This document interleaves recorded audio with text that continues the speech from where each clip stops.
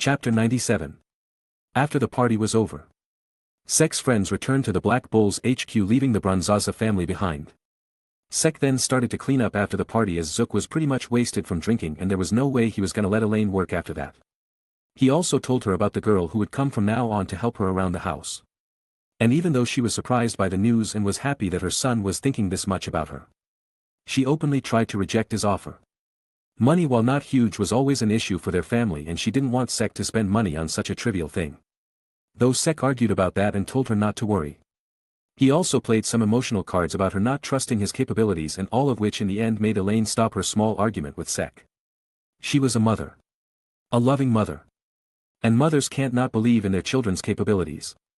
She was the one who brought up the kid and knew full well how he was. When Sek was young, others used to say that Sek was arrogant and that it was not good for someone from the common realm to aim that high. She and Zook always believed in Sek. The boy had always claimed to be the one who will stand at the top and showed great determination and hard work for that goal. She knew how hard Sek trained and how some of the things that he went through when he was a kid were quite dangerous for someone his age to experience. But seeing him return with a bright smile after his progress made her not stop her son. She warned him from time to time to not do anything reckless and also ground him whenever he got injured a bit seriously. She never doubted Sek even once. She just looked at her son's back and teared up a bit. Her son grew up kind and strong, and even though she knew he was a bit arrogant, she was proud that her son. Now you just need to bring me a lot of grandbabies. Turning to look at his mother, who said that out of nowhere, Sek just looked at her weirdly and got back to cleaning. I will try, though I can't promise anything soon. I am quite busy making the world realize how great the Dark Lord is. Not to mention soon I will be busy with the little one who is going to have the privilege of calling me Big Brother. He will get the finest upbringing from the Dark Lord. Saying that, Sek envisioned his brother or sister playing with him and later fighting a mighty battle alongside him. The image of him training his sibling in the same way he did, which might or might not involve being turned into mana beast bait, dungeon exploring before even getting their grimoire, and lots of Dankoff exciting adventures to learn and grow from. Yeah, you should hold back on that plan. Your sibling will surely die if they are at least half as talented as you, said Vritra. Vritra, sure, talent may help in the long run, but in the initial stages, it's the hard work that matter. I can't decide whether my sibling will be talented or not. But I can make sure that they ain't a slacker who just gives up, replied Sek. The dragon and its host talked for a bit longer after Sek was able to make Elaine go to her room and rest. He just covered the already passed out Zook with a sheet and got back to cleaning. So where were we, Vritra? This world's magic, yeah, so as I was saying, even though this world's mages have their affinities fixed since their birth, the magic of this world is kind of permanent. Permanent as in? You see, in my world we have many different kinds of being who uses different kinds of energies, but there is one thing that is common in all of them: a higher level being can usually just break out of the effect of a spell. Like, most strong dragons and phoenixes are not burned in ordinary fire, or how weaker people who have time-stopping powers cannot stop or restrain stronger beings. But that is not the case in this world. The rules of magic here are absolute. No matter how strong you are, if the spell has an effect on it, that is going to work. Your flame debuff magic, Blaze Touch, is going to burn dragons and phoenixes alike if they don't have fire immunity. Resistances are nothing for your debuff spell. Restraining magic is going to restrain beings like gods and all if they don't have a counter against it, explained Vritra. That's interesting. It is. Your debuff magic is kind of a game changer for most of the strong beings in my world. You can just poison them or turn them to sleep. No matter the gods, dragons, devils, or angels. Not sure about Great Red or Ophis though. They can't be placed in your usual power scale. People in this world might not be strong, but they are dangerous, said Vritra. That's an interesting fact, muttered Sek as he took out the red grimoire from his holster and smiled. It was something he felt happy about, since that was meant to be his original grimoire. Sure, both the grimoires belonged to him. But the bronze magic grimoire belonged to the canon Sek. The other grimoire though, he didn't have any knowledge about that and believed it belonged to him. Soon he kept it back in the holster and went to sleep. He had to wake up early as he had to go back tomorrow. The next day, in front of the house, Sek was saying goodbye to his parents, who were sad that he was leaving so soon but still tried to hold back their emotions. After he was done, he looked towards Finral, who came to pick him up, and went back to the Black Bull's HQ. Later that day, Yami returned with a bag filled with meat for a barbecue to reward his team. The Black Bulls got excited because of that, since it was Yami treating them, and Yami never does that. Leaving that aside, while everyone was laughing and singing, Sek, who was standing beside Noelle, was crying. My little girl finally learned how to use attack magic. I am so proud. Stop that. You are not even my father. But I taught you to magic how I teach little kids, it's very emotional for me, said Sek as he wiped his tears. Ugh. Noelle groaned hearing Sek's words. She then felt a hand on her shoulder and saw Sek looking at her with a proud smile. Good job Noelle, you outdid yourself, I am proud of you. Thank you, not that I want to be praised by you or anything, said Noelle with a blush while in her head a chibi Noelle was jumping around with joy on being praised. Leaving the royal alone to get over her embarrassment. Sek walked towards Asta who was strangely less energetic. You okay buddy? Asked Sek. Oh, Sek. Check this out, I can eat with my legs. Stop that, that's not hygienic, here. Snatching the skews from him Sek held it in front of Asta who just turned from it thanking Sek with his mouth full. So, what did the doctor say about your arms? Seeing that they are not healed means there's some issue, right? Hearing that question Asta turned silent as he chewed on the food that was in his mouth. After he was done eating, he retired Sek to come with him. The two of them excused themselves and walked into the forest. Soon they found a clearing and the two of them sat down on the ground.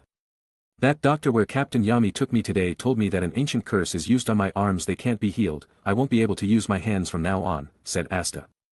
Sek's eyes widened a bit. He forgot about this event but he soon remembered about the witch's forest and all. The memory is not that accurate anymore, only important bits are left behind. I don't even know the whole thing since I only read till the introduction of the Black Triad or something. Thought Sek. Looking at Asta's hands which were inside the bandages. Show me your hands, I got a cure spell recently, maybe that will help. Sek just told Asta. He got the cure from light magic. Sure he might fuck the cannon. But when was he ever afraid of that? Asta's body immediately jumped up at Sek's words. He had lost all hope of ever using his hands but the words his friend just told him made him regain that hope. Unknown to them though, the other Black Bulls were already discussing what Finral secretly heard at the doctor's place and were feeling sad for Asta. Opening his bandages Sek made a table from his magic and let Asta rest his broken hands on it. Damn, they are broken badly, what the hell did you even do? Asked Sek. He had his fair share of broken hands and all, but the condition of Asta's hands was something he never saw. What type of curse is it anyway? Asked Sek. Don't know, replied Asta. Let me examine it, said Vritra as Sek gave a nod. If there was someone knowledgeable about curses then they would be the dragon who raised to the position of Dragon King through his might and mastery of curses. Sek's sacred gear appeared as a small thread-like tentacle that came out of the gauntlet and wrapped around Asta's hand. A simple yet effective curse, it's been centuries since I saw this type of curse being used, that guy must be desperate to stop this kid to become a threat in the future. What is it? It's a curse where the user uses half of its life force to not allow external spells to be used on the area where it is used. The body's natural healing is also stopped by this curse. Most people only use this spell when they are about to die, it is kind of a sacrificial curse. Said Vritra as the thread unwrapped from Asta's hand. Well, unlucky for them there is someone who deals with effect magic, said Vritra, as he told him earlier that permanent effect magic users are a pain to deal with. Sek smirked as his grimoire started flipping. Light magic, cure. A faint glow came out of Sek's hand as he channeled his mana towards Asta's arms. The two boys looked at Asta's hands for a while, but there was no change. But soon the curse marks started to fade a bit, making the two of them smile. Seeing the curse being lifted, Asta got excited, but soon Sek stopped using his magic, making the mainless kid look at Sek with a questioning look. No use curing it right now, we can't heal you, I will do it in front of the doctor tomorrow, not to mention the curse fights back. Sek pointed at Asta's hands as the two saw curse marks appear once again. It either means the only way to make it go away is to cure the whole curse, or your hands will be cursed forever and can't be immediately healed, you will need someone to lift that curse while you are being healed, said Sek as he stood up. But that's still better, right? Asked Sek. Yeah. Exclaimed Asta as he jumped up on his feet as well. Sek just laughed as he bandaged Asta's arms once again as the two of them walked back to the HQ unknown to the reason the other squad members made. Chapter 98. The next morning after the two rookies of the Black Bulls had a chat. Sek woke up a bit made as he was telling Yami about the strong magic region where he trained and asked Charmy to help him sort out the edible mana beasts from the pile that he defeated in the strong magic region. Done with his morning routine, Sek came down only to find Yami reading a newspaper while the rest of the HQ was eerily quiet. How the hell is this place so quiet? Am I dreaming? The others went out to do something, they were talking about finding a way to fix that brat's hands and went out, said Yami as he turned the page. What? Didn't Asta tell you guys? Huh. Replied Yami, which gave Sek the answer. Sek then heard a creaking sound and looked to his side only to find the familiar skeleton looking at him. Ains, to be honest, I forgot that he was here as well. He mostly just stays in his room. Thought Sek. Ains, long time no see. Long time no see as well Sek. Sek, who heard a voice, was shocked as he never expected that the skeleton in front of him could speak. But as if understanding his confusion, Ains shook his head as Sek heard a flapping noise and looked up only to see a parrot flying towards them and landing on Ains' shoulder. Your familiar gave me an idea to interact with others, said Ains as he gestured at Sek and Seeker. Sek nodded, feeling a bit impressed by Ains' idea. Any idea where Asta and the others might be? Finral and Noel came by with Zell and company, kidnapped Asta, and flew away, said Ains. Sek sighed at the information. He could guess where his friends were and were at a loss. He didn't know where the Forest of Witches might be and was worried a bit. The best-case scenario would be everything going canonically and everyone return back without any injuries. And the worst case was that he fucked up the plot and they die. Yeah, I am not taking chances. Thought Sek as his grimoire flipped and a translucent screen appeared on his arm. He checked his storage and soon found the thing that he was searching for. Taking out a device that had a gem placed on top of a handle, Sek passed mana through it. It was a transmission device given to him by Finral, which he used to ask him to get him to and for missions. Finral, where are you guys? Asked Sek. Sek-kun. Come here soon. We need help, we are in the Forest of the Witches. Hearing that his guess was correct, Sek gave a nod, not noticing the sudden flinch in Ains' body. Open a portal in the common room, said Sek as Finral nodded. A moment later a portal appeared in front of Sek, who jumped in followed by Ains.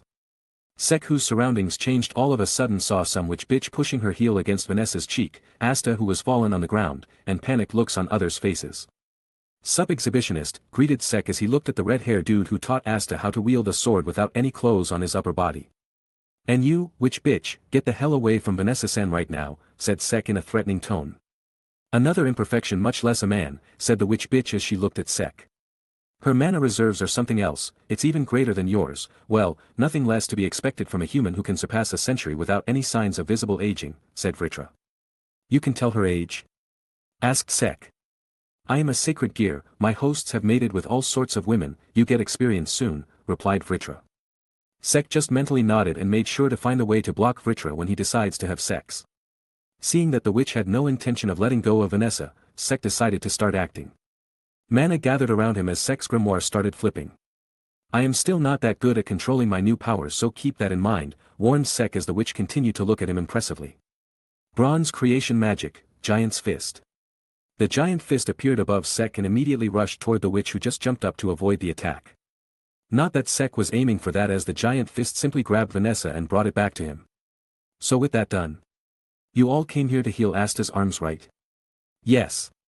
The Witch Queen has a lot of ancient spells and we think that she might have a way to heal Asta as well. Vanessa-san was here even before us and the Witch Queen told us that she bargained for her freedom for healing Asta's hands. Sek nodded as he cut through the last bird and looked at the witch bitch. Can you actually heal him or you are just a sham? Asked Sek.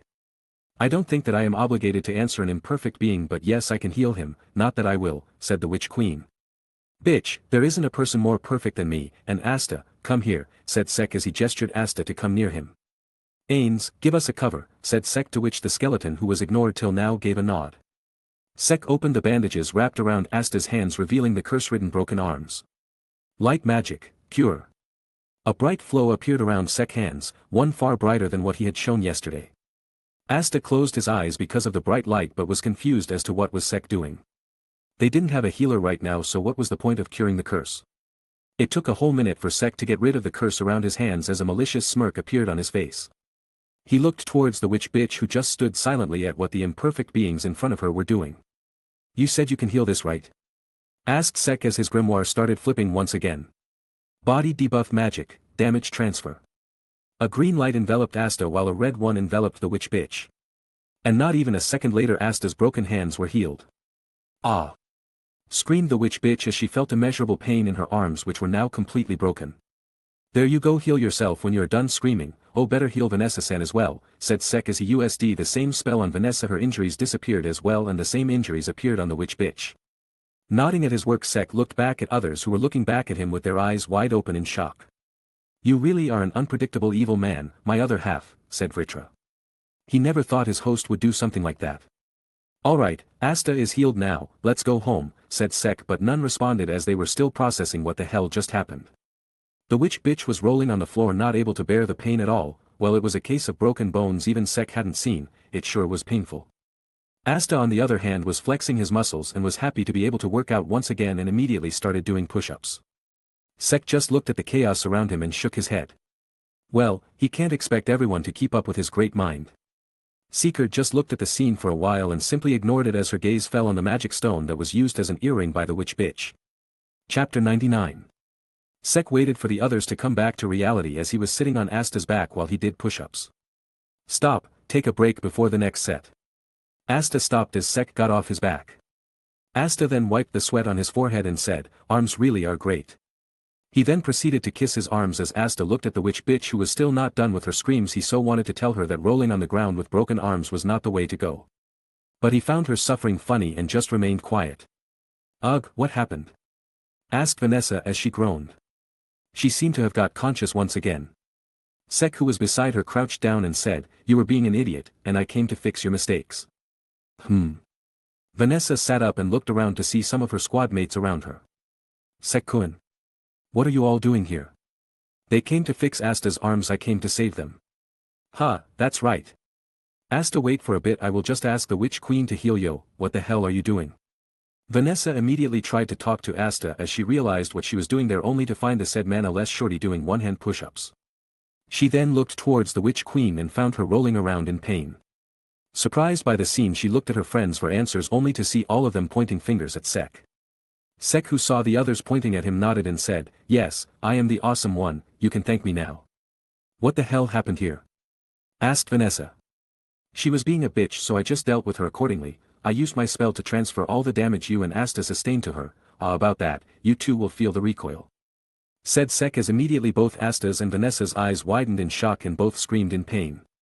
Right about now, great, now 3 of them are screaming, said Sek, but soon Asta and Vanessa calmed down. Asta, like Sek, was physically well trained and could bear quite a lot of pain. On the other hand, Vanessa's injuries were not that severe, so even if the pain increased by 10-fold it wasn't much that she couldn't deal with. Now, this only left the witch bitch, who was looking at her broken hands with agony. Sek could only imagine how a non-physically trained person was dealing with severely broken arms. So shall we get going now?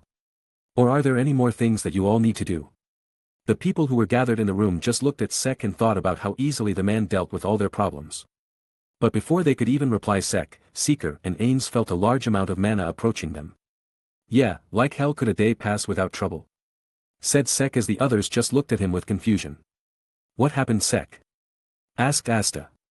Remember the pink hatred chick with fire spirit salamander? She and her army are coming towards us for that witch bitch's magic stone, I guess, said Sek as he looked at the said witch. Witch bitch? Exclaimed Vanessa. She could not believe that someone would call a fearful person like the witch queen like that. The witch queen, who felt the severity of the situation, calmed herself down and healed her arms. She proceeded to glare at Sek, who just snorted at her. I would have killed you this instant, if not for the imminent danger in the forest. Said the witch queen as a sphere appeared in front of her and showed Fana riding on a salamander along with other members of the Eye of the Midnight Sun. It then showed the mages of the Diamond Kingdom that were coming from the opposite end. Just then an explosion followed by a loud noise occurred, making Sek and the other people who were present in the room look in the direction of the explosion.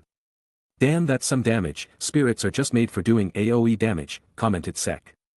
Well, seeing that you are under attack, we will just leave you to deal with this shit and not distract you, or you can buy our services to help you save the forest in exchange for that magic stone, said Sek as he looked at the witch bitch. The witch bitch glared at Sek without even saying something. Sek didn't relent to the pressure and just looked at her. Well, looks like you don't want to make a deal, let's get going. Alright, I will give you the magic stone in exchange for saving the forest and the witches. Alright dash, exclaimed Asta, as he hyped himself to fight, only for Sek to give a karate chop on his head. Not yet, Asta. Hey, which bitch is that how you ask someone for help? Where the hell are your manners? Said Sek with his arms folded. Mana surged in the room as the crows made out of the witch's magic got loud and violent. Don't test your luck, you imperfect brat. Said the witch bitch in a cold tone.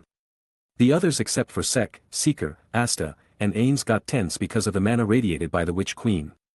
Sek looked back at the witch without any change in his expression and sighed, and in the next instant, mana radiated out of his body as he glared back at her. Test my luck. Bitch, it is you who are still lucky after hurting Vanessa-san like that. The only reason I left you alive is that you are her mother and she doesn't want you dead. So be within your limits, otherwise it won't even take me a minute to show you hell. Replied Sek in a cold tone with killing intent aimed at her. The two glared at each other as their mana clashed, causing sparks around them. Strong gusts of wind were coming out because of their clash, but none of them were backing or had the intention to stop. Suddenly another explosion was heard. The two looked at the explosion from the corner of their eyes before looking back at each other. I don't have time to deal with this childish argument, said the witch as she took her mana back. Then what is your answer? Asked Sek as he took his mana back as well. Sigh. Please save the forest and the witches. Sek stared at her for a while before he gave a nod and looked back at Asta. Now. Okay. Let's go save the forest. Chapter 100. Once the deal was accepted, it didn't take long for Sek to get into action as he asked the witch bitch to show the projections once again. Alright, me, Ains, and Noel will deal with the Eye of the Midnight Sun. Asta and Fanzel deal with the Diamond Kingdom. Finral, Vanessa-san, Mariella, and Domina-san rescue the witches. They will be hesitant to get help from men, so it is up to you guys to do that. Vanessa-san and Domina-san know the place, so try to locate as many as you can. Once done, join Asta and the others. Any questions? Asked Sek as he explained the roles to his friends. W8. Me. Said Noelle as she pointed at herself. Yeah. Are you sure about taking me to the fight? Won't Asta be the better choice? Noelle, you said it yourself that you learned super powerful attack magic. Gotta show me whether all the time that I spent training you is worth it or not. But I don't think. Seeing that the royal was still hesitant, Sek looked at her and clapped his hands directly in front of her, making her snap out of her thoughts. Who the hell do you think I am, Noelle? Who the hell is telling you to think or believe in yourself? Just believe in me. Hearing his words, Noelle and the others looked at him with a surprised look on their faces. Seeing that now they were not thinking anything else, a small smirk appeared on Sek's face as he gave a pat on Noelle's shoulder and said, just believe in me who believes in you. He then looked at every one of them and said, all of you need to know two things. Firstly, return alive. If even one of you dies, I will find a way to bring you back to life and then kill you back. Secondly, show them hell. The other Black Bulls just gave a nod as a smirk appeared on their faces. Sek nodded back as he stood closer to the hole and said, alright, Black Bulls and friends from the Diamond Kingdom, beat the shit out of the enemies. I am counting on you guys, alright? Saying so, Sek jumped out of the hole as a giant fist made of bronze appeared below him and he landed on it. Ains and Noelle followed him as they came on top of a flying broom, and the trio rushed towards the place where the Eye of the Midnight Sun was attacking. Ains, Noelle, save the ones that come in your path, I will be rushing ahead. The two gave Sek a nod as Sek rushed towards the battle, while saving the witches who were being captured by the members of the Eye of the Midnight Sun. Though as soon as Sek saved them, they coursed at him, saying, why the hell do they have to be saved by a man? I would like to see how happy their lives will be after getting caught as a slave, thought Sek as he kicked another one of the white-robed mages from the Seiya of the Midnight Sun. Can't blame them, they have lived their whole life fearing men, and these humans trying to capture them as slaves don't help improve the image in their heads. Said Vritra. He looked at the mages who were falling one after another. These people were way too weak for being a challenge to his host. He then looked toward the source of mana that was giving a draconic presence. I will kill you, said Fana as the salamander's mouth opened. Spirit magic, salamander's breath. Sek looked at the incoming giant fireball without a change in his expression. Ains. On it, replied the parrot on Ains' shoulder. Possession magic, mana possession. The giant fireball stopped in its tracks as Ains looked at the salamander. He then opened his hands as the fireball split into multiple fireballs and surrounded the salamander. Noelle, yelled Sek as Noelle, who was directly above Fana, gave a nod. A large amount of mana gathered around her, seeing which Sek's eyes widened. She really came a long way, thought Sek as a dong smile appeared on his lips. Water creation magic, sea dragon's roar. A large body of water shaped in the form of an eastern dragon with a strong vortex for its body came out of her wand and rushed towards the salamander. Mana possession, flame dragon's roar. Similarly, the smaller fireballs controlled by Ains gathered together in the form of an eastern dragon similar to that of Noelle and rushed toward the salamander as well. Why should I stay behind, commented Sek as his grimoire started flipping as well. Bronze creation magic, bronze dragon's roar. A new eastern dragon made out of bronze appeared as well and roared toward the salamander. The three dragons rushed toward the fire spirit, making Fana look at the three dragons rushing towards her. In the end, not being able to decide what to do with the situation, the three dragons slammed against the salamander, causing an explosion that engulfed the salamander and Fana within it. Cough. Cough. Why do you keep hurting us? Asked an enlarged Fana as she looked quite bruised up from the previous attack. Well, fighting is a two-way relationship. You try to touch us, we sure as hell will touch you back, said Sek, who rushed towards the distracted and injured Fana. Spirit magic, Salamander's Claw. The salamander charged mana around its arm as it glared at Sek. Seeing that, Sek smirked as he untreated Ecstase. Cutter of Creation Ecstase, Magic Cutter. The fire spirit swung its claws as giant slashing attacks made of flame mana came towards Sek. Sek swung his sword as well as a flying slash, fired out of Ecstase. The slash easily cut through the magic slash coming toward him while destroying the spell as well. Seeing Fana's senses alerted her as she moved Salamander out of the path of the attack, narrowly dodging it. Though that was all the time Sek needed, as he landed on the fire spirit's back as well.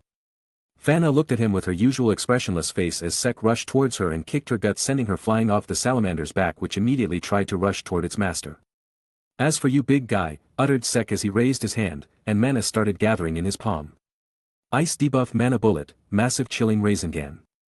A giant violent spiraling mana bullet appears in Sek's hand as he looked towards the salamander that looked back at him with horror. Slamming the huge orb of chilling mana on the spirit's back, Sek smirked as the spirit roared in pain and started falling. No, salamander! Screamed Fana, who was falling as well.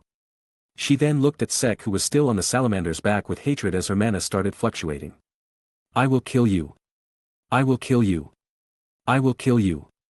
Her grimoire started flipping as the salamander dematerialized under Sek and then appeared below Fana, who was engulfed in violent orangish mana. Flame recovery magic, Phoenix Robe. A robe made of flames appeared around her body with two wings made of fire behind her. Crystal structures started appearing around her as she glared at Sek. Sek, who landed on the ground, looked back at her and then looked at his two teammates. You two ready for round two? Asked Sek with a smile. I don't think that it was a wise decision to take on a sport with just the three of us, said the parrot on Ain's shoulder. That's right. What will you do if we die? She has revealed her third eye now. That Veto guy that we fought in the underwater temple did the same, and he got way more powerful after that. Now, where is the fun in beating a weak opponent? Said Sek as he immediately received two slaps from Seeker and Noel. Why the hell do I have to die for your fun? You idiot. Hey, that wasn't necessary. Alright, you two stand back, I will deal with her on my own. Declared Sek, surprising Noel and Ains while Seeker just face-palmed. She had a feeling that her partner was about to do something stupid. He then stepped forward and gestured Fana to come at him, making the pink-haired girl, who usually had an expressionless face, look at Sek with anger. Chapter 101. You really like to jump into troublesome and dangerous situations, my other half. Hey, if they don't want to fight against her together, then I don't mind doing it alone. Might even be faster. She has a dragon, though a baby dragon on drugs, but still a dragon. This won't be easy, you know. I doubt that it will be that difficult, and even if it was, don't I have a better dragon than her? Now that is something that you don't even need to ask. My other half, together we are the force that can hardly be stopped, said Vritra with an excited tone. Sek smirked as he ignored his two squad mates who tried to talk him out of fighting Fana. He looked back at them and said, stand back if you don't want to get caught up in the crossfire, protect yourselves. I will try my best, but I am not taking any guarantee. He then turned towards Fana and said, as for you, Fana, it's one-on-one, so make sure to not hit my friends. Don't call my name, you filthy human. And why should I not attack them when you three just now ganged up on me? Hey, don't need to be that harsh, I just used your name. As for earlier, we three fought against your mages, now it's just the two of us facing each other. Not to mention, if you focus on every one of us, it will get difficult for you to fight. Instead, you and I fight each other, no one else will interfere from my side. As for your side, I don't think that any of them will be getting up to fight anytime soon. Fana remained silent for a while, but soon glared at them, or more specifically at Noel. Like you, lowly humans, stand by your words, especially those royals. Fana, I swear upon the name of the Dark Lord that they won't use a single spell or action to attack you or protect me. They will just defend themselves if necessary. I don't know about other situations, but during fights, the Dark Lord doesn't go back on his words. Fana stared at Sek for a while and then looked at Ains and Noel. If they attack even once, I will burn them both to cinders. So you can be understanding. Well, isn't that a surprise? Alright, you two stay back till either of us is down. Ains and Noel looked at Sek with shock. Well, Noel did. Ains couldn't show much expression on his skull after all. You are actually doing that? Asked Noel. Yeah. I mean, you heard us right. Now just stay back and watch. Bronze creation magic, giant's fists. So Fana, shall we start? asked Sek as he jumped onto the large hand that opened in front of him and ascended into the sky. Fana looked at Sek with a slight frown as her grimoire started flipping as well. Don't call out my name. I will kill you. Spirit magic, Salamander's breath. Bronze creation magic, weapon make, Gaster blaster. A huge stream of flames came out of the spirit's mouth as an animal skull made of bronze appeared in front of Sek and fired a beam toward the salamander. The two attacks intercepted each other as both Sek and Fana moved from their positions to avoid being blinded by the resulting explosion. Damn, my Gaster blaster is powered up a lot. See, I told you it was not a good idea to use that against those Diamond Kingdom mages if you don't want them dead. But still, that baby spirit dragon packs some power. Mana-based life forms are always a pain to deal with, not to mention a dragon, said Vritra. Sek didn't respond to the sacred gear as he noticed a huge incoming fireball. Bronze magic, bronze body. Knowing that only dodging it was not the best option, Sek decided to use his magic as well. Shit. Hot hot. Thought Sek as he tried to dodge the attack but still got hit by a fireball. The clothes around his chest and sleeves immediately turned to cinders as a topless chiseled body Dark Lord came into view. Fana, who saw Sek getting hit by the attack, waited to see the outcome only to find the human totally fine. And though she was mostly indifferent, her gaze still lingered on Sek's bare-chested body for a bit. Looks like I need to attack with numbers. Big attacks will take quite a long time to show effect. Bronze creation magic, countless swords. Bronze creation magic, weapon make minigun. Ice debuff magic, frost touch. A huge amount of mana gathered around Sek as the onlookers were surprised to see the blonde boy using so many spells at once, since it was common knowledge that most people can only use a single magic at a time. But ignoring their gazes, Sek pointed his hands, which were now turned into mini guns, at the fire spirit as the few hundred swords that he made started revolving around them, gaining speed while giving off a chilling blue aura. Salamander, finish him, muttered Fana as the fire spirit roared. Now, what's the hurry? It's just starting. Fana glared at him, seeing his smirk as her grimoire started flipping. Salamander's mouth opened as a huge amount of mana gathered around him. Spirit magic, Salama. But before she could even call out the name of her spell, two bright beams of light descended from the sky and hit the dragon's wings, tearing them and making the dragon roar in pain. See, I told you it's just starting, said Sek with a smirk as the fire spirit stopped gathering the mana, while Fana looked up in the sky only to find two Gaster blasters up there. Damn, you. I will kill you. How dare you harm Salamander? Like this, replied Sek as he started firing bullets from his miniguns, which were covered in frost debuff magic. The swords that were revolving around them started raining down on Fana and the salamander as the spirit tried to protect its master. It was still able to move, but because of the earlier attack, its wings were torn and were not completely healed up, which made its movement sluggish. The attacks rained down on the fire spirit, which tried its best to protect Fana. But because of that, all the attacks hit the spirit, making the spirit roar in pain as its body started tearing up. The spirit and Fana started falling, making the pink-haired elf look at Sek with hatred. She wanted to fight back, but the attacks were not stopping at all. Sek kept on firing at the fire spirit, but out of nowhere, the key around him changed, making the Dark Lord stop his attacks and look towards the cause of it. Turning around, Sek noticed Asta, Zell, and Mars coming toward them while being followed by a pale-looking guy who was firing a lot of mana beams at the group. You three can't even keep one guy in check, muttered Sek as he moved towards Fana. Fana, some other party is rushing here for a while, so we have a true till the situation is settled. Fana looked at Sek with a slightly surprised expression on her face. Even though she knew that some people were headed their way, it made no sense for the human named Sek to propose a truce for a battle that he was winning. Does he really intend to keep his word about not having others interfere in our fight?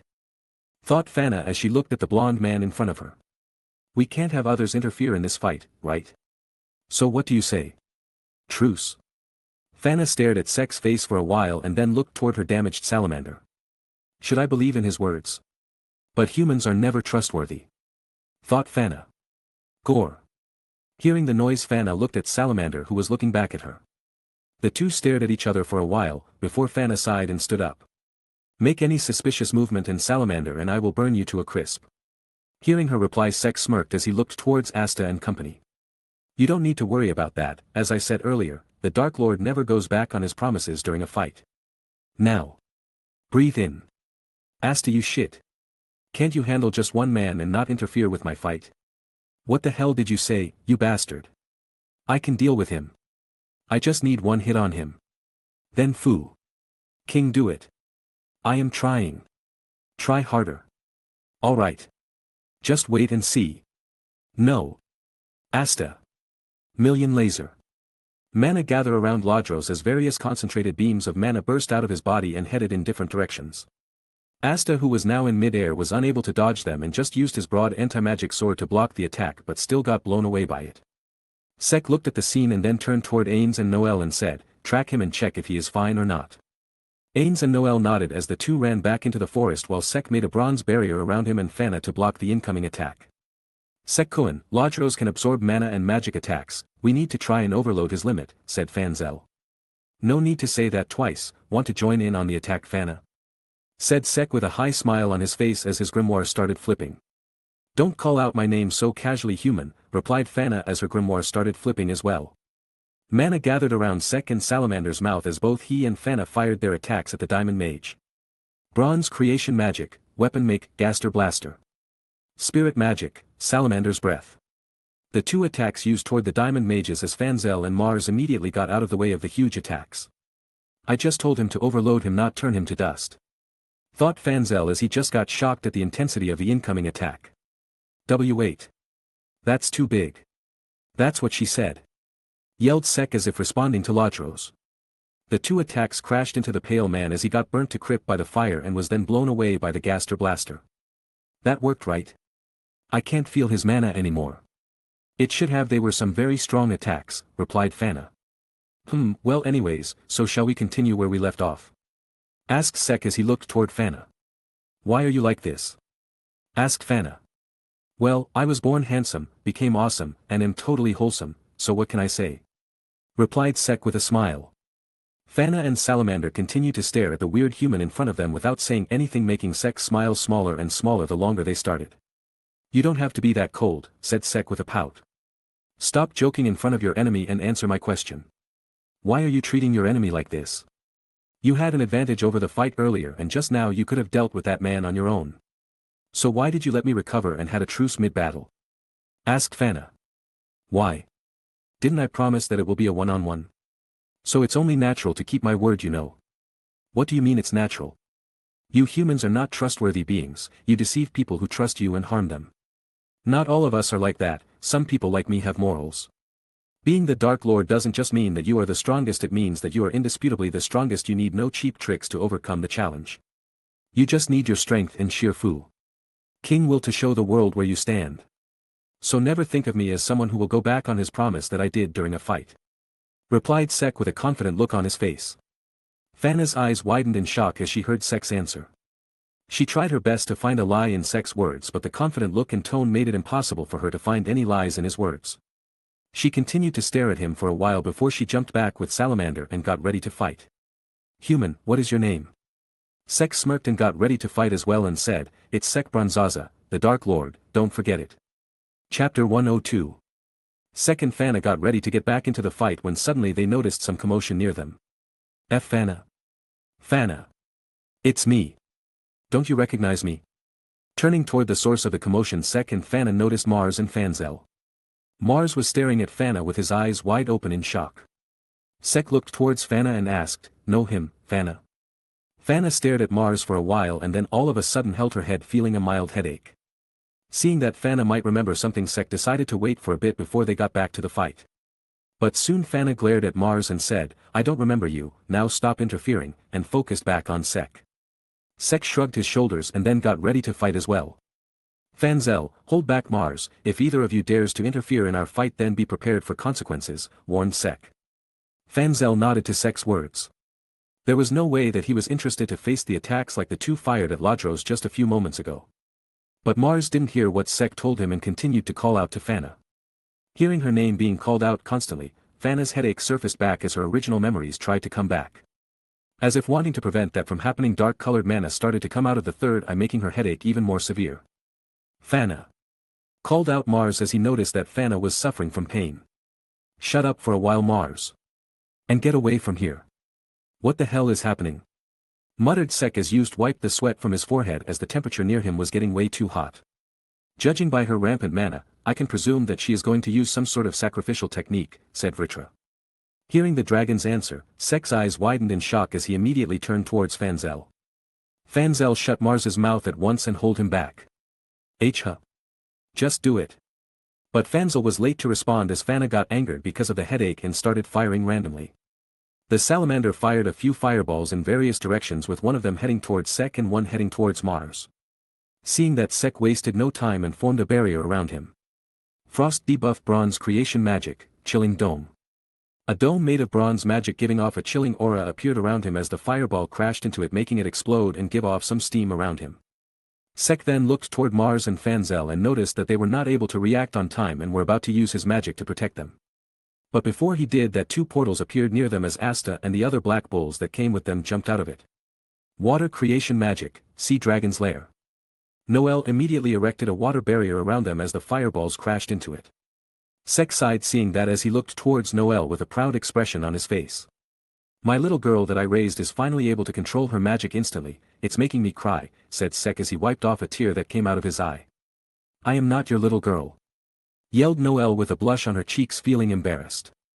Sekko, she is about to use self-destruct magic, that Veto guy tried to use the same magic at the sea temple, informed Finral. Hearing his words, Sek confirmed Vritra's theory and got serious. Sekko, neither my threads nor Finral's teleportation is going to work near her, the heat and mana rampage is too much for us, said Vanessa. Sek, let us help, we can open a path together and then Asta can dash, said Ains, but was immediately shut up by the immense amount of mana that came out of Sek.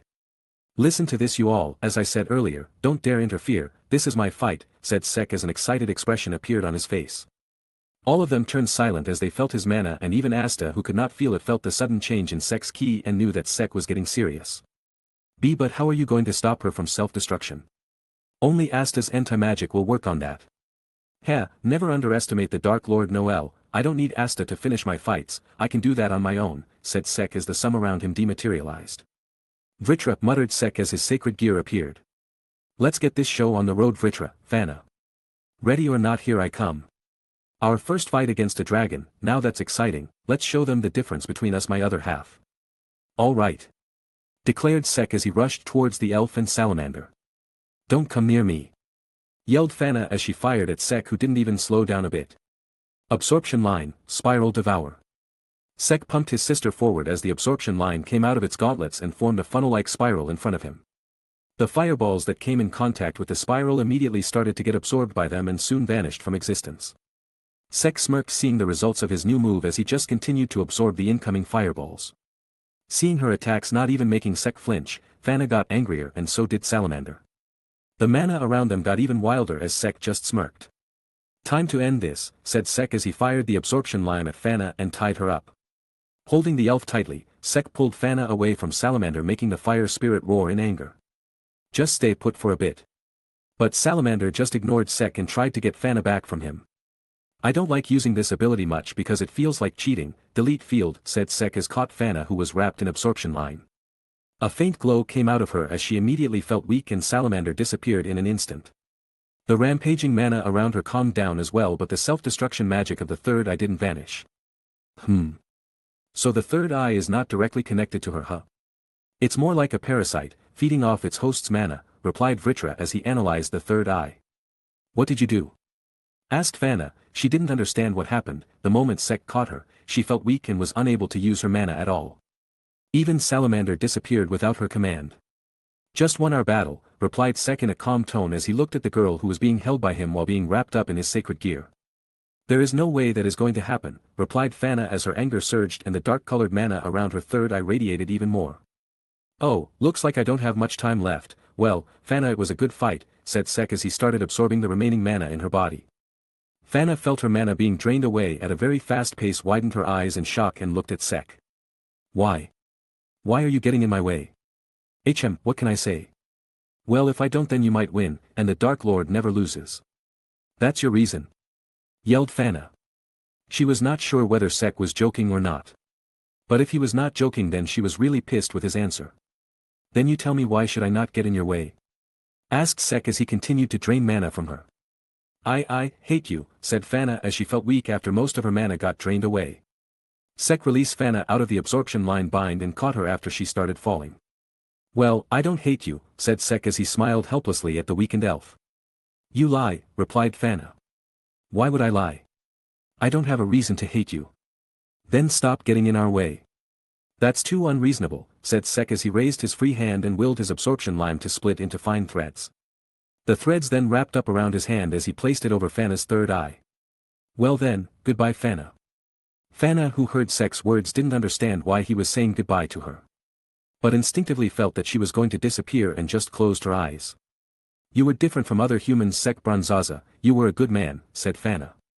Sek just smiled at the praise and then used elite field and absorption on the third eye, making the self-destruction magic stop and the third eye disappear from her forehead. Phew. It's finally over, said Sek as he put Fana down. Chapter 103. The fight against the dragon was underwhelming, said Vritra, feeling a bit dejected. Well, what can they do? They were facing the Dark Lord. No way that they can overwhelm me, replied Sek as put Fana down. If not for my sacred gear you could not have done anything, said Vritra. Now that we don't know, who knows, I might have a secret move that I could have used to deal with the situation. You don't have a secret move? Huh? No, I have a lot of secret moves. Why do you think that the Dark Lord doesn't have secret moves? Huh? Really? Why haven't I heard of them? Duh, they are my secret moves, why would I tell my secret to others? I am your other half, so I should know about them. And ruin the surprise when I decide to use them, no way that's happening. A part of being the Dark Lord is making my comrades and opponents surprised by my amazingness. That reasoning doesn't make any sense. It does to me, thought Sek when he suddenly got attacked by his fellow Black Bulls. You stupid idiot. What the hell were you thinking by fighting her alone? Ow. Hey, everything was under control. Were you born just to kill yourself? Complained Finral. The situation was not even that serious. You barely have any clothes on. Complained Vanessa. That's barely an issue. Complained Sek back. Sek. You were totally awesome in that fight. But you were way too reckless, commented Ains. Those words came out of the parrot that was sitting on his shoulder. Hey, stop it. Stop it. Even Seeker was packing the hell out of him with a slightly angry look on her face. Idiot. How dare you make me worry about you, and why were you being lovey-dovey with that elf? Thought Seeker as she started pecking harder. Ah. That's it. Bronze magic, bronze body. Sek, who had enough, used his magic, and not even a moment later all the people who were hitting him stopped and started writhing in pain. That's what you get for hitting the Dark Lord, said Sek as he stood up and looked around. He soon noticed that Fana was now conscious, and just as he predicted, the elf Fana was gone. Mars and Fanzel were talking to her, asking what happens to her after the final training at the Diamond Kingdom. Seeing that it was a bit important, the Black Bulls stopped their bickering and focused on what Fana was telling them.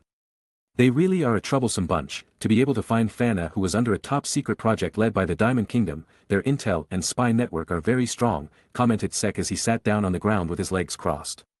But despite all that, they have still not got wind of my magic stone. Are they delaying it, or they seriously don't know about it? Thought Sek as he caressed Seeker's head, who was sitting in his lap. While Sek was in his thoughts, Mars and Fana were having their small lovey-dovey moment, making Vanessa comment about them. Finral got emotional after hearing about the tragic childhood friend's story, while Asta got smacked by the Royal Tsundra for mentioning that he had a lot of childhood friends. What about you, Sek? Do you have any childhood friends? I guess not, but if you consider Seeker, then yeah, I too have a great childhood friend, the best one I could have hoped for, said Sek with a smile as Seeker jumped on top of his shoulder and nuzzled her cheek with his, making the Dark Lord happy at the sudden display of affection from Seeker.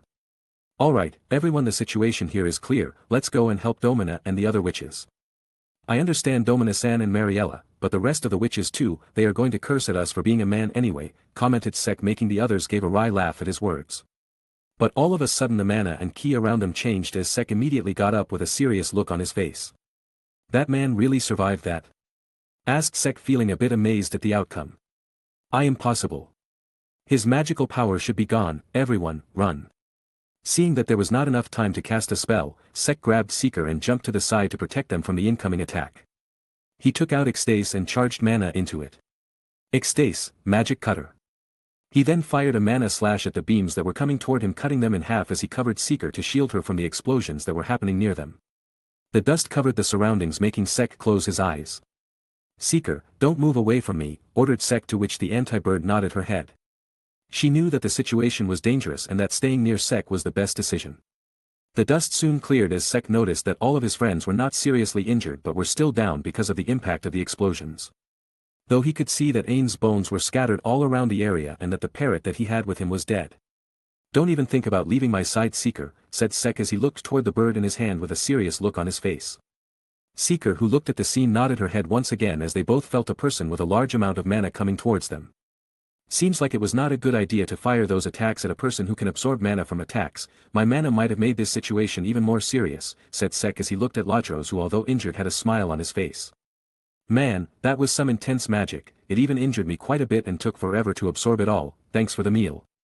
I must admit, I barely made it alive, said Lajros as he looked at Sek and the others. Lajros, but your magic power should have been depleted, said Fanzel. I emitted it all and then took it back in. You rely too much on your magic detection, Teach, explained Lajros. He then glanced toward Mars as a smirk appeared on his face. Really, though, why do all of you keep putting your own lives in danger to protect others? Said Lajros as he pointed his hand in Mars's direction and charged his mana to fire his attack at him. Seeing that, Sek got ready to interfere, but before he was able to, Asta rushed toward Mars and started deflecting the mana bullets with his anti-magic sword. Well, the anti-magic weirdo showed up. This doesn't concern you, so could you get lost? It's got lots to do with me. He's my friend. Just hang on. I'm gonna pound this guy. Asta, phrasing. Also, want my help? No. This is my fight, let me handle him. Seeing that he was about to be hit, Lajros jumped back and started talking to Asta, telling him about his situation being an attribute-less person and how he got made fun of. He then started making fun of Asta, irritating him in the process, and then asked if he would like to join his side and that he could put a good word for him in the Diamond Kingdom. Knowing full well what Asta will say, Sek didn't think much of the situation but was prepared to strike Lajros down if the situation got out of hand. And just as Sek expected, Asta rejected his offer and started attacking him once again. Seeing how the battle was going on Sek's side and felt that it was taking too long. And that bastard is trash-talking too much, thought Sek as he narrowed his eyes. But Asta soon found an opportunity and threw his Demon Dweller sword at Lajros, piercing his shoulder and making the Diamond Kingdom mage fall down. Asta then prepared his Demon Slayer sword to attack him while Lajros was falling. Seeing that it was dangerous, Lajros used his remaining magic, which was being drained, quickly to fire a magic bullet to propel himself away from Asta and soon landed in front of Sek. Wow, that was the worst move that you could have made, said Sek as his grimoire started flipping. Bronze magic, bronze body. Stay away from me. Too late for that, commented Sek as he clenched his hardened fist and punched Lajros in the gut, sending him flying. Seeing him flying towards him, Asta gripped his sword tightly once again and used it as a bat to hit Lajros with full force, sending him crashing through the ground.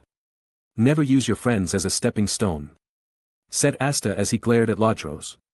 Dust arose along the path that Lajros was thrown along, but after a while when it cleared, Sek's eyes widened in surprise as he mentally cursed Asta. Shit. You had to send him flying there, haven't you, Asta?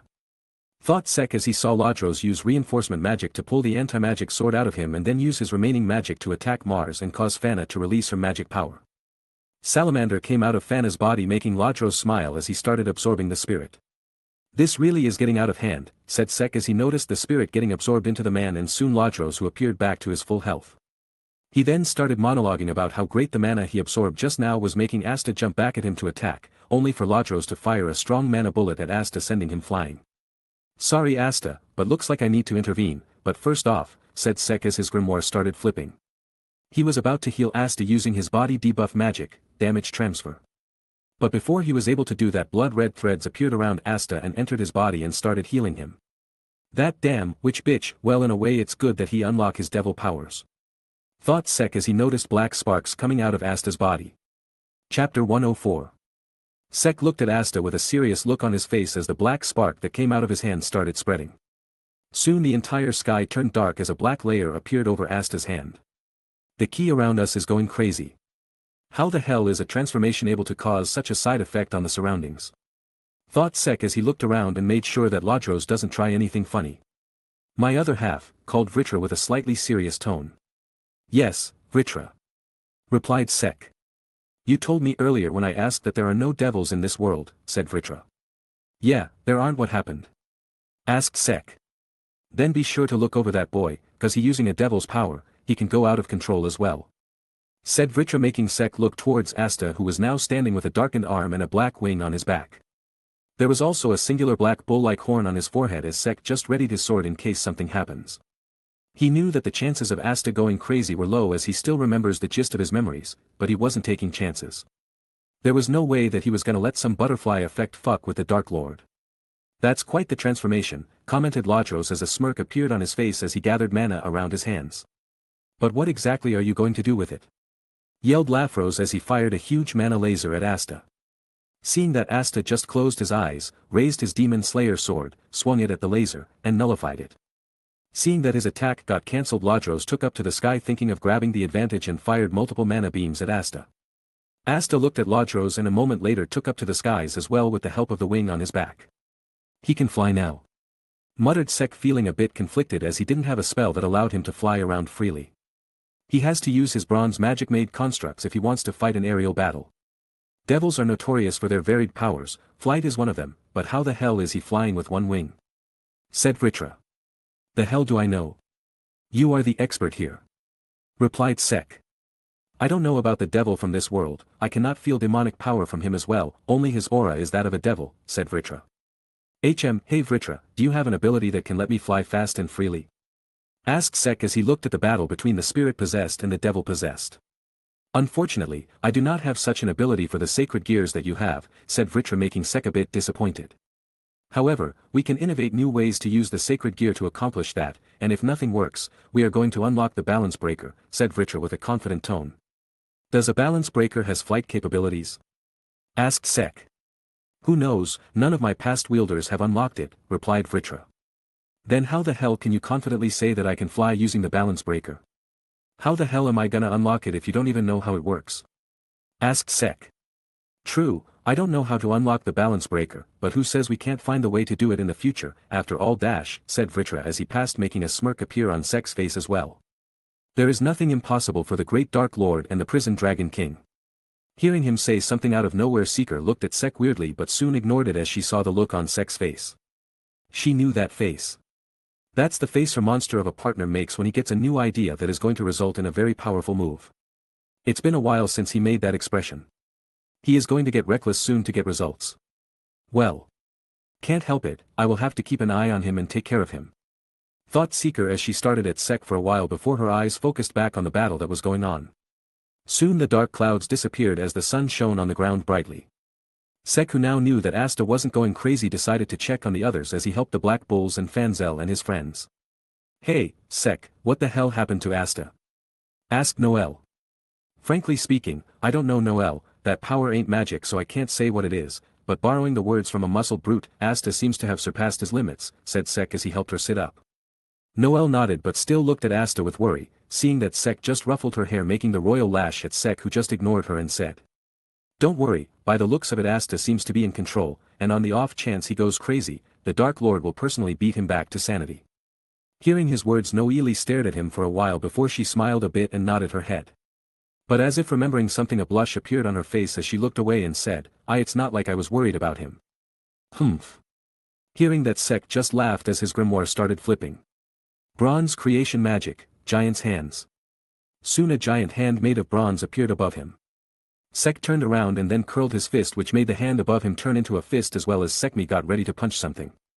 Soon Lodros appeared in front of them coming from the forest, and seeing that he was heading towards them, Sek punched the air in front of him with full force, sending the giant fist forward as well, punching Lodros and sending him flying in the other direction. Oi! Asta! Make sure to fight him away from us. Got it, Sek? Replied Asta as he rushed towards Lodros. Idiot! If you want to fight one-on-one, don't bring it close to others. He then started back at Asta, who was now following the trail of mana that was being left behind by Lodros at a fast pace, seeing which Sek sighed as he said, looks like it's finally over. And just as he said those words, a loud yell was heard by all of them. Black meteorite! Yelled Asta as he slashed Lodros with his huge sword, sending him crashing into the ground. Asta then landed near Lodros as he slowly started walking toward him. Watch out for him, my other half, he might be hung up upon the devil's power and become crazy, warned Vritra. Don't worry, I am prepared for something like that. Kill me, I am ready for that, said Lodros weakly as he started at Asta, who was walking towards him. Asta stared at him for a while before he snapped at Lodros. Like hell, I am gonna do that. And pointed his finger at Lodros and started his speech magic, the words of Shounen protagonist. Seeing that Asta was normal, Sek smiled as he started at the short teammate preaching Lodros. Soon the dark aura around Asta disappeared, making him turn back to his normal form. The key turned back to normal, thought Sek as he looked at Asta. Asta then started to smirk as he got excited about his new power and looked toward Sek. Oi. Sek, did you see that? How was my new power? I feel like I can surpass you if I use that. Huh? You got crazy or what? You are 1,000 years away to reach my level. Huh? What did you say, you bast? Ah. It hurts all over. I'm bleeding so much. Oh, crap. I'm dying. Someone save me. He then started looking around as his gaze fell on Mars and Fana. Not even wasting a moment, he rushed toward Mars and started slapping Mars to wake him up. Hey, you two. You guys can use recovery magic, right? Do something. Wait, are you guys even alive? Oi, Sek. Help me. How the hell are you dying with that much energy? Unfortunately, I don't have recovery magic, so just bear it. You don't need to worry, said a new voice that they all knew. Hearing the voice, Vanessa's eyes opened as she looked toward the source of the noise as a murder of crows started gathering near them. Itachi Uchiha is coming, mentally joked Sek as a small smile appeared on his face. Seeker, don't get away from me till I ask you to, said Sek, making the anti-bird nod. Soon the Witch Queen appeared at the center of the crows as Asta started talking to her, telling her that they saved the forest while also asking if she could heal his friends. The two stared at each other for a while as Sek looked at them and thought about what the outcome would be. Has he done enough to make the witch not be a huge bitch and just heal his friends? Give him the magic stone, and let them go without any trouble. Yeah, that doesn't sound convincing to even me. She is gonna be a bitch about it. Thought Sek as he sighed, knowing that being positive was not an option. And just like he thought, mana gathered around the Witch Queen as she looked at Asta and said, that won't be necessary. Blood started to come out of the ground and flooded the crater that they were in, making Sek wobble a bit. What the? Said Sek as he noticed that his grimoires got covered by blood before him, making him unable to use a spell to counter the witch bitch's magic. He looked towards the witch, who just smirked at him, making Sek twitch his brows in frustration. I warned you to be careful around old people who look young, they are never simple, said Vritra. I am gonna beat the shit out of her. Thought Sek as he got engulfed in a blood geyser which soon turned into a crucifix. Blood creation magic, fresh blood execution ground. Sek looked around and then noticed that all of them were restrained on the crucifix and looked back at her. You really are a coward, not even giving me a chance to use my magic on you, said Sek. Humph, be glad that I am not outright killing you for the disrespect from earlier, said the Witch Queen. Ha, like you can even do that, said Sek in a mocking tone. Asta soon started to complain to her when suddenly his body was paralyzed as some blood from the ground started entering his wound. Soon he started to cry out in pain, seeing that the witch bitch raised her hand as mana started gathering. Controlling blood, that is my magic, and with the blood that just entered your body, I can manipulate your blood as I please. I am a queen, you know, why would I bother granting your wish or negotiating with you, said the Witch Queen. So you are saying that you can make a man's dick hard forever? Damn, for being a man-hater you sure have some nifty ability, said Sek. The queen ignored Sek's comment as she focused on Asta, who moved his hand, summoning his demon slayer sword. You are the one who will bend to my will. Blood magic, puppet's blood. And just as she said that, Asta started moving wirelessly with the sword in his hand. Asta! Yelled Noelle and Vanessa as Sek turned serious. I will at least heal you, since I cannot have you die on me. After all, I need someone who can use those anti-magic swords, said Witch Queen. Blood recovery magic, curse-breaking blood-filled cocoon. Blood red thread came out of her finger that she pointed towards Asta as the threads rushed towards him and formed a spherical cocoon around him. The key is rampaging once again, he is going black, thought Sek as he narrowed his eyes towards the cocoon and then glanced at his grimoires, which were sealed with blood magic surrounding them. All that she is accomplishing with this is getting my grimoires dirty, thought Sek as he prepared himself. Soon the cocoon turned black as black lightning bolts shot out of it. Asta then came out of the cocoon back in his black form as the others looked at him worriedly. Pleased with the result, a small smile appeared on the Witch Queen's lips as she said, now, for your first task, kill that imperfect being that dared to disrespect me earlier. Hearing her order, the other looked towards Asta with shock and soon glanced towards Sek with a worried look on their faces.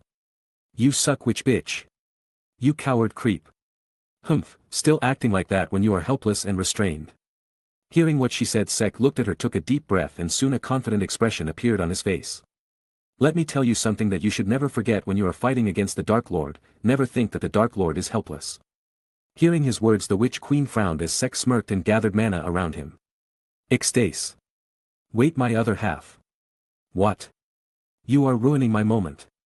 Use my power, I want to know how the devils of this world are. Really? You mean we are gonna use that? Asked Sek, feeling a bit excited. Yes, my other half, we are using that. replied Vritra in an excited tone making Sek smirk. Change of plans witch bitch, be glad that you are the first human subject who is going to be the punching bag for my new awesome move, said Sek with a grin on his face. Vritra! Yelled Sek as his sacred gear appeared. Finish him, ordered Witch Queen as Asta roared as rushed towards Sek. The absorption lime shot forward from the gauntlets and pierced Sek's hands as some dark aura started to flow into Sek's body. This is our strongest power for now, behold the partial dragonification. Seller out Vritra with a roar. Yeah, not gonna use that name. Mentally replied Sek as some black marks appeared on his body. His body then got a bit buffed as some scales appeared around his limbs. One of his eyes turned gold and a slotted pupil appeared in it. Once the transformation was complete, Sek got out of his restraints with his brute strength and punched Asta, who was rushing towards him, sending him flying towards the Witch Queen, who widened her eyes in shock as Asta flew past her. Now witch bitch, I hope that you are ready for what is gonna happen to you. Feel this power. You know, I just thought of a good name for this, said Sek as mana surged in his body, causing the area near him to tremble. Soon a smirk appeared on Sek's face as he said, get ready to feel the might of the Dark Lord's Dragon Force. Chapter 105. Ah! This form really feels great. You said it, my other half. This feels great. This power surely makes up for the fact that you cannot use your grimoire magic in this form. Now Vritra, it doesn't, so don't try to save face. Not being able to use my grimoire will always suck. Don't worry though, I will find a way to use magic in this form. Replied Sek as he stretched his body and got ready to fight. Huh, alright, anyway, while we are in this form, don't try to make sure that your emotions don't drive you. Draconification combined with a mana-sensitive being will surely get consumed by their emotions if they don't control it, warned Vritra. Yeah, whatever, replied Sek as he smirked and looked towards the Witch Queen, who was looking back at him with a shock okay her face. A draconic presence, the date is surely smiling upon me today, to think that my daughter not only brought an anti-magic wielder but a descendant of dragons as well. Said the Witch Queen as she must move her hand, making Asta stand up and get by her side. Attack him, ordered the Witch Queen as Asta gripped his huge sword tightly and rushed towards Sek. Wow, Asta is even faster when he fought Lodros. Well, he got healed just now, so there is that, muttered Sek as he clenched his fists as well. Don't hate me, Asta, I might not hold back, said Sek as black flames gathered around his fists. Prison Dragon's Black Blaze Fist. The black flames around his fists got intensified as Sek took a step forward fast enough to not allow Asta to react and gave an uppercut to the mind-controlled shorty, sending Asta flying in the air. He then looked toward the Witch Queen with a small smile as he inhaled a large amount of air in his lungs. Prison Dragon's Roar. Black flames gathered in Sek's mouth as he blew out all the air at once, sending a huge wave of black flames toward the Witch Queen.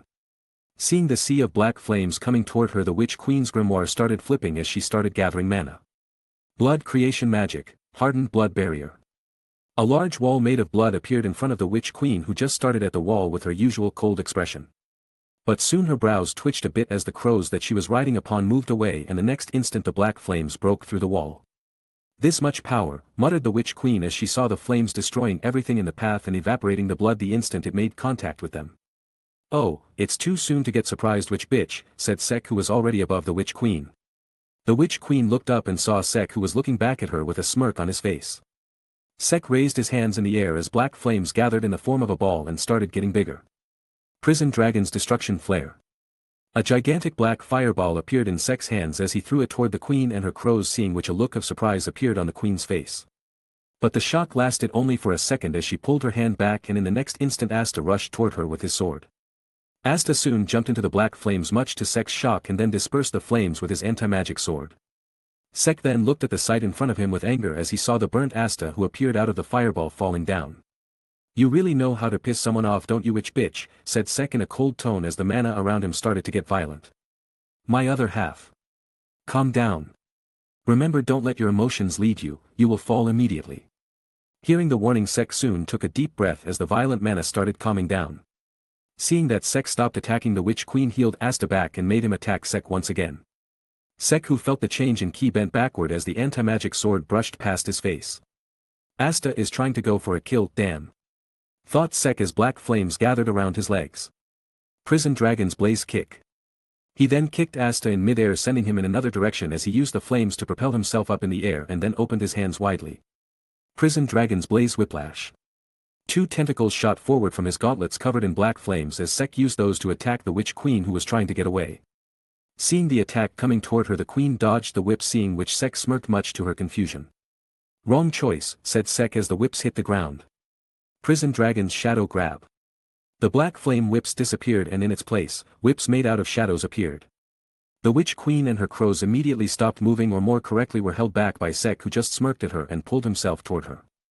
Seeing Sek rushing towards her, the Witch Queen tried to call Asta but was not able to move her hands. She then decided to use her magic as her grimoire started flipping. Blood creation magic, Blood Dragon's Roar. A huge eastern dragon made of blood appeared near her and rushed towards Sek, seeing which Sek gathered mana as well. Prison Dragon's Flare Rush.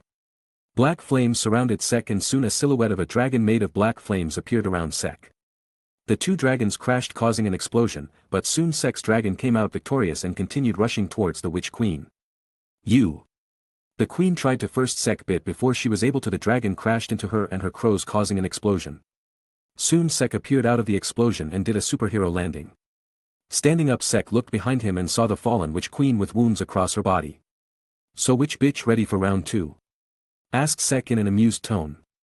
The queen glared at Sek as her grimoire started flipping. She soon used the healing magic on her and stood up.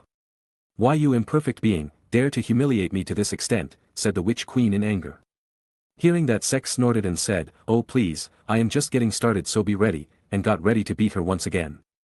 Seeker, who was barely able to latch onto Sek's body, looked at him with a deadpan look and thought. You gonna fight more?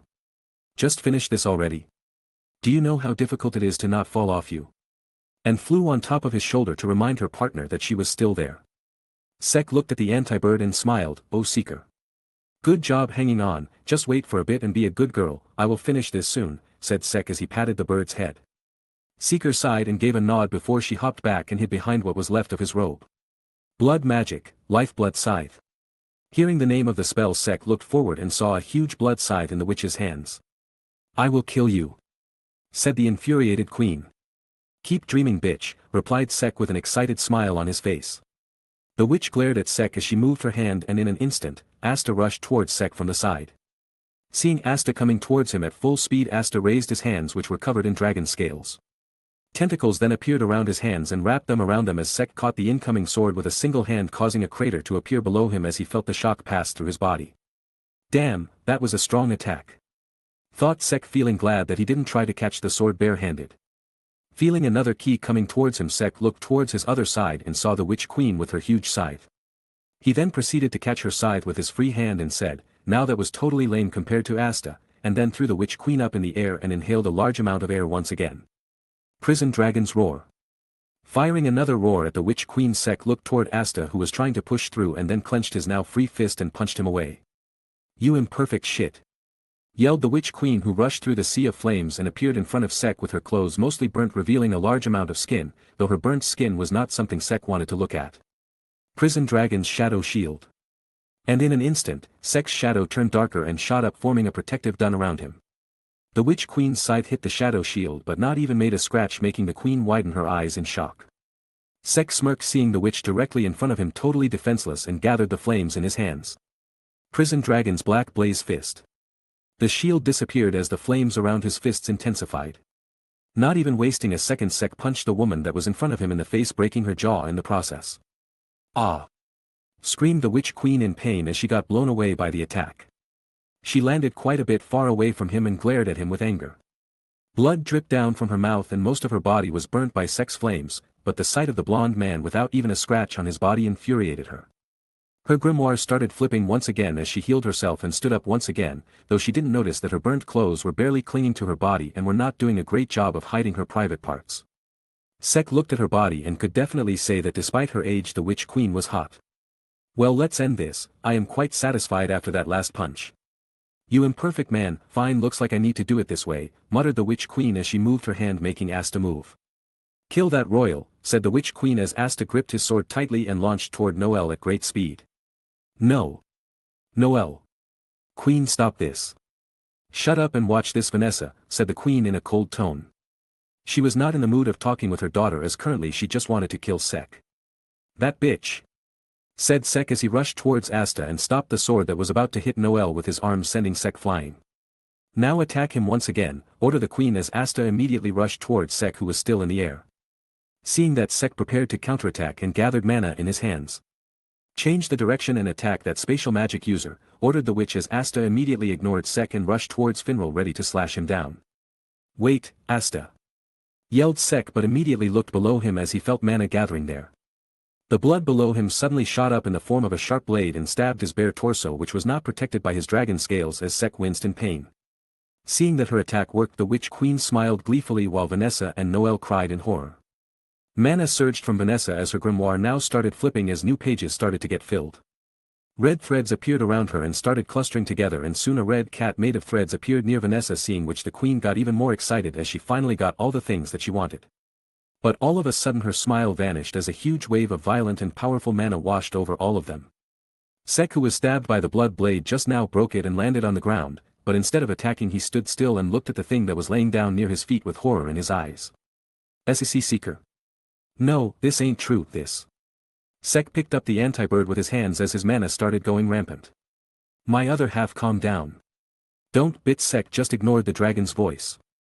Mana around him started swirling around even more violently as his eyes started glowing.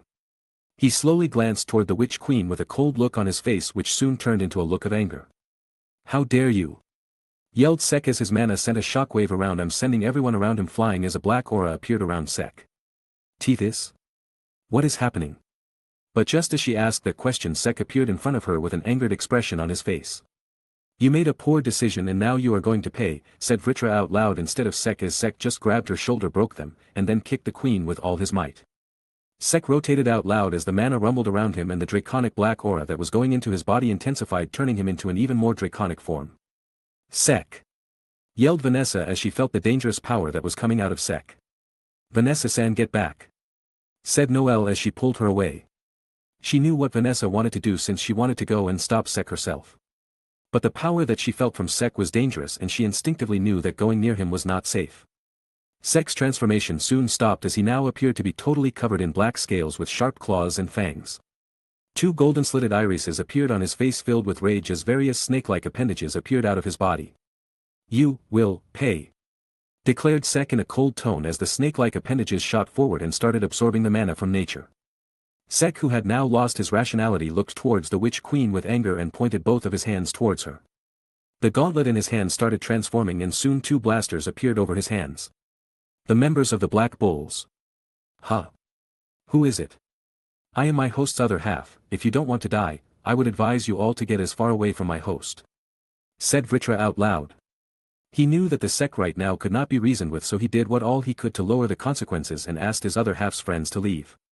Sek roared out loud once again, making the surroundings tremble just from his voice and causing all those who heard his roar to tremble in fear. The witch queen was no different. She was scared shitless by the draconic human in front of her. She could not stop her body from shaking, but the attack from earlier was making her cry in pain. I need to get away from here, screamed all her senses, but the fear and pain were making it impossible for her to move. Finally stealing her resolve, she used her healing magic once again and was able to stand up. She then tried to run away and looked back and smiled, seeing that the beast was not pursuing her. But soon her face turned pale in horror as the draconic beast started gathering mana in his body. Sek, who saw the witch queen running away, decided to finish her in a single attack and sent all the mana that he gathered to his blasters. Mana gathered in them as two huge reddish-black orbs started to form in front of the blasters. The sheer amount of mana that was gathering in the blasters was making the ground tremble and making it difficult for the others to stand up. But Sek didn't care about any of that, as right now he just wanted to destroy the damn witch who was in front of him. Clenching his teeth, Sek poured even more mana to the attack, and soon an orb thrice as big as Sek appeared in front of the blasters, seeing which Sek just pointed his hand towards the location he felt the witch's key from. Dragon Force Striker. And just as Sek muttered those words, the whole world around him turned bright as a blinding light came out from the attack which covered the entire witch's forest. A moment later a defending sound of an explosion was heard, making all the people who were standing behind Sek to be blown away by the aftershock of the attack. At that moment the entire witch's forest disappeared from existence. Chapter 106. And no, the land of witches, it's gone, muttered Vanessa with a look of disbelief. Domina? Domina. What happened? Don't tell me, Sek. The dust cloud soon disappeared as the dragonified Sek appeared in front of them. Fanzel, Vanessa, Noelle, Mars, and Fana looked at Sek with a shocked expression on their faces, but soon Fanzel's face turned to that of anger as he glared at Sek. Why, you monster! And ran toward Sek. Sek, who just ignored the people behind him, was looking at the dead anti-bird in his hands. But all of a sudden he felt a slight tickle on his back. Turning around, Sek noticed Fazel with his wind sword and an angry look on his face. "How dare you kill my Domina," said Fanzel in a pained tone as he glared at Sek. Sek stared at Fanzel for a while, making the red-haired man glare at him. "Why are you silent? Answer me." In response to that, Sek roared out loud, sending a shock wave through his roar and sending Fazel flying away. "Sensi!" yelled Mars as he got up and tried to catch the incoming Fanzel. But before he could even catch him, Sek jumped up in the air and landed on top of Fazel's body, crushing it under his feet while forming a crater below him. Roar! Fanzel coughed out blood as his eyes rolled back from Sek's attack, who just looked at the lifeless man below his feet. "Stop it, Sek!" yelled Noelle as she supported Asta's body. But Sek ignored her and stared at Fanzel's body as flames gathered in his mouth. Prison Dragon's Roar. Seeing what Sek was about to do, all of them looked at Sek with horror as they tried to call out to him and ask him to stop. But Sek just ignored them and fired the black flames at the man below his feet. Mars and Fana screamed as they saw that their teacher was about to die, but out of nowhere a portal opened below Fanzel as his body fell through it, and immediately the portal disappeared. The Black Bulls, who recognized the magic, immediately looked toward Finral, who was barely standing on his feet, and the half-dead Fanzel lying beside him. "Finral!" exclaimed Vanessa as she smiled a bit, seeing that he was alive and Fazel was safe. "Hee, I am glad that I had enough mana," said Finral with a smile on his face, but his smile soon disappeared as an angered Sek appeared in front of him. "Say Sek-kun," said Finarl in a panicked tone, seeing that the others got panicked as well. Vanessa, who now understood that Sek was not in his right mind and was going to kill them all as well, was horrified and looked at the scene that was about to unfold in horror. Sek raised his claws and was about to stab Finral when suddenly Vanessa cried out loud and the red cat jumped on Sek's shoulder. And just as that happened, Sek missed his attack as his claw just flew past Finral. Vanessa blinked in surprise as the cat just sat on Sek's shoulder without any care. "Move, that's Seeker's spot," yelled Sek as he grabbed the red cat and threw it off him and glared at it. "Stop it, Sek!" yelled Noelle as Sek glared at her, feeling irritated. Not even thinking twice, he clenched his fist and hit Noelle as Vanessa saw Noelle's head fly off her body. But the cat touched Sek once again and time reverted.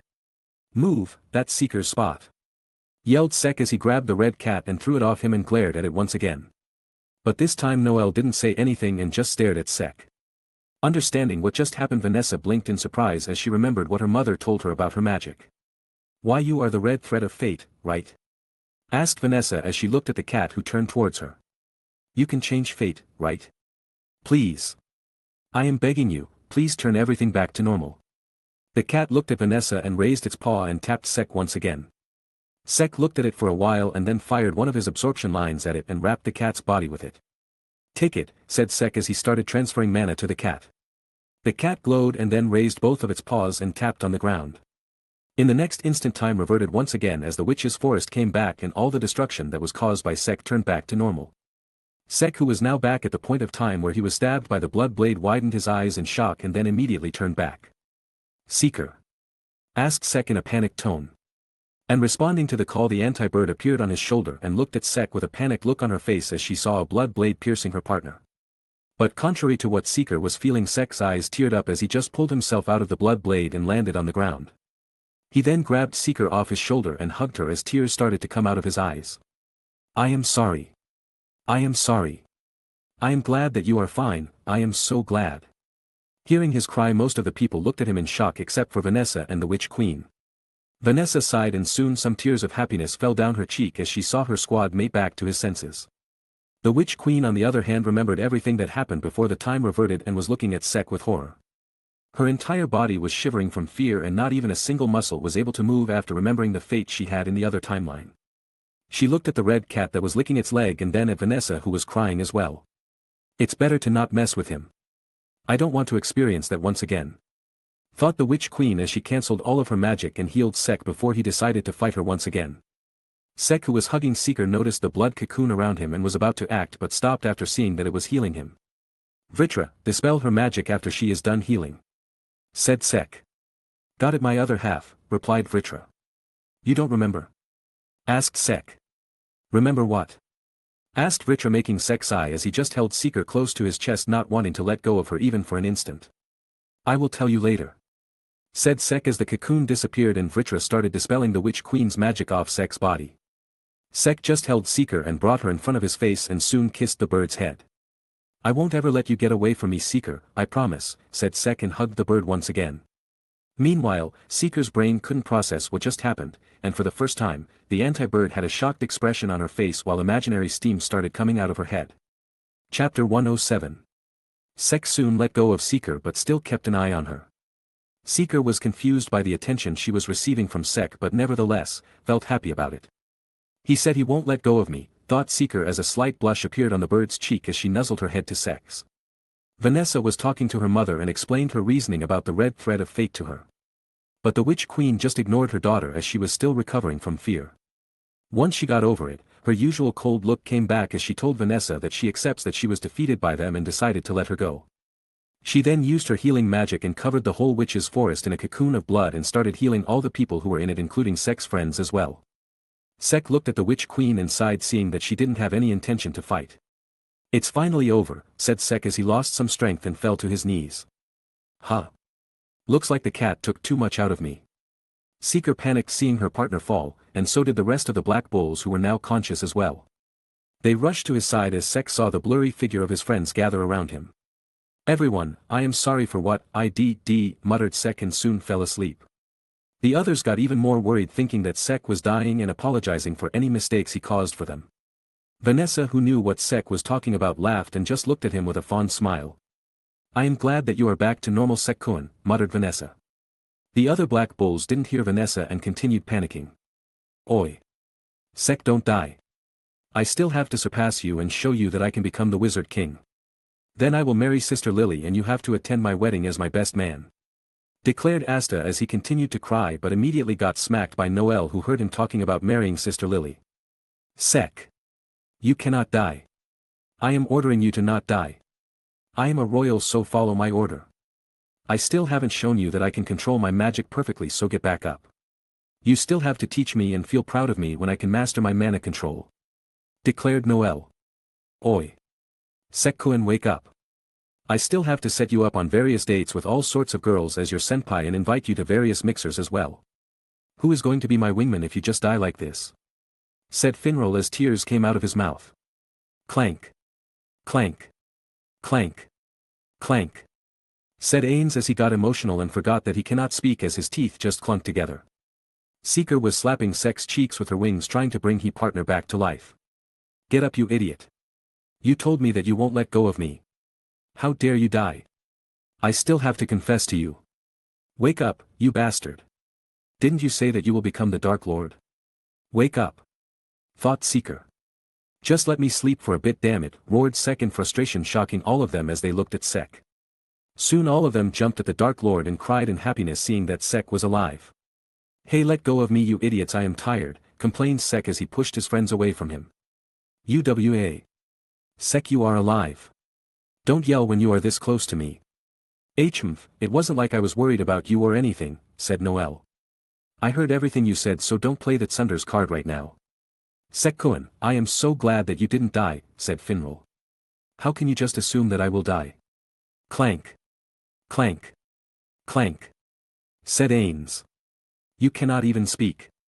Sek retorted to all of them while the rest of the black bulls just ignored that and felt glad that Sek didn't die. Seeing that his words were not working, Sek sighed and just let the idiots tire themselves out. He looked at Vanessa, who chuckled seeing the scene and turned towards her with a serious look on his face. Feeling the serious atmosphere, the black bulls stopped their shenanigans and moved away from Sek as Vanessa looked at Sek with a confused look on her face, which turned into a shock when Sek immediately bowed his head in front of her. Vanessa-san, I apologize for what I did to your home. I lost control. Even if I am the great Dark Lord, I shouldn't have done that, said Sek.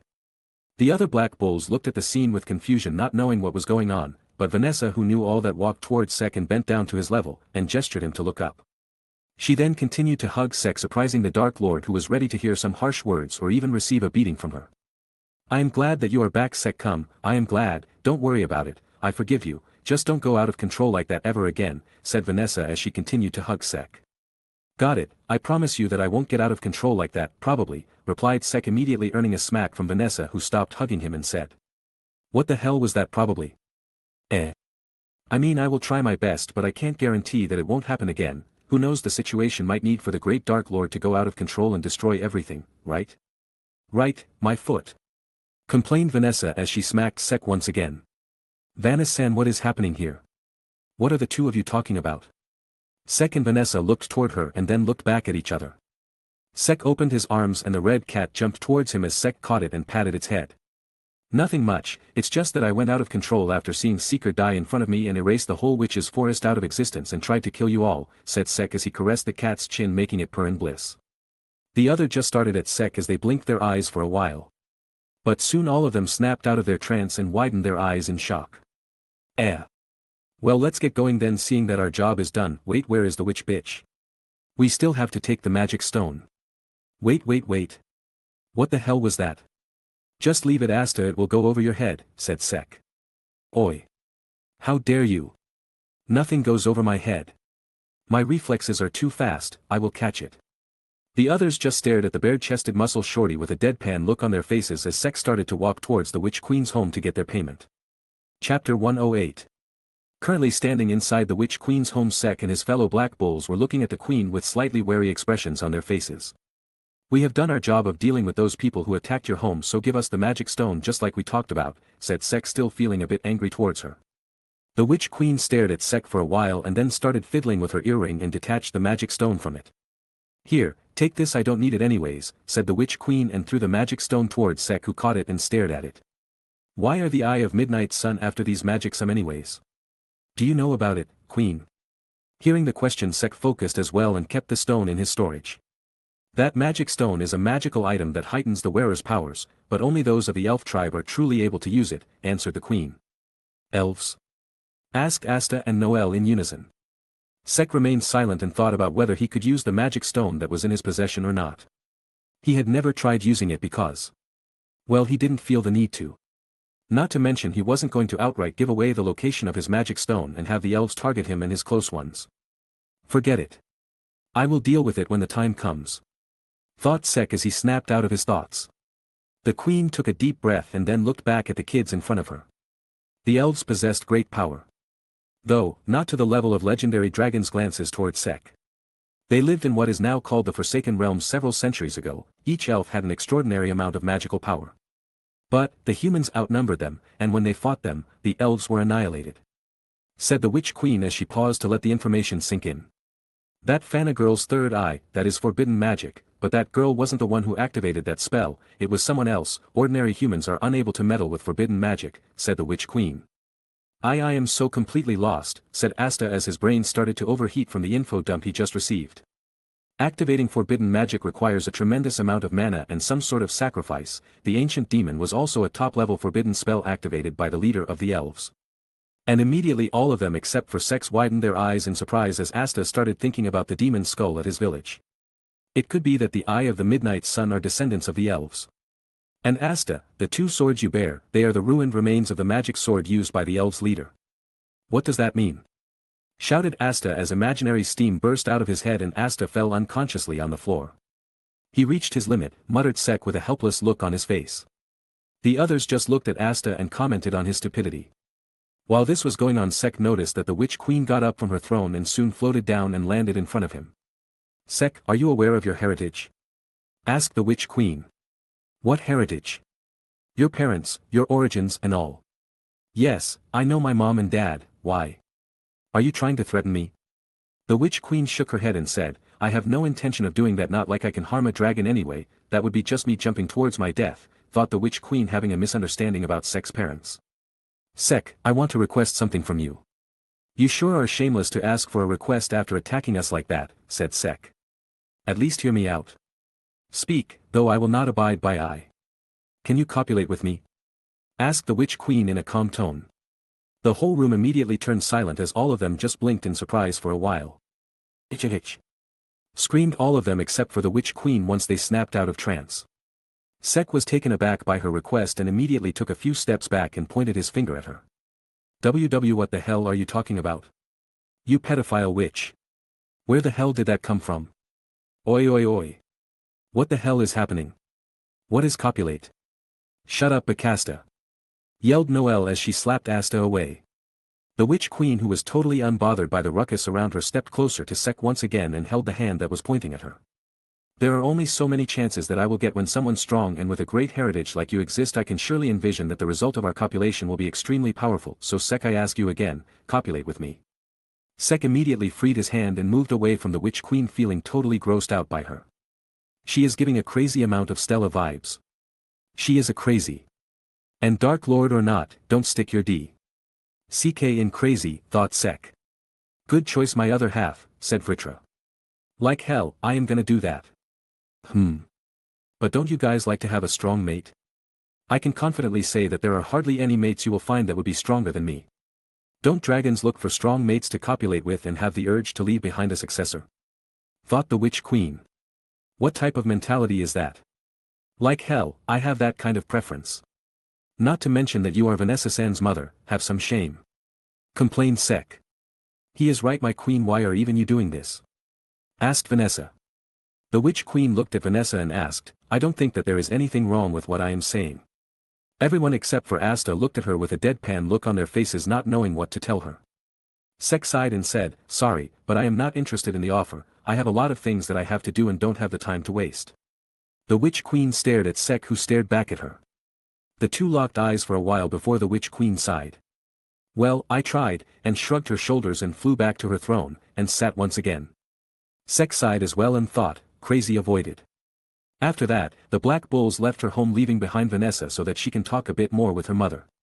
They said their farewells with the Diamond Kingdom duo of Mars and Latros, while Fana, Fanzel, Domina, and Mariella went their separate way. Some with the mission Asta looked at his arms and soon embraced all of his friends. Everyone. Thanks a lot for getting my hands healed. Alright, calm down, no naked hugging between guys, leave me, said Sek as he pushed himself away from Asta. Both of them had their clothes burnt, with both of them being bare-chested. Though they still had their pants which were slightly burnt and were still protecting their dignity. Realizing that she was hugging bare-chested Asta, Noelle immediately pushed herself away and started hitting Asta with a blush on her face. Finral just laughed at the scene, and after a while Vanessa arrived after talking with her mother. Sek looked at the witch's forest for one last time before Finral opened the portal back to their base and all of them teleported away. Chapter 109. Sek and company soon appeared at the Black Bulls HQ as they looked around and soon spotted Yami. Asta then started to show off his fixed arms to Yami, who simply ignored him. He then proceeded to tell him about the mana stone that they found, and immediately Yami felt excited and told Asta to bring some booze for him. Sek then showed the mana stone to Yami, who looked at it for a while before throwing it back at Sek once he noticed Asta, who brought back 2 barrels of alcohol. Sek, who saw how the mana stone was handled by Yami, complained to him and was about to catch it, but before he was able to, Seeker caught it with her beak and flew somewhere else. Well, it's fine anyway. Thought Sek.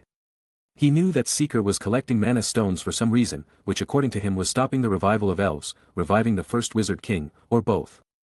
It didn't matter much to him anyway.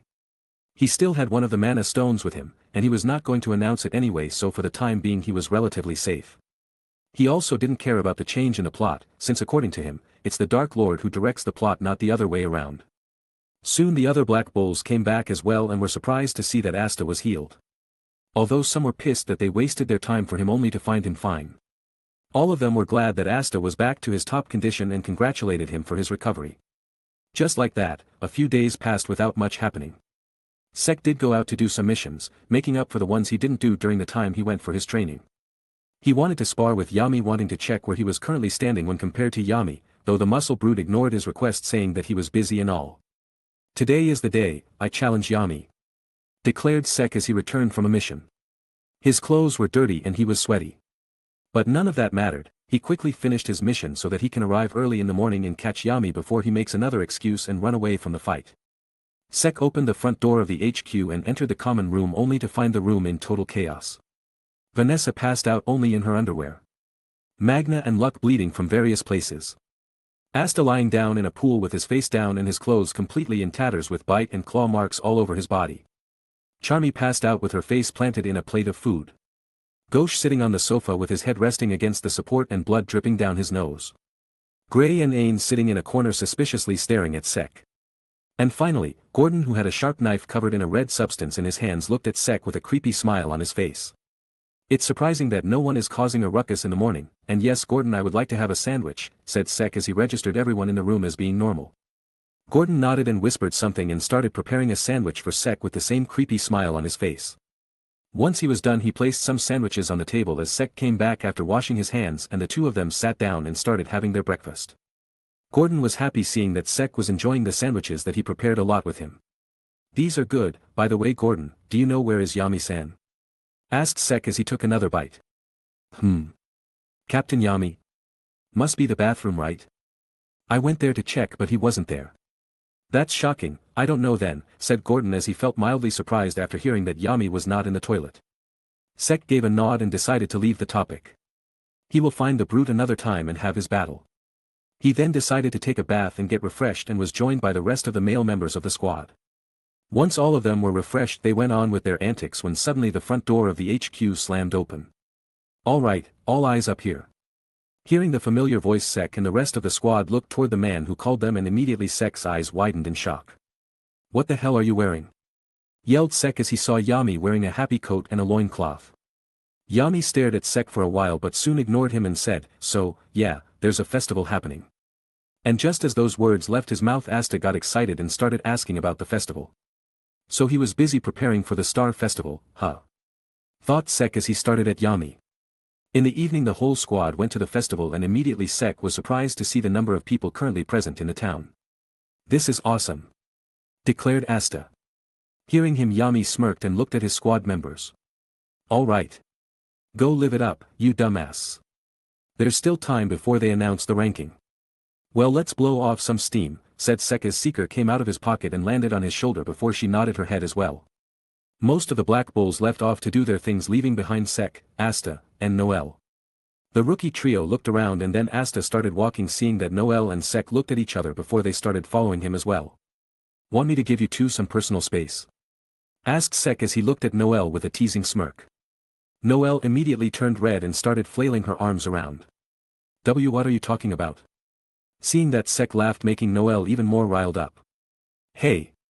Hearing a familiar voice, both Asta and Noel turned in the direction of the voice, seeing which Sek turned as well.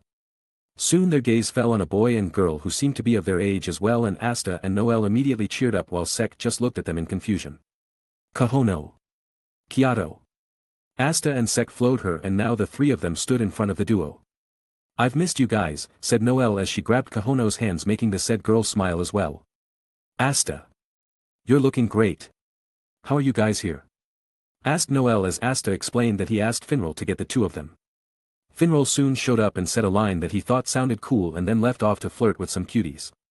The duo then started to admire the festival when suddenly the girl's eyes landed on a man who was playing a song. Seeing that, the girl got nostalgic while the man looked at her with pity. "Oh, that reminds me, Kyoto, did you bring your leg?" asked Asta. Hearing his question, the duo looked toward Asta with confusion, but the man still showed the leg that he brought with him. "Are you sure that it's a good idea to show off a severed leg in the middle of a festival?" thought Sek as he looked at Asta with a weird look on his face. "Great. Oi, Sek. Give me a bottle of Witch Queen's healing magic," said Asta. "Wait, that was my compensation for dealing with her," said Sek. After the Witch Queen was done asking him to stick it inside her, Sek asked the witch to compensate him for making him fight with her as well. And although he didn't think that the witch would give in, to his surprise the witch acted pretty generously and gave him around 20 bottles of her healing magic as compensation. Although unknown to Sek, the real motive of the Witch Queen was to make her impression a bit better, so that when there comes a time when Sek returns to the forest, she can request his seed once again, or use her puppet magic to make Sek do it forcefully. Well, leaving the crazy aside, Sek looked at the duo for whom Asta asked the bottle for. Hearing his answer, Asta got surprised as he didn't think of the possibility that Sek would reject him. "Hey! It's just one bottle, you have many of them." "Many, but not an unlimited amount, right? What will you do if there comes a time when we need it again?" "And I surely am not going back to that crazy witch to get some healing done. Please, Sek. Do me a favor. I ask you as well, Sek. Please," said Noel as well. Sek looked at his fellow rookies and was about to refuse them, but seeing the look of determination in their eyes, he wavered. "Sigh. You two are gonna run back to the witch's forest and bring me another bottle. I don't care how you do it, but you have to get me that bottle before my stock runs out, alright?" said Sek. Asta and Noel immediately cheered up and nodded their heads vigorously. "What all does the Dark Lord have to do for his friends?" "You two line up," said Sek as he looked at the duo. The two nodded and stood in front of Sek as he took out a bottle from his storage. He then proceeded to open the bottle and immediately blood-red strings came out of it and formed a blood cocoon around the two of them. Soon the cocoons disappeared and the two of them got healed. The two of them started crying while hugging Asta and Noel. Sek sighed and then looked at the empty bottle in his hand and stored it back. The two of them then looked toward Sek and immediately bowed their heads. "Thanks a lot," said the siblings in unison. "You are welcome, just make sure to be safe and sound, otherwise you two will have to directly meet the witch bitch," said Sek. The two didn't understand what Sek exactly meant but still nodded their heads thinking that the man was just asking them to be safe. Knowing that his threat was totally misunderstood, Sek just remained silent and let the siblings celebrate their recovery. Chapter 110. After celebrating for a while, Kahono proposed a double date, but soon panicked after realizing that there was an extra man amongst them as well. She looked at the three men in the group and didn't know what to do. Her brother couldn't be left alone as he wasn't familiar with the town, and she was doing this whole thing to get Asta and Noel together. She then glanced at Sek and didn't know what to do. He was their benefactor, and asking him to leave them so that the rest of them could enjoy themselves didn't feel right at all. Sek understood the dilemma the girl was in and just sighed. "I will be going around the festival on my own, enjoy you all," and just took his leave. He was fine with Noel and Asta, but Kahono and Kyoto were a different case. He wasn't going to just be the fifth wheel when the four of them were on a date. "Well, Seeker, looks like it's just the two of us once again," said Sek as Seeker just gave a nod and patted his back with her wing. "Don't feel lonely, I am here for you," thought Seeker as she continued to pat Sek. Sek smiled at the anti-bird's action and just browsed through the festival. "Well then, since it's just the two of us, let's do it our way, right Seeker?" said Sek with a smile on his face. Seeker, who understood what Sek meant, gave a nod as well. "Great. So start pointing at all the stuff that you want to eat." On their way, Sek met many of his admirers who were happy to see the Dark Lord once again. They were people whom Sek helped during his missions or saved during the capital attack incident. Meeting his fans, Sek was happy as well. Knowing that his work brought smiles to the faces of the people was a great source of happiness for him. Not to mention many kids who met him told him that he was their role model, and all of them were aspiring to become a magic knight like him as well. This made the Dark Lord tear up as he immediately grabbed the group of kids and hugged them tightly, making the kids equal in joy or groan in pain. Seeker looked at her partner and felt happy for him. Though she cannot convey it to him in words. Seeker was actually his biggest supporter. She wholeheartedly believed in Sek's dream and was ready to help him in whatever way she can. She might feel a bit frustrated because of his antics from time to time, but she didn't mind them because somehow or the other they looked charming to her. The only thing that she doesn't like about the scenarios when Sek's hard work gets appreciated is, "You sure are enjoying the attention from all these women," thought Seeker as she looked at Sek with a cold gaze, which was totally ignored by the Dark Lord, who was enjoying his celebrity moment. She knew that her partner, for a better word, was slightly dense to women's advances and had no ill intention towards those who appreciate him. She still felt slightly pissed at Sek. "Calm down, Seeker," he said, "that you are special to him.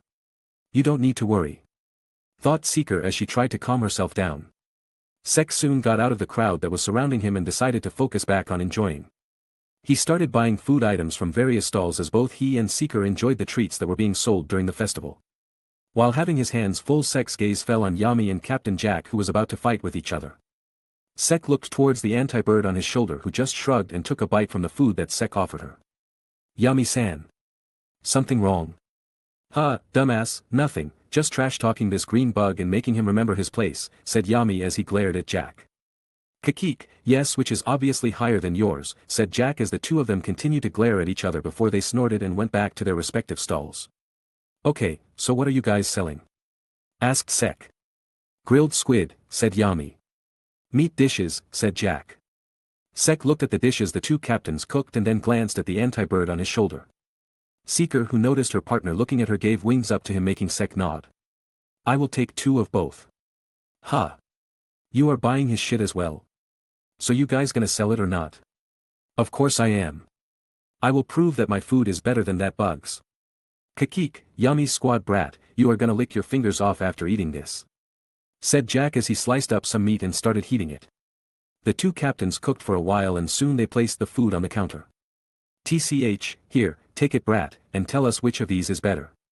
"Of course, if I lose I am gonna beat the crap out of you," said Yami. "Kakik, I will slice you up real good as well," said Jack. "Mess with me and you are gonna have an incredible urge to shit," replied Sek in a cold tone as his grimoire started flipping. Yami's face immediately turned pale as he remembered the extremely dangerous shit urge enhancer spell. Sek and Seeker then ate the 2 dishes and were pleasantly surprised because of the taste. The 2 dishes were good, not anything extraordinary. But still good. They didn't expect the 2 savage captains to be good cooks, so it was a pleasant surprise. "It's good Yami-san, Jack-san," said Sek as he and Seeker finished the food. "Humph, obviously it's good," said Jack. "Whose was better?" asked Yami. Yami-san's was better. The meat dish wasn't heated properly but the flavor was better in the meat dish." The 2 stared at Sek for a while not knowing how to interpret that answer. "So whose was better?" asked Yami once again. "Both were good," replied Sek. "You sure you want to stick with that answer?" asked Jack as a menacing aura surrounded the 2 captains. "If you 2 don't like my answer then make 1 dish and give it to the other for tasting, you will know, not to mention, it's a festival so don't ruin it with competition, let the people enjoy the food," said Sek as he took out the money and gave it to the 2 captains, and walked away. "Like hell, I am gonna accept that," said Yami. "Kakik, make something for him. Over my dead body." Sek just ignored them and continued his exploration with Seeker. While they were walking Sek noticed some familiar faces talking to each other and decided to greet them as well. "There is no reason to be nervous, we will undoubtedly come out on top," said Klaus. "Right, but I think the Black Bulls worked rather hard, too," commented Mimosa. "Indeed, they might have. No, I know they have. We must especially keep an eye on all of Sek's and Asta's achievements," said Klaus. But they're still just Black Bulls. They're full of problems, regardless of their achievements. They are no match for us, the Golden Dawn." Seeing that, Mimosa smiled thinking that it was funny for Klaus to do this when they all know that he likes Sek and Asta quite a bit. "Right, you know. The Black Bulls are the lowest of the low, they beat us. You can't be serious." "Ho, looks like you all are gonna feel very funny after losing to us tonight," said Sek who just wrapped his hands around Klaus and Yuno startling the 2 of them. "Sek!" exclaimed Klaus as he saw the man's face beside him. "Sek-san," said Mimosa in panic. She still remembers the days that they went on, and how she told him to wait for her to sort out the feelings. But despite all that, she wasn't able to do so and didn't know how to face him. Sek let go of the 2 Golden Dawn members making all 3 of them turn towards Sek. "Evening Kaluz, Yuno, and Mimosa," greeted Sek. "Good evening Sek, how have you been?" asked Klaus. "I am fine. Now then, I heard you all talk about something interesting, so, you guys think that you are gonna win tonight?" asked Sek. Klaus adjusted his glasses making them shine and said, "Obviously, no offense but the Golden is superior to the Black Bulls and that's a fact." "Well then it will be fun to see the results then, I hope you are prepared to let go of the top spot," said Sek. "Humph, not gonna happen, we will win," said Yunon as he started back at Sek. Sek stared back at the fellow Manilov child as they continued to stare at each other. Klaus and Mimosa who were looking from the side could see imaginary sparks between the 2 guys who were not saying anything to each other. Seeing how the atmosphere was getting tense, Seeker who was on Sek's shoulder smacked him with her wing. "Don't cause a ruckus in the public, you idiot," thought Seeker. Sek who was forcefully snapped out of the glaring contest, sighed and flicked Seeker's head. He then looked back at the Golden Dawn trio and said, "Well then, may the best squad win." The 3 of them nodded their heads as well thinking that there was no point to argue now anyway. Mimosa who saw that Sek was done conversing with the boys started fidgeting. She wanted to talk to Sek but wasn't sure what to do since she was feeling nervous. Not to mention that they were in public. And that too with her squad mates near them. Sek who noticed the fidgety Mimosa was about to ask what was wrong with her when suddenly he felt someone cover his eyes and 2 soft sensations on his back. "Guess who?" said the person who closed Sek's eyes, near his ears making a shrill pass down Sek's body. "Damn, that's soft," thought Sek as she tried to remember the familiar voice. "Anna," answered Sek. The hands were removed from the front of his eyes and the girl then wrapped her arms around Sek's neck further pushing the soft sensations on Sek's back. "Yup, Sek-kun, long time no see, I missed you a lot," said Anna with her usual expressionless face. Sek looked at the girl whose head was resting on his shoulders, could see a faint smile on her face and smiled back. "Long time no see Anna, I missed you as well," replied Sek. Anna's faint smile widened a bit after hearing Sek's answer and she was about to ask something else. But all of a sudden, a certain anti-bird who had had too much of the current situation started pecking Anna's head making the Crimson Lion Magic Knight let go of Sek and moved away from him. "Seeker, stop it," said Sek as he held his partner back. "Sorry Anna, Seeker is a bit territorial, do forgive her," said Sek as he apologized to Anna. "Hear that fire bitch? This is my territory. So back off," thought Seeker as she glared at Anna. Anna nodded and forgave the bird, but for some reason, she felt that the bird was challenging her and glared back at Seeker. The Golden Dawn members who saw the scene that was happening in front of them didn't know how to react. But all of a sudden Yuno and Kaluz felt a shiver and immediately turned towards Mimosa. Mimosa, who saw the girl whom she met back at the star awarding ceremony clinging onto Sek and talking casually, didn't know why but felt wrong. She couldn't put a finger on it, but she knew that she didn't like it. Unknown to her, Mimosa's atmosphere suddenly turned cold, making her fellow squad mates take a step away from her. She had a smile on her face, a beautiful one at that, but to Yuno and Kaluz the current Mimosa just looked threatening.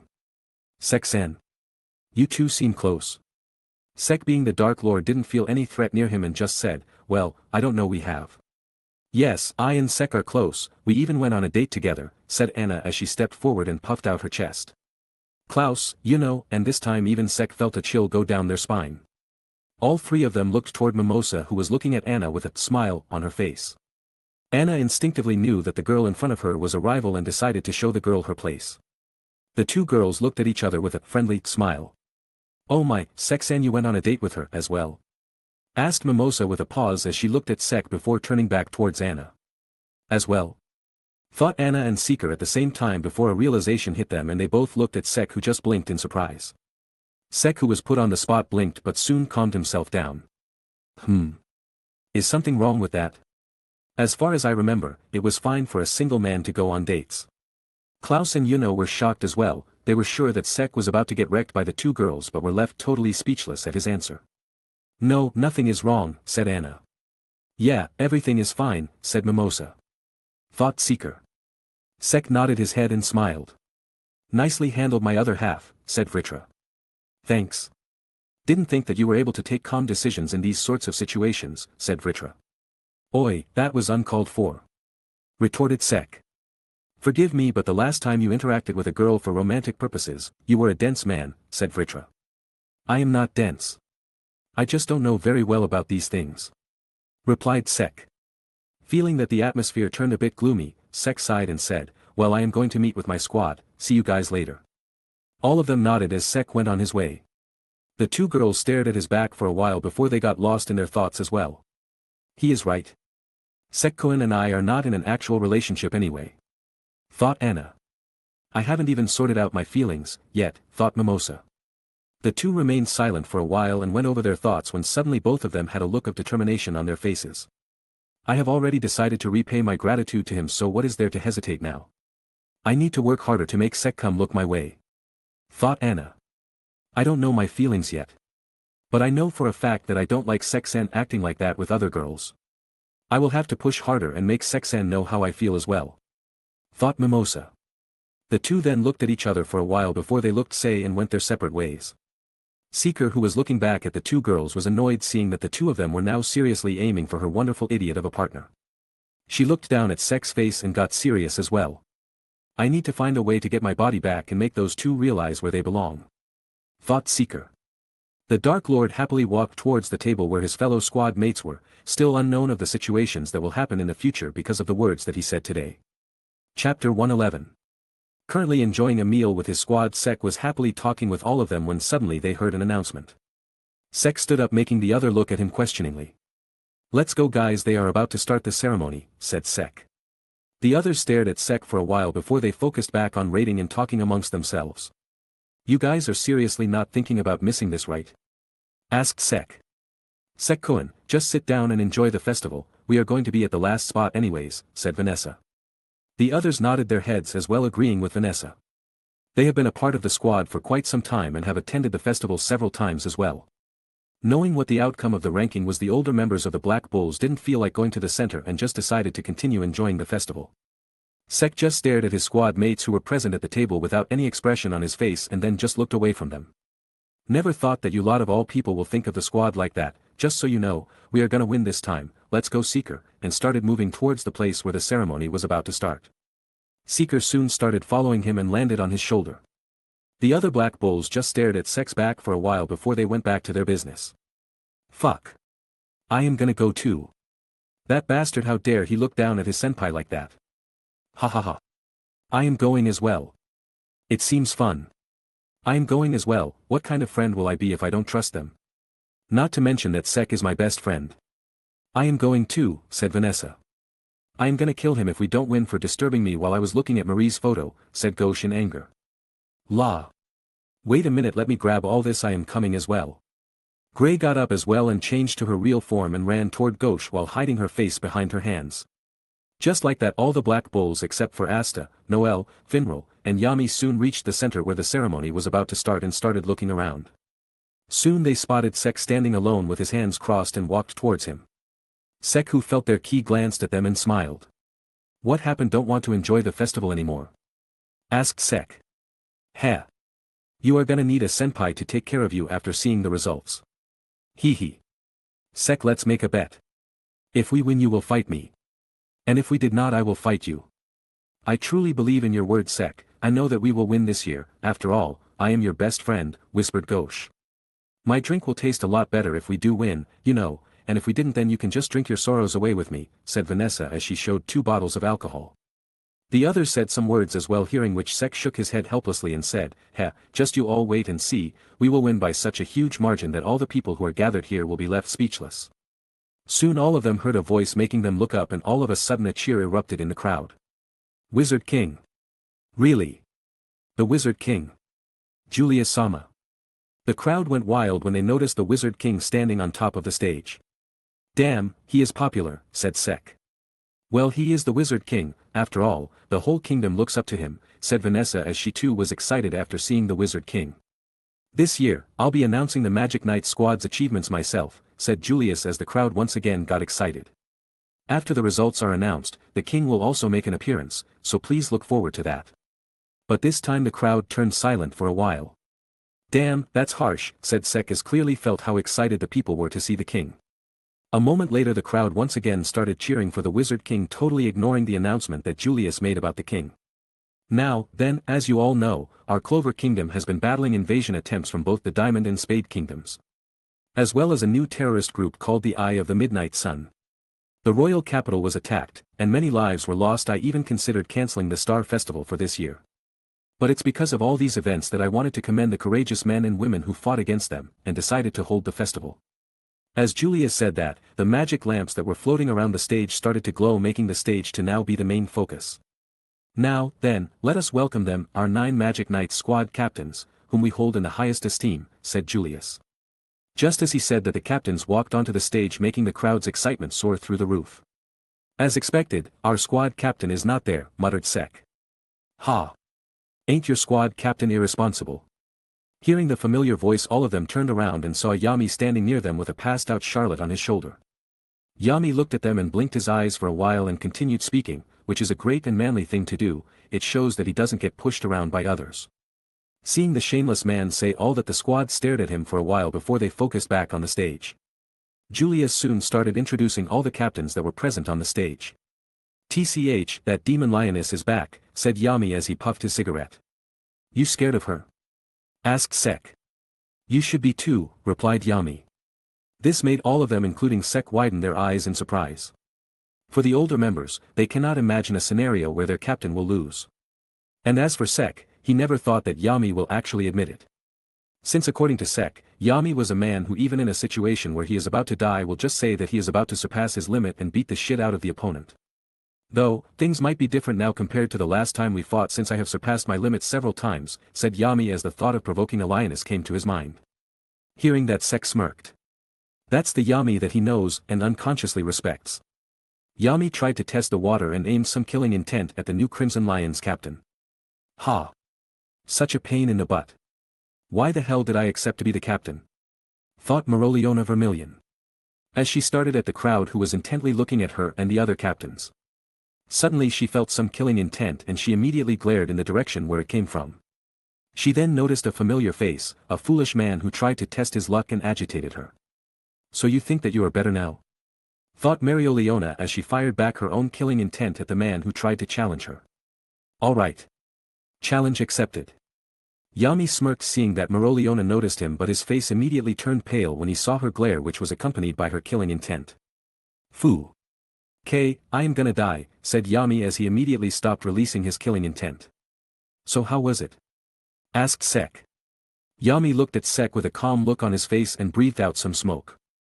Alright, dumbass, when that Reaper comes knocking on our door to take my life, the two of us will face it together, said Yami with a serious look on his face. No thanks, deal with your Reaper on your own. If I am gonna die I am taking you with me, said Yami. I am gonna run away, said Sek.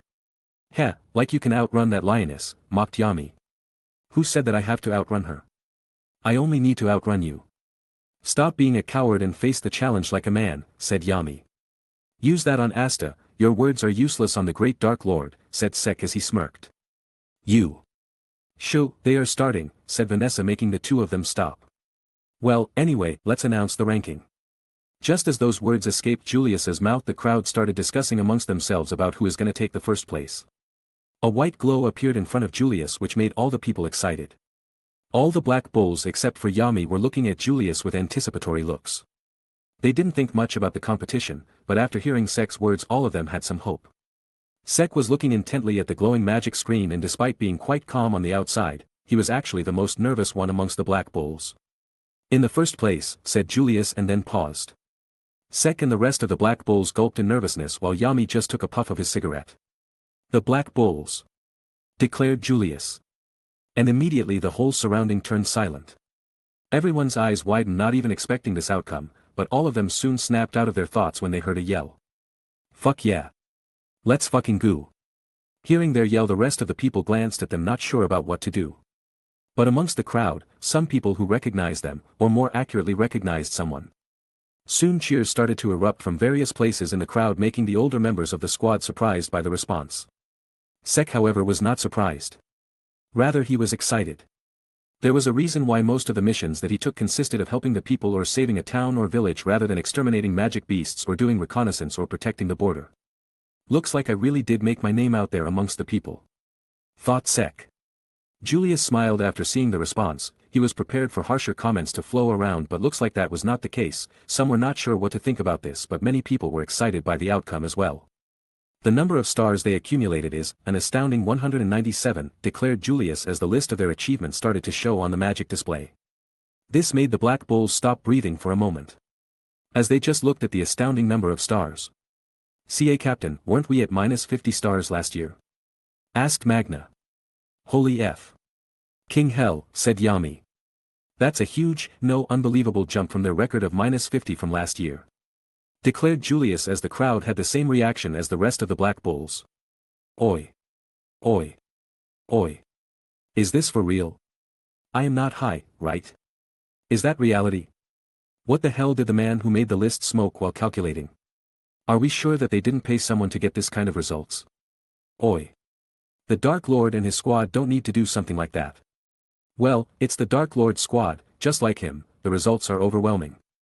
Nothing less expected from the Dark Lord's squad. Discussion started tapping amongst the crowd not sure what the hell was even going on. Ahem, the Black Bulls did marvelous work this year, now let's have the member who made the biggest contribution of stars take the stage, said Julius as he glanced at the location where Yami and the rest were standing. Feeling his gaze, the Black Bulls immediately moved away from Sek as a smile appeared on their lips.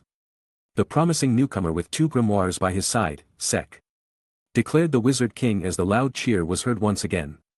Heh, nothing less, oi, what the hell are you doing? Asked Sek when he felt his head being held by Yami. Yami gripped Sek's head tightly and then used reinforcement magic. Oi. Yami-san, don't tell me. Like you once said, brat, yeet. Said Yami as he threw Sek towards the stage. Cell who was now in the looked towards the stage where he was about to fall. His grimoire started flipping as mana gathered near the stage. Bronze creation magic, giant's hand. A giant hand made of bronze then appeared near him as Sek landed on it. The hands then slowly descended on the stage as Sek jumped off and landed near Julius. That was quite the entrance, said Julius. Blame Yami-san for it, replied Sek. No, it was a great entrance, said Julius with a laugh. He then faced the crowd and started speaking once again. Sek-kun here is an exceptional magic knight.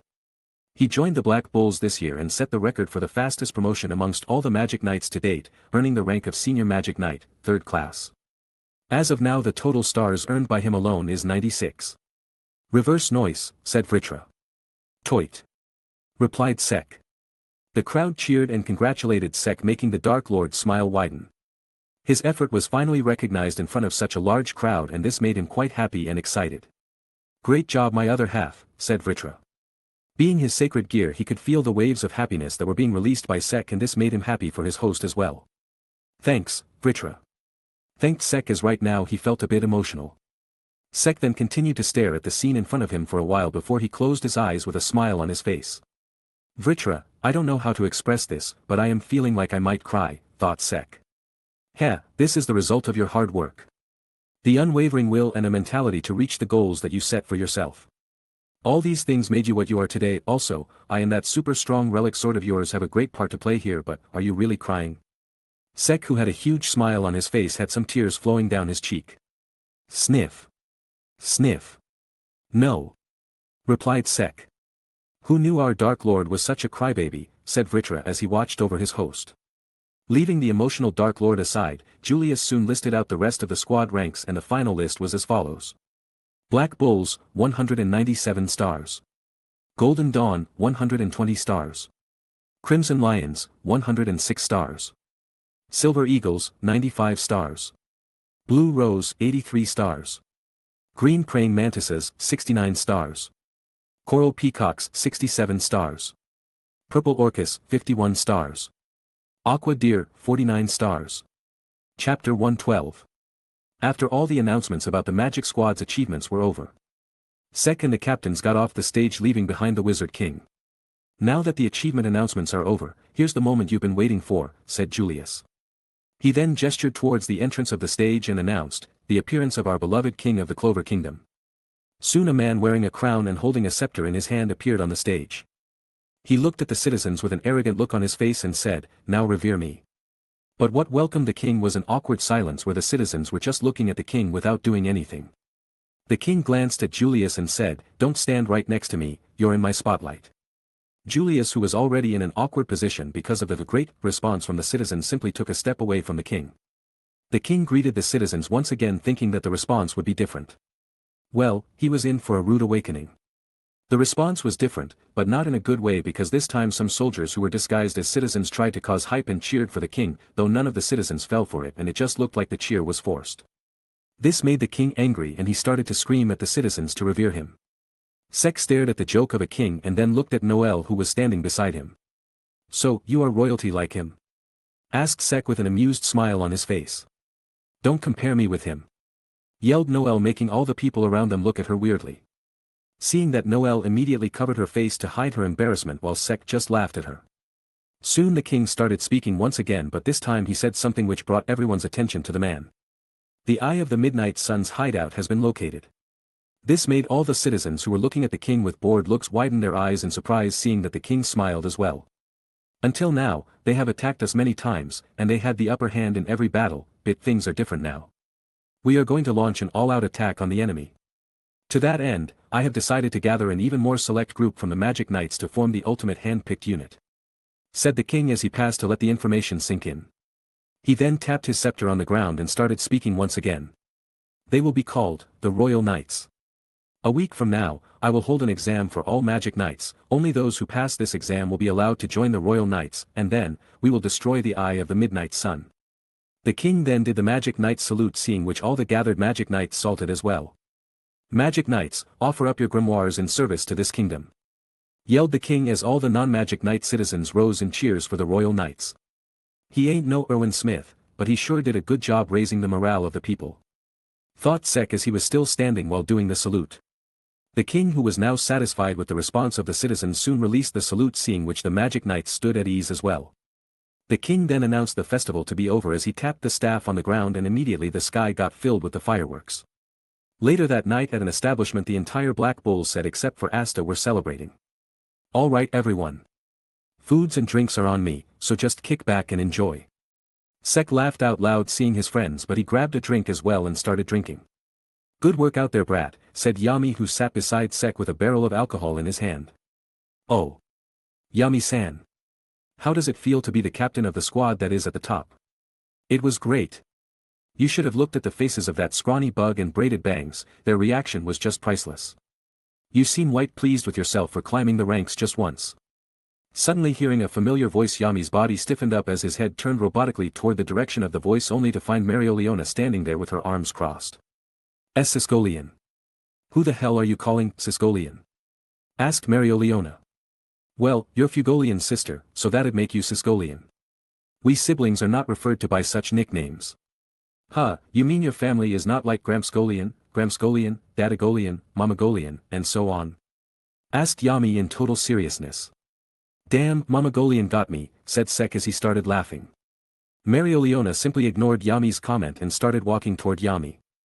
As she entered, she came back with Asta, Noel, and Yuno, who were caught in a paw made of flames. Oh, hey, Captain Yami, said Asta as he greeted Yami. Seeing him like that, Yami started laughing and said, looks like she caught you, kid. But the next instant a fit paw grabbed Yami's head as well, and immediately the smile on his face disappeared and was replaced with a look of shock. You are coming as well, declared Marioliona. Huh. You weren't even late to the event, you simply didn't bother to show up, not to mention.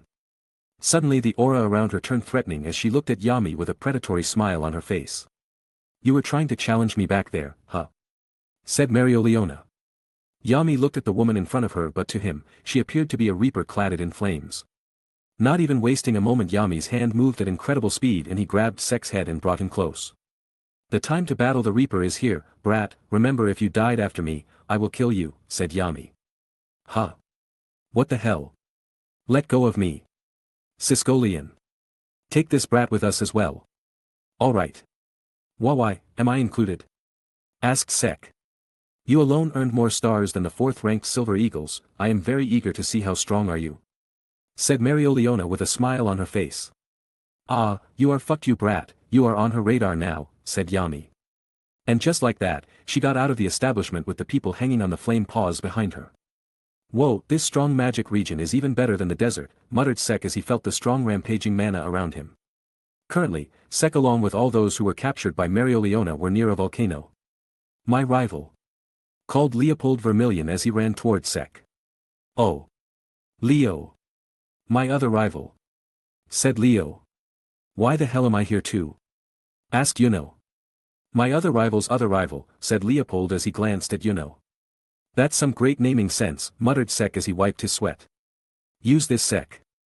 Suddenly hearing a familiar voice, Sek looked to the side and found Anna standing there with a handkerchief in her hand. No thanks, Anna, it will make it dirty anyway, said Sekmi as he tried to refuse her offer. No problem, I will prefer it that way, I mean I will wash it later anyway, said Anna. Yeah, no, I am fine, said Sek. Anna stared at Sek for a while before she sighed and slumped her shoulders in disappointment. Seeing that, Sek sighed as well, thinking that he just dodged a bullet. But just as those thoughts came to Sek's mind, he felt something touch his forehead and looked up only to find Anna wiping the sweat off his forehead. She then smiled at Sek, making the Dark Lord's eyes widen. It has been a while since he last saw a smile on Anna's expressionless face. I will attack you from now on, Sek-kun, so don't be on guard and accept my attacks, said Anna as she quickly pocketed the handkerchief and thought, yes. 2 birds with 1 fireball. Sek just blinked in surprise and thought, did she just try to flirt with me? You seriously want someone else to answer that question? Asked Vritra. No. Replied Sek as the dragon just sighed at his host. Chapter 113. All right. You bloody imbeciles. This is a strong magic region known as the Yultim Volcano. There's a volcanic belt laced with powerful mana deep underground, and it spews lava constantly. This is a place where no ordinary person can set foot in, but at the summit, there's a splendid and revitalizing hot spring. Said Marioliona. An excited smile then appeared on her face as she looked at the sweating people in front of her. Come. Let us head to the summit. So you are telling me, that you want me to tread through this volcano where there is a high chance that I can get dehydrated and drown in lava? Yeah, I am backing out, I don't want to die, said Sek as he turned around. But immediately he felt both of his shoulders being grabbed, which made him stop and turn around to see who it was. Once he turned around, he saw 2 scary-ass faces glaring at him. Oi, dumbass. Don't you dare leave or I will key you and then drown you in this lava. Do you think that you even have a choice? I will kill you if you don't make it to the top. What about my rights? Asked Sek, which was totally ignored by the 2 captains. Oi, Sek. Don't back out. Let us race to see who can get to the summit first. Oh, Asta and Yuno too. Yeah. Bring it on, damn it. You can go right ahead, said Yuno in a neutral tone, pissing Leopold. Huh, you want to lose that bad? Well, can't be helped, I am forced to do this anyway, might as well do my best, said Sek nonchalantly, successfully pissing both Asta and Leo. You! Sek, you bastard! Both Asta and Leopold cursed at Sek, who just started stretching. Quite wasting time, and get started! Yelled Marioliona as she kicked Asta and Leopold away. Seeing the start signal, the rest of the Crimson Lions jumped forward, leaving behind Yami, Charlotte, Sek, Yuno, and Anna. Sek took a deep breath and soon his grimoire started flipping. Ice debuff magic, chilling aura. A mana skin releasing a chilling aura appeared around Sek, making him feel a bit cool.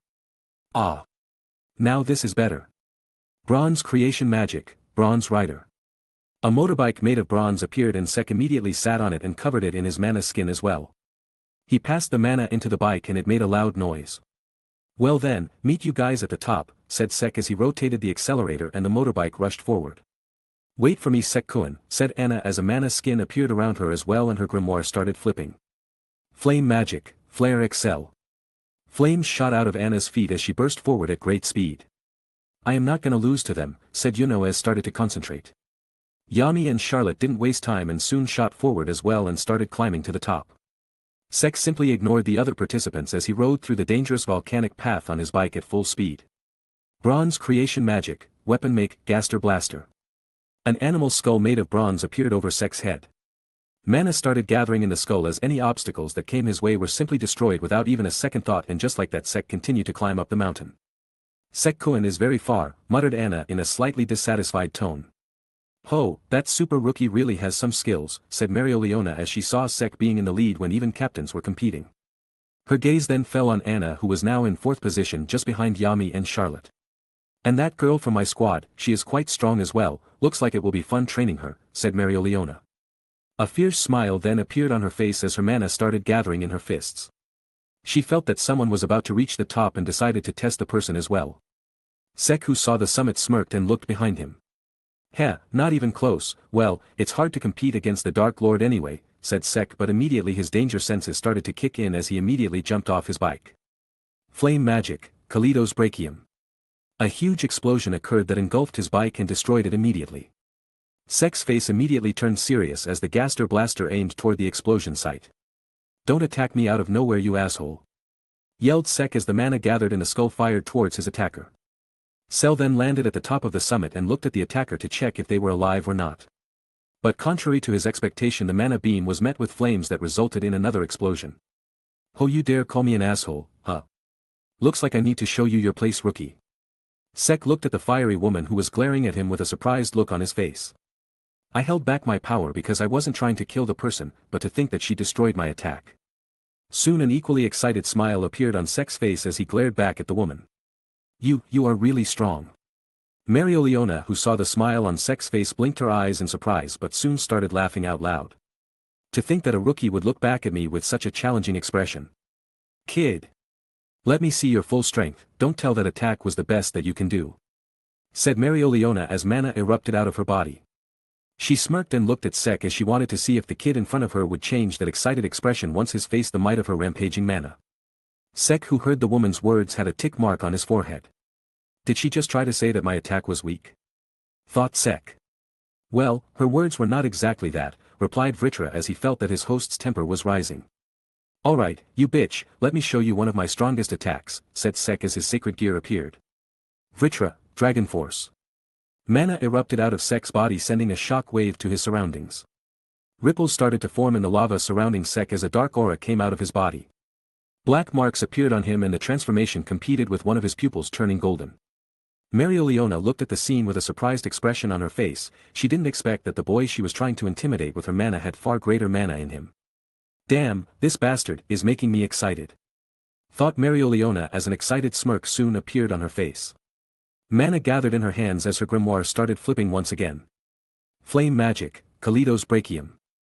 The lioness shot forward towards Sek, who just stood at his spot and looked toward the said lioness with a smirk on his face. He then took a stance as black flames started gathering around his fist. Prison Dragon's Black Blaze Fist. The two soon came close to each other as their attacks collided. Yami and Charlotte, who were rushing toward the top without much difficulty, smiled when they noticed that they were about to reach the top. They increased their pace and got a bit careless, and as soon as they landed on the top their eyes widened in shock when they noticed two super strong mana-covered flaming fists colliding against each other. "Shit," said Charlotte. "CK," said Yami. Boom. A huge explosion occurred there the instant those words escaped their mouths as a flame pillar comprising of orange and black flames erupted from the top of the volcano. Chapter 114. "So you guys are finally here, you fools!" yelled Marioliona. "The Yulton volcano becomes completely dormant at night, you're supposed to get here before that, damn it." Marioliona looked at her squad in anger and started yelling at them once again. Once she was done with that, Leopold looked at her and pointed a finger at her face. "Sister, why is there a bruise on your cheek?" asked Leopold. Marioliona looked at her brother with a frown before her gaze fell on Sek, who had a similar bruise on his cheek as well. "TCH, his bruise is lighter than mine. And mine actually stings a bit," thought Marioliona. During their exchange of fists, the two of them changed the direction of the attack at the same instant, which resulted in their attacks hitting each other's faces and the two of them getting blown away by the attack. Flashback. The two attacks hit the other's face, sending both of them flying and crashing into the walls of the volcano. The orange-black fire pillar erupted at that moment, but Sek freed himself off the walls sooner than Marioliona did. "How was that attack? You felt that?" Marioliona, who soon freed herself as well, had a maniacal smile on her face and wanted to continue but stopped once she noticed that others were about to appear at the top as well. End of flashback. "It's nothing of importance," replied Marioliona, and then started to lecture her squad once again. Anna, who somehow slipped out of her squad, stood beside Sek and looked at her bruise. "Sek-kun, you are injured?" asked Anna.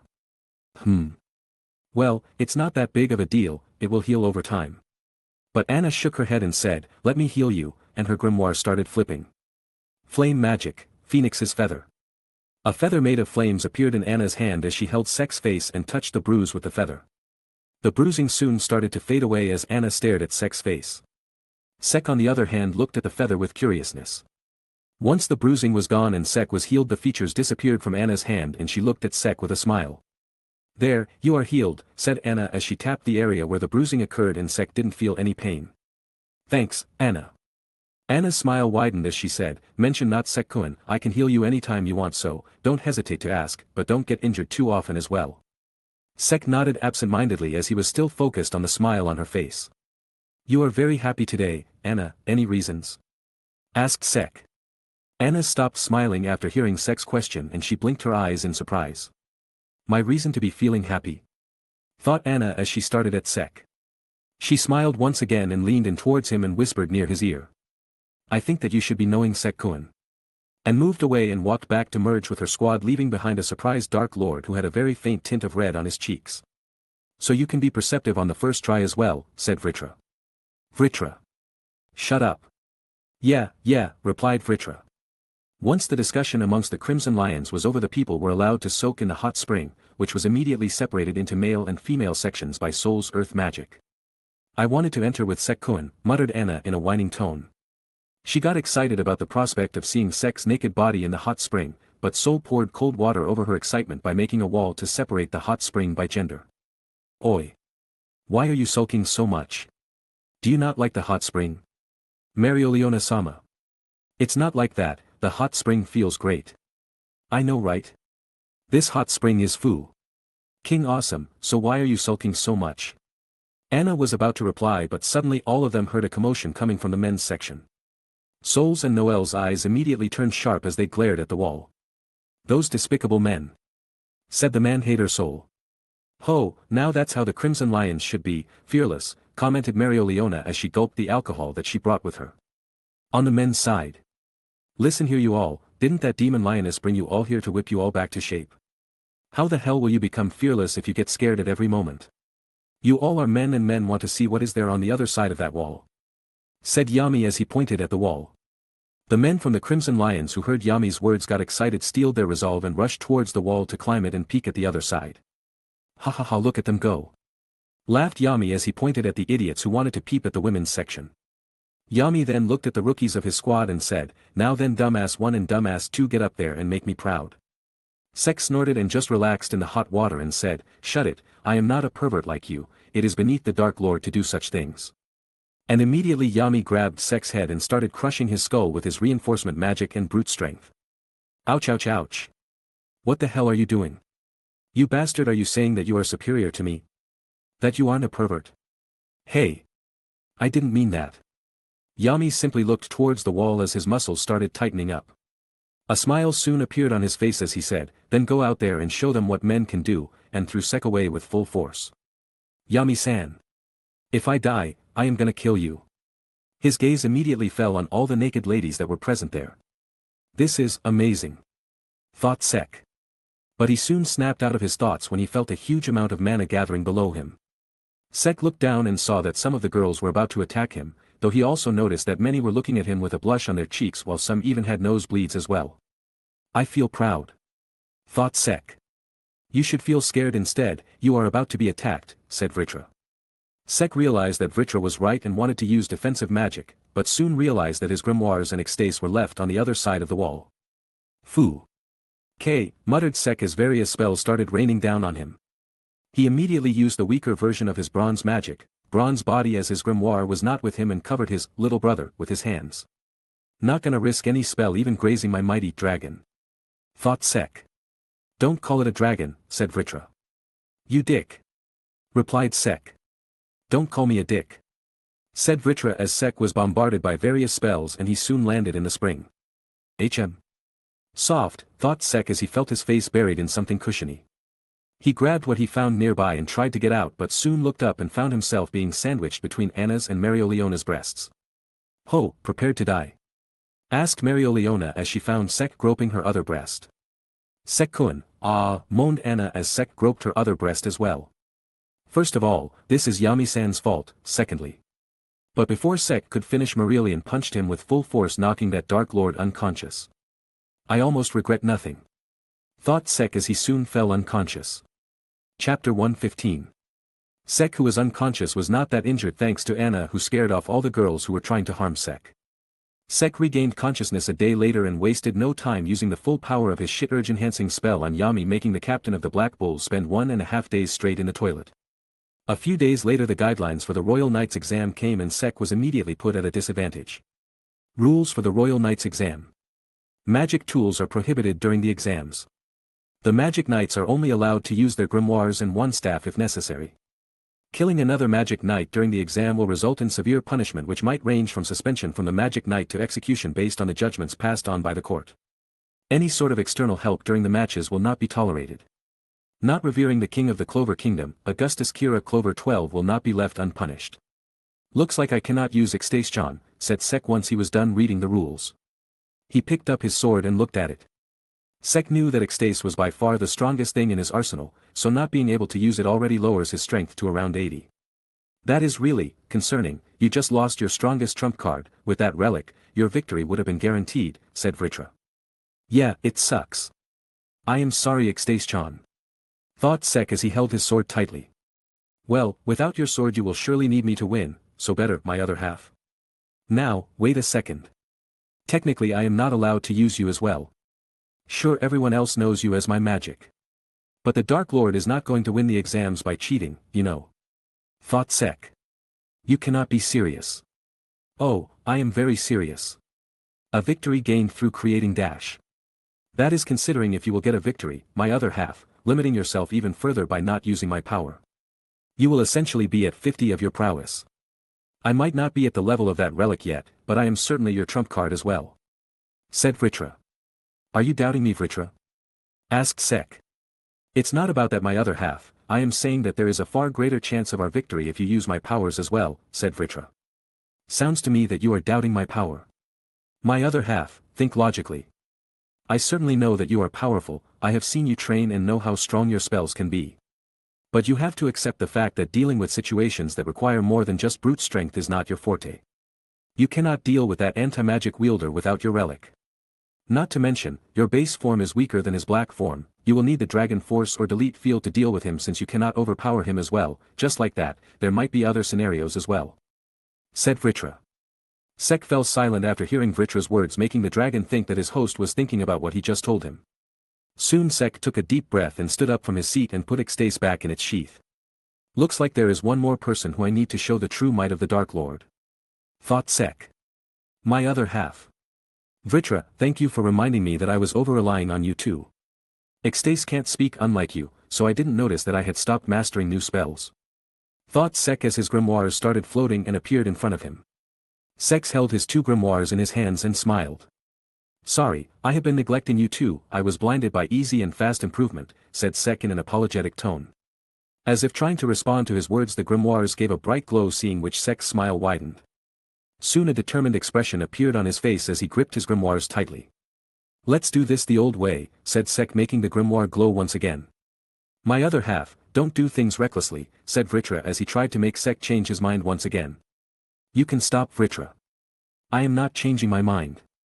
Not when there is a lot to prove this time around, replied Sek as he jumped out of Fineral's portal, and soon all of them appeared in the arena where further information about the exam will be given. The amount of mana in this place is amazing, said Sek. It is to be expected. Currently, most of the strong dumbass amongst the magic knights are gathered here, said Yami as he looks around the arena as well. Soon Sek noticed a familiar person and decided to talk to her. Anna. Hearing her name being called, Anna turned around and smiled once she saw Sek. Sek-kun. The two stood silently as Sek felt a bit nervous. You know, about what happened at the hot spring, I apologize, thank you for protecting me while I was unconscious, said Sek. Anna shook her head and said, It's alright Sek, I told you during our first mission, I will always protect you. Also, don't apologize for that, I kind of liked it. A blush appeared on her expressionless face. Oh okay, said Sek as he too felt a bit embarrassed after hearing her words. Anyway, best of luck to you today, Anna, let's pass this exam, said Sek. Anna nodded her head and said, I will do my best. Also, it's only for today, but please don't hate me. If we are to fight today, then I will be using my full strength. Marioliona-sama has threatened to kill us if we don't go all out. Sek gave a helpless laugh. He could surely imagine the lioness saying those words. Don't worry Anna, I won't like it any other way. I don't like people who underestimate me anyway, said Sek. Anna nodded as she smiled at Sek. She then took a step closer to him and held his hands.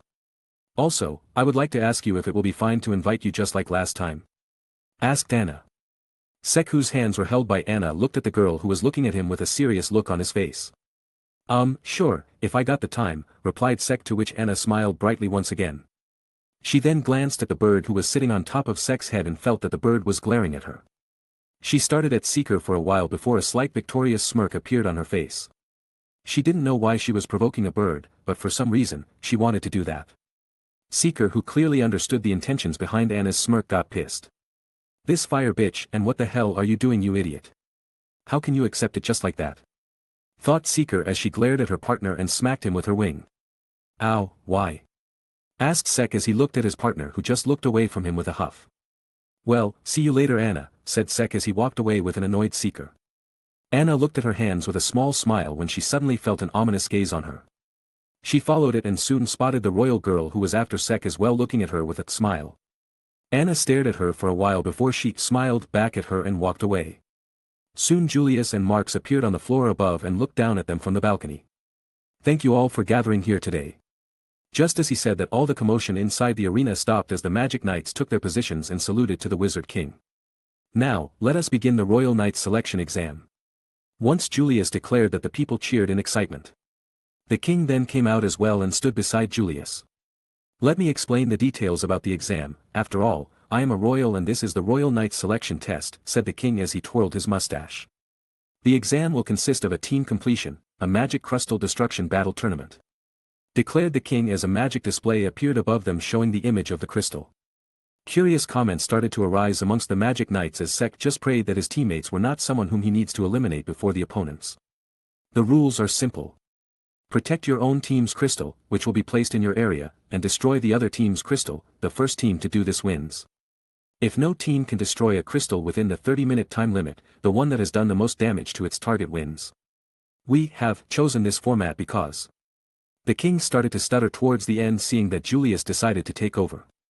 In the battle against the Eye of the Midnight Sun, several squads will have to work together. We thought this would be the best way to measure the cooperation and strategy skills you'll need at times like that, rather than simply fighting with brute force. The people started to discuss amongst themselves, seeing which Julius cleared his throat to get their attention once again. Now, let us announce the teams, said Julius as an even bigger magic display appeared with the list of teams on it. Sek immediately started to look up his name on the list and soon his eyes landed on it. Team D. Adrian. Sek. Willie. So I will be fighting Asta in the second round. That means my first opponent is Team C. Sol. Kirsch. Magna.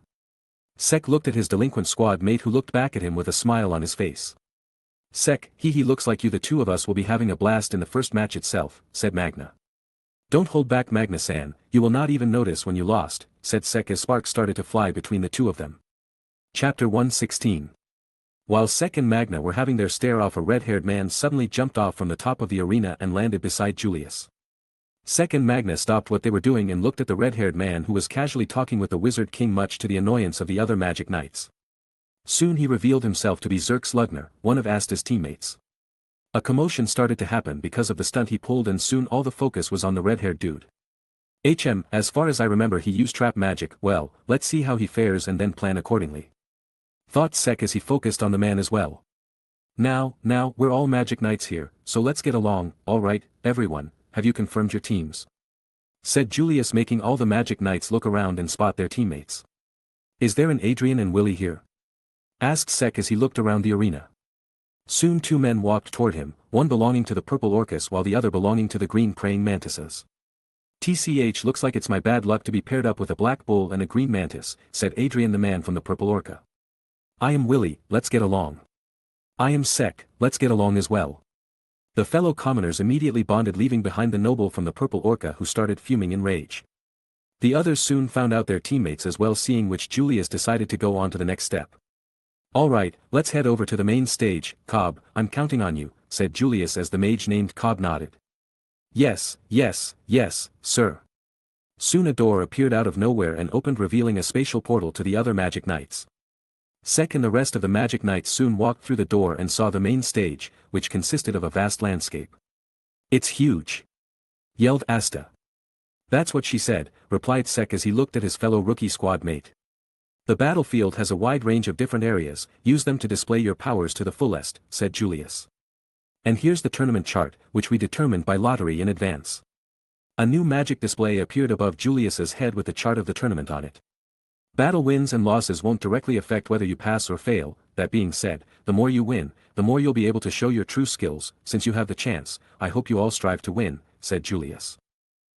So I will be facing Sek in the second round and in the finals, muttered Asta.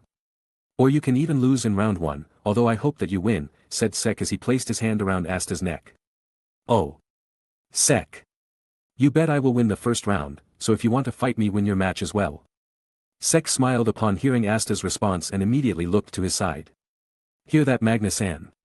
Even Asta believes that I will win. That runt dares to speak about his senpai like that. Alright everyone, we are about to start our first match, declared Julius, making the involved Magic Knights nod as they were teleported to their respective spots on the field. Stage 1, Match 1. Winners, Asta, Mimosa, and Zerks. That was a fucking full counter. I need to be careful of that. Thought Sek as he saw the 3 spells being reflected back at their casters without any difficulty. The next match is about to start, participants be ready. Hearing the announcement, Sek looked toward his teammates, who looked back at him and walked toward the spatial magic gate and were teleported to their location. It's a different location from the one the previous team used. So, anything you both want to say? Also, tell me about your magic and any strategies that you guys have. I am Adrian from Purple Orcus, I specialize in water magic, don't hold me back, you commoners. Like I said earlier, I am Willie, I specialize in mud magic. I am the Dark Lord Sek Bronzaza, I specialize in bronze and various debuff magic. The two of them looked at Sek with a questioning gaze, thinking what the hell did the Dark Lord even mean? But they kept the question to themselves as they knew that they didn't have much time to prepare. Sek smiled as he proposed an idea to them and started strategizing.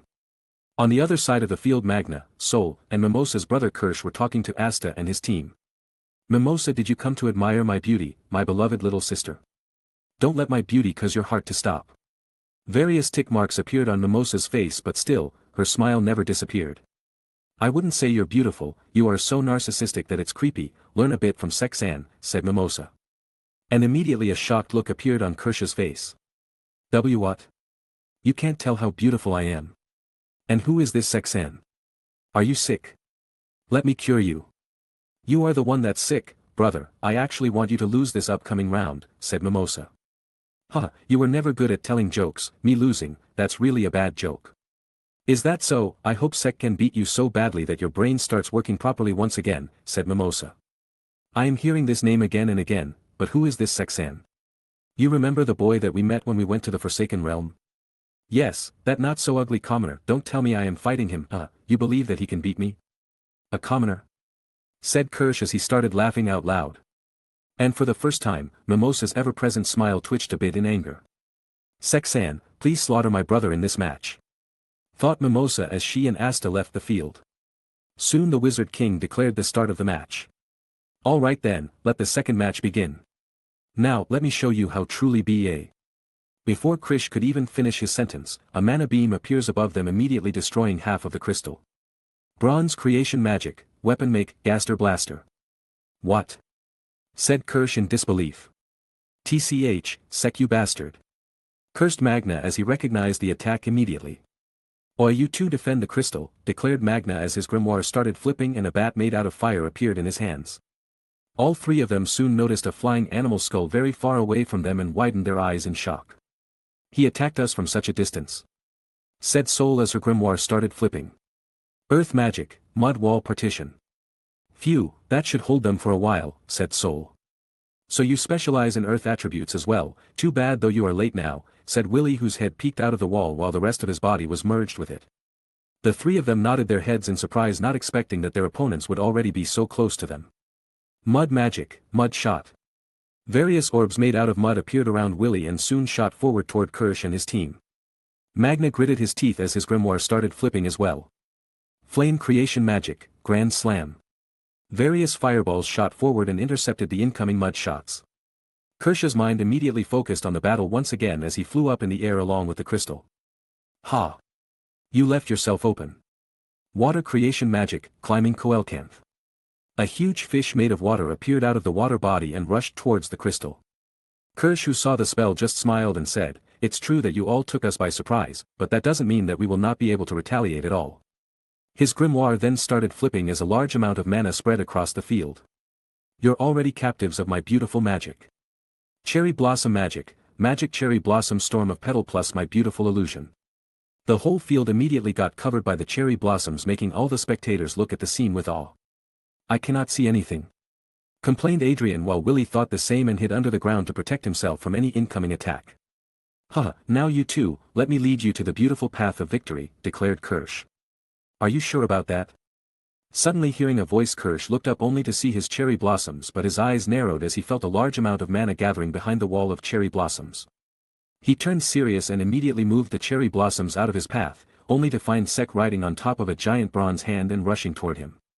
This is beautiful, but now let's heat it up a bit, said Sek as his grimoire started flipping.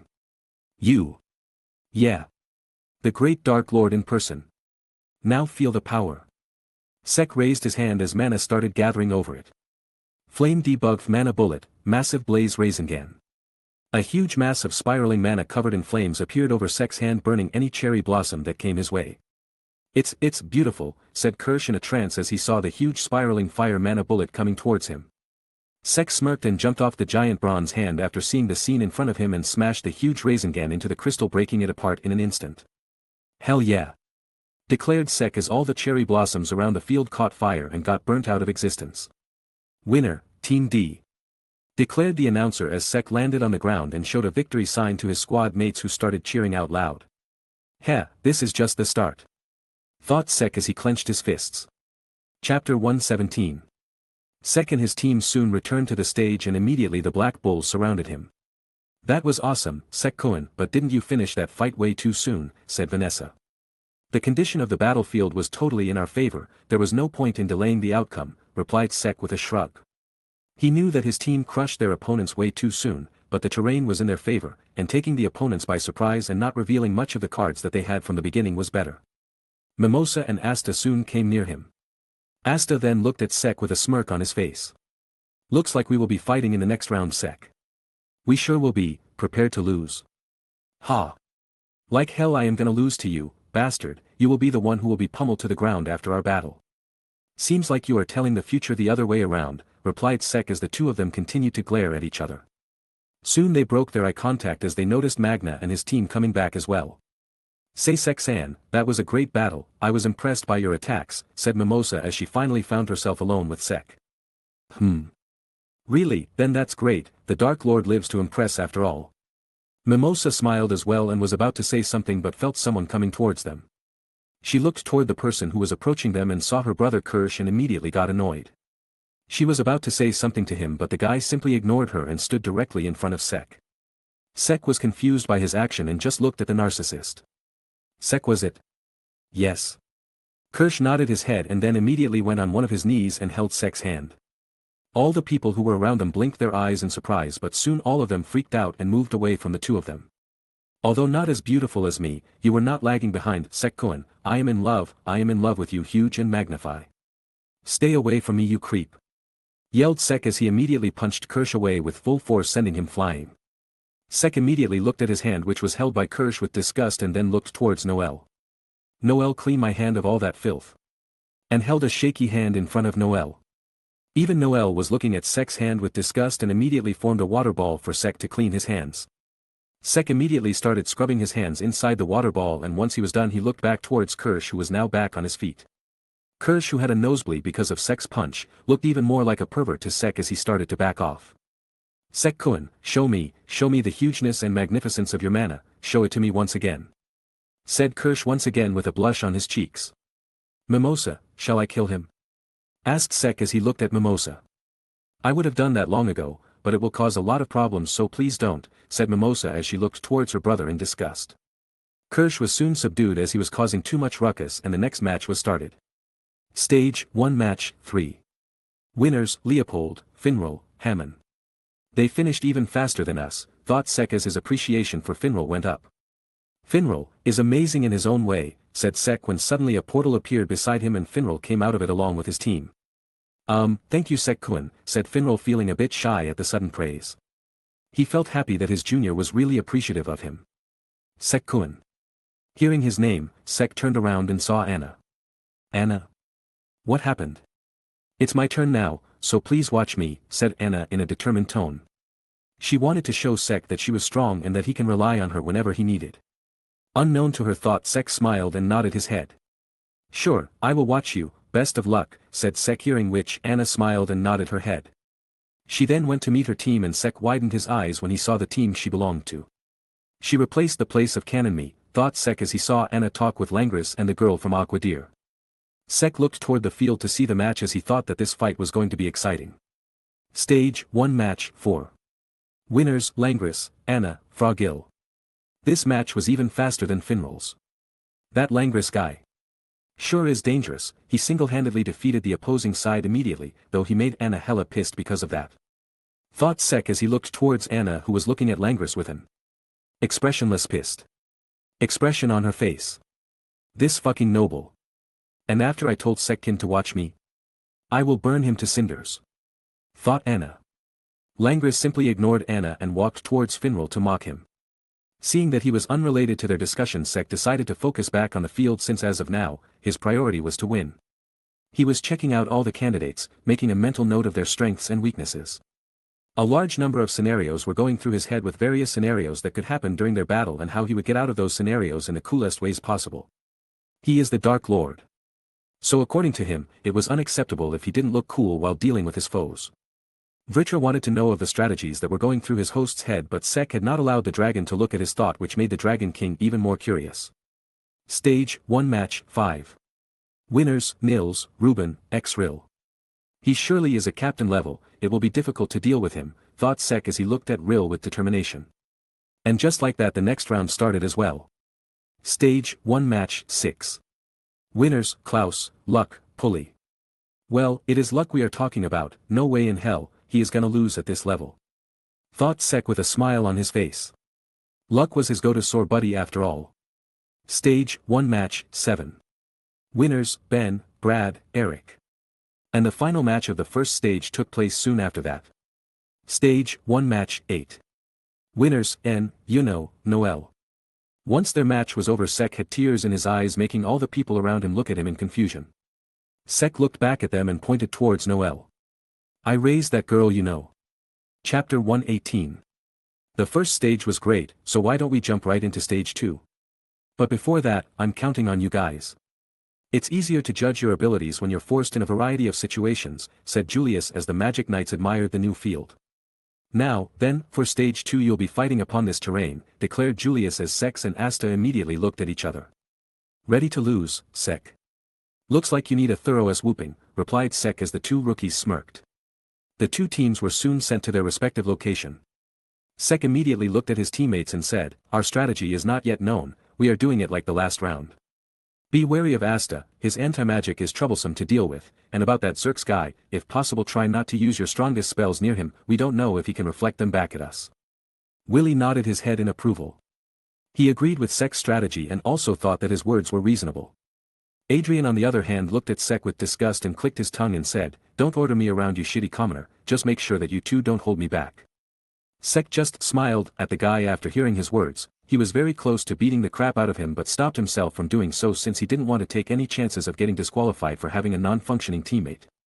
Sek, who was lost in his thoughts, was suddenly brought out of the trance when he felt the change in key. From the start. Asta. Willie, do it. Here I come Sek. Black Hurricane. Get away you two. Declared Sek as he pushed the other two away and immediately focused on Asta who was coming his way. His grimoire started flipping as a serious look appeared on his face. Bronze magic, bronze body. The moment Sek's spell activated, Asta appeared in front of him with his Demon Slayer sword in hand and tried to slash Sek. Sek, who noticed the incoming slash thanks to his senses and ki, immediately ducked below the sword, successfully avoiding the attack. But Asta's attack was far from over as he kicked Sek, who was unable to dodge this time with full force, sending him flying. How was it, Sek? Asked Asta with an excited smile on his face. Sek, who was now in mid-air, focused on Asta and raised his hand. Bronze creation magic, reverse magnum cannonball. Huh? What the? A dome made of bronze appeared around Asta as various spikes that were pointed toward him started firing mana bullets at Asta. This won't work on me, yelled Asta as he swung his huge sword and immediately destroyed the dome. Seeing the scene, a smirk appeared on Sek's face as his grimoire started flipping once again. But this will. Bronze creation magic, Giant's Crush. Asta, who felt the change in ki, widened his eyes in surprise but was unable to respond, as his sword was still in motion and would require him a few more moments to get it back in control. Two huge hands made of bronze appeared near him, not leaving much time for him to dodge, and then immediately tried to crush Asta like a bug. Oi! Are you trying to kill me? No, but I was waiting for this development, said Sek as his smirk widened. Bronze creation magic, rising bronze pillar. The ground where Asta was standing glowed as a pillar made of bronze appeared in an instant and successfully hit Asta in the gut, knocking the air out of Asta and sending him flying. Sek, who soon landed on the ground, smirked and thought, no matter how strong or battle-intellectual Asta may be, he cannot determine a three-part plan. But these cheap tricks are not going to help me, I need to power up as well since mostly physical attacks are the only things that are effective against him, said Sek. So you are going to use my power in the end anyway, huh? My other half, I have to say you made the rig. Shit up Vritra. Just watch, said Sek, making Vritra angry at his host. He was his sacred gear, and it was really infuriating for him to not be used by his host. Asta, who was sent flying, immediately regained his balance and looked at Sek with an excited smirk on his face. That was good, Sek, but I won't fall for that twice, said Asta as he pointed his sword at Sek. Stop making jokes, Asta, you will fall for the same trick every damn time, you are not that smart, replied Sek as he took a deep breath. He was currently stalling for time as the move that he was about to use required concentration and he can't let Asta interrupt him. Ha! What the hell you said, you bastard? I am very smart. Way smarter than you. I doubt that, casually replied Sek. I am. Try me. And just like that, Sek got the opportunity that he was waiting for, Kikakadori. Really? Then tell me what's 13 times 13. Sek immediately started to execute his plan as his grimoire started flipping. Memory magic, parallel thinking beast debuff magic, berserk time debuff magic, fast forward x2. A huge amount of mana started gathering around Sek, as his body started transforming. Back at the stage where Julius and the rest of the Magic Knights were present. Julius looked at Asta with stars in his eyes. He was excited to see Asta's new power. But suddenly his gaze shifted towards Sek as his mouth started to open in shock. Triple cast. No, considering that he is using his previous strengthening magic as well, then it is quadruple casting, so exciting. Sek Koen is full of surprises as well. What all sorts of magic did he use? So curious. So exciting. Meanwhile, the rest of the Magic Knights looked at Sek in shock. It was common knowledge that even double casting is very difficult, and if Julius's words were true, then the Black Bulk rookie that they were looking at was using 4 spells simultaneously. They didn't know what to say, but all of them just continued to focus on Sek with total seriousness. Sek's body started to get slightly bigger as his clothes got a bit ripped. His skin and hair started to get darker along with his scara, which turned black as well. His pupils finally turned red as a faint glow came out of them. The transformation finally got completed as the now berserkerized Dark Lord stood straight, tightened his muscles, looked up, and roared out loud. Roar! This brought Asta out of his trance as he immediately got shocked by the change in Sek's ki and looked at Sek. Oi oi oi, are you serious? Is that you, Sek? Are you fine? The berserker looked at the flying runt with a huge smile on his face and said, "Meet Dark Lord." And roared once again. So even though I can think straight, my vocabulary is limited. Well, not that bad if a trade-off. Thought Sek as he got ready to fight Asta. Okay, said Asta, but before he was even able to finish, Sek appeared in front of him with an evil smirk on his face. Sek's grimoire started flipping as a layer of black mana appeared on his fist. Quintuple casting! Yelled Julius as he got up from his seat with his mouth wide open in shock. Though the reaction was not that different from the rest of the Magic Knights who looked at the scene. Dark debuff magic, dark cloaked magic smash. Smash! Was the word that actually came out of Sek's mouth as his fist connected with Asta, sending him flying toward his magic crystal. Soon a huge dust cloud appeared where Asta landed and another small one appeared when Sek landed. My magic crystal has been destroyed. Winner Team D. Hearing the announcement, Sek raised his fist. Dark Lord, great! Yelled the berserker Sek. Yeah, should have gone to normal form first, thought Sek as he soon deactivated his magic. Chapter 119.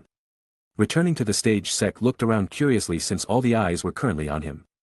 His squad mates rushed to his side seeing that Sek smiled and was about to say something. But before any of that could have happened, a blur passed by the Black Bulls and in the next instant Julius appeared in front of Sek with a twinkle in his eyes. Sek-kun.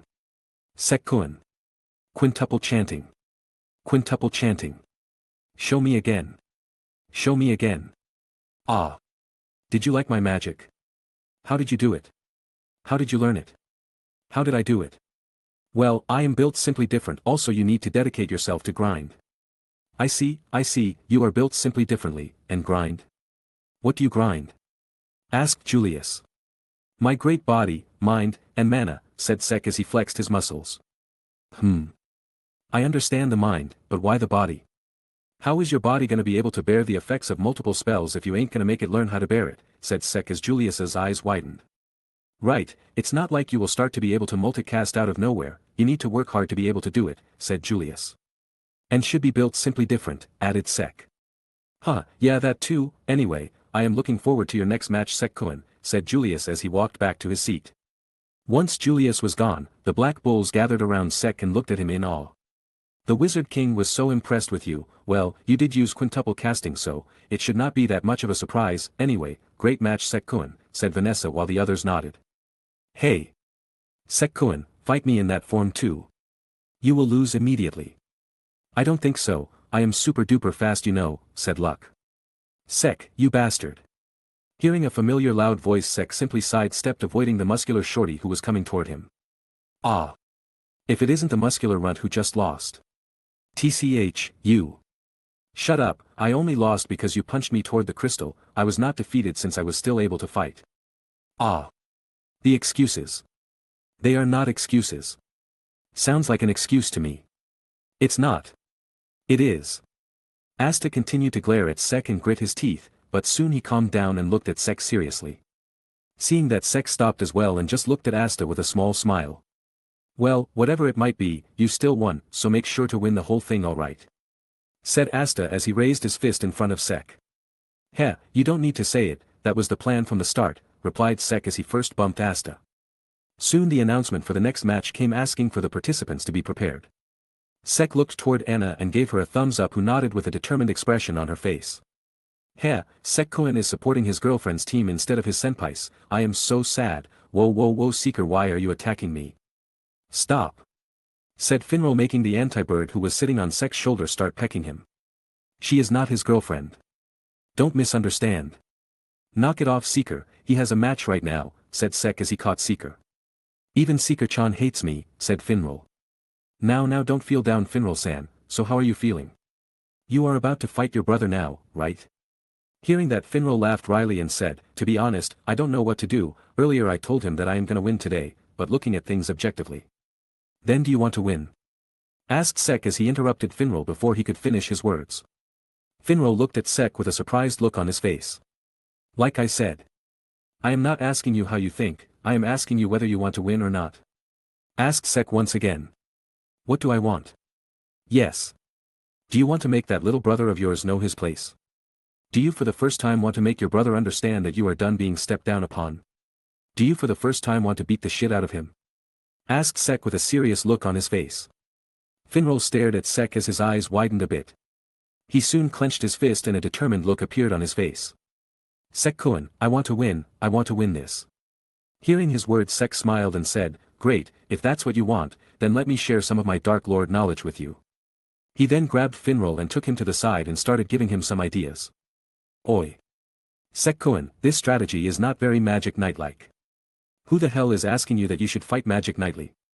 It's a fight between brothers, and these fights are always unfair. You are the older brother here, Finral. Mess that shitty brother of yours so hard, that he is forced to call mommy and daddy in front of all these people. Said Sek. I know that you are trying to support me but they are still my family, you know, said Finral. Finral, listen to me very carefully, no matter how kind you are or how much you care about your family, making the life of the younger sibling frustrating is your right, also, it's hella satisfying. Said Sek as he thought of the time he used to order Rodney around in his previous life. Alright, I will give it a try. That's the spirit, go and have fun. Said Sek as patted Finral's back. You are a weirdly evil man my other half, said Vritra. Now it will be a funny scene to watch. Replied Sek as he went towards the other Black Bulls. The second match of Stage 2, start. Hearing this announcement, Langris looked at his two teammates and said, alright, I am going to deal with the Flame Magic, Flare XL. But before he was able to finish Anna rushed forward leaving Langris and Frogil behind. That fucking bitch. How dare a peasant defy me? Thought Langris as he used reinforcement magic and started running towards the enemy side. Looks like I am alone once again, why did I get teammates like these? Said Frogil in a whining tone as she stayed behind to look after the crystal. On the other side of the field, Finral asked Leopold and Hammond to let him deal with the Langris, to which the two of them agreed without much trouble. Hammond immediately started to use his glass magic, bear detection, to look for the enemy crystal. But all of a sudden they felt their opponents approaching them. That's Anna's mana, alright, I will take care of my squad member, Finral, send us to a better location, said Leopold with an excited look on his face. Finral gave a nod as his grimoire started flipping. Spatial magic, Fallen Angel Gate.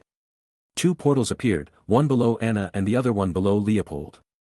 Both fell into it and appeared somewhere else. Anna looked at her surroundings, finding herself in a different location. Anna, right? Alright, today let's decide who is the better rookie amongst the two of us. Anna didn't say anything as her grimoire started flipping. Flame Magic, Incinerate Orb. Ho, you are excited as well. Flame Magic, Spiral Flame. The two attacks clashed, causing an explosion and blocking Leopold's vision. Haha, you are STR. Flame Magic, Raging Flare. Before Leopold could even finish, a straight wave of flames came rushing toward him, making him jump to the side and dodge the attack. Flame Magic, Flare Burst. Another attack in the form of an explosion came toward him, but this time he was unable to dodge and was sent flying away. Oi! What are you doing? Fight me with honor. Honor, I don't have time for that, I need to show my strength, Sek-kun, replied Anna as her grimoire started flipping once again. Flame Magic, Incinerate Orb. Seeing another incoming huge fireball, Leopold used reinforcement magic to move away from the fireball's path. Alright, if it's like this then. Flame Magic, Spiral Flames. Seeing the incoming spiral of flames, Anna just stood at her spot as her grimoire started flipping. Flame Magic, Fire Tornado. Before the spiral of flames could get even close to Anna, a huge column made of spiraling flames rose from the ground, engulfing Leopold's magic in an instant, making the royal widen his eyes in surprise. While he was distracted, Anna rushed towards him as mana gathered in her hand, and once she got close enough to Leopold, he realized what was happening and tried to dodge. Too late. Flame Magic, Flare Burst. Exploding flames came out of her hand that she pointed towards Leopold, sending him flying and knocking out the royal. I hope that Sekkuin watched me and didn't just focus on the crystals, muttered Anna as she started to look for the enemy crystal once again. Nisan found you, just a reminder, don't blame me if you lose any limbs, I'll end this in a single blow, said Langris with a smile on his face. Hamon-san, did you find the crystal? Asked Finral while keeping an eye on his brother. Mana gathered around Langris's arm as he swung it down, causing a spatial cut to appear near the crystal. Finral immediately felt the location of the spatial cut and opened a portal at the exact location, causing the two spatial magics to collide and cancel each other out. What? Found it, Finral-san, said Hamon as he showed the location to Finral. Finral nodded and opened a portal, seeing which Hamon jumped through it and appeared near the location of the crystal. What are you gonna do now? You sent your bodyguard away. Are you out of your mind? I am totally fine, don't worry about me, after all, I am about to beat you. Huh, you surely have gone insane, Nisan, best me, don't forget your place, yelled Langris as he tried to use his spatial cut once again, only for Finral to cancel it out. Langris frowned in anger and tried to use the same attack again and again, determined to not use his grimoire's magic on his lowly younger brother. It's going just like Sekkuin told me, thought Finral as a small smile appeared on his face. Did you just smile while fighting me? Do you think that I am a joke? Now, not missing the unexpected opportunity that he suddenly got, Finral's grimoire started flipping. Spatial magic, Fallen Angel's Hold. Mana gathered around Langris, making the vice-captain of Golden Dawn jump away as 4 portals appeared around him. What are you trying to do? You can't use offensive magic, so you are using your cheap tricks. Sorry to disappoint you, but this trick is theorized by a certain Dark Lord from my squad, said Finral with a nervous smile on his face, wishing for the trick to work. The 4 portals that appeared around Langris immediately moved toward him and made all of his limbs pass through them and stayed there, as only the limbless Langris was left with 4 portals being present where his limbs should have been. Hush! Screamed Langris as he looked at his timeless body and the 4 portals that didn't allow him to move at all. What the hell is this spell? Demanded Langris. Finral sighed and then started explaining, it's a spell that I made after Sekkuin's suggestion. Spatial magic, Fallen Angel's Hold. I form a portal at the joint of each limb of the opponent, making it so that you cannot move away and remain restrained without being able to use your magic. You know, Sekkuin asked me to name it spatial magic, Fall Angel's Glory Hole. As Finral mentioned that, all of them looked towards Sek. What? It's a perfectly fitting name if he uses it to make his has of mouth appear somewhere else. You think that you can hold me with this kind of trick? I will just use my magic to blow this portal away. Finral shrugged his shoulders and said, sure, try it, although, I don't know whether your limbs will remain intact if you forced close my portal without pulling them back. This made Langris stop his actions as he glared at Finral in anger. Why you? Useless Nisan. Forgetting your place and trying to stand up for yourself. Do you think that anything will change? Do you think that our mother and father will respect you? No, nothing will change. You will remain useless. You hear me? Yes, I will remain useless, but do you know what is worse than that? Asked Finral in a sad tone. Langris calmed his anger a bit and started at his brother, waiting for him to answer. A brother who cannot do anything when facing that useless person. Oh, I feel so bad for you. Sekkuin, I am following your plan, but this is making me cry for real, thought Finral as he felt embarrassed by his actions and words. A few tick marks appeared on Langris's face and soon his brows started twitching as well. Now you have done it. I didn't want to use my grimoire against a worthless shit like you, but you made me do it. Listen to me, brother, you will regret. Spatial magic, Fallen Angel's Wing Beat. A green orb made of spatial mana launched from Finral's hand and struck Langris's grimoire, teleporting it away. It. Langris felt silent after seeing his grimoire disappear and blinked his eyes in surprise. Were you saying something, little bro? Asked Finral in a calm tone. Damn, someone get Finral an Oscar, holy shit, that was spot on, it's just like I imagined it to be. Finral. You rock. Whoop your brother's ass. Cheered the Dark Lord as he grabbed a book that appeared out of nowhere, put it on the ground, and then sat on it, before anyone could notice. Chapter 120. Why you? Where is my grimoire? I wonder where could it be? Replied Finral in a calm tone. He was very calm right now. For some reason, Sek's idea worked very well. His brother was restrained and him being unable to use any magic. Now comes the difficult part. If possible, I don't want to do this, but, thought Finral as he walked closer to Langris. Stop mocking me and fight me, lick. You are too loud, shut up, said Finral as he used reinforcement magic and punched Langris in the gut. Ack. And again. And punched Langris with reinforcement magic. And again. Arg. Stop it. Are you going to fight in such a humiliating way? Langris, the only one who is being humiliated here, is none other than you. Also for some reason, I am feeling excited, said Finral. Why you? You know Langris, you always told me that I cannot learn any attack magic, and because of that I started to believe that I cannot learn attack magic as well, and that is true. In the end, I still am not able to learn any offensive spatial magic, said Finral as he looked at his grimoire with a soft smile on his face. Hearing his words, Langris smirked and said, so, as I said, you will always be useless, brother, you will. But while he was talking, Finral punched Langris once again. Don't interrupt while others are still speaking. Langris winced in pain and glared at Finral but stood silent. He is really listening to me. Was what I doing wrong this whole time, not using violence? Thought Finral as he glanced at his fist. Ahem. So as I was saying, I cannot use any offensive spatial magic, but that doesn't mean that I cannot learn normal offensive magic, said Finral as a mana bullet appeared over his hand.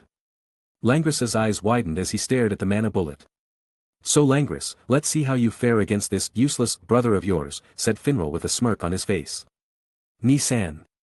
If you have any pride then. Sorry, but a Dark Lord from my squad told me, a fight between brothers is not about pride, it's about who whoops who's as first, said Finral as multiple mana bullets appeared around him. Langris frowned as he saw multiple mana bullets appear around Finral. Finral's arms opened wide as the mana bullets glowed brighter. He then gestured for the bullets to move forward and all the bullets rushed toward Langris immediately. No. Stop. I am the one who is better than you. Yeah, that's why it's much more fun, said Finral.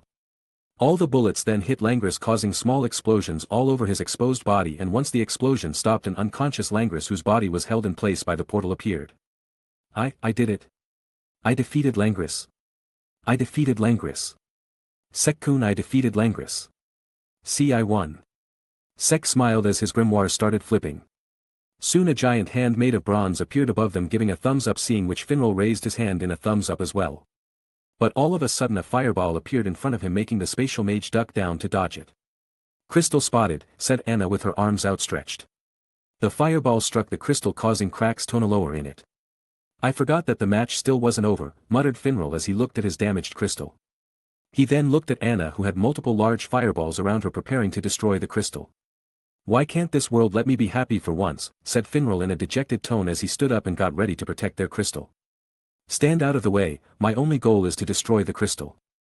Sorry, but I cannot do that, replied Finral as his grimoire started flipping. Anna didn't say anything after that and just started attacking. Flame magic, incinerate orb. Various huge fireballs were fired toward Finral, who just panicked seeing the sheer size of the attacks. Spatial magic, fallen angel gate. A huge portal appeared in front of Finral, making the fireballs pass through it.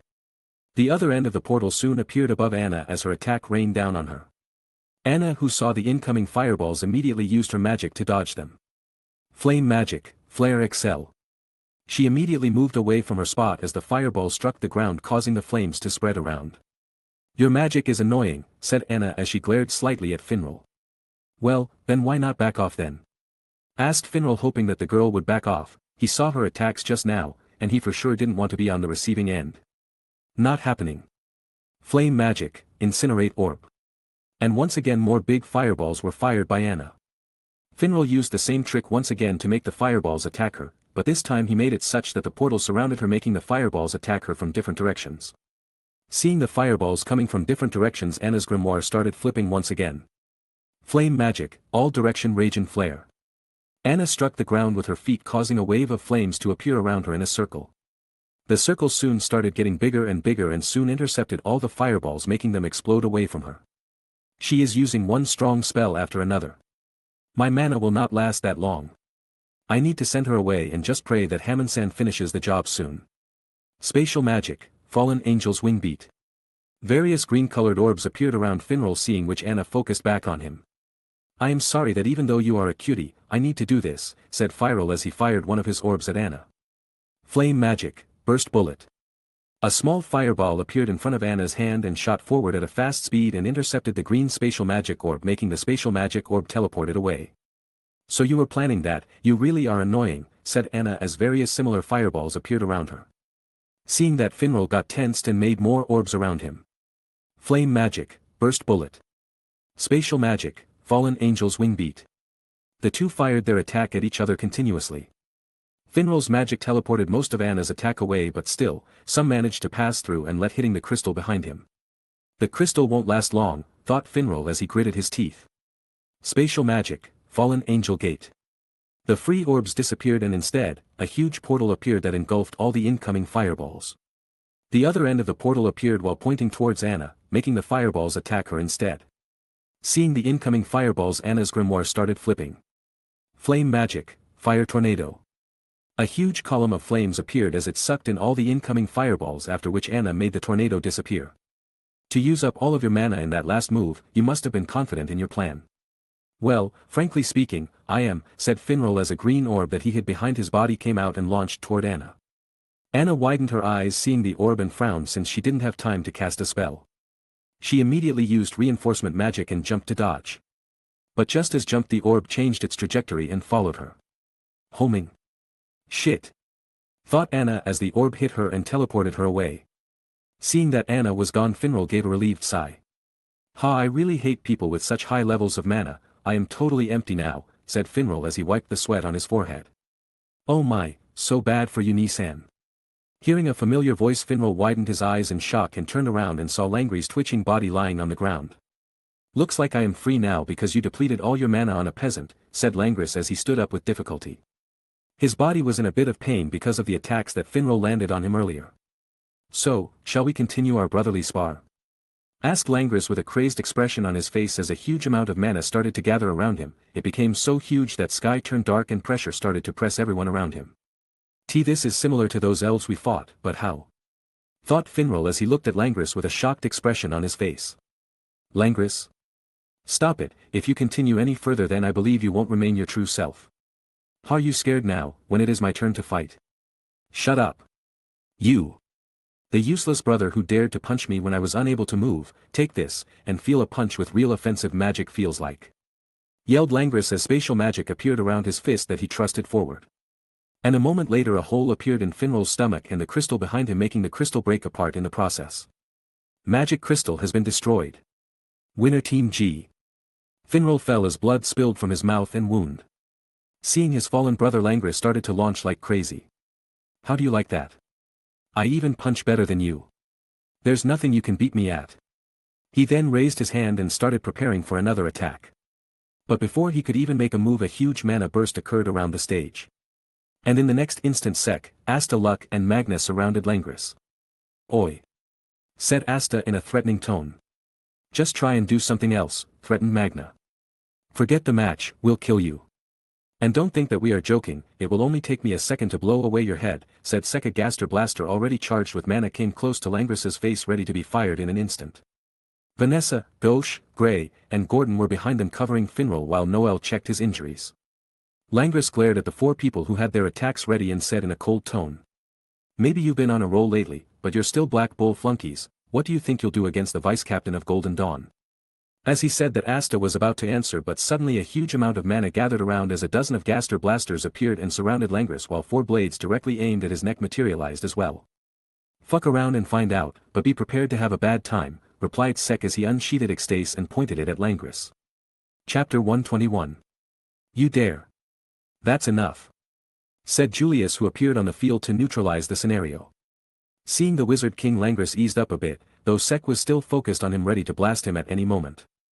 Those who go easy on their companions in a fight can't be trusted, but those who try to kill their companions have problems that run much deeper than trust, said Julius. He then looked towards Sek and ordered. Lower your weapons. All right, said Sek as all the Gaster blasters and swords disappeared. Langrys, who now had more room to move around, lowered his hand and sneered at Finral. Companion.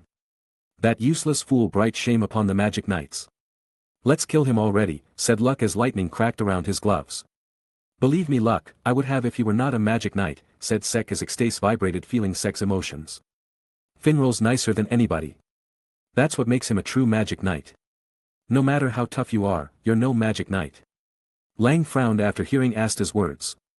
I'm not a Magic Knight. What? I guess making it this far has gone to your head. You sure talk big for a Black Bull's newbie. Wizard King, would you let me battle them before the next match starts? Actually, let's just start. Langrys then raised his hand once again to attack Asta. But before he could even form the spell, a fist hit his face and knocked him down. First of all, your opponent is me, Asta is already out, secondly, know your place you fool. King Trash, I didn't hear the Wizard King permitting you to start the match, who the hell do you think you even are? Said Sek with a slightly angered tone. He then looked toward Julius and said, I apologize for taking action. And as for Langrissa's request, I would like to decline and ask you to go through with the matches as they were meant to be. What happened? Did you get scared? Sek looked down at the fallen spatial mage and with a smile on his face said, I mean, crushing you when you are this weak and injured will surely make me feel embarrassed, so I am giving you time to get healed and then beat you. Hearing that, Langrissa's mana started to rampage as he got angrier. The two glared at each other as Sek pushed back the mana that was coming out of Langris without much difficulty. Stop it, you two! Ordered Julius, to which Sek stopped using his mana, but Langris continued to release his, making Julius sigh as he used his time-binding magic, chromostasis, to trap Langris in a sphere. You can hear me, yes? Said Julius as he glanced at Langris. Sek-kun, in an actual battle there is no one who says start and stop, you know, said Julius, asking him to fight right now. Yes, that is true, but it is also true, that on a battlefield, it's the truly stronger one who decides how long the bugs who are facing him live. Plus what I said earlier is true as well, I want to crush him when he is totally healed so that I can injure him more. Also, I need to heal my squad mate and make sure that he is there when my match starts. Said Sek as he glanced at Finral. That kind of injury will take a while to heal, Sek-kun, said Julius. Not when the Dark Lord is involved, said Sek as he walked towards Finral and kneeled to his level. Bronze Creation Magic, Safe of Eternity, Manager. A small translucent tablet-like structure appeared in Sek's hand. He then took out one of the Witch Queen's healing bottles and opened it in front of Finral. A cocoon formed over Finral's body and started healing him. He will be fine now, Wizard King, please go through the matches, like it was supposed to, said Sek as he and Asta held Finral's body and placed him over his shoulder. Sigh. Alright, I will keep Langris on hold and will let go of him when your next match start, said Julius as he ordered Cobb to return them to the stage. Once they returned, Sek placed Finral on a cushion made of Charmy's magic. Wake up, Finral, you are healed up, said Sek, but the man didn't react. Vanessa-san, please make a sexy moan near his ear, asked Sek. Really? Asked Vanessa. It's the second most effective way after kicking him in the balls, said Sek. Vanessa sighed and nodded. She cleared her throat and then moved closer to him. Finral-kun, wake up, you naughty boy, said Vanessa in an overly erotic voice, causing Noel, Gray, Asta, Sek, Magna, and even the Super Siscon Ghosh to blush on the spot. Hi. I am awake. HM, I have a sexy voice, said Vanessa, feeling proud. Sek agreed with her but didn't say anything and just cleared his throat to get everyone's attention. So Finral, how did it feel? Beating the crap of your brother. Sek-kun, it felt awesome, I don't know why but I feel relieved. It's violence, Finral, it's a beautiful thing that relieves a man's stress, said Sek in a sage tone. Alright. Stop corrupting Finral's thinking. Ow. Hey, I am telling the truth. Naya. Feeling a pat on his leg, Sek noticed Vanessa's cat Rogue trying to comfort him. Sek held the cat in his arms and scratched its chin. You are the only one on my side, Rouge, said Sek in a dramatic tone while the cat mewed happily in his arms. Soon the other matches of Stage 2 were over as well, with results being along Sek's predictions. Stage 2 Match 3.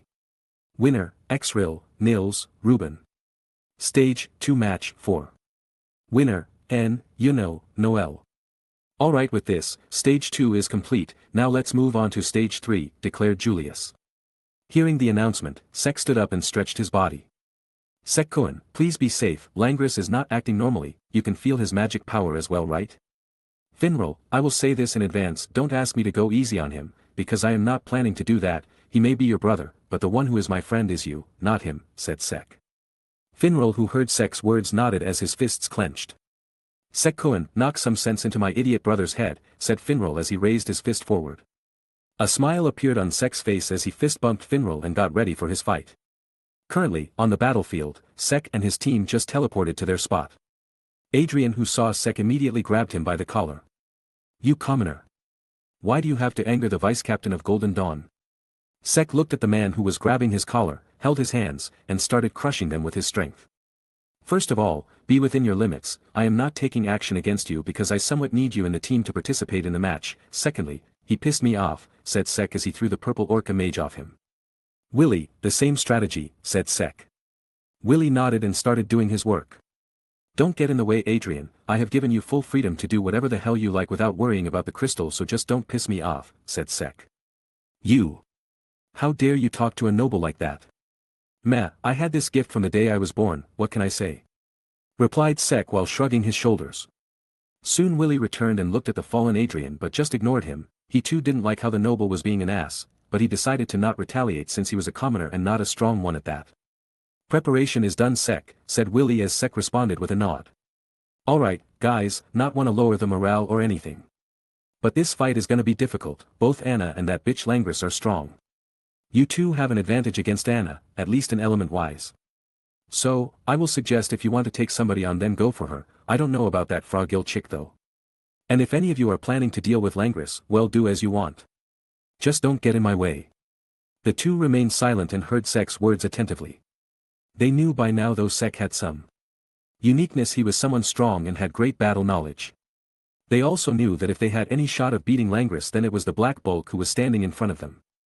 Alright, then I am going to find Langris, said Sek as his bike appeared. He immediately got on it and rode away to find the spatial mage. Chapter 122. Sek was driving his way around the whole field but soon increased his speed since he was not spotting anyone to fight against. As Mana passed through the bike roared. You excited, Kaiser? Asked Sek as he looked at his bike fondly. It was only recently that Sek discovered that his bike had some sort of consciousness in it. He was not sure why, but he liked it. The bike made a sound in response that Sek could feel meant that it was feeling happy. Suddenly Sek's mana detection responded as he stopped and looked at the building where the mana was gathered. Looks like we found the crystal before we could have found the space magic bitch. What do you say, Kaiser? Should we break through and send a warning? I mean, I don't want to finish the fight without beating the crap out of space bitch. The bike's eyes glowed as it made a noise. You want to get some action, bet that will totally destroy the crystal. Virum. You promise you will hold back? Are you really sure, because the last time? Sad Virum. Hey, don't whine, I trust you, it's just well alright, we will go with you this time, but hold back, okay? I will deactivate the magic if you are about to destroy the crystal though. Happy Virum. Heh, don't get too excited and destroy it. Alright, Kaiser, let's do it. The bike's eyes glowed red as a figure of a red demonic face made of mana appeared out of the bike's front. Kaiser, Demon Rush. Vroom. The bike made a loud noise and rushed forward at a great speed. The red demonic face got bigger and a red trail of mana surrounded the whole bike. Virum. You want me to say it? Alright. Responded Sek, making the bike even more excited as it sped up even more. The building soon came into view as Sek smirked. The bike crashed through the walls that came in its path without any challenge, and soon the building where the crystal was located came into view. The bike roared to inform everyone that it and its lord were there and there was no use to hide their sorry asses. The wall of the building doom came in front of them as the bike, just like the other walls, broke through it without any trouble. Kaiser's crash. Yelled Sek as he entered the building with a bang, causing Froggill, who was in the room to protect the crystal, widen her eyes in surprise. Wah. What do I do? But she soon snapped out of her thoughts as she saw the bike come towards her. In a panic, her grimoire started flipping as mana gathered around her. Snow magic, rising iceberg. An inclined iceberg which looked more like a spike emerged from the ground as Sek and his bike claimed over it, and because of their speed broke through the building and flew out of the building. What happened just now? Thought Froggill as she saw Sek enter and leave without being able to do anything to their crystal. Kaiser. Virum. Don't worry, though it's embarrassing, at the very least we didn't destroy the crystal, said Sek as he felt that the bike was sad for not being able to make much of an impact. But all of a sudden both his mana detection and ki warned him of the incoming attack. Sorry Kaiser, said Sel as he jumped off the bike, and in the next instant the split in half. TCH, and here I thought I got you, said Langris as he looked at Sek with hatred. Oh, look, the asshole I have been looking for, said Sek as two swords appeared in his hands. You cut my bike, I am so gonna Kirito you for that, said Sek as mana skin appeared around his body. Heh, you think you can deal with me with just two sword? But before he could finish, a sword appeared in front of Langris and he just barely dodged it. Who the hell said that I only have two swords? Asked Sek with a smirk as his grimoire flipped, and soon their surroundings were filled with swords floating in the air and pointed toward Langris. Langris turned serious as his grimoire started flipping. Spatial magic, Archangel Shootdown. You black bulls really know how to drive someone insane. Oh please, you were insane since the day you were born, don't give us the credit. Langris frowned at Sek's response as various black spatial magic orbs appeared around him and shot toward the bronze swords that appeared around him. Sek didn't waste much time as well as he rushed towards the Golden Dawn mage with his two swords in hand while his other sword started striking down the spatial magic orbs. Though it was his swords that were being destroyed by the orbs while the orbs disappeared after doing their job. Langris laughed seeing Sek's desperate effort as more orbs appeared around him. "You commoners need to know your place," said Langris as he fired the newly formed orbs at Sek. "Well, it's obviously above your mom, but whatever," replied Sek as he stared at the incoming attacks. His other grimoire started flipping and a grey glow appeared around his swords. Spatial debuff magic, distorted space. Sek then stood at his spot as the orbs approached him. "It's been a while since I have used my swords," muttered Sek as he closed his eyes and let the key and mana detection lead him. "Ha! Did you give up already? Die then. You underestimate what all the Dark Lord is capable of doing," said Sek in a calm tone. Sek's hands then started to move around at a rapid pace slashing apart the spatial magic orbs that were coming at him. A moment later no orb remained while Sek still stood without a scratch. What just happened? "The Dark Lord happened," said Sek as he soon heard a loud explosion which made both him and Langris look toward the direction where the sound came from. They soon spotted a huge column of flames rising in the sky. "Well, Anna is going wild there, I should do the same," said Sek as he looked back at Langris who looked back at Sek with anger as well.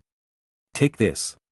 yelled Langris as more orbs appeared around him and started attacking Sek. Sek just started to walk toward Langris without much worry while cutting down the orbs that came toward him. "If I were in your shoes, I would have started using my big gun already. Don't tell me what to do," yelled Langris as he decided to go for a stronger attack. But at that moment Sek's figure blurred from his sight only to appear directly in front of him. Of course, a stronger spell means more time to activate it, meaning enough time for all sorts of shit to happen to you, said Sek as one of his swords disappeared as his arms started glowing. Bronze creation magic, weapon make bronze club. A moment later a pillar made of bronze came out of Sek's hand and struck Langris in the face and sent him flying. Langris who was now in mid-air had blood coming out of his mouth. He wanted to curse Sek, but he knew it was his chance to use his magic now. "Now don't get too naughty," said Sek as he felt the change in ki. Bronze creation magic, giant's fist. A huge fist made of bronze appeared in mid-air and punched Langris down with full force making him crash. Langris's eyes widened from the sudden pain of the impact as blood spilled out of his mouth. "Don't pass out just yet, I have a whole lot of things that I have to show you, I still need to knock some sense into you as your brother asked me to do," said Sek as the sword materialized in his hand once again. Langris's face twitched in anger as he heard Sek mention his brother. He glared at the Dark Lord who just smiled at him. "What? Is the fight getting too unfair for you? Want to cry?" Langris gritted his teeth as he tried to get up. "Oh. You can still get up, that's good, I want to play more." Once Langris was up he glared at Sek and said, "If you are a real magic knight then give me a chance to use my spell and then we will see how good you are." But Sek rushed at him and punched him in the face again. "And if you are a magic knight then get good, you bug," said Sek. Langris who was sent flying once again landed on the ground and glared at Sek. Sek did what every normal Dark Lord does and punched the guy flying a few more times. "Wow, you look very funny now," said Sek with disgust as he now looked at Langris whose face was swollen and bruised beyond recognition. "You know what, just take your time and use your strongest spell against me, I will wait," said Sek as he lowered his fist and sword. "Really?" asked Langris. He was so injured that he was not even able to speak properly. "Yeah, go ahead, it's getting a bit boring now anyways," said Sek as he relaxed his body a bit. Langris had a toothy malicious smile on his face, which showed that he was missing some teeth. "Woo will we get it woo kamona," yelled Langris in his broken speech. His grimoire started flipping as a huge amount of mana gathered around him. Spatial magic, Archangel's cleaver. A huge imaginary cleaver appeared above Langris as he raised his hand. Sek who could feel the spell with his magic detection smirked and gestured for Langris to go ahead. Langris thought that the blonde black bull will start begging for mercy, but seeing him acting so calm and even provoking him drove Langris's anger off limits. "Die you, commoner!" yelled Langris as he moved his hand down and the imaginary cleaver slashed down almost immediately cutting around 50 m of the ground along with Sek straight. Sek's body was sliced in half causing the onlookers to rise and look at the scene with horror. The black bulls started preparing to get ready to kill Langris. "Was that it? Huh?" asked Langris with a shocked look on his face. He looked at the body that was split in half smiling at him. The two halves of Sek soon merged and took a step forward. "So how did you like my new spell Bronze Magic, Bronze Body, Logia?" Next time learn some hockey before trying to harm me. Now then shall we get right back to beating the little bro? Asked Sek, and this time Langris didn't get angry at Sek. He was scared. Totally scared. Chapter 123. St stay away. Screamed Langris as he started to run away from Sek. Oh my, looks like I scared the little bro too much. Well, sound like a him problem to me, said Sek as mana gathered in his swords. Continuous flying slashes. Sek started to swing his swords, making various mana-charged slashes fly toward Langris. Langris looked back as he felt the mana from the attacks that were coming at him.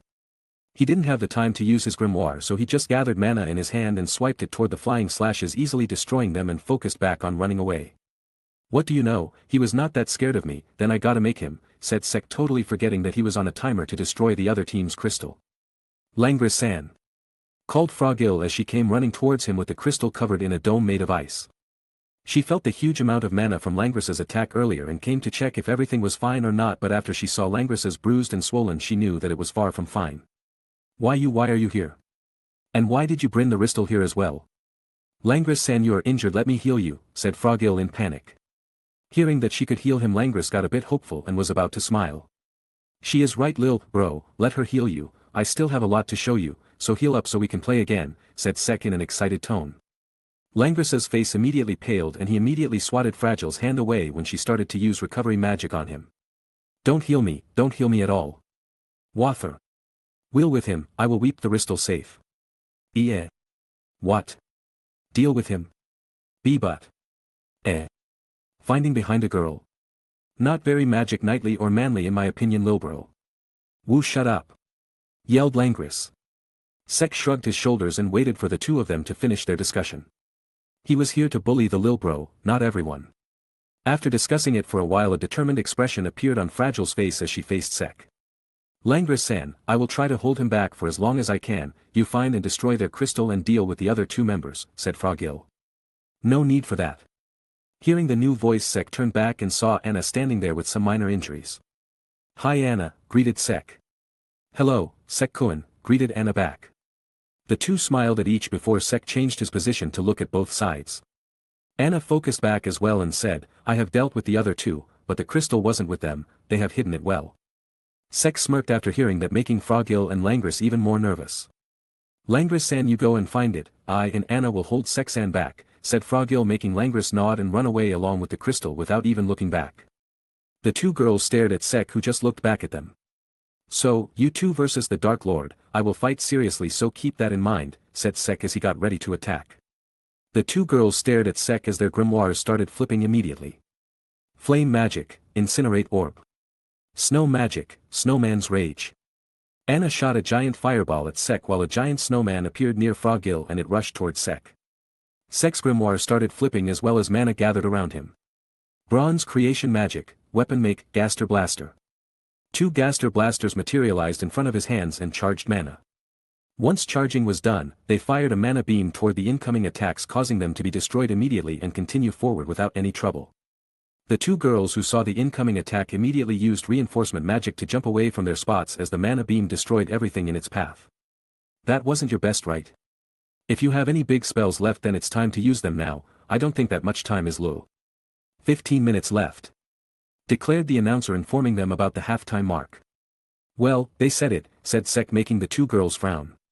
Looks like I need to use it, Sek-kun, I will come at you with my full power, said Anna. Frogil was about to say something, but Anna looked at her and said, stay back, your ice spell will not work well with mine. Frogil opened and closed her mouth wanting to say something but stopped once she thought that Anna was right. It's fine Anna, go all out, said Sek with an excited tone. He wanted to see how strong Anna actually was. Anna nodded as her grimoire started flipping and a huge amount of mana gathered around them. That's some mana there, commented Sek.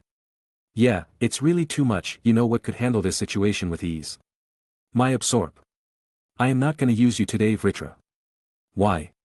Just use me my other half. I am itching to fight. Then scratch your balls or something. Wait, all that mana just disappeared. Thought Sek. Oh, I know that pattern, she is dash, said Vritra. Flame summoning magic, mystic firebird.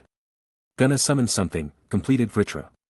A large magic circle materialized in the air as a huge orange bird radiating a huge amount of mana appeared. Holy shit, F. "CK me, a freaking phoenix," said Sek. "Let me out my other half. Let me out. I want to fight this. Our fight will be great." "Sek-kun, this is my Ignis, I hope that you are ready to fight against her," said Anna. Sek didn't say anything but his grimoire started flipping. A huge happen materialized below Sek as Sek stood upon it and got into the air as well. "Vritra, I am still not using you. And you know what?" "What?" asked Vritra in a desperate tone. "Because this battle will be legendary," said Sek as multiple gasters appeared and surrounded the bird. Gaster blasters. All the bronze animal skulls fired a beam at the same time and it struck the huge bird without any difficulty, impaling the bird with giant mana beams. "Kui." The bird screeched in pain as the attacks hit her, making Sek look at the bird with a confused look on her face. "Oh, I forgot that she is still young and needs to be told beforehand what to do," said Anna as she stuck out her tongue and did a teehee. "Ignis Phoenix heal," ordered Anna as the bird squealed as a glow came out of its body and soon all the wounds that it had disappeared. "Good, now, attack that man and dodge any attacks that you can," said Anna, making the bird squeal once again. The bird flapped her wings and rushed towards Sek. Bronze creation magic, giant fists. Two huge fists made of bronze appeared near Sek and rushed toward the phoenix with full force. Phoenix flare. The bird who heard Anna's order spread its wings wide as flames gathered in its mouth. "That doesn't look good," said Sek as he felt the amount of mana gathering in the bird's mouth. Both his grimoires started flipping as the bird fired a sea of flames towards Sek in his attacks. Frost debuff bronze magic, Dark Lord's chilling barrier. A translucent barrier giving off a chilly aura appeared around Sek and the giant hand he was standing on as the sea of flames engulfed him while easily destroying his previous attacks. "I know that it is a phoenix, but still, its flames are stronger than that drugged salamander," said Sek as he felt his barrier being melted slightly by the flames, making him use more mana to maintain the barrier.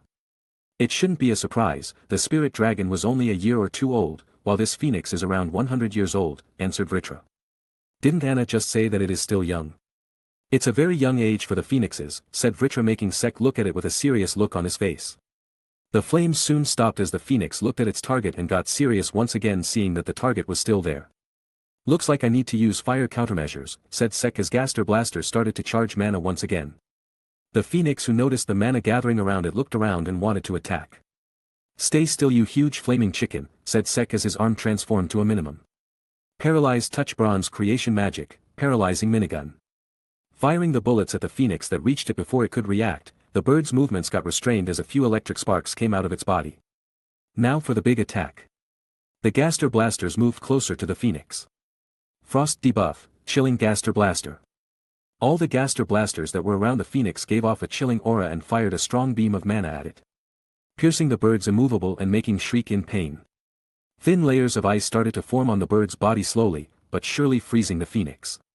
Ignis. Phoenix heal. A bright light came out of the bird as its wounds started to close. "Like I am gonna let you," said Sek as the Gaster blasters attacked once again, making its wound reappear. A few moments later the whole phoenix got covered in a thin layer of ice and stopped moving completely and fell from the sky, causing the frozen phoenix to crash into the ground. "Well, looks like it's done," muttered Sek. "Never thought I will see a frozen phoenix of all things. Your debuff magic is unfair," said Vritra. Sek jumped down from the top of Bronze Hand and landed on the ground and was about to attack Anna before she could try anything else. Ignis. Flame incarnate. The next moment the ice around the phoenix melted and evaporated in an instant, and now instead of a physical body, a bird made totally out of flames appeared and glared at Sek. "Shit," muttered Sek as he looked at the glaring firebird. Sek's grimoire started flipping as mana gathered around the phoenix. Frost debuff bronze creation magic, reverse frozen magnum dome. A dome made of bronze and giving off a chilling aura appeared around the phoenix, trapping the flame bird inside. Frost debuff bronze restraining magic, frozen bronze shackles. Shackles releasing a cold aura appeared around the phoenix's flaming talons and neck, trying to restrain the bird. Sek's mana flared as various cannons appeared inside the dome. Chilling blast. Frozen mana blast started to rain down on the first bird, dampening the flames ever so slightly. "I know I have a lot of mana, but this can be a challenge even for me to blow off the flames of the phoenix like that," said Sek with a frown.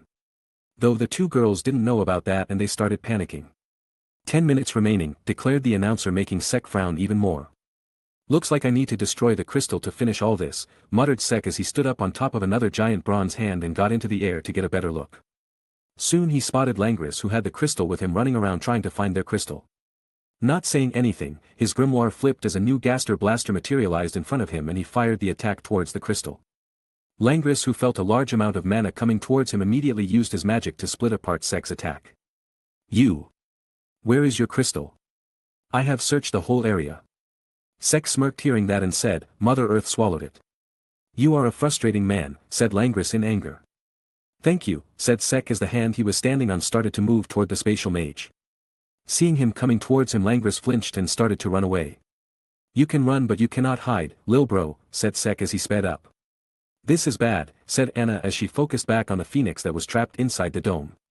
Ignis. Million Clover. The phoenix nodded as its whole body started to glow even brighter and the mana around it started to grow larger. Kui. The bird screeched as it spread open its flaming wings, releasing a strong blast of heat all around it, destroying the shackles and the dome, causing a huge explosion. Ignis, stop using flame incarnate, ordered Anna as the phoenix turned back to its normal form. Get on, Frogil, said Anna as she jumped on top of the phoenix and was soon joined by the panicking ice mage.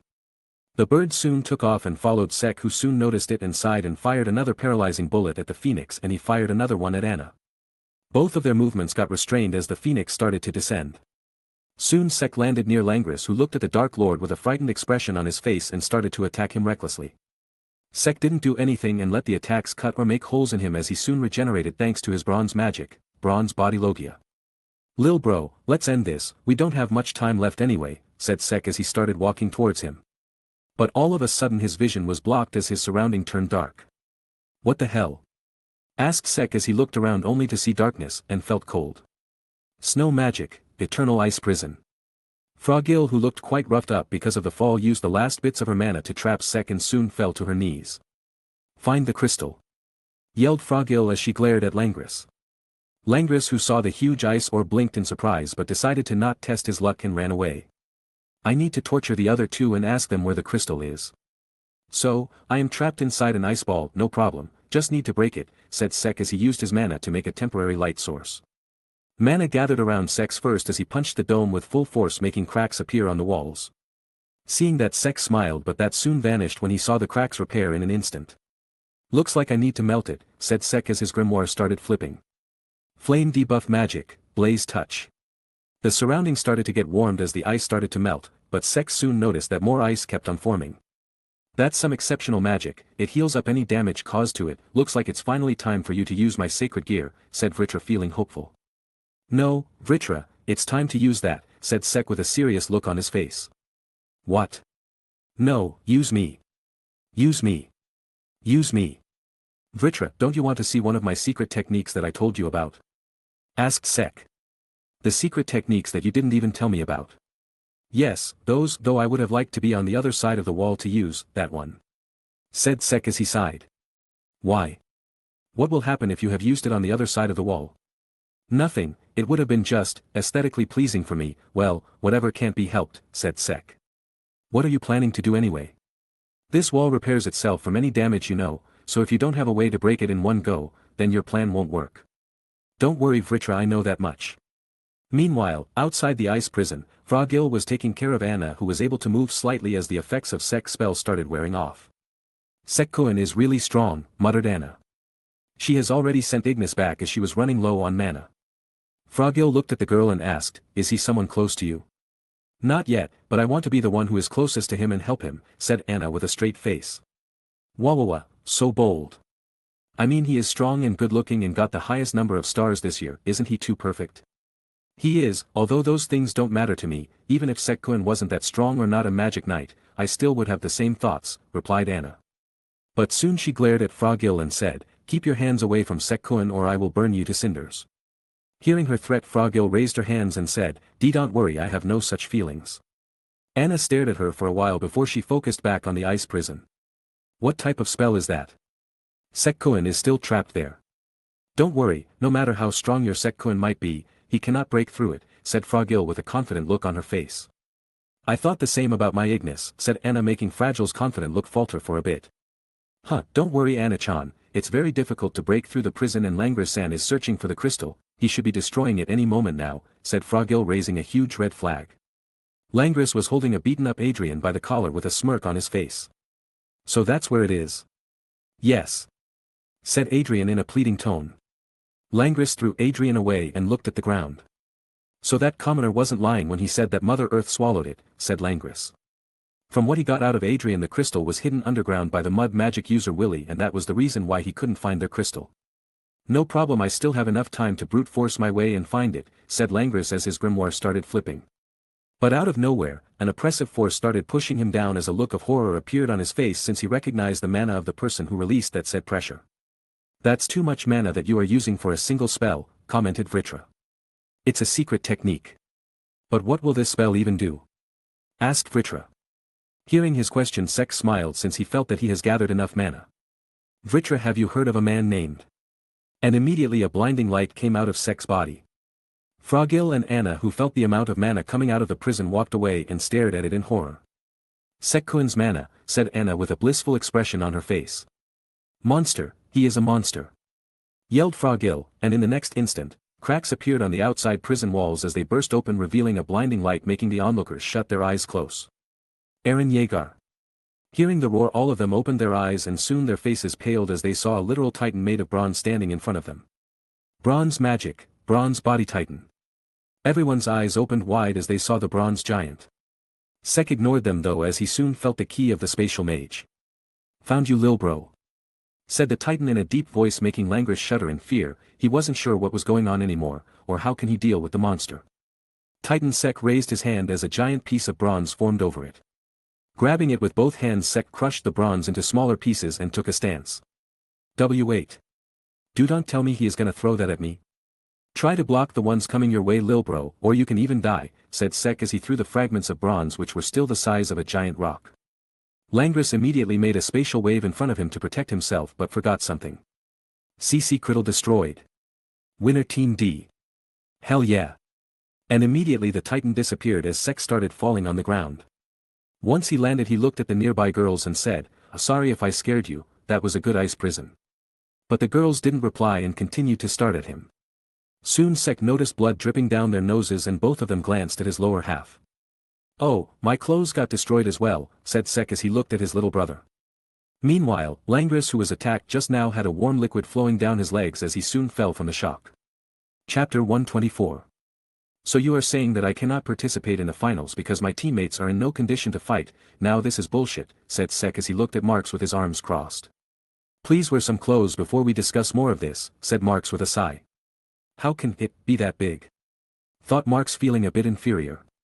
Wait, said Sek as he used his magic to summon his storage safe and got in only to back a minute later fully dressed.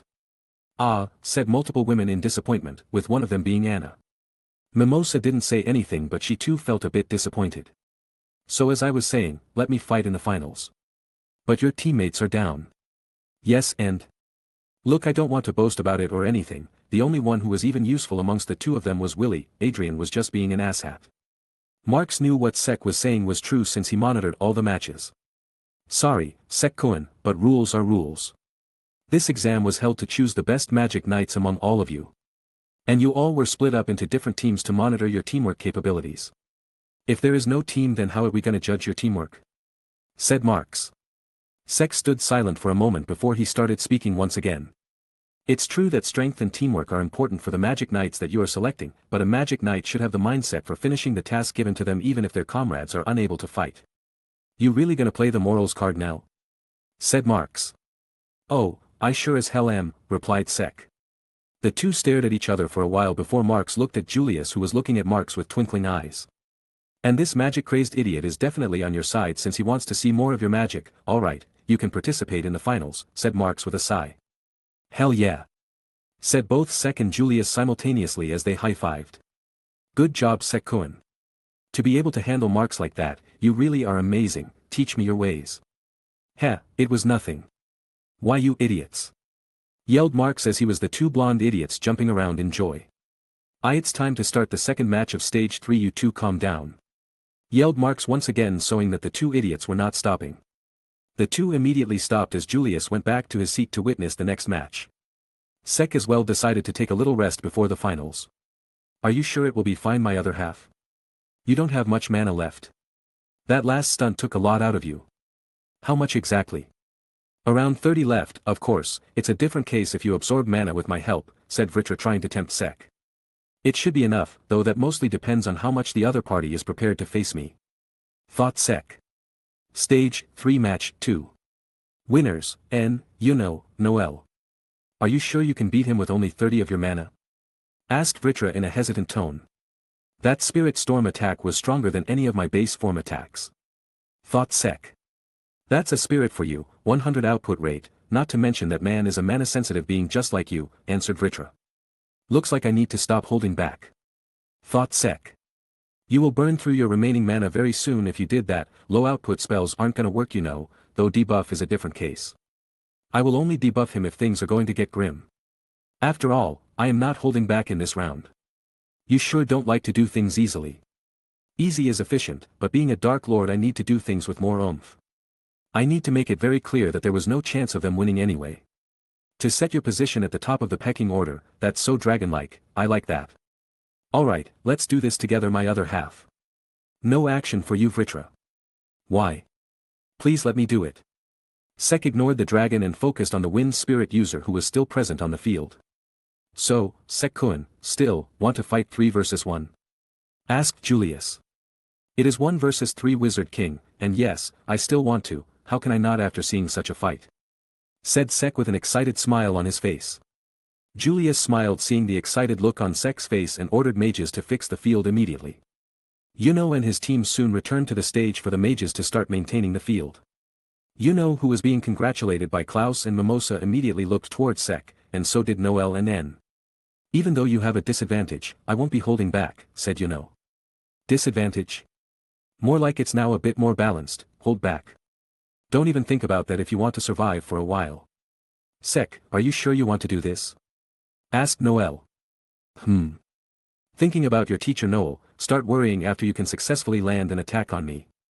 You are not my teacher. And it's not like I am worrying about you.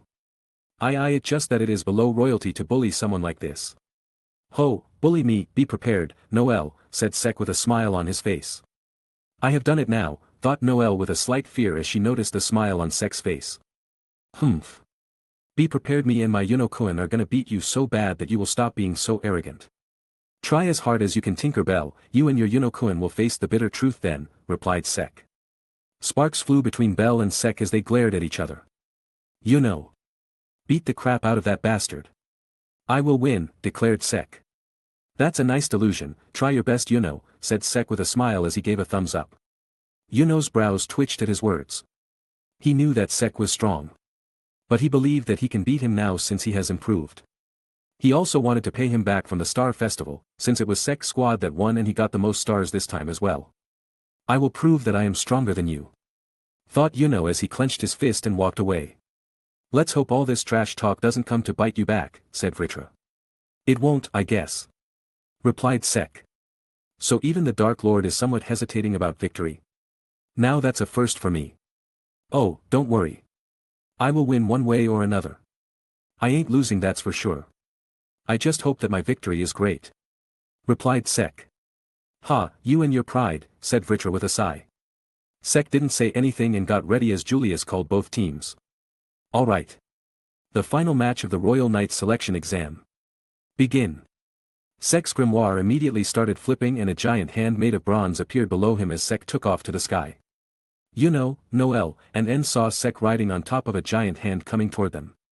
Seeing that, all of them turned serious and looked at the other two. I will handle him, protect the crystal, ordered Yuno as he took off to the sky at a far greater speed. Looks like Mr. Spirit Man is first, better go back to the ground, he has an advantage up in the air, said Vritra. Sek smirked seeing Yuno coming towards him at full speed.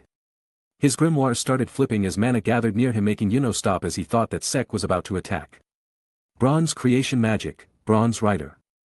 Sek's bike appeared in midair and started falling, making Yuno and the others look at it with deadpan looks on their faces. Sek then jumped from the hand as well and yelled. Kaiser. Flight mode. Light came out of the bike and it soon transformed into a hoverboard-like object and stopped midair. Sek landed on it and immediately pumped his mana into it, making a blue light come from its back as it zoomed forward. See you later, Yuno. Said Sek as he waved his hands and brushed past Yuno, who just blinked his eyes in surprise. Wait! Yelled Yuno as soon as he realized what happened and started following Sek, but because of his speed Sek was already quite far away. Bell. Said Yuno. Yes. Replied Bell as strong gusts of wind came from Yuno pushing him forward at a greater speed. Wind creation magic, wind blade shower. Various swords made of wind appeared around Yuno and immediately shot forward towards Sek. Feeling the blades with his mana detection and key, Sek smirked as his glider started rising straight up, dodging the blades. Two can play that game. Bronze creation magic, countless swords. Around 100 blades formed around Sek, all aimed towards Yuno. Yuno looked back at Sek with a serious look as Sek fired all the blades at Yuno. Yuno saw the incoming swords without any expression on his face as grimoires started flipping. Wind magic, towering tornado.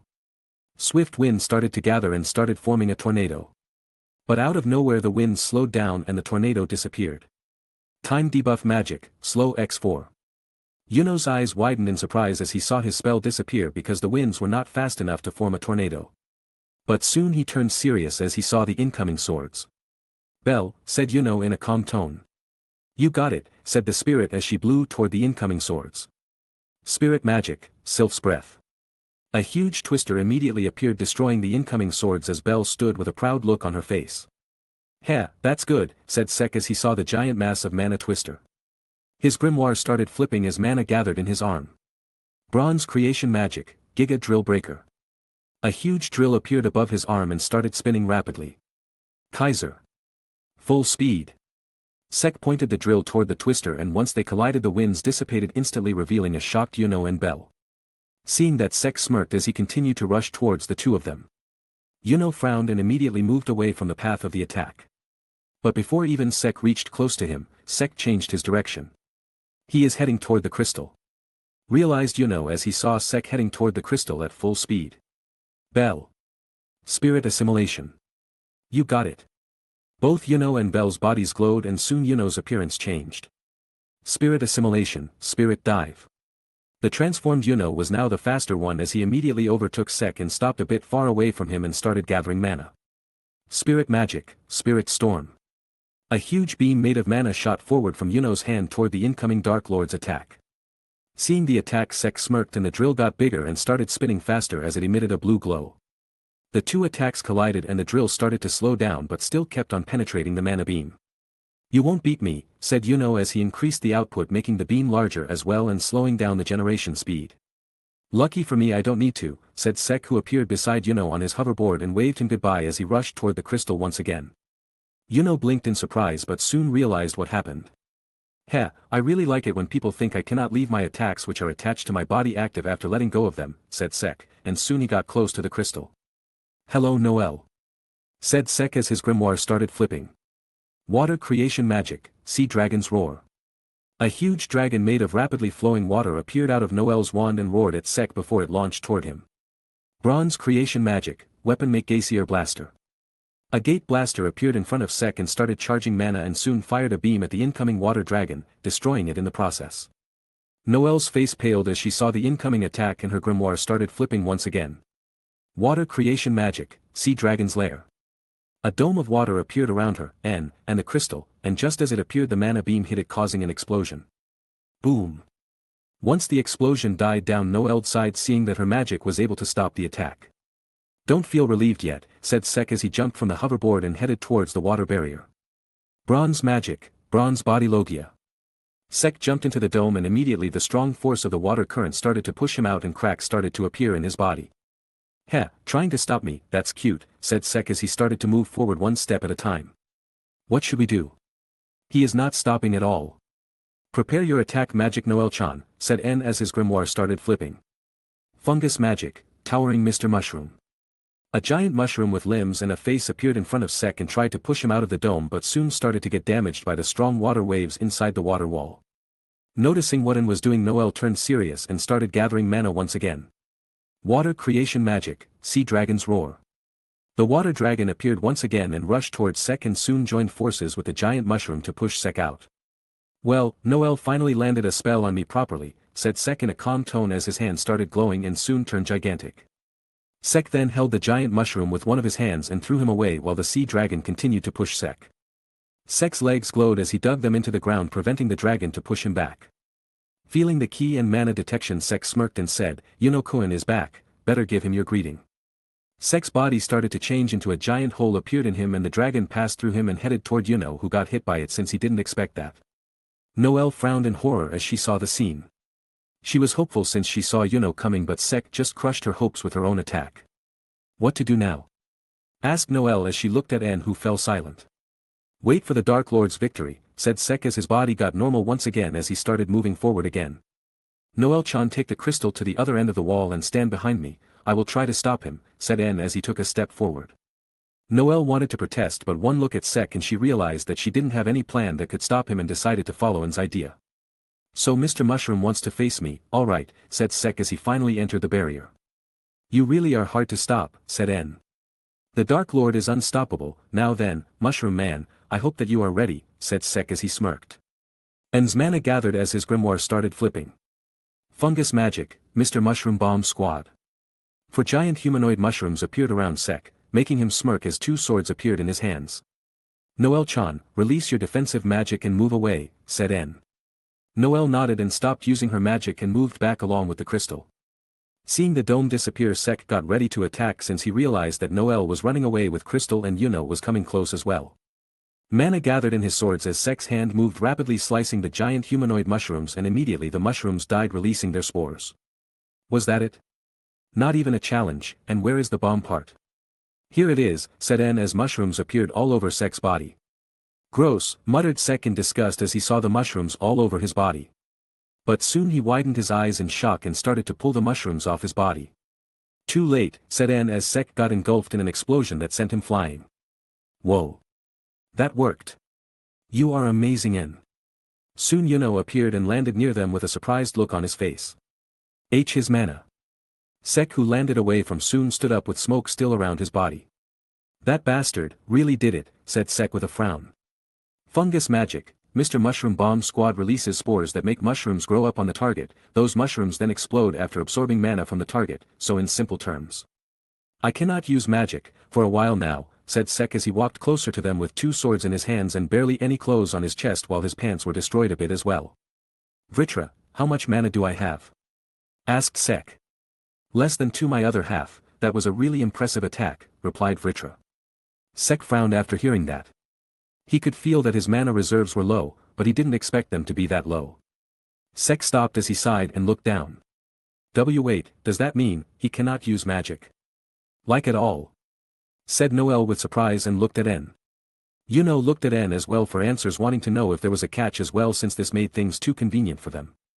N nodded and said, yes, his mana levels are below the range required to cast spells, so you can both rest assured, the victory is as good as ours.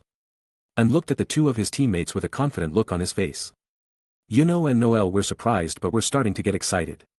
But all of a sudden a blur passed them and soon they heard a cracking noise.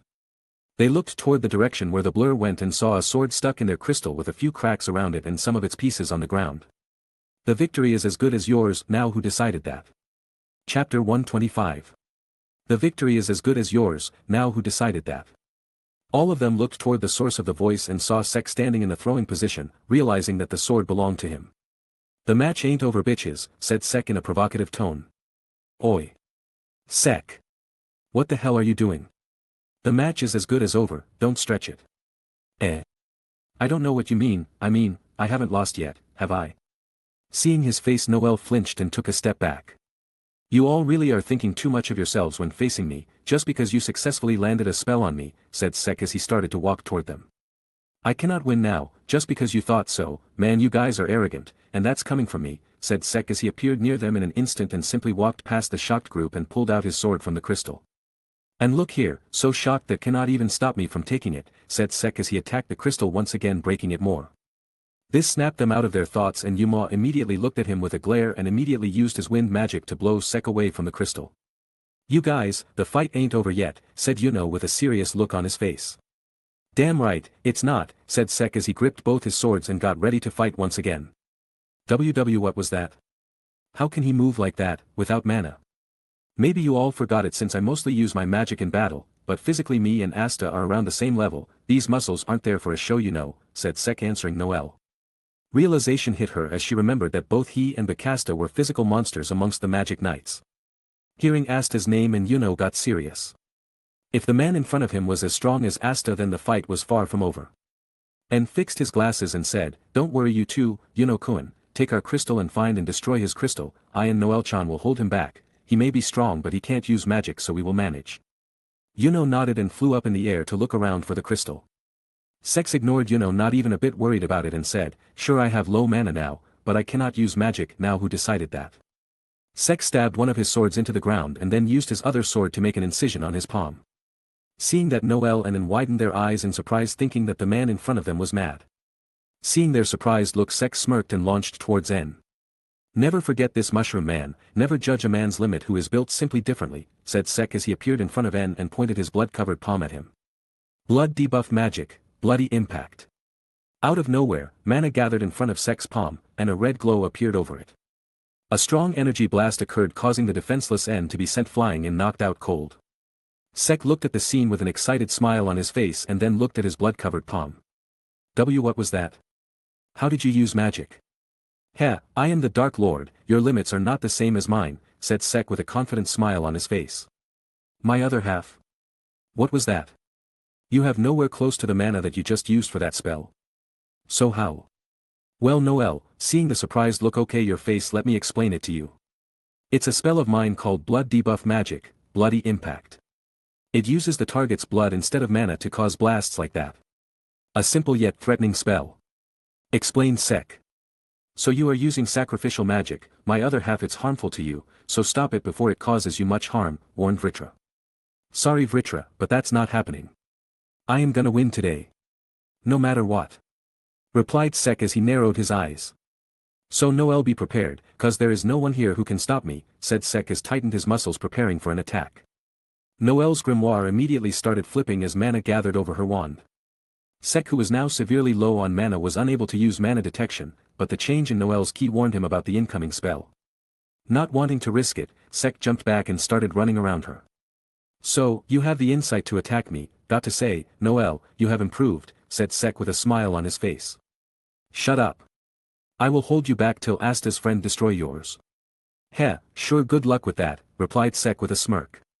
Water creation magic, Sea Dragon's Roar. The huge water dragon appeared once again and roared at Sek. Noel frowned seeing Sek run around her, not wanting her spell to miss the boy. "What happened, Noel, scared of a man who can't even use magic?" "Some royal you are," said Sek, trying to provoke her. Lucky for him, she was a royal. "I am royalty. I am not scared of anyone." "Hee, gotcha. Wait, why is the dragon following me?" thought Sek with a frown on his face. "You think that only you have improved? Don't underestimate royalty. They really do grow up fast," muttered Sek, feeling nostalgic while running away from the dragon.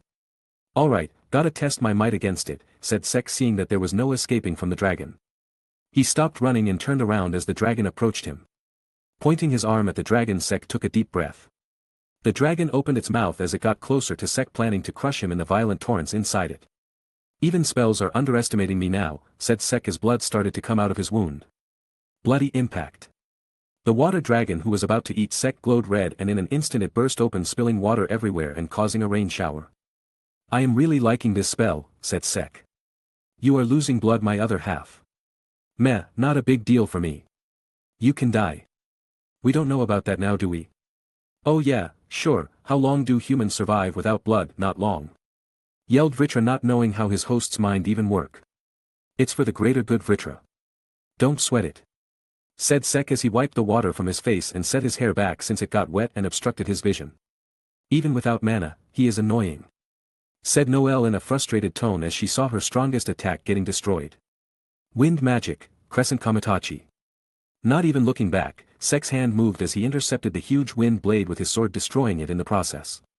Glancing back at the attacker, Sek smiled and asked, "Yo, found my crystal?" Yuno frowned and landed near Noel. "I cannot find it," admitted Yuno with an angered look on his face. "Not surprising, since I stored it in my storage. There's no way you can even scratch my crystal," said Sek with a smile as he rested the sword on his shoulder. "Wait, so no matter what we do, we cannot win," said Noel. "Duh," said Sek, making Noel glare at him. Sek looked at the two of them with a smirk. There was no way he was going to lose. He didn't take into account that he will not have any mana during the fight and only kept the crystal in his storage since it was annoying to fight while protecting it. "Then how about we make a bet? said Yuno. What bet? If we make you surrender or you are knocked out cold, then we win, regardless of the condition of our crystal, said Yuno in a calm tone. And why would I accept such a bet? Asked Sek with a deadpan look on his face. Do you want to fight such an unchallenging battle? It will be more interesting if we do it this way, of course, if you are scared that you will lose. Oi, said Sek in a calm tone as he took a step forward. That spirit boy did it, God bless you both, thought Vritra as he knew what hell is about to occur. Scared to lose, me, ha, alright, the bet is on, if you want to suffer an even more humiliating defeat then go on, said Sek with a scary look on his face. But Yuno smirked upon hearing his answer. He was somewhat aware of Sek's personality and decided to provoke him. ALRI. Tell me Yuno, do you bleed? But before he was able to finish, Sek appeared at his side with his sword aimed at his waist. Ha! Thought Yuno as he saw Sek disappear from his sight only to feel pain an instant later. Yuno was sent flying as Sek's sword hit Yuno, making him bleed. Sek looked at the crystal that was left behind and then immediately slashed it, slicing a big chunk off the crystal. Seeing that, Noel's and Yuno's eyes widened. Noel immediately fired water balls at Sek to make some distance between him and the crystal. Sek simply read the key and dodged the water balls with minimum movement and appeared in front of Noel and kicked her in the gut, sending her away as well. Wind magic, tornado Fong. A drilling tornado came towards Sek, seeing which he simply walked in its direction without even blinking. Bloody impact. The wind drill immediately got destroyed by the blood blast, causing Yuno to widen his eyes in surprise. Sek continued walking towards the wind mage, preparing to attack him once again. Seeing that, Yuno decided to take the battle to his terrain and flew up in the air. Wind creation magic, wind blade shower. Seeing the blades of wind raining down on him, Sek just raised his sword and started to dodge and deflect them at great speed, making the onlookers look at him with their mouths wide open. How is he doing that? Asked Yuno. No matter how fast your blades are, they are no match for the bullets, and I have great experience in dodging those, replied Sek as he cut through the final wind blade. Yuno gritted his teeth and then looked at the unprotected damaged crystal. Wind creation magic, swift-wit hawk. Multiple hawks made of wind appeared around Yuno. He then ordered them to attack Sek, who just gestured him to bring it on. The hawks have a war chirp and launched towards Sek at full speed. Sek smirked as he wiped his blood over the blade of his sword. Bloody impact, slash. A giant red energy slash came out as Sek swung his sword at the wind birds, destroying all of them in the process. Gotta try harder than that, Yuno, said Sek as he noticed another hawk near Yuno with the damaged crystal. You were not my target from the beginning, said Yuno with a smirk. I knew that, said Sek as he pointed his hand to the side. Blood gathered in his hand and a blast occurred, destroying the incoming water dragon. The burst of water blocked Yuno's and Noel's vision, but the smile on Sek's face, before he disappeared behind the wall of water, made them wary. Soon they noticed a red glow behind the water wall, making them sure that another blast was coming their way. Both of them prepared to move away once they saw the direction of the incoming blast. Missed me, Yuno? Asked Sek, who was coming at Yuno with a huge smile on his face and blood dripping out of his hand. He can fly as well, exclaimed Noel as he saw Sek flying towards Yuno, leaving behind a red trail. There's no escaping the Dark Lord after you provoke him this much, said Sek as small blasts kept on occurring below his bloodied hand. Appearing in front of Yuno, Sek raised his sword, seeing that Yuno fired a wind blast at Sek. Being blown away by the wind blast, Sek started to fall. Pointing his hand downward, Sek fired another blast and stabilized his posture before covering his blade with his blood once again. Bloody impact, slash. Firing another attack at Yuno, distracting him, Sek successfully landed and started running toward his enemies. You are losing too much blood, my other half, you won't last long like this, said Vritra. Can't worry about the small stuff, replied Sek, dodging the incoming attacks. Yeah, dying, small stuff, where the hell is this mana even coming from? And how are you controlling it so well? Don't know. From my surroundings maybe. As for control, don't know, but it's improving more and more as I use it, replied Sek. He is learning as he is fighting. What kind of ridiculous host did I get this time? Thought Vritra. Blasting another blast at the ground, Sek got up in the air once again, seeing that Yuno started to move away from him. Noel fired water balls at Sek, who simply dodged them with the recoil of his blasts. What happened, Yuno? Can't fight me even in your domain? Wind magic, Crescent Kamitachi, wind creation magic, wind blade storm. Firing his two spells at Sek, Yuno looked at the blonde Dark Lord with a serious look on his face. Dodging this many in mid-air is not possible, thought Sek as he pointed his hand at the incoming attacks. Bloody impact. Blasting away all the blades that were in front of him, Sek smiled and rushed toward Yuno once again. But Yuno smirked, seeing that as he moved his hands and all the wind blades that didn't get destroyed attacked Sek from various directions. Seeing them, Sek frowned and dodged as many as he could, but still, some hit him and he started to fall. He is injured. Get him. Hearing his words, Noel nodded and launched another water dragon toward Sek. Water creation magic, sea dragon's roar. Yuno himself got close to him, deciding to finish him with the next attack. Wind magic, tornado fang. The water dragon and the wind drill headed towards Sek, seeing which he smirked and said, "That's the difference between us, you trash see injuries, I see more openings to attack." All the spots on his body where he was bleeding started glowing simultaneously, seeing which Yuno, who was close to him, frowned in horror. He immediately pushed the crystal away, wanting to save it. Sek looked at Yuno with an evil smirk as a large amount of mana surrounded his wounds. Bloody impact. Engulfing himself, Yuno, and destroying both the incoming attacks and the blast, Sek got blown away by the recoil of the attack and crash-landed on the ground quite far away. Yuno was the same, but Sylph helped him prevent him from crashing. "It hurts like hell," said Sek in a pained tone. His whole body was covered in wounds with blood coming out of all of them. "That's what you get for using such risky tactics," said Vritra. "Meh, it was worth it," replied Sek as he slowly got up from the ground. He looked at his body and was surprised to see how beat up he actually was. "This won't hold much longer," thought Sek as he looked at his bronze sword. "And neither would you, my other half, your only option is to give up now or use my power," said Vritra. "You already know the answers to both of them," said Sek as he slowly moved towards the place Noel and Yuno were. 15 minutes left, declared the announcer. "Gotta hurry," said Sek as he walked slowly while limping a bit as well. "Very convincing," said Vritra. "Shut up."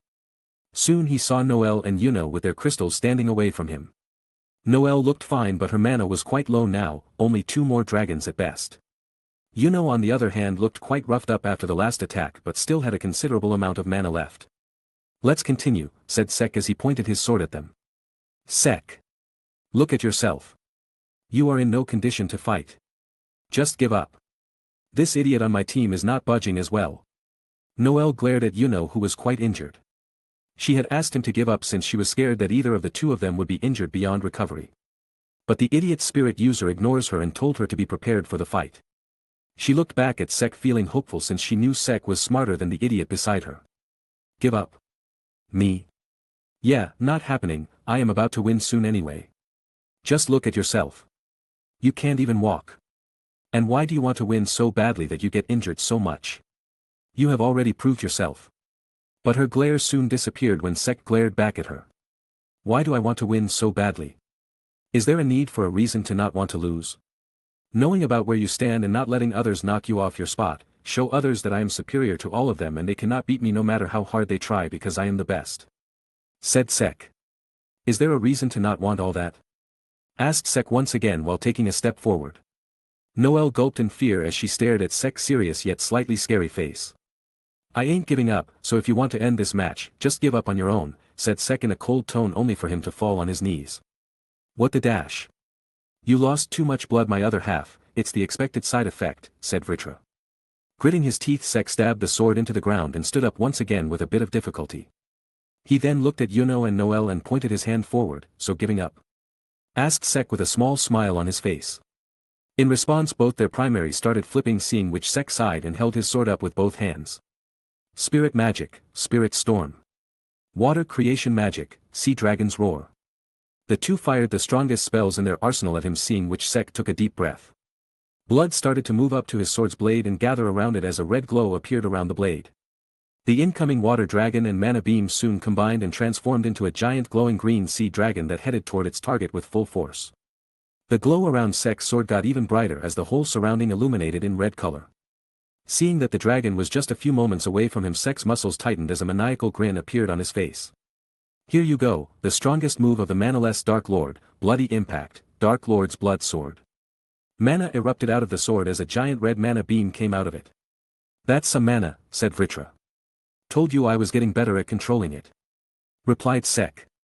Slashing forward, the sword beam met with the glowing water dragon. The dragon roared as it intercepted the blood-red beam as the two fought for supremacy. Boom. After clashing for a while, a huge explosion occurred, and Sek, being closer to the attack, got caught in it and was sent flying once again.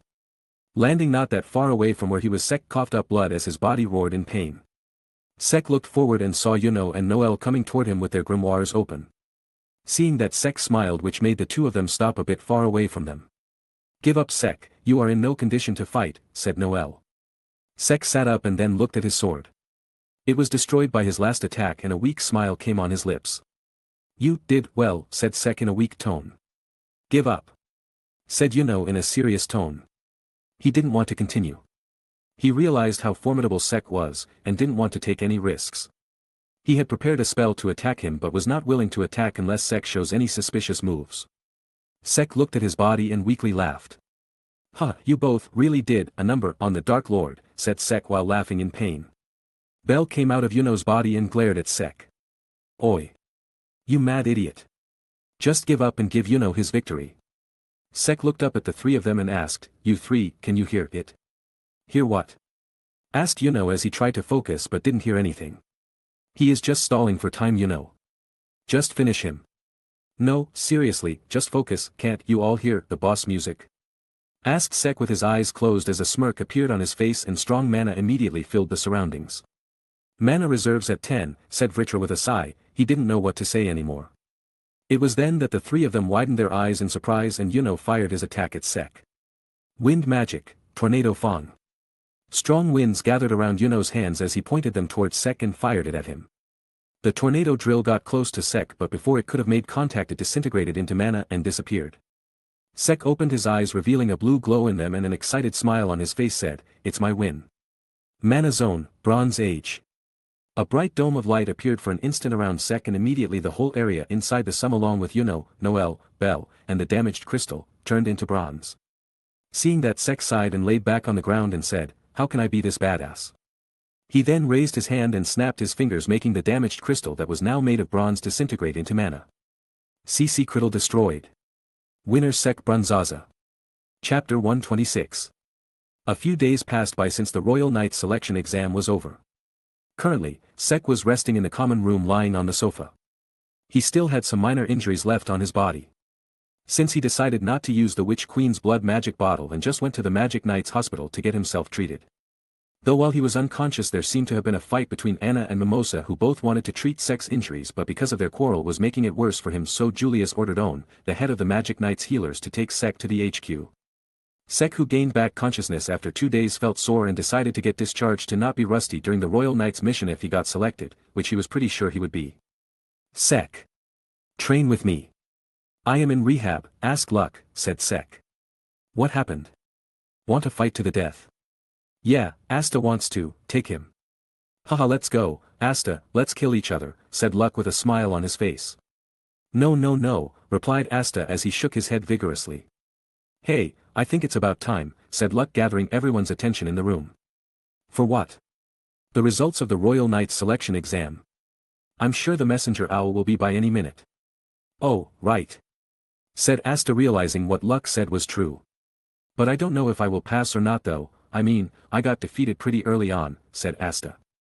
"Don't worry Asta, you showed all your prowess in the match you lost, not to mention you put up a pretty decent fight against me, so it should be fine," said Sek. "Is that true? Do you really think so, Sek?" "Yeah, I mean if they are planning to fight against such a threat that has a large number of people who can use powerful magic, then your anti-magic will be necessary in many situations," said Sek as everyone nodded agreeing to his theory. "Well, my team reached the finals, so I should have passed," said Noel. "Yeah, lost a 1 versus 3 where your opponent doesn't even have mana, great confidence Noel," said Sek making Noel embarrassed and yell at him. "Huh, joking aside, you had a great performance in the exam, so I think you will pass as well, though I may be biased since I saw you groups up from the time you were devastatingly and at mana control," said Sek. Oh. Thanks, I mean it's expected since I am royalty." Suddenly the whole HQ started shaking as they heard the noise of someone knocking on their door. The person kept knocking for a while and soon Magna got annoyed and walked towards the door. "Oi! Who the hell is it? Don't you know that you are at the door of the HQ of Black Bull?" Boom! Before he could finish speaking the door got thrown at his face along with an explosion. Everyone looked at the scene without much surprise since, well, the Black Bulls were now used to destruction and weirdness happening in their HQ. The dust soon settled and revealed the person who was knocking on the door. "What? Are you serious? What the hell is the captain of the Crimson Lion Kings doing here?" "Yeah. What are you doing here, Captain Sisgolian? Just as he finished saying it, a first came to his face, sending him flying. It's Mereoleona, said the lioness in a slightly angered tone. What the hell is all that racket? I can't even take a dump in pee. Not even a moment later he turned toward the rest of his squad mates and started warning them. It's an emergency. A wild beast has invaded the premises. Everyone, leave the base immediately. Any of you who don't make it out, just play dead. Don't look her in the eye. She'll eat you. Flames gathered in Mereoleona's hand as she punched Yami as well, knocking him to the floor. Shut your trap and accept this, said Mereoleona as she placed a bottle of alcohol in front of Yami. What kind of hellish drink is this? Is this something that will set my throat ablaze and then make me spit fire? It's to thank you for visiting Fugolian. Do you want to die for real? Asked Mereoleona. You don't need to thank me. At any rate, this drink can't be for humans. If someone as violent as you liked it, I don't want it, said Yami. A flaming paw immediately grabbed Yami's head as Mereoleon looked at him and said, okay, I'm going to kill you. You're not supposed to kill the person you're thanking. Pot calling the kettle black, huh, said Sek as he entered the reception area of the HQ along with the rest of the squad. Oh Sek, take this, said Mereoleona as a flaming paw appeared from her back carrying a basket. Sek looked at the basket that contained a lot of high-quality meat. What's this for? I heard you fixed my brother's arm when it got cut off. It's my gratitude for that, said Mereoleona. Oh yeah, I did that, thanks, replied Sek as he stored the meat inside his storage before Charmy gets her hands on it. Oh, I see, you just came to see Captain Yami and Sek. I totally thought you were gonna take me someplace awful, Aga dash, said Asta when suddenly a flame paw caught his head. Similar paws appeared over Sek, Luck, and Noel before they were grabbed as well. While I'm at it, I might as well take you lot, too, said Mereoleona as she started walking out. What do you mean by that? Where are you taking us? Hell. Is it hell? No. Why are you taking me, to? Are there strong people where we're going? Asked a happy Luck. Bye-bye everyone, see you all later, said Sek as waved his hand at the rest of his squad. Hey. Your squad members are being kidnapped. Do something. Why? You are taking the lioness with you. I am all for it, don't die. We're sacrifices. What the heck did we do to deserve this? Shut up. You all passed the Royal Knight selection exam. Huh? Said Noel. We passed, said Asta. Knew it, said Sek. This made everyone surprised before Mereoleona started looking around once again. There was one more black bull that got selected, but I don't see him, said Mereoleona as she walked out of the HQ. Currently at the swearing-in ceremony of the Royal Knights, Mereoleona was calling out the names of each member who was selected. In the end, the Royal Knights consisted of Sek Bronzaza, Black Bulls. Yuno Golden Dawn. Real Boys Mortier, Aqua Deer. Anna Flare, Crimson Lions. Noel Silva, Black Bulls. Luck Valtia, Black Bulls. Asta, Black Bulls. Kirsch Vermilion, Coral Peacock. N. Ringard, Green Praying Mantis. Klaus Lunettes, Golden Dawn. Mimosa Vermilion, Golden Dawn. Hammond Cassius, Golden Dawn. Nils Ragus, Silver Eagle. Fragile Tormenta, Aqua Deer. Zora Ideal, Black Bulls. Pulley Angel, Blue Rose. Ben Funk, Crimson Lions. Reuben Charger, Crimson Lions. Now that you know who all the members are, I will introduce myself. I'm Mereoleona Vermilion and I've been appointed the captain of the Royal Knights. All of them nodded before Asta looked at the newest edition of Black Bulls. Oi. Zerks. Why are you wearing that robe? First of all, I am Zora. Secondly, are you an idiot? It's because I am a member of the Black Bulls. He then started explaining his reason to Asta and Noel. Asta and Zora soon started to bicker, which made Mereoleona pissed as she immediately rushed the two of them under a firepaw. Stop making a ruckus, you bastards. All of you go to the other room and get changed into Royal Knights robes. All of them nodded and then went to the other room where they were called one by one to collect their robes. They are created for our fight against the Eye of the Midnight Sun, with high resistance to magic attacks. Once all of them were done changing, they came back to the briefing room. Alright, it looks like you've all finished changing, said Mereoleona as she checked the squad she was going to lead. Wait a minute. Why is mine so small? Don't worry Asta, you can make up for your lack of size with the help of technique, said Sek as he patted Asta's shoulder. Huh. Okay, thanks. Wait, what does it have to do with my robe? Oh, you were talking about your robe, my bad, said Sek with a smile as he took a step back. Wait. What were you talking about? Huh, who knows, said Sek. Soon Nozel Silva entered the hall along with Siren of Golden Dawn and Cobb from the Magic Knights HQ as the additional members of the squad. You all, along with these three, are the Royal Knights, declared Marioliona. I think you all know this, but we have no use for anything other than victory. The Eye of the Midnight Sun is a terrorist organization that threatens the Clover Kingdom. If we don't take care of them ourselves, there will never be peace in our land. You all worked hard together when they attacked the royal capital and were successful in eliminating them, but there were still severe consequences. My foolish brother Fugolium fell at the enemy's hands, and he has still not awakened. What we learned from the agents we captured is that their leader is a mage with a 4-leaf clover grimoire, licked. We learned that they have an upper echelon called the Third Eye, and for some unknown reasons they are collecting magic stones to be reborn in their true forms and obtain great power. We are going to be attacking their stronghold before they complete their plans. So assume that our enemy will do everything they can to stop us. Some of us may fall, but we will be victorious. We are going to give our all in this battle. Any fool that fails to do so will be taken out by me before we even get to the enemy's stronghold. Are you ready? Asked Marioliona. Yes, yelled everyone in the room simultaneously as they prepared to set out. Oi, Sek-kun. Hearing his name being called, Sek turned around and saw Julius standing in a corner and walked towards him. Wizard King. You are here, as well. Why didn't you address the Royal Knights then? It's important for the one who is going to lead you all to raise your morale as well. Marioliona needs to establish her authority as the captain of the Royal Knights. Anyways, here, take this, said Julius as he showed a magic device to Sek. What is it? Asked Sek as he took the magic device from Julius. It's a magic device that is connected to the magic announcement system throughout the kingdom. If the situation at any point looks too grim and requires the citizens to evacuate, don't hesitate to inform them of it. The red button is for informing directly to me at the Magic Knights HQ, and the blue button is for the kingdom-wide announcement system. Shouldn't you give this to Captain Marioliona?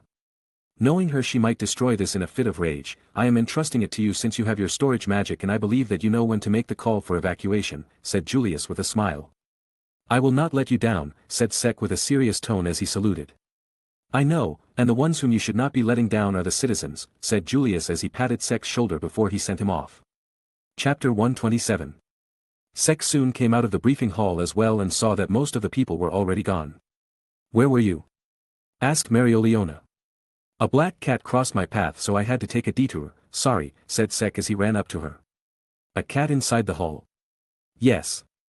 Anyway, we will begin the operation in 3 days. You all will be staying in the royal capital so that information is not leaked. Understood. Marioliona nodded as she and Sek headed toward the place where the rest of the royal knights were. I heard from the Wizard King that you used Mana Zone during the selection exam, said Marioliona. Yeah, I gained insight during the finals when I was out of my own mana and was using the mana from my surroundings. Somehow I understood that it would work in BAM. Your control of mana should be extraordinary then. I don't know any captain other than me who can use Mana Zone, you know. Well, not a big deal for the Dark Lord, said Sek as he shrugged his shoulders. What is this Dark Lord nonsense? Asked Marioliona. It's what the people are gonna call me and remember by one day, the title given to the one who is undeniably the strongest and is at the top, replied Sek. Despite being pretty strong, you are not really gifted in the brain, said Marioliona. Mock me while you still have the time, it will happen one day, and when it happens even you will be calling me by my title. Said Sek in a calm tone. He was not going to argue with all mongrels who can't understand him. He will prove it. Shut their mouths. Enjoy the glory. Is that so? Then looks like you will have to beat me if you want to claim the title of the strongest, said Marioliona as she stopped walking and looked at Sek with a ferocious smirk on her face. Flames gathered around her fists and mana came out of her body. Sek stopped walking and released his mana as well. The two types of mana clashed for supremacy as sparks started to appear around them. You sure you want to go before this mission even begins?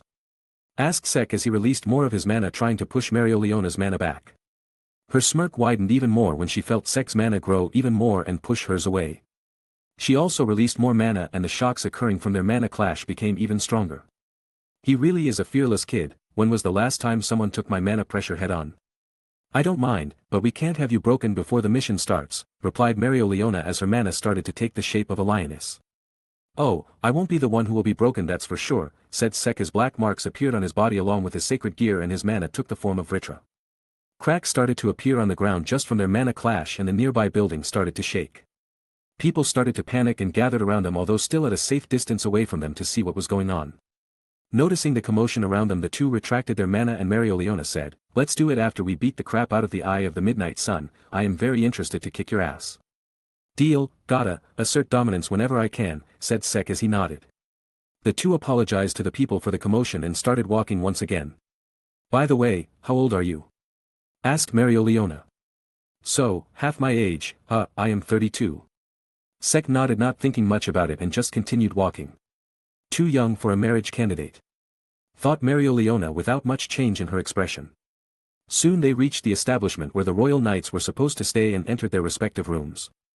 Later that night a small banquet was held with the royal knights, and currently Sek was having his dinner surrounded by Anna and Mimosa, who were trying to shove most of the food on their plates in Sek's mouth. "This is getting annoying," thought Sek as he held his plate and moved a bit away from the table. "Excuse me for a while, I have some things to discuss with my squad mates," said Sek and walked away. Anna and Mimosa stared at Sek's back for a while before Anna said, "We annoyed him." Mimosa's eyes widened in surprise as she didn't think that Sek was annoyed and started panicking. What should we do?" asked Mimosa as she looked at Anna. When did we get on the same team?" I mean we aren't but didn't the two of us annoy him together? Don't you want to make up for that?" "I can make up on my own," replied Anna. How? Tell me as well, I don't know what to do." "Think with your royal brain," replied Anna, only to realize that she disrespected royalty just now. Alright," said Mimosa in a dejected tone. "You aren't mad about my earlier comment?" asked Anna, feeling a bit surprised. She was a peasant, so she wasn't treated well by a lot of people who were of higher status. "Oh, it's alright, right now we are magic knights, we should not discriminate based on status at this time." "Alright then, say, about thinking of a way together, let's do that, 2 heads are better than 1, said Anna.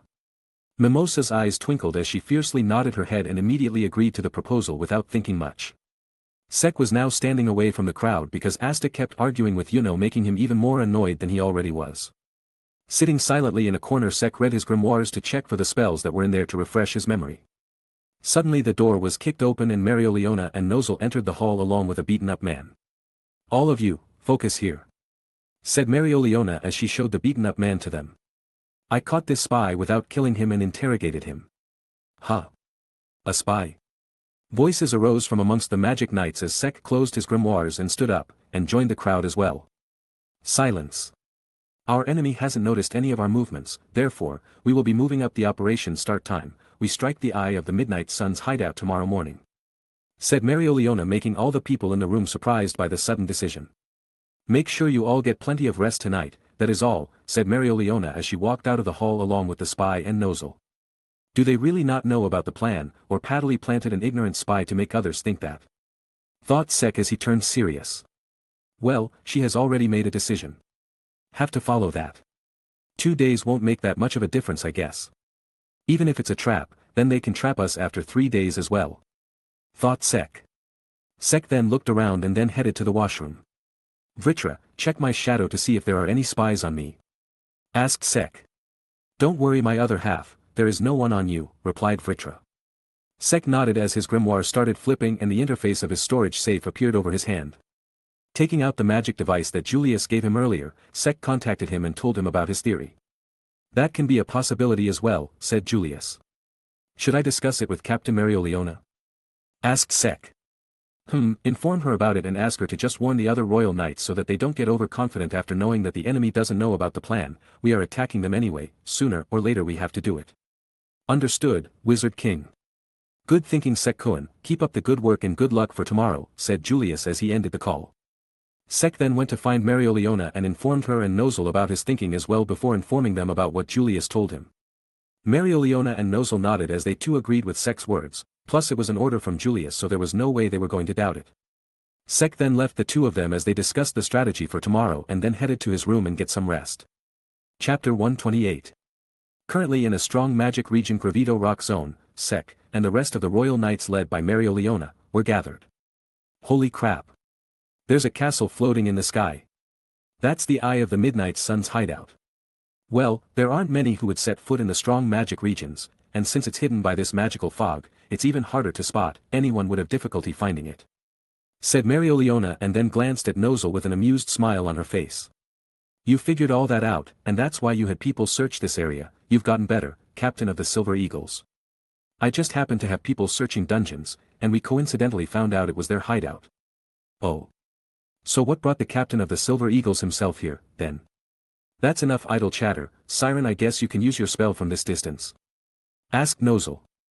Indeed, replied Siren as his grimoire started glowing and mana gathered around him. Stone creation magic, stone model of the world. Soon a stone medal resembling the flying castle appeared in front of them with its inner structure and the position with a high concentration of mana in it. I see, it's like an ant's nest that allows entry from anywhere. Seems simple enough to infiltrate. I see there are plenty of guys around the senior magic knight level. There's also someone with very powerful magic in the middle. Must be their boss. Noted Marioliona. Listen up you all. If we want to ambush the enemy and throw them into a state of chaos, we can't let them know how many of us there are, so splitting up is the best option. But the fact that there are so many entrances means that the enemy is confident in their defense. The more we split up, the more that may work against us and overwhelm us. Said Marioliona. So where does that lead us? Asked Marioliona. We'll overwhelm the enemy even more with sheer willpower. Said Asta. We don't need willpower, I'll overwhelm them myself, said Yuno. I want to mash them all up. Said Luck. I shall defeat them beautifully on my own, said Kirsch. We unleash the full might of the Dark Lord on these lowly bastards and let them beg for mercy. I will first destroy their base and then turn into a titan and finish them like Aram Yeager, said Sek. All of them are idiots, said Noelle as she looked at the people who answered Marioliona. What's important is balance. The most effective way to get through the enemy's defense while split up is to divide into teams of 4, is that what you're thinking? Said Klaus. But that's boring, they will be over in an instant if we go with that, protested Luck and Sek. Exactly, we will now split into groups and then proceed, said Marioliona. As she said that, Zora and Asta started to bicker, saying that they don't want to be in a team together. You're coming with me, you damn problem children, said Marioliona as a flame paw appeared on their heads. Hello, Lady Royal, please accept this rainbow stink bug as a token of our friendship, said Zora as he tossed a bug at the lioness only for her to catch it with another flame paw and cover Zora's face with it. A stench this week does not affect me, said Marioliona. Clearly explains how often she bathes, said Sek. You sure you want 2 peasants hanging around you, Lady Royal? Asked Zora while trying to recover from the smell. Marioliona then proceeds to tell them about how she doesn't give a FCK about status and all, and the only thing that matters is if you are strong or not. According to that logic, I should be a god. Thought Sek. God of delusion and denseness? Asked Vritra. God of ass-kicking and awesomeness. Replied Sek. Soon she was done with her speech and decided to form other teams. I will be fine without a team though, said Sek, and immediately received a smack from Seeker who come out of his robe. Ow. Hey, why are you here? It's dangerous. Precisely because it's dangerous here, I have to keep this guy in check so that he doesn't jump into danger. And this idiot, well being he wants to work alone. Thought Seeker as she glared at Sek and smacked him once again. Idiot. Take safety precautions. Lion Lady, go on and form a strong and balanced team for him. Thought Seeker as she looked at Marioliona. Marioliona didn't know why the damn bird was looking at her and just shrugged her shoulders and said. Whether you will be in a team or not is not something for you to decide, no matter how strong you are, don't get careless, we are still in enemy territory. Well said, Lion Lady. Follow her advice, Sek. She may seem wild but she is still a captain. She will make good decisio dash. Sek, Anna, Mimosa, you 3 will be working together, said Marioliona. Listen here you little shit, thought Sek as she looked at Marioliona with her eye twitching. Alright. Thought both Anna and Mimosa in excitement and stood beside Sek. Soon the other teams were decided as well. N, Nils, Nozel, Shuren, Group 1. Ben, Luck, Noel, Kirsch, Group 2. Ruben, Rill, Frogil, Pulley, Group 3. Klaus, Yuno, Hammond, Group 4. Sek, Anna, Mimosa, Group 5. Marioliona, Asta, Zora, Group 6. Alright, Group 1 will attack from the upper left, Group 2 will attack from the lower left, Group 3 from the upper right. Group 4 will attack from the lower right, Group 5 will attack from the top, and finally my group will attack from the front and center. The spatial magic user Cobb will stand by here. Roger Dodger Roger. Said Cobb. You'd better put your all into this, let's go.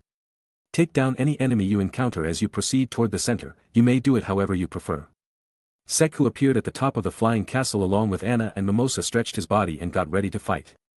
Sek-san, Anna-san, I am glad to be on your team, please take care of me and leave supporting and healing to me, said Mimosa. Okay. Take care of me as well, I am glad I got paired up with you two instead of someone I didn't know, or Kirsch, no offense Mimosa. None taken, replied Mimosa with a smile, totally agreeing with Sek. Take care of me as well, said Anna. Alright, I can say that all of us are somewhat familiar with each other fighting style, so I propose this, I will be in the vanguard, Mimosa in the middle, and Anna take the rear guard, what do you two think? I am fine with it, I can support you two better if I am in between the two of you, said Mimosa. No problems with me as well, just try to stay out of the way of my fire spells, said Anna. Sek nodded and then looked at Seeker. And you? Stay wherever you are safe, if as much as even a scratch appears on your body, I will send you inside the storage, understood? Seeker saluted Sek, agreeing to his words. So, we need to reach the center of the hideout where their leader probably is, any mapping or trapping spells you two know of? Asked Sek. I have one, replied Mimosa as her grimoire started flipping. Plant creation magic, magic flower guidepost. Mana gathered in front of Mimosa as multiple vines came out and started to intertwine. Soon a giant flower formed above the vines and a hologram of the entire structure appeared over the flower. Oh. Nice Mimosa. Sek looked at the hologram and tried to understand it. If I remember correctly, this was the place where the huge mana signature was, and considering that we are on top of this, I have a good idea, said Sek with a smirk. Seeker, who noticed the familiar smirk, immediately took out her small shades out of nowhere and put them on. Anna, call your bird, we need a ride, said Sek. Anna nodded, not thinking much of it. She believed in Sek's plan. Should I summon Ignis at full power, or do we only need her for a ride? Asked Anna. Can she get to full power after being summoned? Asked Sek.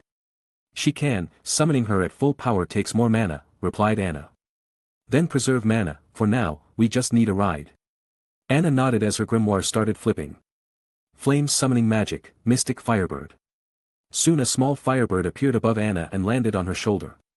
Anna smiled and caressed Ignis's chin, making the bird chirp happily. Ignis megamorph, said Anna as the bird flew off her shoulder and started to get bigger. Alright, preparations completed, let's do it, said Sek as he looked at Mimosa's guidepost once again and then started looking around for something. Mimosa and Anna were already on top of Ignis, ready to enter the castle through the entrance. Sek-kun, let's go, said Anna. Wait, you two want to go through the entrance? Isn't that why you asked for Ignis, since without flying we cannot reach the entrance? Asked Anna. Sek shook his head and said, our goal is to reach the center, you know what, follow me, and you will understand. Sek didn't explain his plan further as he thought that it will be better to just show them. After finding a spot on the top of the flying castle, Sek crouched down and touched its surface and sensed its structure with mana. A smile appeared on his face and then he looked at the two girls who were on top of the giant bird. Get ready, I am starting, said Sek as his grimoire started flipping. Ready, Seeker? Asked Sek, to which the bird gave wings up in response. We are going straight to the center, said Sek. Bronze creation magic, Giga Drill Breaker. A giant drill appeared over Sek's hand as he jumped and pointed the drill at the stone structure and easily drilled through it. Boom. Boom. Boom. Boom. Boom. Boom. Sek kept drilling, breaking through one floor after another, and soon his mana detection caught onto a strong mana source. Seeker. Do you feel it too? Lead the way then, partner. Seeker nodded and started pointing in the direction where he should be heading. Soon after breaking through his 10th or so floor, Sek saw a floating man covered in a bright glow and stopped using his magic. Soon he landed on the ground and started at the floating man. Hello there, said Sek as he looked at the floating man. Chapter 129. Sek looked at the glowing man who was floating in the air without making any movement. So what now? Asked Sek out loud as he saw no movement from the man. Hey, wanna move a bit? Asked Sek, but the man continued to float in the air without moving. Suddenly Sek realized something and facepalmed. I came here way too early, thought Sek. Sek then looked at the hole where he came from and didn't see any signs of Anna and Mimosa. He walked toward the hole and looked up and saw an orange glow coming toward him. They are on their way, thought Sek as he waited for the girls to arrive. Once they did, their gazes immediately landed on the glowy floaty man. Don't worry, the guy ain't moving, like at all, said Sek as looked at the two worried girls. The girls were surprised and looked at the floating man for a while. So, what is the plan now? Asked Anna. Well, first we deal with them, said Sek as he pointed at the robed figures who were coming towards them from the giant hole that Sek made. Stop those magic night bastards. How dare you destroy our base?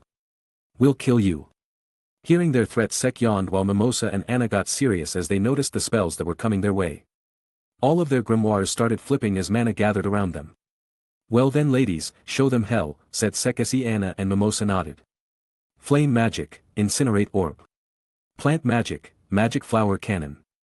Bronze creation magic, weapon make, gaster blaster. Before the enemy could even come near them, their attacks blew away the incoming spells and started knocking down the enemy mages, though many mages still survived and landed successfully. Alright, now it feels like we are on a raid, said Sek with an amused smile as he grabbed Anna's and Mimosa's shoulders and pulled them back, and a moment later fine sharp threads came out of the ground at the place where they were standing. Vritra, muttered Sek as his sacred gear appeared around him. Finally. I can fight. Use me, my other half. Use me and show them the might of a dragon. Sek smiled as he pointed his gauntlet at the enemy mages. Blaze Black Devourer. The gauntlets glowed and transformed into blasters and started firing small black fireballs at them. Seeing the small fireballs, the mages smirked and fired their strong spells at the magic knights.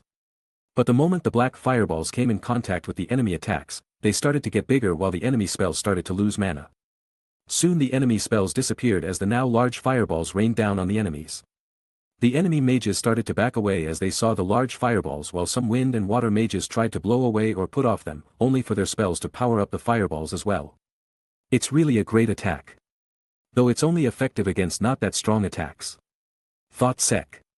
It's fine, my other half, you should have some harmless spells to deal with normal people, we have plenty of strong moves already, said Vritra.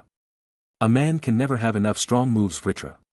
Remember that, said Sek as the blaster disappeared and the absorption line came out of the gauntlet. Want to join in? Asked Sek as he looked at the girls. Anna and Mimosa nodded as mana gathered once again. Plant magic, magic flower cannon. Flame magic, fire tornado.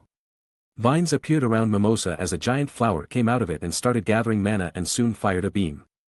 Flames swirled around Anna and soon shot forward, combining with the mana beam, resulting in a swirling mana beam covered in spiraling flames. Oh, let me lead that, said Sek as he pumped his fist forward as the absorption line shot forward and entered the attack fired by the girls earlier. Combination magic, flaming plant laser whip. Sek then swiped his hand, attacking all the leftover mages and sending them flying toward the walls and easily knocking them out. Well, we dealt with all of them, I guess, said Sek. How do I say this, they seemed kind of weak, said Mimosa with a bit of hesitation. After seeing all the crazy strong attacks at the Royal Knight selection exam, no doubt they will seem weak, said Anna. Well, I guess that's true, said Mimosa, though for some reason her voice seemed to have overlapped. Huh, said Sek and Anna simultaneously as they saw two Mimosas standing side by side. Eh. Exclaimed Mimosas as the two of them looked surprised after seeing each other. I am guessing that you don't know any clone magic, right? Asked Sek, to which both Mimosas nodded. Their ki and mana both are giving the same feeling, thought Sek as he formed multiple swords around them while two appeared in his hands as well.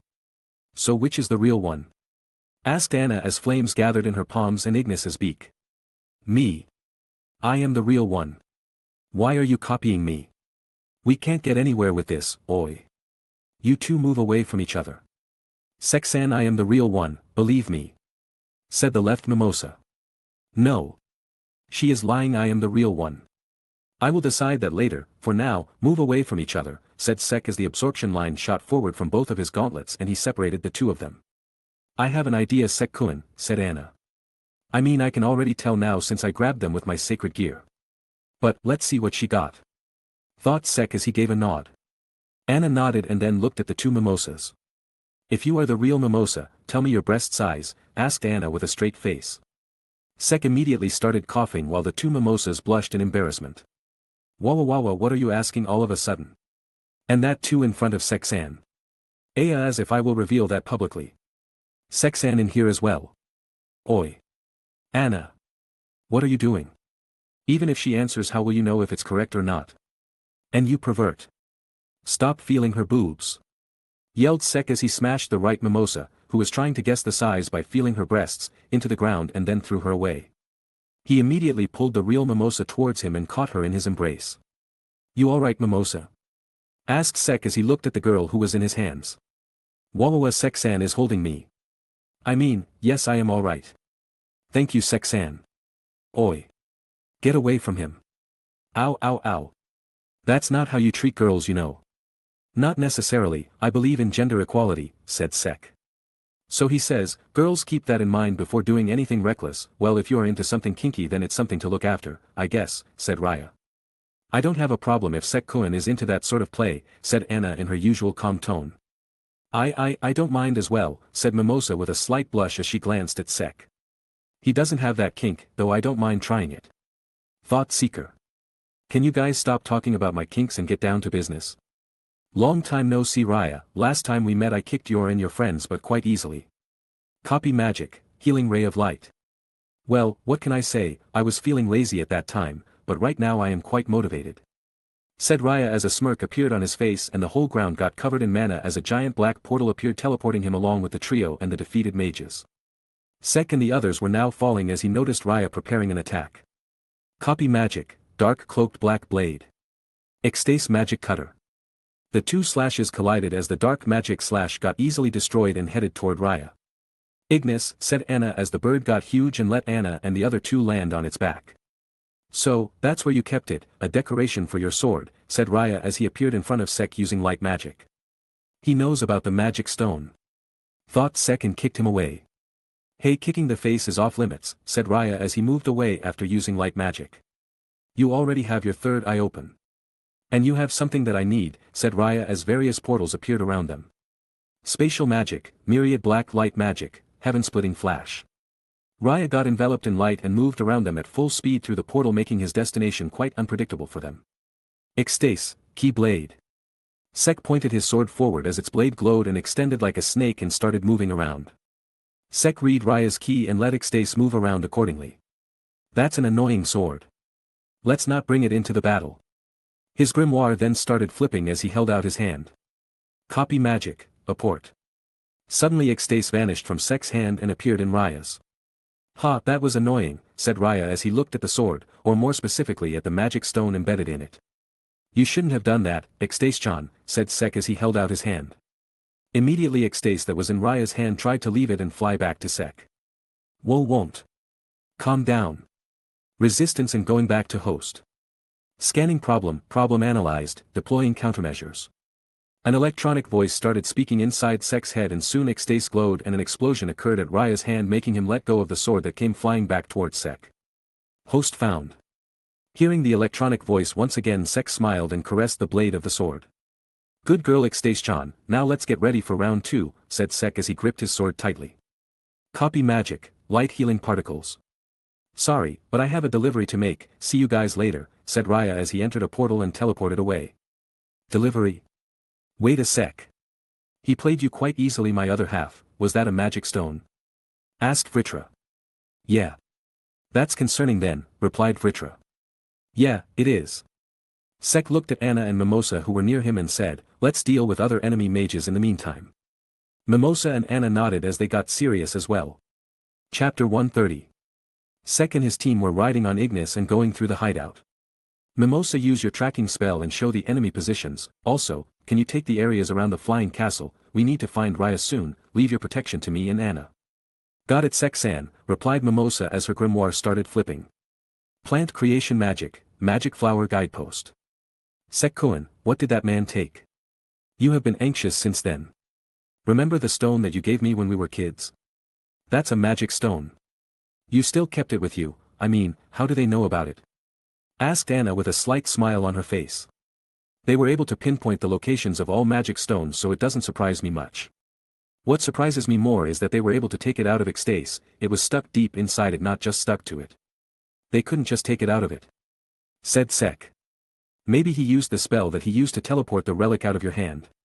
He could have teleported it out, otherwise I don't think that there is a way to break into that relic. They might be able to assemble all the magic stones for their purpose now, my other half. Said Sek. That's bad. Thought Sek. Should have kept it somewhere safer, like your eternal safe, said Vritra. Hey. I have kept the stone in my sword since I got it. That was one of the safest places I could have kept it. Plus I have been trying to find a way to access its power since the Witch Queen told me that only elves can use it. I thought that I can use it as well since just like them I too am someone loved by mana. Replied Sek. You were trying to learn a new power without telling me? Asked Vritra. No. So now you are keeping this from me, huh? Asked Vritra. Hey, I was gonna tell you sooner or later. When? Like I said, sooner or later. When, my other half? I asked when. Once I mastered it and it looked badass enough to knock your socks off.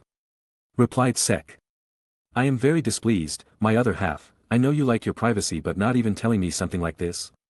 Something that will eventually lead to us getting stronger, it actually kind of hurts me. I didn't mean it, Vritra, trust me, I just wanted to show you that I can be strong. I wanted to show you that I am strong, and I can win without relying on you and Ixtase. I just wanted you to acknowledge that. That's why I didn't use your powers during the exam. I know that according to your standards, I am not that strong and have to rely on your power to get a boost in my strength. And I know it might not mean much to you, but to me, it felt kind of humiliating and sad when you said that without you and Ixtase I am only half as strong. Thought Sek, feeling a bit sad and apologetic. Listen, my other half, first of all, I apologize if my words hurt you that time. Now on to the important part, stop calling it my power, it's our power. Hear it, our power. You get stronger, we get stronger, you live, we live. You die, we die. There's a reason I call you my other half, Sek Bronzaza. Also, I know that I told you that you were only 50 at power without me and the relic, but I never called you weak. Well, not technically. Suddenly Sek's surrounding turned dark and he found his body floating in space. Realizing the familiar space, Sek sighed and turned around and saw Vritra in his full draconic glory. Listen here, my other half, I may think of you as a delusional idiot who is dense and quite reckless and that has no qualms about his own safety to show how great and might the Dark Lord is. Okay, now you are just being mean. Let me finish. I may consider you all those things but never have I considered you weak. You are not even 2 decades old and you have reached this level of strength, and that too when you are a human, so don't compare yourself with me who lived for multiple millennia. You will take time to become strong, nothing is achieved in a single day, and you know that the very best because you have earned your strength through hard work and tenacity. You are strong, Sek Bronzaza, and I, the prison dragon king Vritra, acknowledge that. So remember it always. Also don't forget, you are strong alone, but together we are stronger and more badass. Said Vritra. Alright, and thanks. Replied Sek, feeling a bit happy and relieved. Don't mention it, my other half. And never think or hide things like these from me. Like I said on the day we first talked, I am someone who will always be on your side. People, family, friends, and lovers might betray you, but you never have to doubt that there is someone who is always on your side no matter what decision or path you take. I may find it wrong and dangerous, but I will support you. I am your other half and you are mine, and together we will show this whole damn world how great and mighty the power of the Dark Lord and the Prison Dragon King is. Said Vritra as he moved a snake-like appendage towards Sek. Sek's eyes widened a bit as he heard those words, but soon a smile appeared on his face as he fist-bumped the appendage. Alright, and sorry for all that, though, I am still not gonna give up on shocking you with some attacks and spells that I come up with, so partner, don't keep a grudge for that, said Sek. Did you even listen to what I said? Asked Vritra. Yeah, and I sure as hell am not satisfied with that. What do you mean by I am human and will take a lot of time to reach your level? I need to prove that wrong. No matter the race, the Dark Lord is superior to all, so I am gonna use and learn our power a lot more from now on, so cheer me on, Vritra. Said Sek. You never have to ask about that, but from now on, no more new power testing until I am sure that it's not dangerous. I will check the magic stone first thing once we get it back. Alright. Good, now go back and kick ass. Said Vritra as he forced Sek out of his consciousness. Not even a second passed when Sek regained consciousness. Looks like I need to find my stone soon and get back to know how to use it. Thought Sek as he blasted through a group of enemy mages. Bronze creation magic, weapon make Gaster Blaster. Enemies directly below us, informed Mimosa. Multiple Gaster Blasters appeared around Sek as all of them pointed downwards at the enemy mages that he sensed with ki and mana detection. Mana beams fired and destroyed the floor, attacking the mages that were below them, catching them off guard.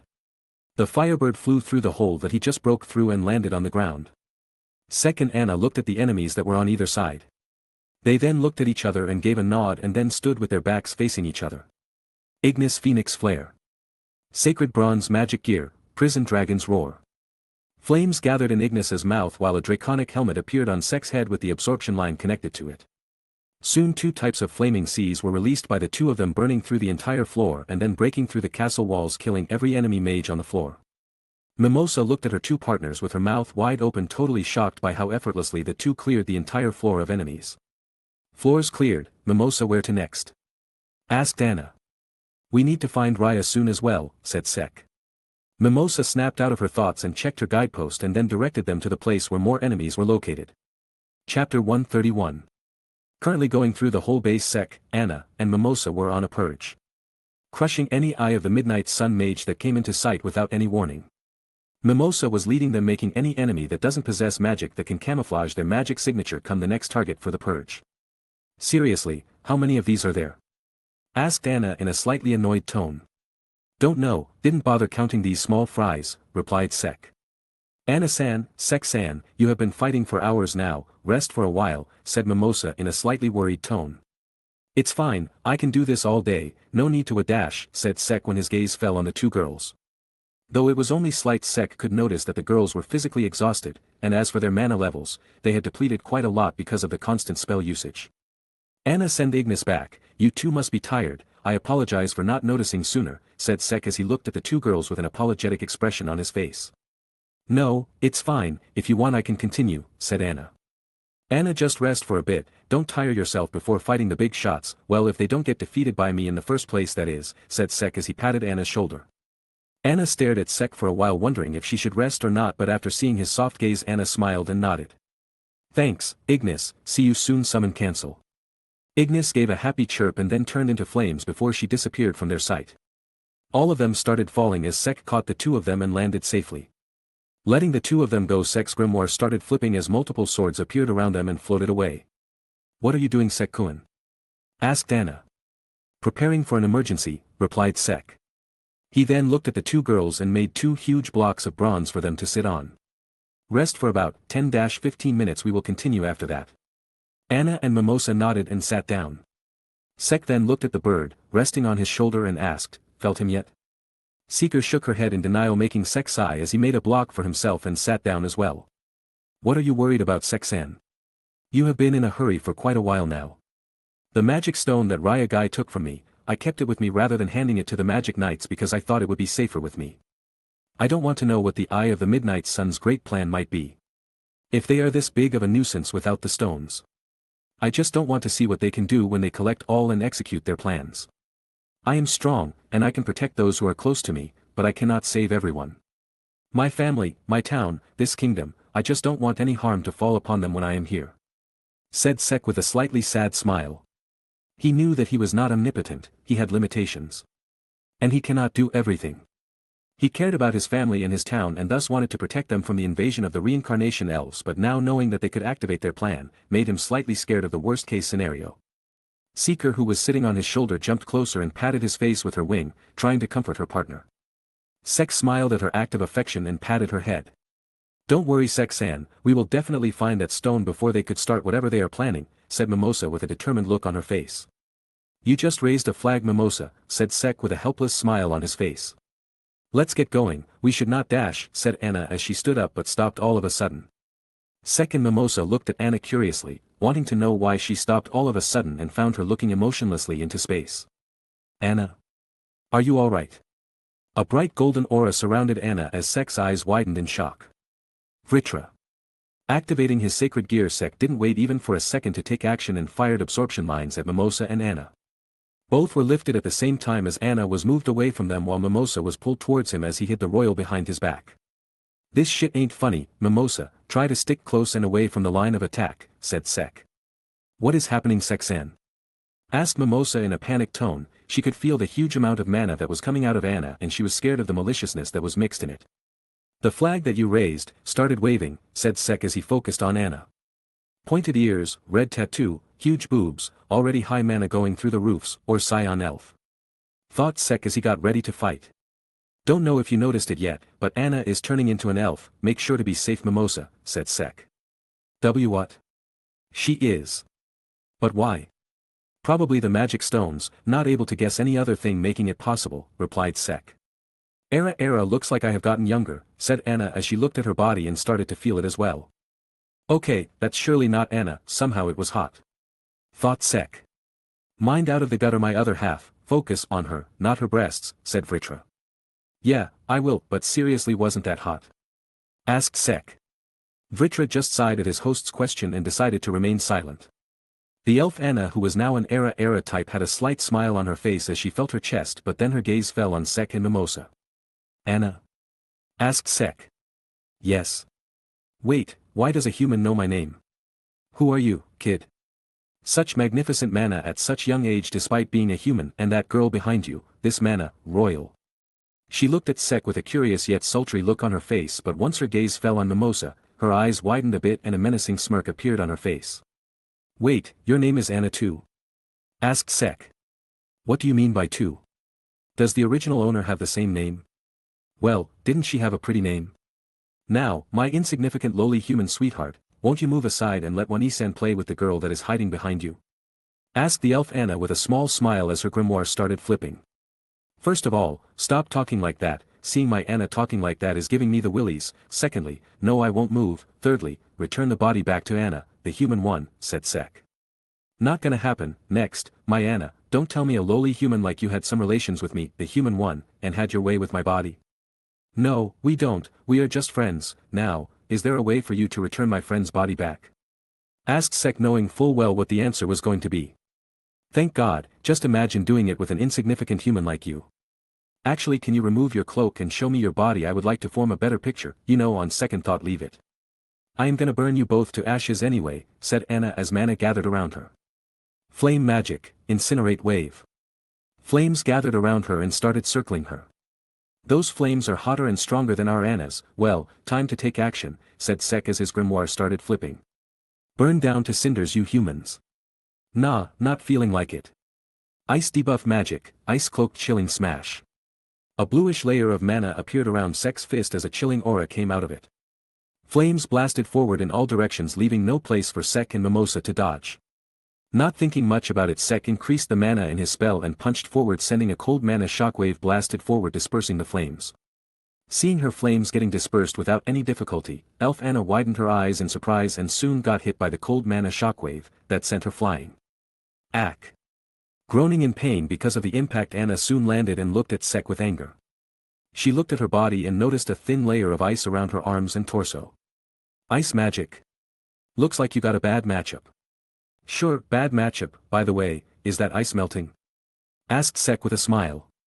Tilting her head in confusion, Anna looked at her arms only to find the ice layer still there without any change in it.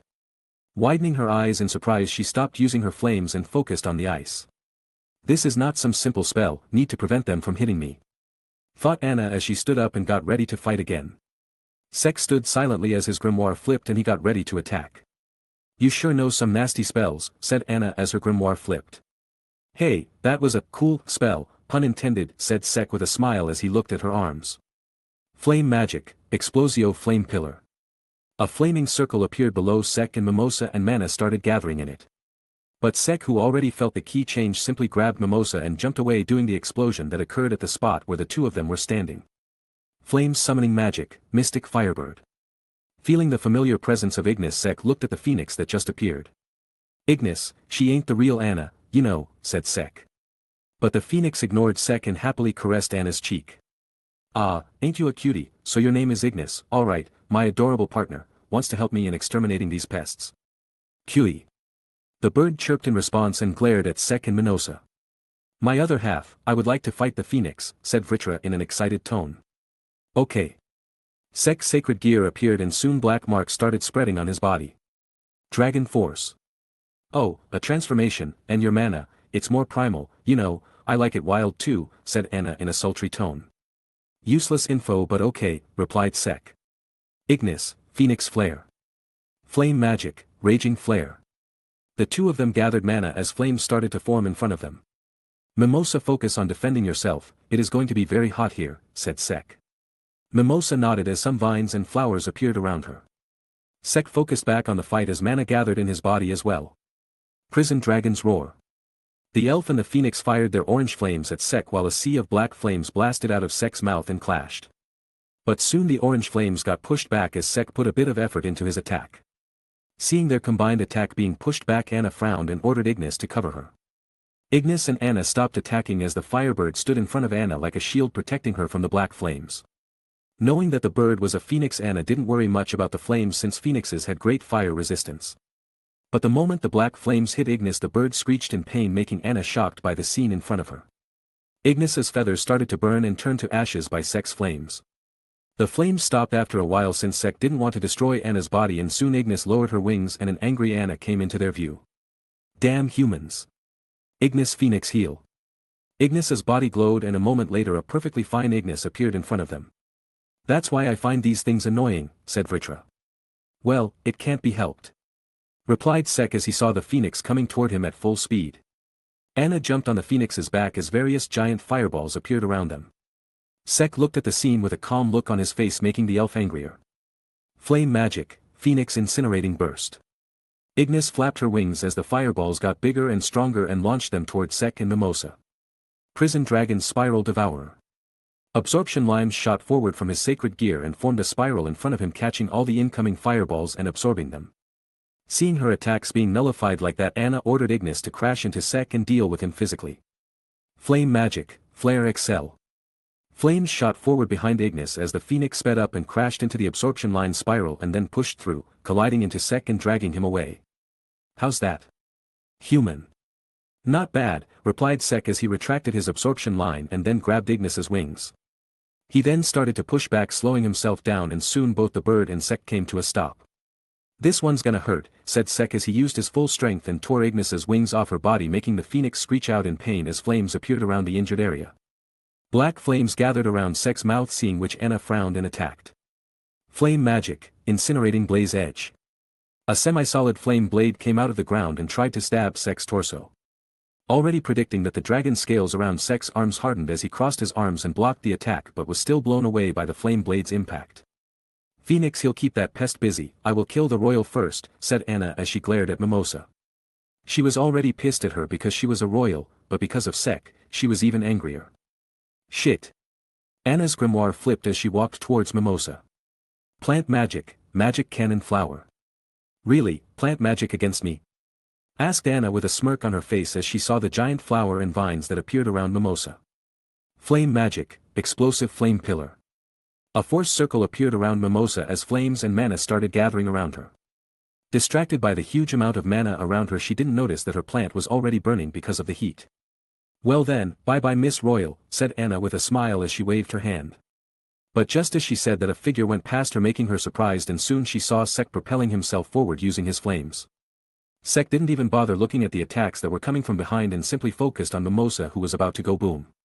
Grabbing the royal in his hand, Sek hired her tightly as he felt that flaming circle was about to explode.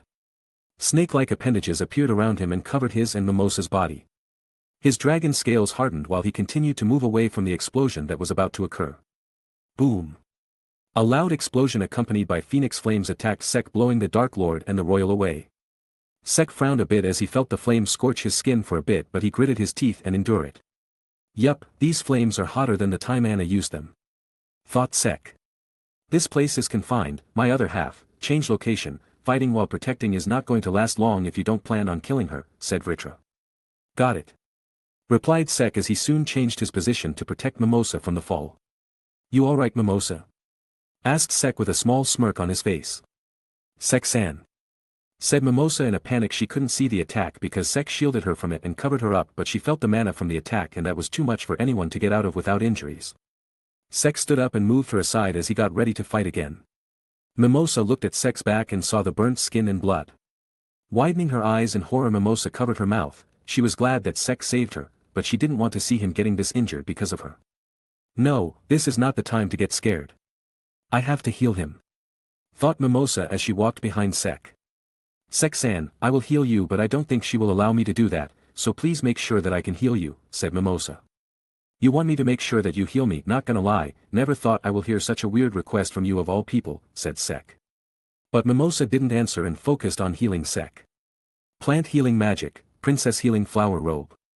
A dress with wings made of flowers and leaves appeared around Mimosa as a glow appeared around her hands. She focused the light on Sek, and immediately the Dark Lord felt relief. Your healing magic is really great, said Sek with a smile.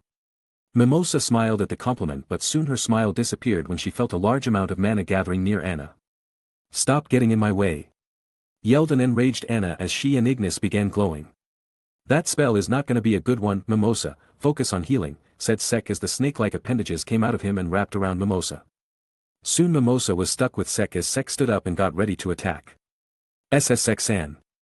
It's are kind of embarrassing. I know Mimosa, I am trying my hardest to not think about it, so bear with it for a moment, said Sek as he felt two big and soft mounds press against his back. She is short, stack. Thought Sek. I am only ignoring this because this is necessary, thought Seeker as she looked at the royal and her partner with a glare on her face. You. Do you even know what all we went through because of these royals? I am gonna kill you too. Then I will kill both of your families. Then all of the elves will destroy all the humans. We will be your doom. Has anyone ever told you that you have a wild imagination, said Sek as he with Mimosa on his back appeared in front of her in an instant. Prison Dragon's black blaze fist. Ignis reacted faster than Anna and tried to protect her master, but that didn't matter as Sek's black flame-covered fist smashed her face and dragged it along.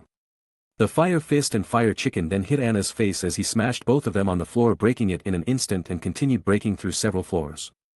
Finally spotting a wide enough room to fight, Sek stopped and looked around. Anna and Ignis crashed into the ground as a just cloud arose while Sek along with Mimosa landed away from them. Mimosa had her mouth open wide in shock as she just saw how brutally Sek punched the girl's face. She could swear that she heard Anna's jaw breaking. She looked at Sek, who was looking at his fist and didn't know what to think. I am glad that I didn't turn into an elf, thought Mimosa in relief. I probably broke her jaw, well she will heal, thought Sek as he looked at his fist but soon shrugged his shoulders, deciding not to think much about it. He then looked to his side and asked, Captain Marioliona, hello there, and waved his hand. His gaze then fell on the other elves that were in the room and soon he spotted Raya. Well, time for maximum effort. Nah, that's too much for these small fries, said Sek as he got ready to fight. Chapter 132. You look quite beaten up, Captain Marioliona, let me tag in while you recover, said Sek as he loosened the appendages around Mimosa, letting her free. Heh, I don't need a kid like you butting in my fights, stand aside while I deal with them, said Marioliona, who looked quite battered up from her fight against the 5 elves. Now, don't be shy, let the Dark Lord cover for you, besides I did bring one more here, so let me take responsibility, said Sek as he looked at Anna, who was healing her wounds. Like hell, that's gonna happen, if anything you just balanced the fight a bit for them by bringing in their ally, said Marioliona as she looked at the 6 elves.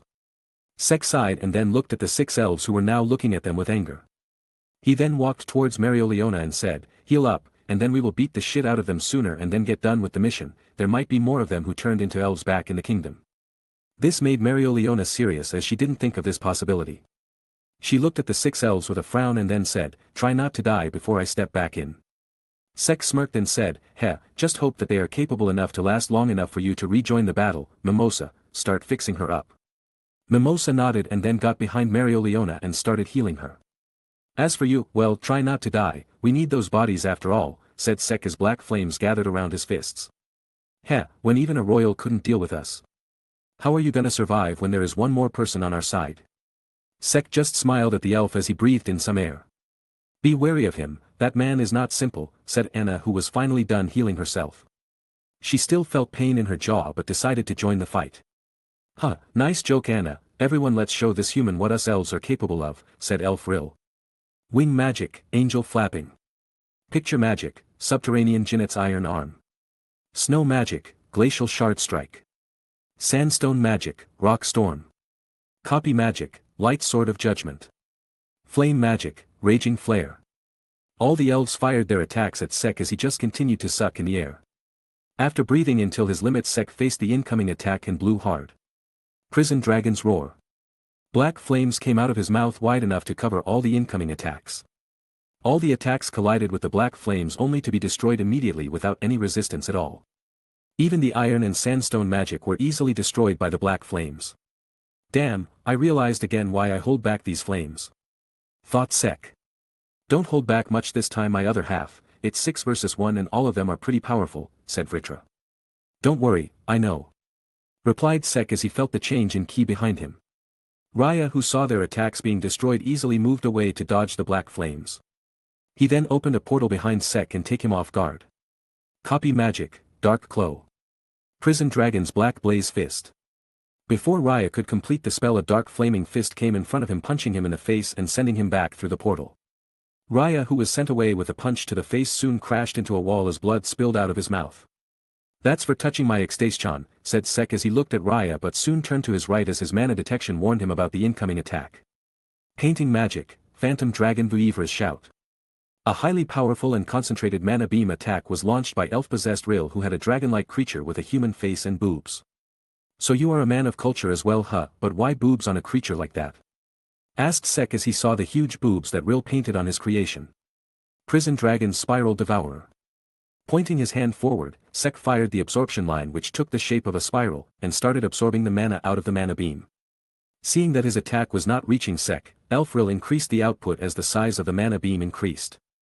Sek noticed that and increased the size of the spiral and continued absorbing the mana out of the attack. The other elves saw their friend having a hard time against Sek and decided to lend a hand as well and attacked him from different directions. Sek felt the change in ki and shot his other absorption line toward the boob dragon. Will who saw that jumped away thinking that it was coming for him and smirked as he saw the human's attack missing.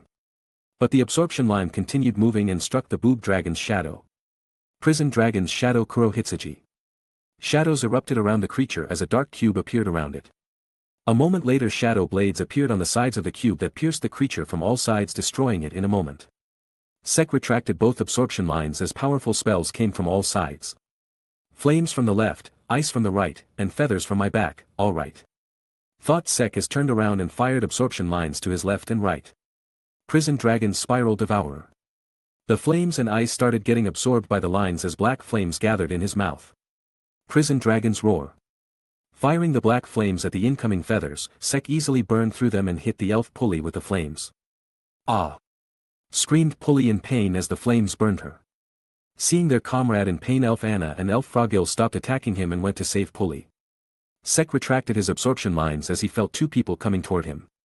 Sandstone Magic, Heavy Rock Smash. Copy Magic, Bear Claw. Elf Reuben and Raya came to attack him in unison. Seeing them approaching the shadow around him darkened and appeared around his hand and black flames came out of his hands. Prison Dragon's Shadow Flame Claw. The two attacks hit Sek as he caught both their fists with his hands which were covered in dragon scales and had shadows and black flames wrapped around them. Clenching his hands Sek easily destroyed their spells and then crushed their hands by gripping them hard. He then grabbed both the elves and spun them around him before throwing them away. He then raised both his hands as a black flame orb appeared above them. Prison Dragon's Destruction Flare. A huge black fireball appeared over Sek's hand as he launched it toward the group of elves that got caught in it and started to burn inside it. Sek stared at the black flames for a while thinking if he should stop before the elves turned to cinders. But before he could cancel his flames a portal appeared quite a bit away from them and the 6 elves fell out of it. Got to say, you managed to get out even after the last attack, you are good Raya, said Sek as he snapped his fingers and cancelled the black flames. Shut up human. Don't get cocky just because you were able to deal with us for a while. We will kill you. Sek sighed and then deactivated Dragon Force and took a deep breath. What happened? Already out of juice? Sek smiled and said, nope, but someone is all patched up, so you all better be ready to see hell break out on you all. Ha, you said it. Be prepared to die. Latch on Mimosa, said Sek as snake-like appendages appeared around him and wrapped around Mimosa. Oi Sek. Show me your mana zone. Sek raised his brow and looked at the vermilion-haired lady beside him. But that would be just game over for these weaklings. Is it that strong? Oh, it's OP, most people won't even stand a chance against my mana zone. Oh, you are making me excited now, say, would you like to test it against my mana zone? Asked Marioliona with a predatory smile on her face. Sure, but we are in the middle of a mission right now, let's not waste time. On that note, using my mana zone is a viable option. Alright, I'm gonna end it then, said Sek as he looked back at the elves who were glaring at them while healing. They heard Sek call them weaklings and how his mana zone will just finish them. They were thoroughly pissed at the human who mocked them to that extent and decided to finish him with a combined attack. Human. Deal with the combined strength of us elves. Compound Magic, Elemental Quintet. A giant mass of energy gathered in front of the elves as they continued pouring their mana into it. Asta and Zora soon came and saw the scene that was happening and rushed toward their friends. Oi. Sek. When did you get here? Oh, Asta, I came here a while ago, Captain was quite beaten up so I decided to sub in. By the way, stand back and let me deal with it, said Sek as he raised his hand to stop Asta. Asta and Zora stopped, they had a plan of their own but decided to let Sek do what he wanted since he looked quite confident with his plan. Sek smiled seeing the fellow Black Bulls halt and then focused back on the elves who were almost done with their spell. Taking in a deep breath, Sek closed his eyes and concentrated to feel the mana around him. Soon his eyes opened as a glow appeared in his eyes. So, that's how it feels using a mana zone. It's amazing, thought Sek. This was the first time that he was feeling his own mana zone without being on the verge of collapsing. The elves who felt the mana around them widened their eyes in shock. The sheer amount of mana around them was making their attack shake, and the pressure made by that mana was forcing them to kneel.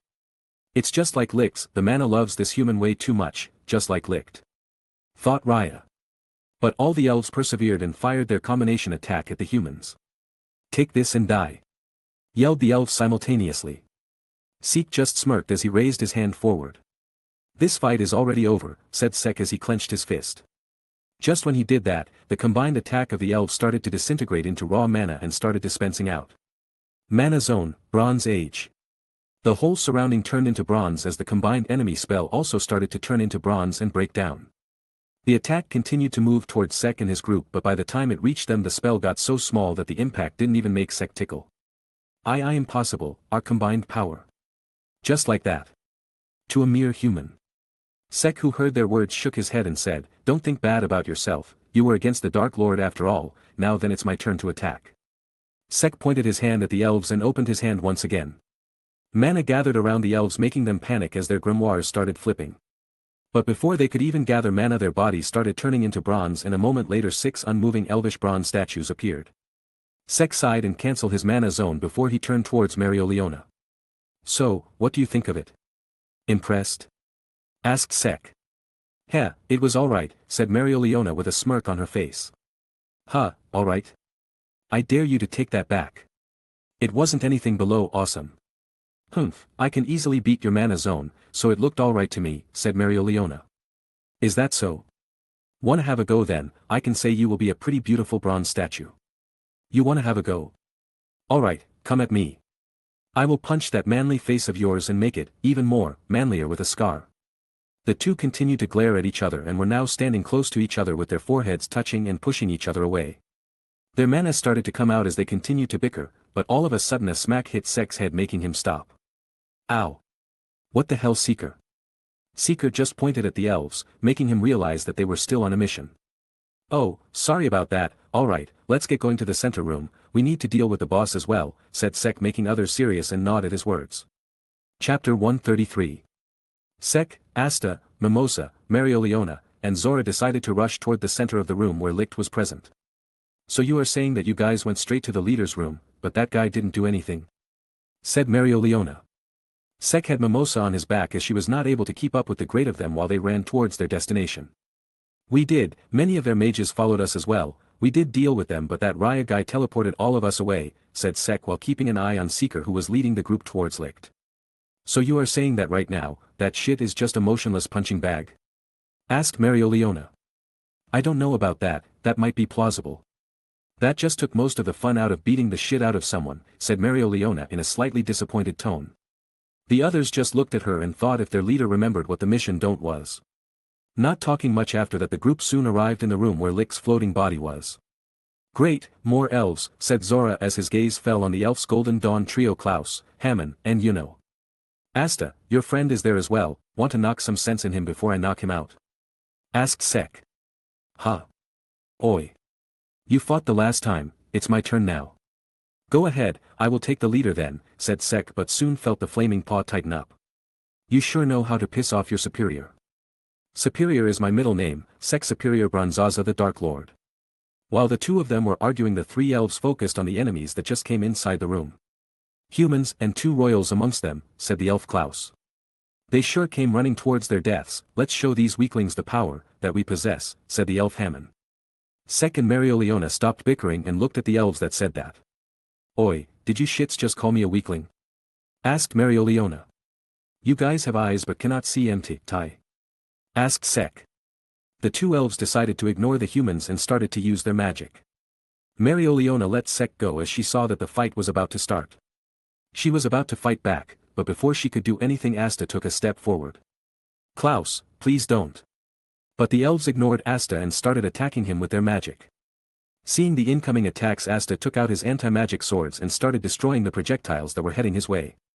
"Stop this, Klaus. We're both magic knights. This got some reaction out of the elf Klaus. His body unconsciously reacted to Asta's words, which made the elf frown in displeasure. Humph. Our hatred for you is far stronger than your pathetic little bond. But this time, 2 more steel spikes emerged from the ground near Asta and attacked him. Ixtase, Key Blade. Sek, who already felt the change in ki and knew that Asta would not be able to dodge or parry the next attack, decided to intervene and unsheathed Ixtase. The blade glowed and soon stretched forward and followed the key of the magic attacks and moved around Asta like a snake and destroyed the steel spikes. Asta, keep your head calm, they are not at the level for you to lose your cool like that, said Sek as he retracted the blade. Sek, sorry about that, said Asta as he glanced back at Sek. Asta then glared at the elves and steeled his resolve as he got ready to fight. I promised my friends that I will come back alive, I won't let my friends kill my other friends. I will nick some sense back into you guys. And then I'll become the wizard. Yeah, the usual shit, now stand back, said Sek as he stepped forward with 2 Gaster blasters above him. Oi chibi. Stop wasting time on useless blabber. Said Asta with a shocked expression on his face. Klaus and Hammond, who had enough of the humans, decided to attack them. What in the world are you babbling about now, you humans? Sek are an eyesore. This is where you're going to die, yelled Klaus and Hammond simultaneously as they fired a combined spell at the humans. Die. Us, that's some funny shit that you are spouting. Hold back, Captain, we need their bodies, so don't unalive them, said Sek as he looked at the approaching attack with a calm look on his face. Marioliona nodded as her grimoire started flipping. Flame magic, Kali. But before she could even finish her spell, a strong tornado appeared in the path of the enemy spell, destroying it in an instant. Once the winds cleared, the group saw Yuno standing in front of Marioliona with his grimoire wide open. He cock-blocked you, Captain. Yuno. Why you, hey. Wait, are you, actually Yuno? Yuno, who heard Asta's question, turned around and was about to answer, but before he could do so a flaming paw appeared over his head and clenched it tightly. How dare you interrupt my spell, you bastard? Asked Marioliona in a threatening tone. What's that, for? Want me to kill you? Sek just started at the chaos that was happening in front of him and then looked at the other 2 elves. This is the perfect time to attack you guys. Are you sure you just want to look at the scene? Well, whatever. Thought Sek as he pointed his hand forward as the Gaster blasters that were beside him aimed at the 2 elves and fired a mana beam at them. The 2 unsuspecting elves were too late to dodge or defend against the incoming attacks and got hit by the mana beam that sent the 2 of them flying. Sek just looked at the dust cloud that appeared because of his attack and looked behind him to see the others looking at him with surprised looks on their faces. Don't get distracted on a battlefield, you guys, I know they are weak but still, said Sek as he looked at his team with a disappointed look on his face. You using such underhanded tricks, as expected of humans. Looks like we have no choice, said the elf Hammond as mana surged out of him. We'll have to give it everything we've got, said elf Klaus as mana surged out of him as well. A large amount of glass and steel started to form around the 2 elves. Sek and his team looked at the giant spell that the elves were about to use and got ready to strike back. Captain Siskolian, let me take care of this, I want to knock some sense back into Klaus, said Asta as he looked at Marioliona. Me too, they are seniors from my squad, let me handle them, said Yuno. Marioliona looked at the 2 of them and then glanced at Sek. Sek. Stand back, let the kids have some fun. Sek looked back at the group inside. He turned around and walked back and stood beside Mimosa. Go on kids, play around, don't get hurt, said Sek as he ruffled Asta's hair. Oi. Don't treat me like a kid. Ah, you getting angry, little man? Gur. Suddenly the ground started to rumble, making Asta and Sek snap back to the situation and look at the elves. Go on, Asta. Asta nodded and then stood beside Yuno. Let's do it, Yuno. Don't get hurt, Asta, I don't have time to save you, said Yuno. Asta took out his Demon Slayer sword and got ready to fight. Combination magic, Le Chateau du Ver. A giant tank-like thing made of glass and steel with drills all around it appeared. Well, that thing sure looks crazy, said Asta as anti-magic radiated out of his sword. That's some intense magic, said Yuno with a smile. Spirit assimilation, spirit dive. A strong gust of wind blew around Yuno as he went into his spirit dive mode. Asta too went to his black mode and the 2 got ready to attack. The 2 launched at the tank with great speed and Yuno immediately proceeded to attack. Spirit magic, spirit storm. Asta too slashed the tank with his anti-magic sword, splitting it in half and easily destroying it. Sek just stared at the destroyed tank before shifting his gaze to the 2 elves who were blown away by the attack. But all of a sudden Sek's eyes widened in shock. Did you feel him move? Thought Sek as he noticed Licht appearing near the two elves and catching them before they fell. No, my other half, be serious about this fight, that elf is strong, replied Vritra. Both mana detection and key aren't detecting him, FCK, thought Sek as he turned serious. The others were having similar thoughts as they saw Licht lay down the other elves and then slowly walk toward the black sword that was stuck in the ground. Seeker, who was sitting on top of Sek's shoulder, was nervous. She knew what the elf leader was capable of and was not sure how Sek was going to handle him. Seeker, stay away from me and the fight, ordered Sek as he unsheathed Ixtase. Licht took out the sword from the ground and in an instant the black sword started changing and soon a glowing white sword appeared in Licht's hand. The key from that sword, it's strong. But it's good that I have something to get rid of his movements. Thought Sek as he gripped his sword tightly. Asta, be careful, said Yuno as he looked at his short friend. Yeah, I know. Said Asta only to find Licht standing directly in front of him. Licht then proceeded to take the Demon Dweller sword from Asta's hand and raised it. The sword started to shine with a bright white glow as Licht looked at Asta with an impassive look on his face. Not wasting a moment, Licht slashed at Asta.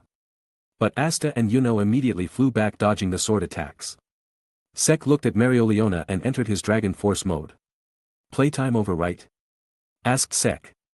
Mereoleona cracked her knuckles and gave a nod. Flames gathered around her fists as she and Sek launched at the elf leader. Flame magic, Calidus Brachium. Prison Dragon's Blaze Cutter. Black flames gathered around Ixtase's blade as Sek slashed forward, sending a flying slash made of black flames. Licht immediately fired a flying mana slash of his own, easily countering Sek's attack. Mereoleona then appeared above him ready to push the elf. But Licht simply looked up at the lioness, grabbed her wrist, and slammed her on the floor, before throwing her at Sek. Sek, who saw the incoming lady, simply sidestepped, letting the royal fly away and crash into the wall. Oi! Don't throw wild royals at me. Asta. Asta came flying towards the elf from behind as both of them prepared to attack him. Black flames gathered around Sek's sword as Asta raised his Demon Slayer sword ready to strike. Licht looked at the two incoming black bulls without any change in his expression and opened his hands, showing the two swords that he had. Asta and Sek appeared in front of Licht ready to strike the guy, but before their sword could even reach him, Licht jumped and spun around, sending multiple flying slashes all around him. Asta, who didn't expect that, got caught up in the attack and was blown away. Sek, on the other hand, immediately gathered mana in his mouth. Prison Dragon's Roar. Black flames came out of his mouth and attacked Licht at point-blank range. The elf got engulfed in a sea of black flames, but not even a moment later a first came into Sek's view and soon landed an uppercut, sending the Dark Lord flying up. An almost uninjured Licht came out of the black flames, though there were slight burn marks on his clothes. Sek, who was falling, looked at the elf and clicked his tongue in annoyance. That strong mana around him is protecting him. Thought Sek. Oi, get back in there. Said Mereoleona as she grabbed Sek's leg and threw him towards Licht. She then rushed towards the elf as well, with flaming mana radiating out of her body. Sek, who was thrown toward the elf, changed his posture as he pointed Ixtase at the elf. Ixtase, extend. Not even a moment later the blade glowed and extended out, heading towards the elf at great speed. Noticing the incoming sword, Licht decided to deflect it with his Demon Destroyer sword, only to see Ixtase easily cutting through the sword and continue heading towards him. Seeing that, Licht tried to move away but was a bit late and Ixtase cut through his waist. Not wasting even a moment, Sek tried to cut the elf in half, but Licht jumped up and easily avoided the attack. You dare throw me away like that, you long-ear punk? Said Mereoleona as she punched the elf, sending him crashing down. Mana Zone, Calidus Brachium Barrage. A beastly smile appeared over Mereoleona's face as the mana around her flared up. I am still here, you know that, right? Said Sek, who was inside Mereoleona's mana zone as well. But the lioness just ignited him and focused on the elf, who crashed into the ground.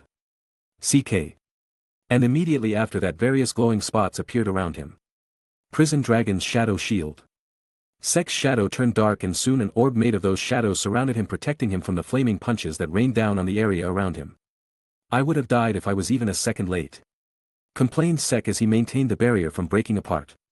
You would not have died, we both know that, said Vritra. Don't take that in a literal sense. Replied Sek as he made a small gap in the barrier to look at Licht. But his eyes widened in shock when he saw Licht just moving around and slashing away the flaming punches with both his swords. Is this guy for real, thought Sek, and decided to attack as well. He ran out of the mana zone area while still being covered in the barrier and soon stood beside Yuno and Asta. That guy in there is total nuts, he is cutting through each of her punches without any difficulty, said Asta as the other two rookies turned serious as well. What should we do? Asked Asta as Sek and Yuno looked at the Mana-zone. His movements are too fast and his swordplay is great. Not to mention the mana slashes that are preventing us from getting close to him. Long-range attacks are not fast enough to attack him. I have an idea, but I will need around 30 seconds to execute it. Can you guys buy me that time? Asked Sek as he looked at Yuno and Asta. 30 seconds, that's too much you are asking for, but okay, said Yuno. You got it Sek, leave that guy to us, said Asta with a smirk on his face. Sek nodded and jumped back, taking a considerable distance away from the fight. Turning off his dragon force, Sek took a deep breath as his grimoire started flipping. What are you planning my other half? Asked Vritra.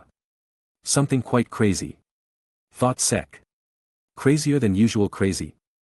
I guess so. Don't do it if you will die because of this. No other choice buddy. That elf is beating our asses. Even Ixtace's full power won't work since the guy can simply absorb it in his sword and fire it back. Replied Sek as he mentally prepared himself, and immediately a large amount of mana gathered around him. Memory magic, parallel thinking beast debuff magic, berserk time debuff magic, fast forward X2 bronze magic, bronze body logia cotton debuff magic, impact breaker. Using 5 magic simultaneously, Sek's body started giving warning signals to him. His body grew larger as his skin and hair turned dark. Sek looked at his body, which was now stronger and faster than his base form. His time magic made him faster, while cotton magic softens the incoming attacks. So, is this it? Not that crazy. The berserker Sek didn't repimp and just took a deep breath. Vritra looked at his host with confusion, but soon his eyes widened in shock as he noticed what the huge idiot was about to do. Oi! Stop! Your body will breathe. Berserker, dragon! Yelled the berserker Sek. Secret technique, Dark Lord's mad dragon force, thought Sek as his sacred gear appeared around him. Black marks appeared on the already darkened body, and soon dragon scales started to form as well. Roar! Their berserker Sek, who was done undergoing dragon force transformation, roared out loud, sending out a wave of mana in his surrounding, blowing away everything in its path. The fighting stopped for a while as all of them looked at the new fighter who just appeared. Licht stopped as well after he kicked away Marioliona and looked at the giant human-like creature that appeared in place of Sek. But the moment he turned his head, the berserker Sek appeared in front of the elf and punched him with full force, sending him flying and blasting through multiple walls. Heck yeah, I really pulled this off without breaking my body. I am so awesome. Thought Sek. Dark Lord, awesome. Yelled the berserker Sek. The vocabulary issue still exists, huh? Thought Sek as he mentally signed at his berserker form. Chapter 134. Sek, who was in his mad dragon force mode, looked at Marioliona, who was lying on the ground with blood dripping out of her mouth. You, okay? Asked Sek. Who the hell are you? Asked Marioliona as she sat up and wiped the blood off her mouth. Me, Dark Lord. Introduced Sek. Sek, for some reason, I want to fight you rather than the elf, said Marioliona as she finally stood up and got ready to battle. Time waste, me better. Replied Sek. Ho cocky let's have a go then, are you ready? Asked Marioliona with a smirk on her face. Sek pointed his finger forward, making the lioness look ahead as well, and said, ELF coming. And just like he said, Licht came flying towards them with great speed.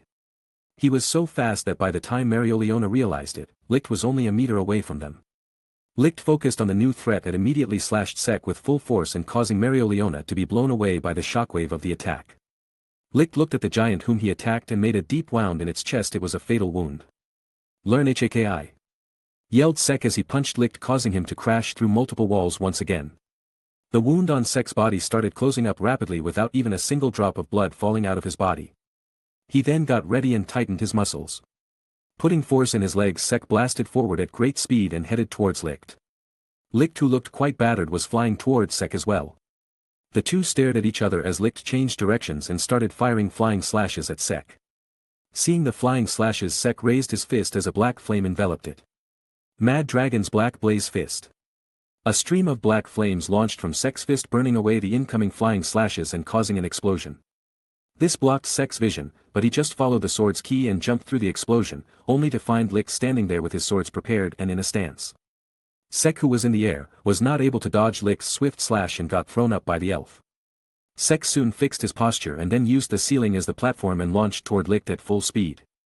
He then grabbed Licht's head and held the elf in front of him as they crashed through a few floors. Licht, who was being held by Sek, tried to free himself, but it only made Sek tighten his grip. Not finding any other choice, Licht used his swords to cut Sek's arms and soon freed himself as an armless Sek continued blasting through the floors.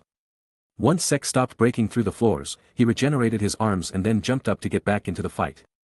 A few seconds later Sek was back on the floor where the fight was going on and noticed that Asta was already out of juice and was out of his black mode. "Sek!" yelled Mereoleona as she punched Licht toward him with her flaming fists that caused an explosion. Sek raised both of his hands and smacked the incoming elf down, plastering him to the floor. Yuno, who was flying around Licht, used his spirit magic. Spirit magic, Liable Tempest. A wind restriction spell appeared around him that raised him in the air. "Do it you too!" yelled Yuno. Mereoleona smirked as mana flared out of her body. Mana Zone, Kalido's Brachium Barrage. Sek jumped forward and appeared directly above Licht. Mad Dragon's Flare Rush. Black flames surrounded Sek and soon a silhouette of a dragon made of black flames appeared around him. Continuous flaming fists rained down on Licht as Mereoleona continued to punch the air around her. She then noticed the black dragon made of flames rushing toward Licht and stopped her attacks, not wanting the wind spell to give out just because of her attacks.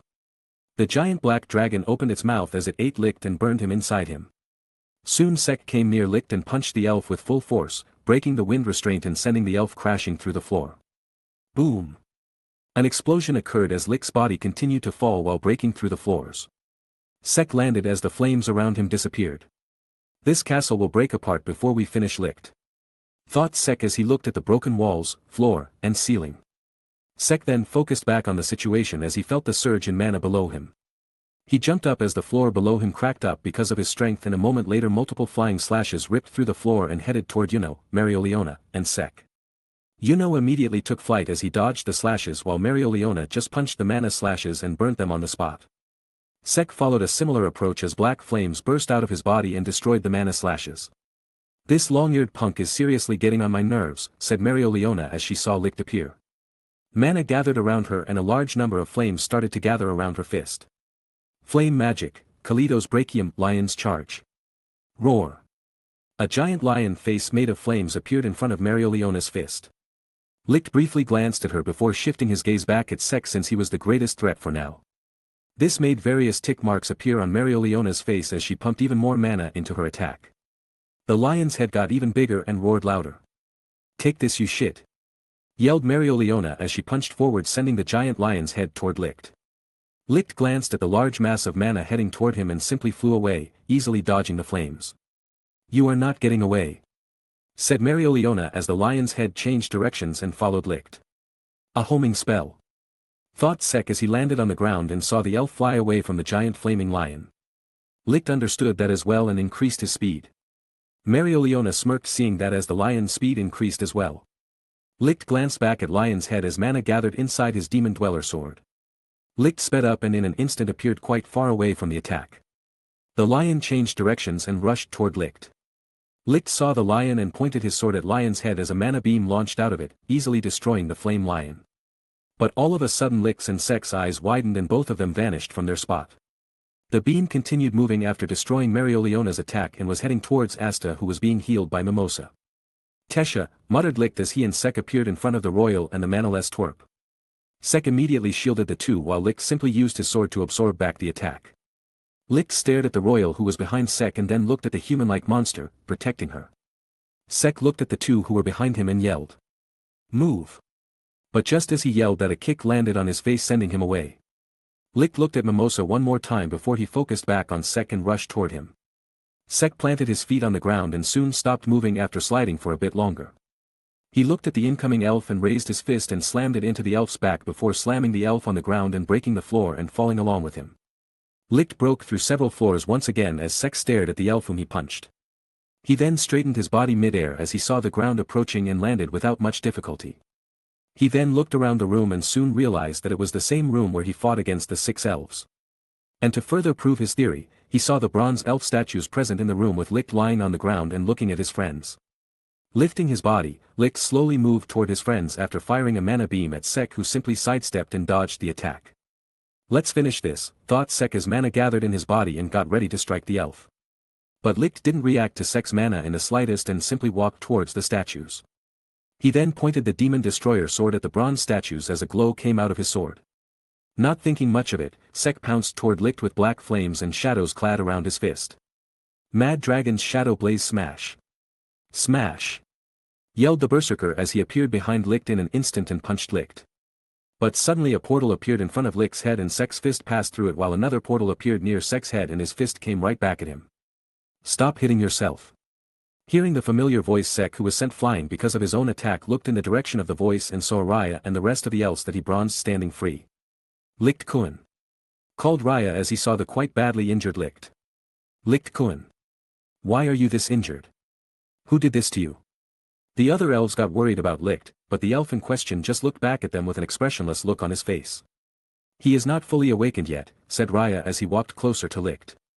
He hugged Licht while the man stood motionless. His grimoire then started flipping as a glow enveloped Licht. Copy magic, healing light particles.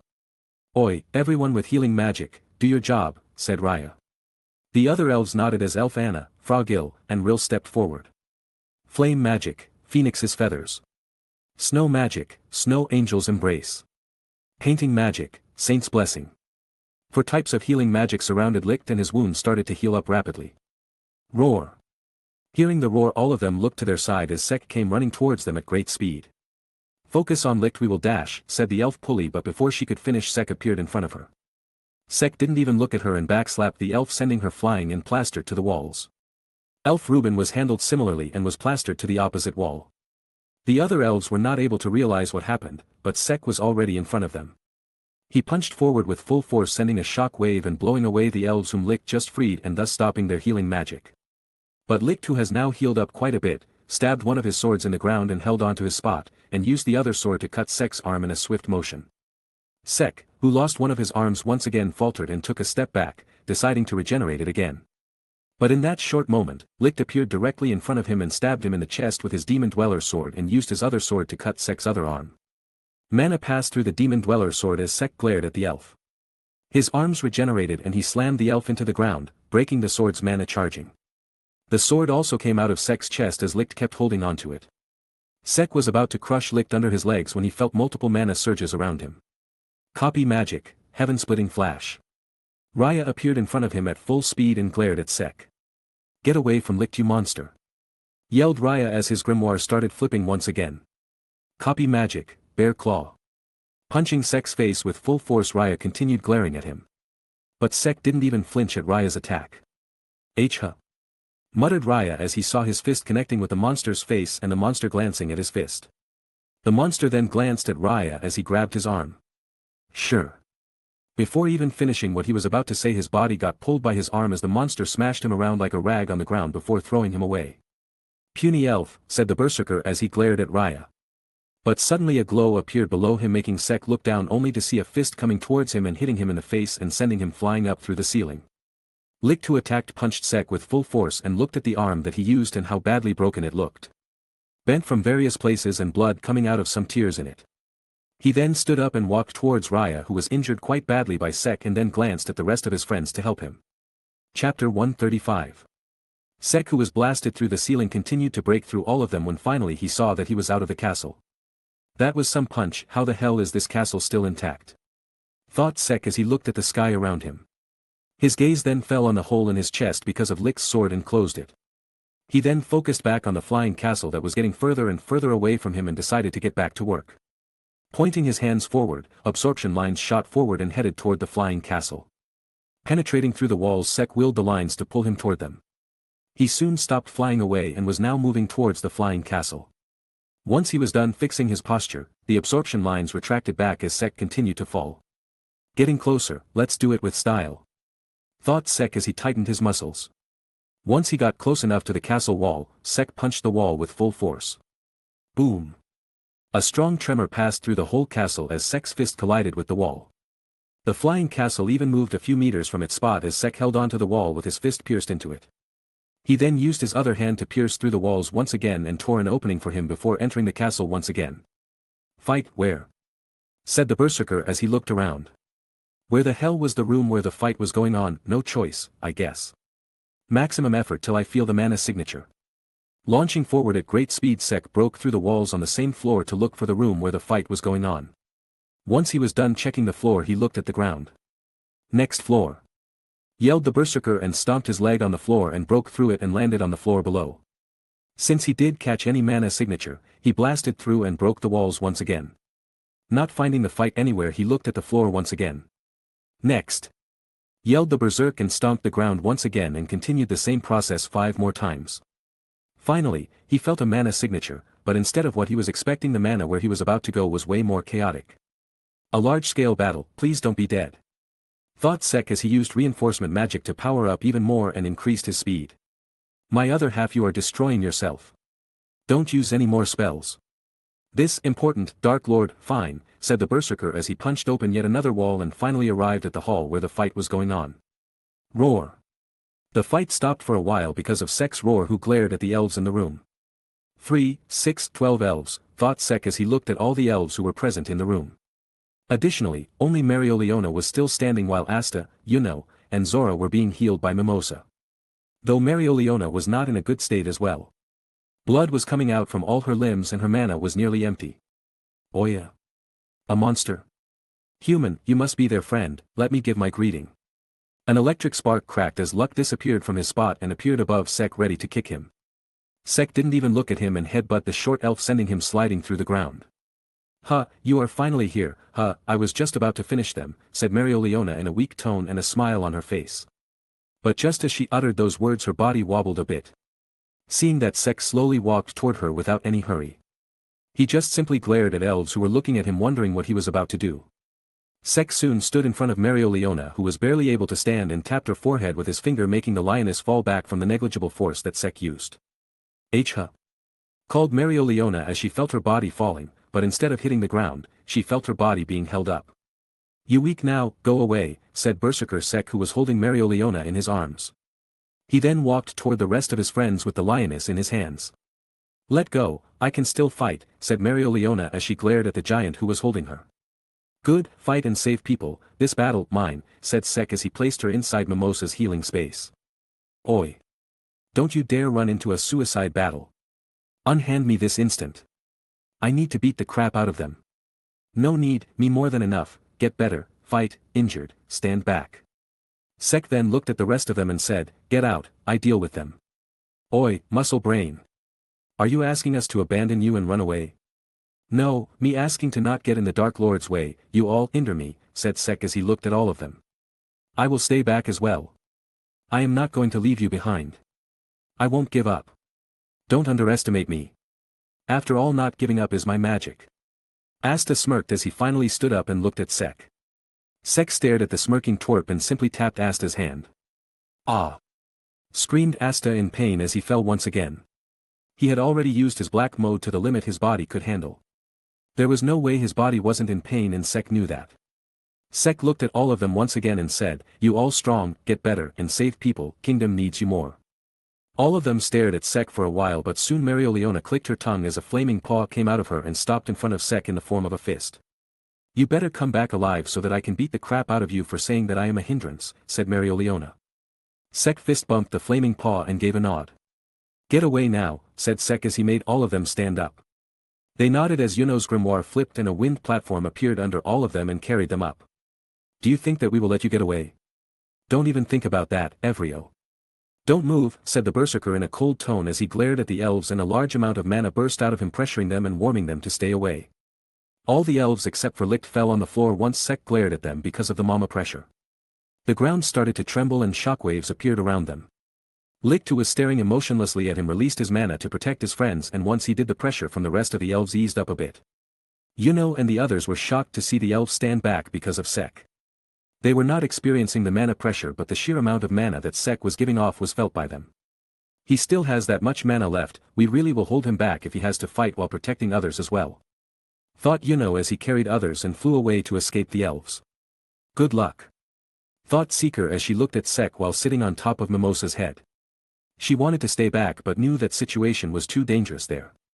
She also had a new mission that she had to accomplish, so she could not stay back even if she wanted to.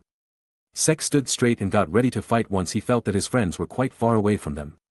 Licht stared emotionlessly at the giant humanoid monster, and in an instant both of them vanished from their spots. Boom. An instant later the elves hear a loud noise and turned around only to find Licht plastered into a wall. Distracted, bad move, said the berserker as he stood in front of Raya and Rill and kicked them away, plastering them to another wall. He then looked at the other elves who were now looking at him with anger and had their grimoires flipping. Flame magic, raging flare. Lightning magic, thunderclap, crumbling orb.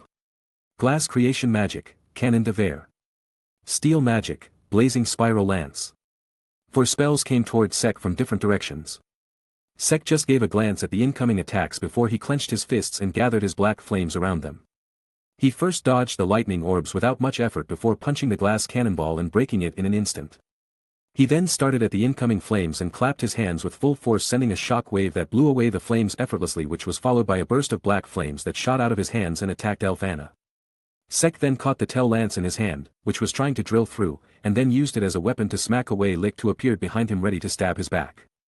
What is he? What kind of monster is that human? He doesn't even flinch at our attacks, said the elf Luck. Sek stared at them and then threw away the steel lance at the elves, making them surprised and dodged the attack. Copy magic, light sword of judgment. A bright glow appeared behind Sek as he simply turned around and saw countless light swords pointed at him. Take this, said Raya as he waved his hand and the swords rushed toward Sek. Sek took a deep breath as the light swords approached him and tightened his fist. Mad Dragon Black Blaze burst. An explosion of black flames came out of his fist, blasting away the light swords that were coming at him. Sek looked at Raya and then gestured for him to come at him. Raya ground his teeth at the provocation but didn't dare take a single step forward. The berserker smirked at that before Sek loosened his body and said, "Comrades out, annihilation starts." Suddenly Sek's shadow darkened and spread around at great speed, and in an instant, all the elf shadows were connected to his. Mad Dragon Shadow Pull. What is happening? I can't move. The elves struggled at their spots but none of them were able to move. Sek just pulled their shadows along with them toward him as his hands lit up with black flames. Mad Dragon's Blaze Twister. Combining both fists, Sek slammed them on the ground in a spiral of black flames that surround him. The elves that were caught in the spell started to scream in pain as their bodies started to get burned by flames. Licht, who was the only one free from the bind, threw his Demon Destroyer sword at Sek's shadow, disabling the binding before he launched at the giant and tried to cut him in half. Sek, who noticed the attack, simply raised his hand and caught the blade in his hands, but because of the force behind the attack, the ground below him and the two of them started falling. Licht let go of his Demon Dweller sword and quickly grabbed the Demon Destroyer and used it to cut Sek's arm that was holding his Demon Dweller. Freeing his other sword, Licht used the giant human as a platform and jumped up, further pushing the humanoid giant away. Sek looked at the ground below him and spotted a footing. He immediately landed and jumped right back up with great speed and caught Licht in his hands and threw him away like a rock, making him pass through several floors once again. "Everyone, help Licht!" yelled Raya as all the elves surrounded Sek. "Annoying elf, stop cutting hands!" yelled Sek as he regenerated his lost limb. The other elves ignored Sek and started to prepare for their attacks. Sek ignored them as well as black flames surrounded him. Mad Dragon's Flare Rush. A black flame dragon silhouette appeared around Sek as he ran around the room, engulfing multiple elves inside it and burning them up. Copy magic, Tainted Culvert WIRM. Sandstorm magic, Rock Storm. Painting magic, Serene's Game. Multiple spells rained down on Sek as the elves tried to blow off the flames. But the black flame dragon just burned away those spells with ease. Sek appeared in front of the group that attacked him and was about to engulf them as well, but Elf Rill suddenly jumped up with his grimoire flipping. Painting magic, God's Game. A giant man appeared in front of Sek's flame dragon and grabbed its head. Sek felt some resistance but didn't bother thinking much, he will simply blow it away as well. But contrary to his expectations, the giant god picture spun around and pulled the black flames off Sek before throwing it away in a different direction. Copper magic, Red Shine Destroyer Mace. A giant copper mace appeared in Elf Ben's hand as he jumped up and slammed it at Sek. Sek, whose flames were snatched away, simply punched the giant mace and shattered it to pieces, shocking the elf before punching the elf away and planting his head in the ceiling with his body hanging. Combination magic, Le Chateau de Verre. A giant moving fortress made of glass and steel appeared in front of Sek and he soon spotted a few elves on top of it. You will fall under our combined power, said Elf Klaus. The other elves nodded and their grimoires started flipping.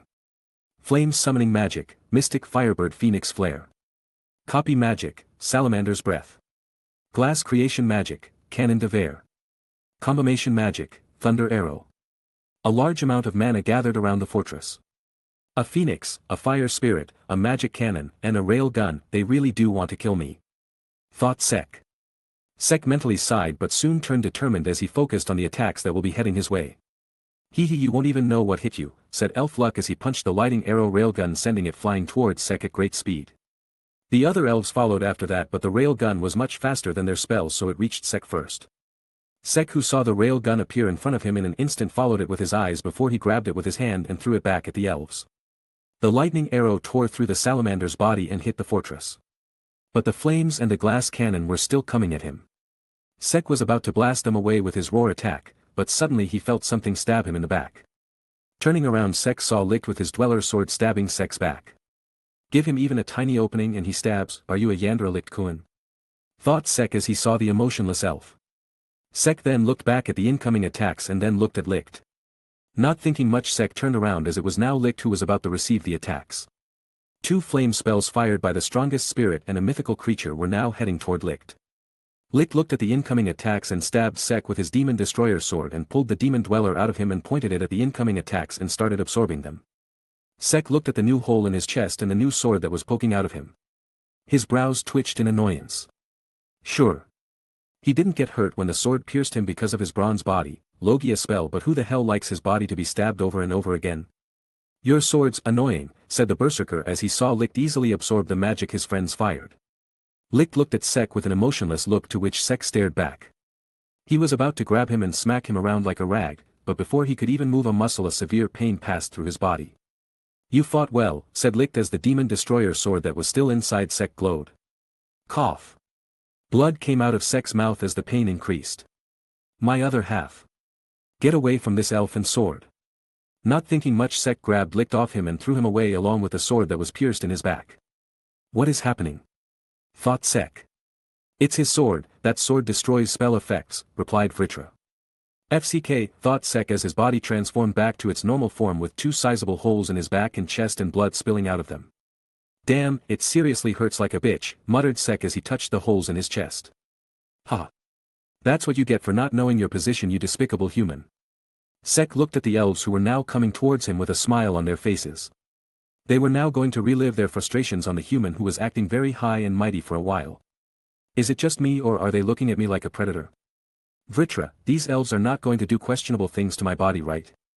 They even made 2 extra holes in me. Thought Sek. I am really surprised to know that you can have these types of thoughts even in a situation like this, replied Vritra. You are right, they hate humans too much. They are not gonna do those things to me. Anyway, let's get back to action.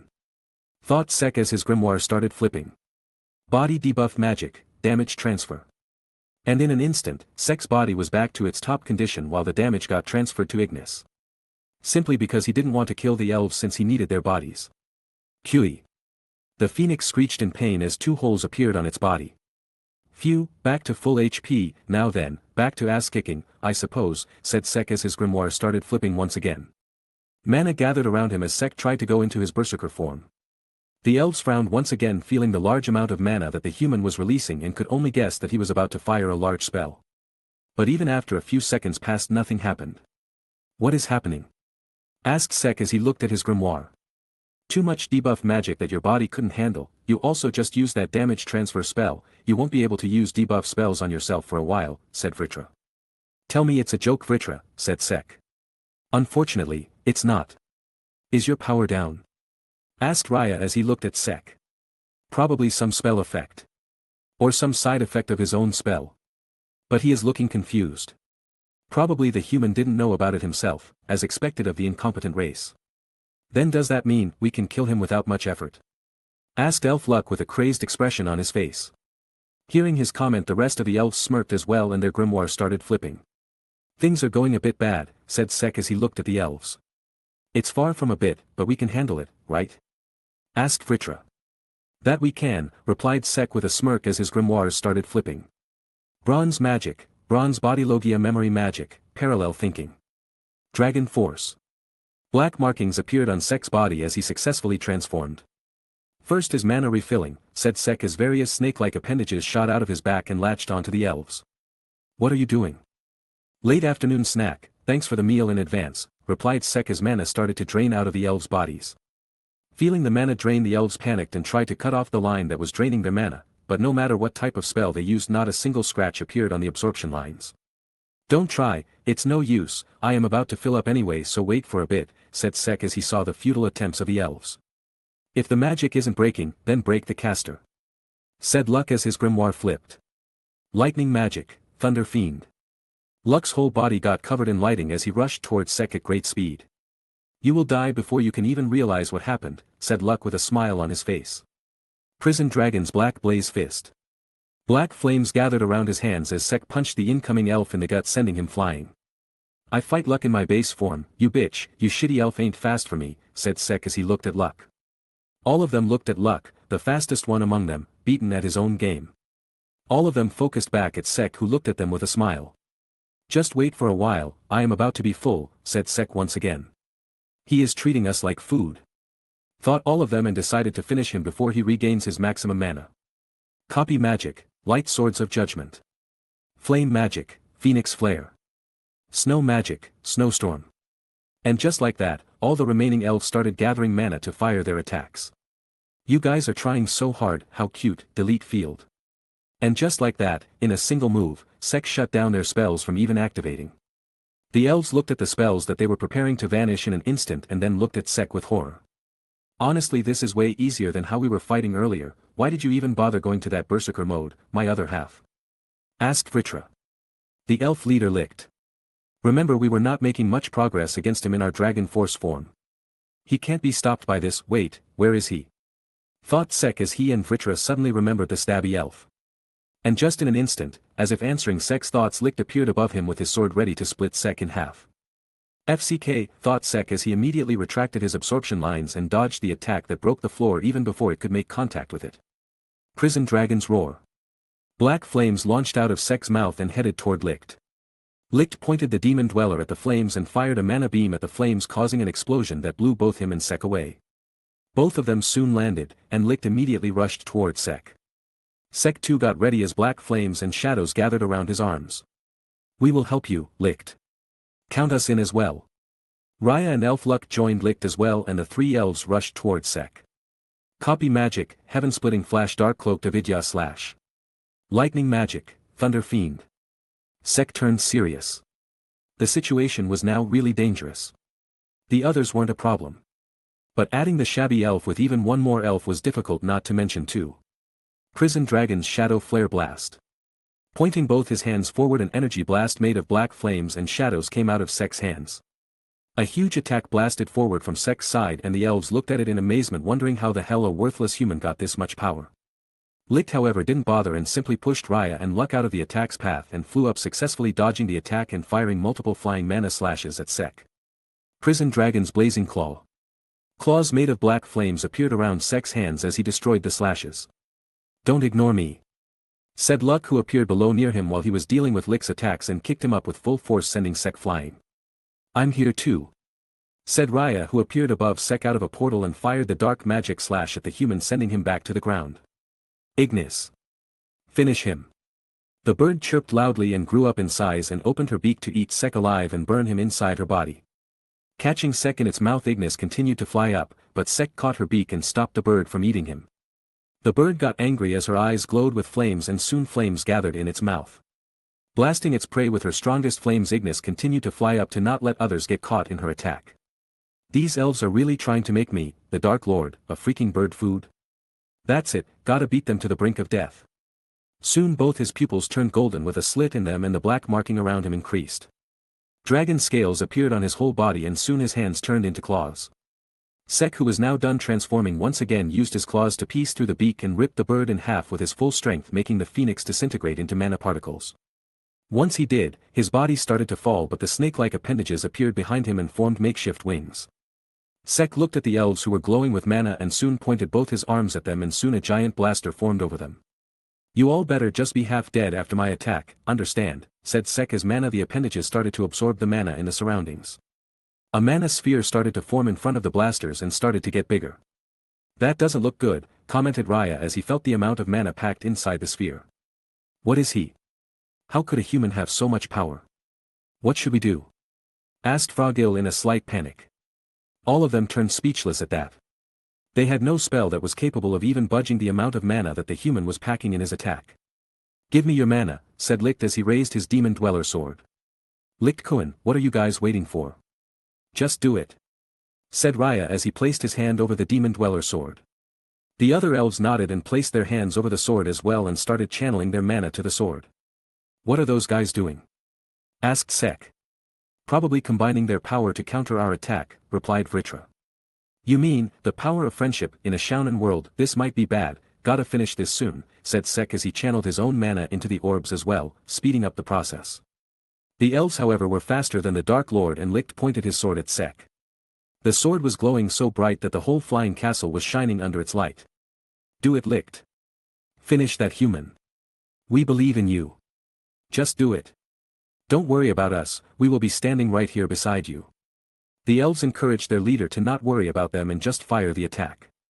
They were scared of the attack but they didn't want to not believe in their friend. Licht nodded and thrust his sword forward towards Sek as a giant man beam came out of it. It's enough, my other half, do it, said Vritra, making Sek nod. Pumping out most of his mana into the attack, Sek looked at the incoming attack and said, no power of friendship is enough to face the Dark Lord. Dragon Force Striker. A giant mana beam even bigger than the one fired by the elves came from Sek's side and collided with the other one. The two clashed for a while with none of them gaining an advantage over the other, but a few seconds later Sek's attack started to push back the elves. This made Sek smirk. There was no way he was gonna lose to the power of friendship.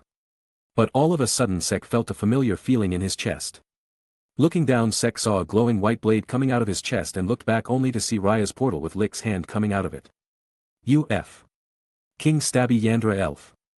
Yelled Sek as he tried to blast a roar attack at the portal.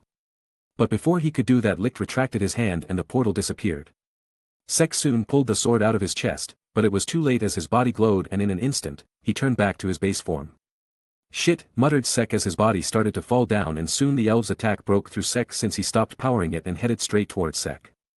Sek saw the incoming attack and tried to do something but knowing that he didn't have enough time he sighed and looked towards Asta and the others and threw the Demon Destroyer sword at them. Should not have underestimated the power of friendship, muttered Sek, and a moment later his whole body got engulfed in the mana beam. Once the beam died down, a clear sky without any remains of the Dark Lord came into view, seeing which the elves cheered in joy. Chapter 136. Seeing the huge mana attack die down without leaving any traces of Sek made the remaining royal knights shocked. SS Seki.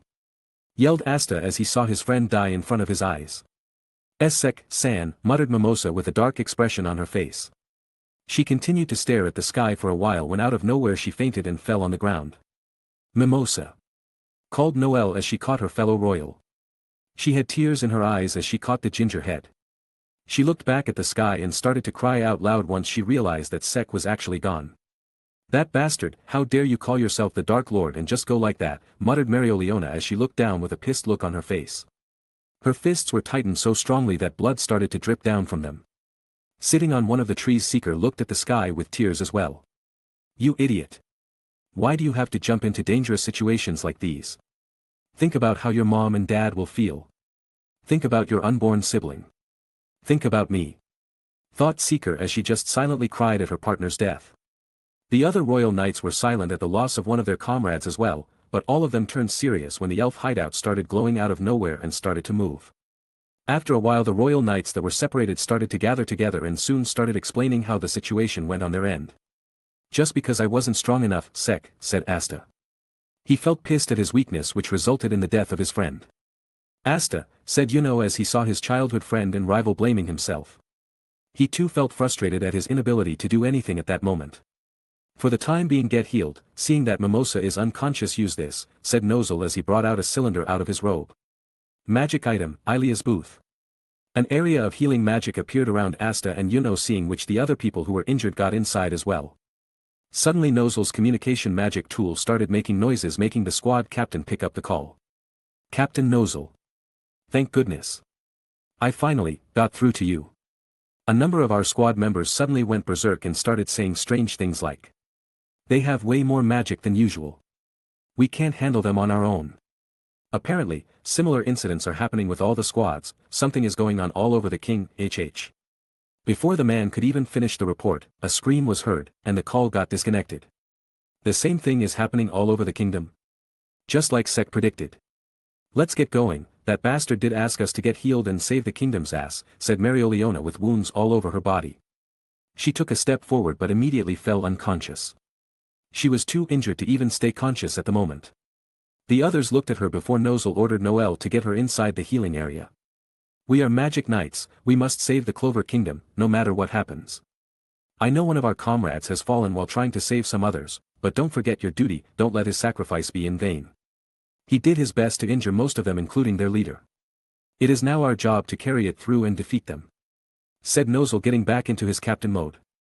Noel then told them about how luck didn't kill her even though him being superior in both speed and power. She then told that just like others may be able to regain back their consciousness and be saved as well. The other nodded listening to her theory while Nozel secretly smiled at his sister's words. Asta nodded as well before he picked up the demon destroyer sword that Sek threw at him earlier. He didn't know why Sek gave this sword to him, but he was sure that there must be a reason behind it. He put the sword inside his grimoire and promised himself to use it to save all the people that he can. Currently inside the elf headquarters that was heading toward the Clover Kingdom, most of the elves that were present there were low on mana and were injured. They gave almost half of their mana in the final attack to Licht, and the sudden mana depletion made them feel nauseous. Those with healing magic, get on the job, we will be arriving at the capital soon, said Raya as he started healing himself and Licht.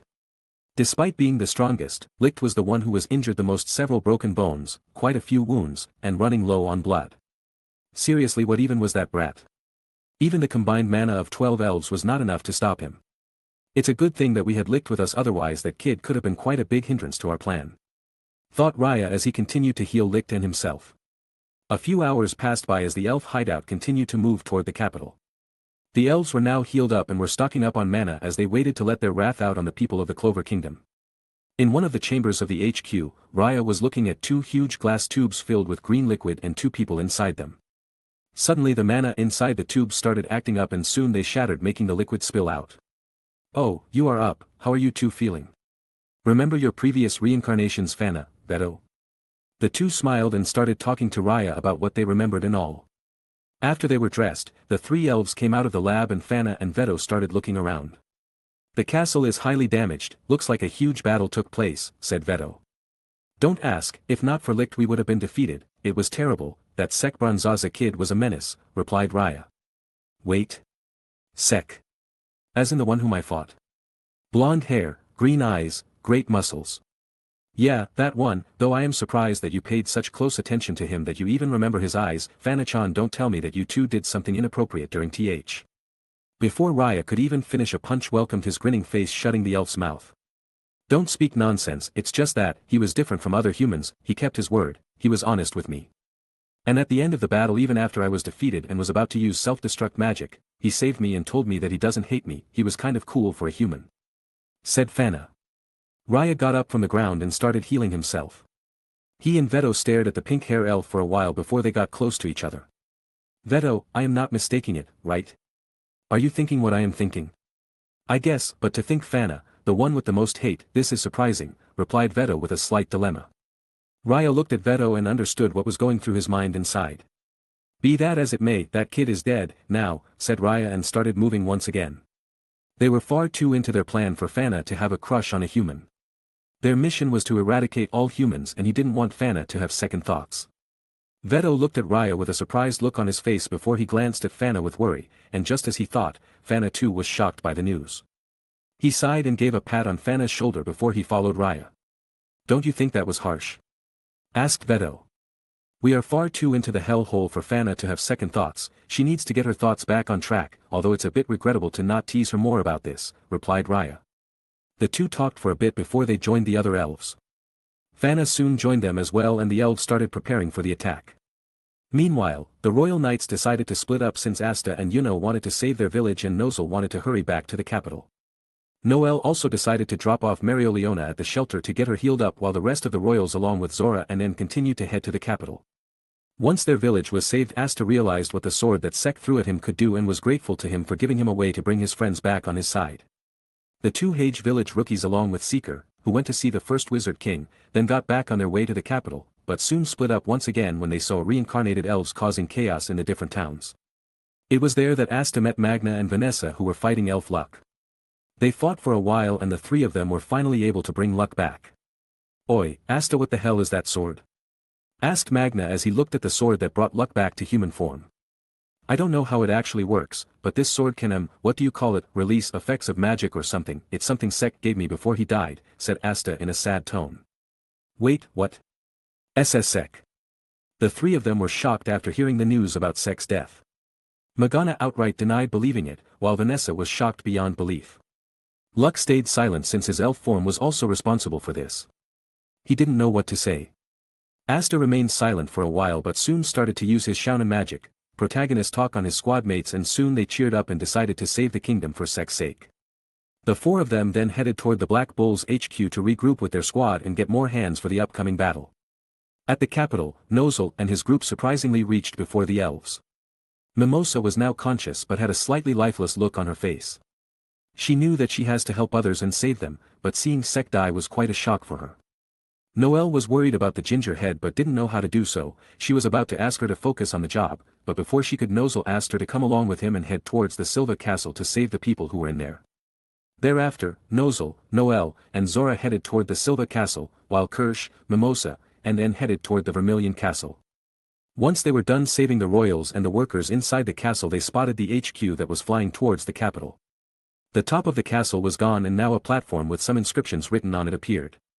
9 elves glowing with mana were standing inside the circles. "Licht-san," called Paddley as he spotted Licht standing with an expressionless look on his face. But Licht didn't respond back and just continued to stare into space. Raya patted the young elf's back and started walking toward the circle where he was supposed to be standing. "Don't worry, he'll be with us once everything is complete, just wait over there," said Raya as he gestured for Paddley to stand aside. "All right," said Paddley in a slightly dejected tone and walked away from the ritual zone. Once all 10 spots on the ritual platform were filled, the Apostles of Sapphira, elves who were able to receive divinations and open the gates of the Shadow Palace, passed their mana, and the giant inscription on the platform started glowing. Paddley looked at the giant glowing inscription and was fascinated, but suddenly his gaze fell on one of the gravito stones, the material from which their castle was made, flying up. It was not surprising since a lot of the castle was already broken and these gravity-defying rocks continued to fly up. But still, this specific rock caught Paddley's attention. He used his light magic to conjure a light whip and catch the rock and bring it to himself. Meanwhile, the Shadow Palace was already in sight and the elves were all joyous seeing the dark portal that led to it. "What is this, a sword in stone, held by a metallic hand?" muttered Paddley as he inspected the rock that he caught earlier. But all of a sudden the metallic hand twitched and a black snake-like appendage shot out of it and latched onto Paddley. "Wah! What is this?" "Oi! Paddley! What is it?" But Paddley didn't reply and tried to free himself from the thing that latched onto him. Suddenly the appendage glowed and Paddley felt mana being drained out of his body. "What is this thing?" yelled Paddley as he formed a light sword in his other hand to cut the snake-like thing. But just as the sword formed, it shattered and disintegrated into mana. Paddley tried to use his magic once again but no reaction occurred. It was as if he couldn't use magic at all. Soon Raya and some of the elves came closer to him only to find the hand that was gripping the sword that was stuck in the store to be glowing. The metallic hand then started to grow bigger and bigger until it formed a whole metallic arm. It continued to grow as it sucked the mana out of Paddley and soon a humanoid figure made of metal started to form. A human. But who is he? Phew, for a while I thought that I died. It would have been so uncool for the Dark Lord to just die like that, so the fake Licht-kun became my battery, thank you, said Sek, who appeared to be made out of bronze. The metallic Sek then looked around and saw the scared elves looking at him before his gaze fell on the emotionless Licht. You should have gone for the head, said Sek with a smirk as his body soon started to gain color and totally naked Dark Lord stood in front of a group of surprised and scared elves. Chapter 137. Let go of me, you damn human. Paddley, who was restrained by Sek, tried to struggle out of the absorption line, but Sek didn't even budge. So, what's your real name, fake Licht-kun? Asked Sek, ignoring the elf's protest. Patali, step aside.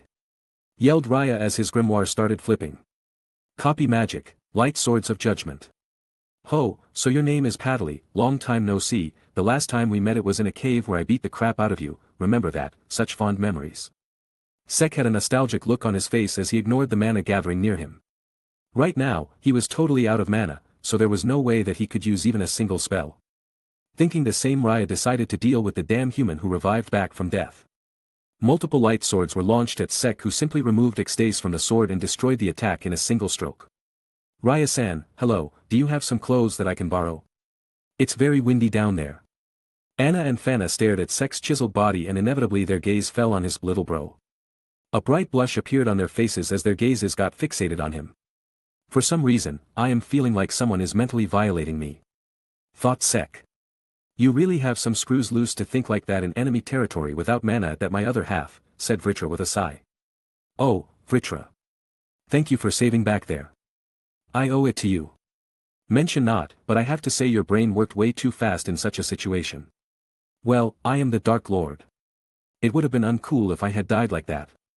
While the host and the sacred gear were talking, Raya continued to fire spells at Sek who simply slashed through them using Ecstase. Ki sensing was seriously dangerous when combined with a sword that can cut through most things. Seeing that there was no change in the situation, Raya started to get restless. He didn't want to attack with full force since Patali was there as well, but seeing the situation he was slowly being forced to do so. But as soon as those thoughts came into Raya's mind, a golden blur went past him. Sek's Ki sensing warned him and he immediately focused back on the situation and blocked the slash that was coming toward him. Licht appeared in front of Sek with his usual emotionless look and was surprised to see that it was his sword that nicked a bit from the attack. Ignoring that mana gathered in the demon dweller's sword, seeing which Sek immediately used Patali as his shield and threw him at Licht. Disrupted in the middle of the attack, Licht caught Patali in a princess carry. Seeing the situation, he was in a blush appeared on Patali's face as he looked at Licht with a dreamy look in his eyes. Licht-san is holding me like this, so good. Thought Patali. Not wanting to test the waters anymore since Licht started to take action, Sek ran away and jumped off the floating HQ. How are you going to land my other half? You don't have any mana. Didn't think that through. Well, maximum effort always works. Replied Sek.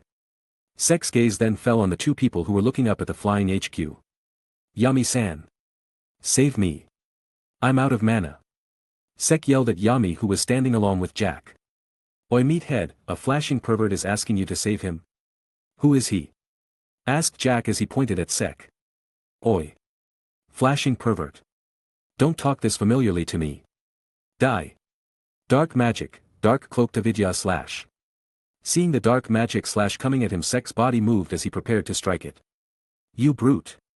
Do you not even recognize your squad member? Yami narrowed his eyes and focused on Sek who was falling. Ha, Dark Lord dumbass, is that you? When the hell did you become a pervert who comes to fight without any clothes? So creepy. That bastard, muttered Sek but soon felt multiple key reading heading towards him. Looking back, Sek saw some of the elves coming toward him with their grimoires flipping. We will not let you get in the way of the apostles of Sapphira again. This time we will kill you for sure.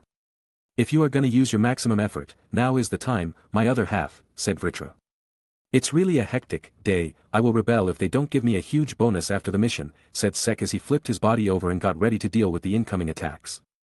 But out of nowhere, a huge black portal opened near them, seeing which Sek immediately turned around and focused on the new target.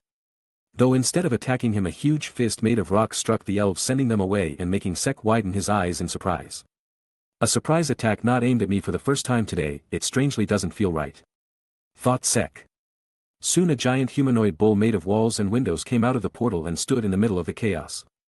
Okay, now that's cool, said Sek as he looked at the huge bulk mech. Everyone. Are you okay? Their eyes soon fell on Sek who was falling and waving at them. Seki. Yelled Asta. Henry and Charmy immediately got to work as the bull's hands moved to catch their fellow black bull, and Charmy made a cotton landing area on the hands. Landing successfully, Sek cut some of the cottons around him to hide his lower half and looked at the people who were looking at him through the windows with shock and happiness. The mech's hand then eyed towards the section where the great of the black bulls were standing, and soon the door opened. Sek jumped inside the building and was about to greet them, but before he could do so all the black bulls jumped at him. Seki. Yelled Asta. You are alive. Yelled Luck. I knew you won't die. Yelled Magna with tears in his eyes.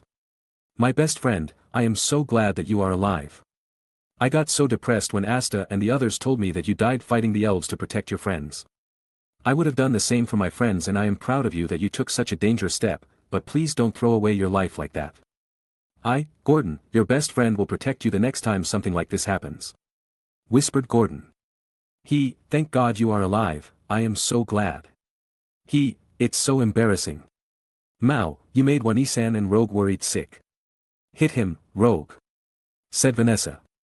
Yeah. The red cat, made of thread, attacked Sek with her kitty paws. La. You are out of mana. Sekkoen, start eating the nummies. Don't stop eating till your mana is full.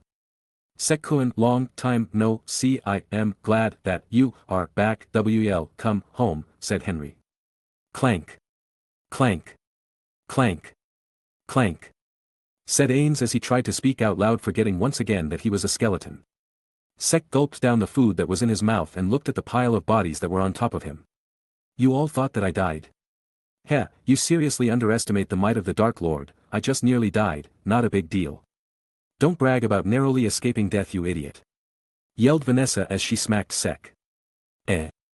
So you nearly died? Hey, how was it? How did nearly dying felt? Tell me.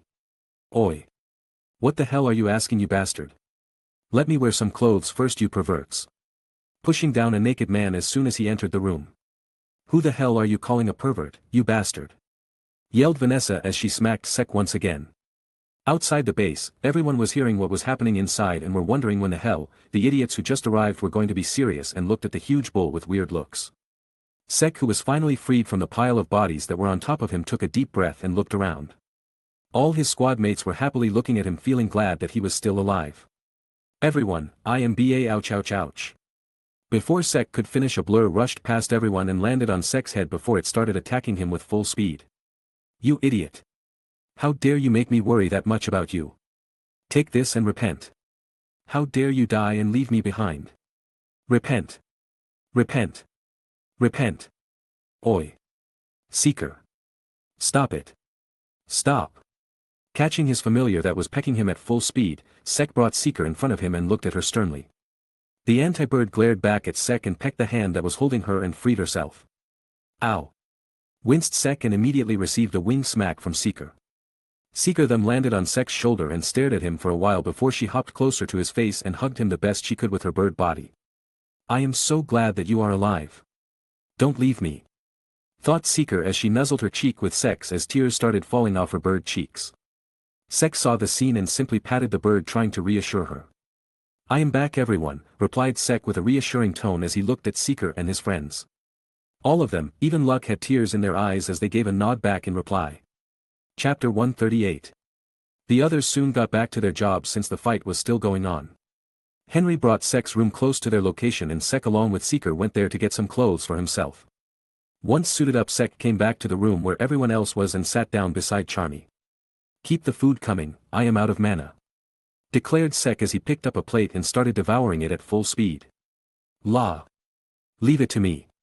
Eat up. Eat up. Oh. This is better than usual. Head Chef Sheep is great. Everyone. Keep them busy for a bit, I will be back in action soon. Leave it to us, Sek. Get back to full strength. We will deal with them in the meantime. Sek nodded and focused on the food once again. He was honestly glad that the black bulls came at the clutch moment. Mana exhaustion was hitting him hard after all. The giant bull mech started to move once again, seeing which the mob elves got on the attack, only to get pummeled down by the combined strength of the black bulls, minus Sek. Huh, you all are crazy. So Beanpole. What do you think of my squad? I want to slash them up, said Jack with a serious look on his face. Well, don't, you idiot. Retorted Yami. Licht and the other elves who were still on the platform looked at the black bulls with anger. Paddley was fuming at the sight of the black bulls hindering his plan once again. They really don't know their place, going to this extent to hinder us. That cat, troublesome, magic that interferes with natural laws, which, that's the cornerstone of their defense. I'll go, muttered an elf that was standing beside Paddley. Huh. Reve-san. Sek looked up from the food when he noticed that the commotion calmed down. Members of the Black Bulls. Everyone looked outside and saw Mimosa, Kirsch, and N flying on cherry blossoms. Mimosa. Mimosa's brother and mushroom guy, too. Sek looked at the ginger head and waved his hand. Sek-san, you are alive. I am so glad. Now's not the time for this, Mimosa. Focus. Said Mimosa as she smacked her cheeks to get back onto the situation. She wanted to just rush towards Sek and check up on him, but knowing that the situation was getting serious, she, although reluctantly, focused on the important matter. We have to hurry, or everyone who's been taken over by elves will be taken over completely. Just as she said that, a large amount of mana gathered around the elf HQ, which made all of them stop whatever they were doing and focus on the magic that was about to be cast. Sek was not able to feel mana accurately because he was low on it. But he could still feel that something big was about to happen. Dream magic, glamour world. The elf with a witch hat flew above their HQ, and in an instant, the top of the bull mech disappeared along with most of the members inside it.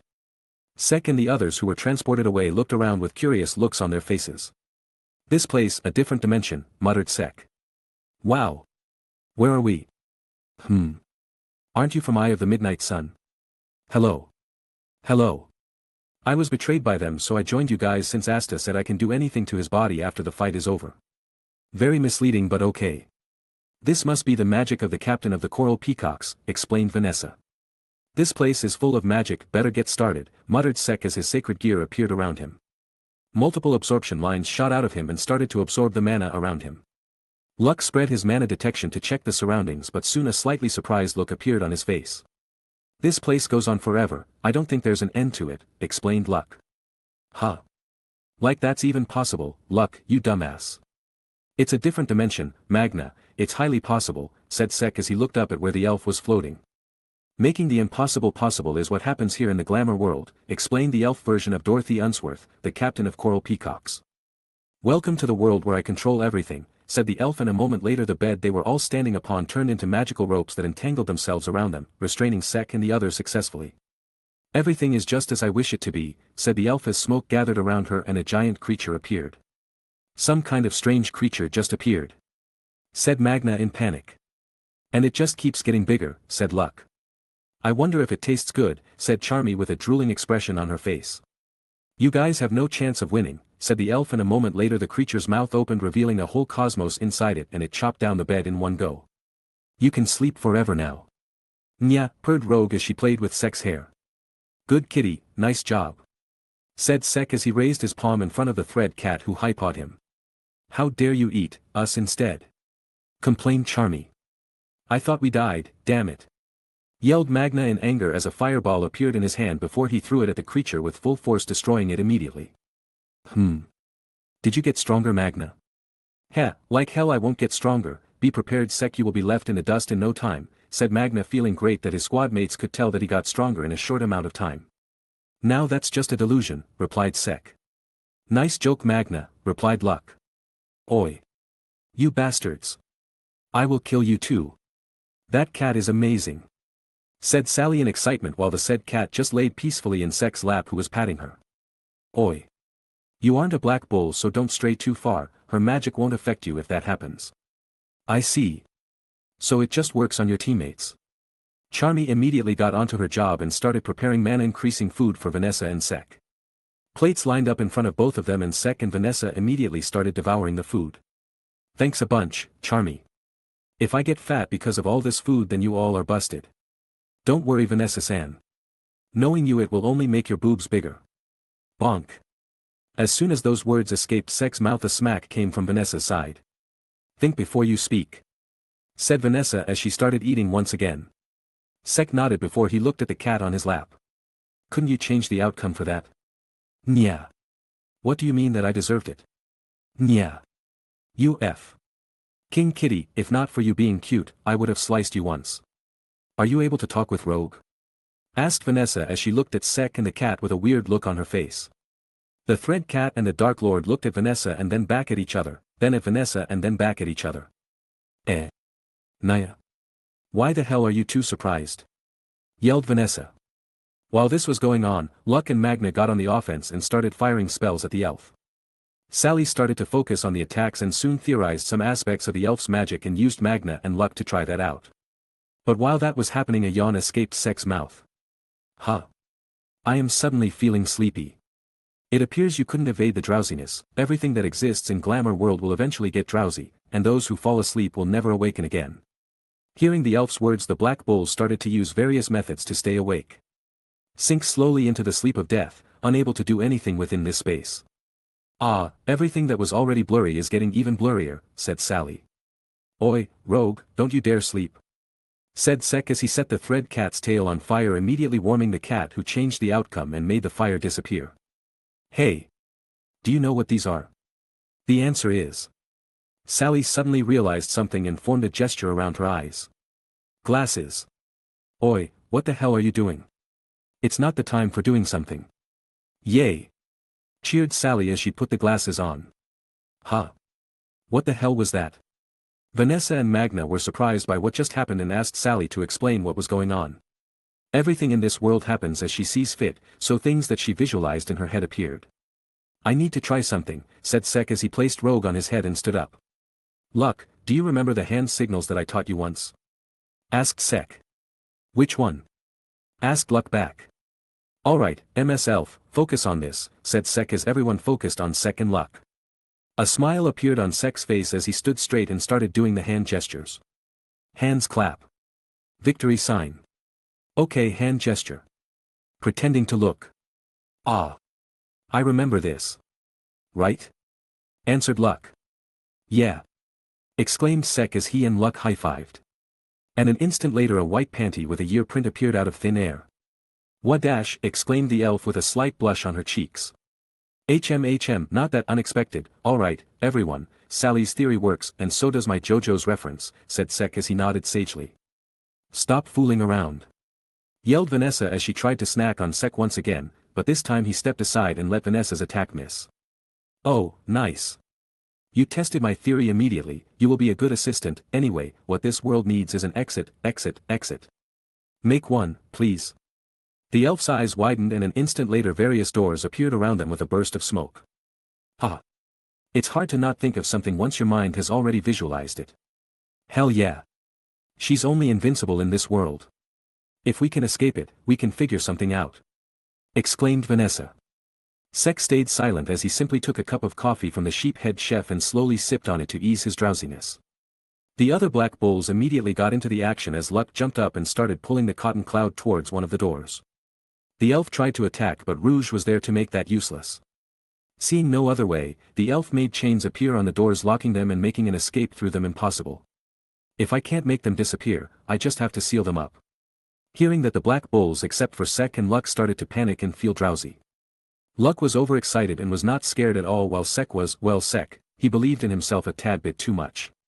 Well, I am not fully charged, but looks like I need to take action now, said Sek as he deactivated his sacred gear and put the coffee cup down. Do you have an idea, Sek? Asked Luck. Well, kind of. I wanted to charge up a bit more since I am only 40 charged but things might get out of hand if I delay any longer. Rouge, turn fate in my favor, said Sek as he patted the cat. The cat jumped down and floated in front of him before patting his head with her paws. Nya.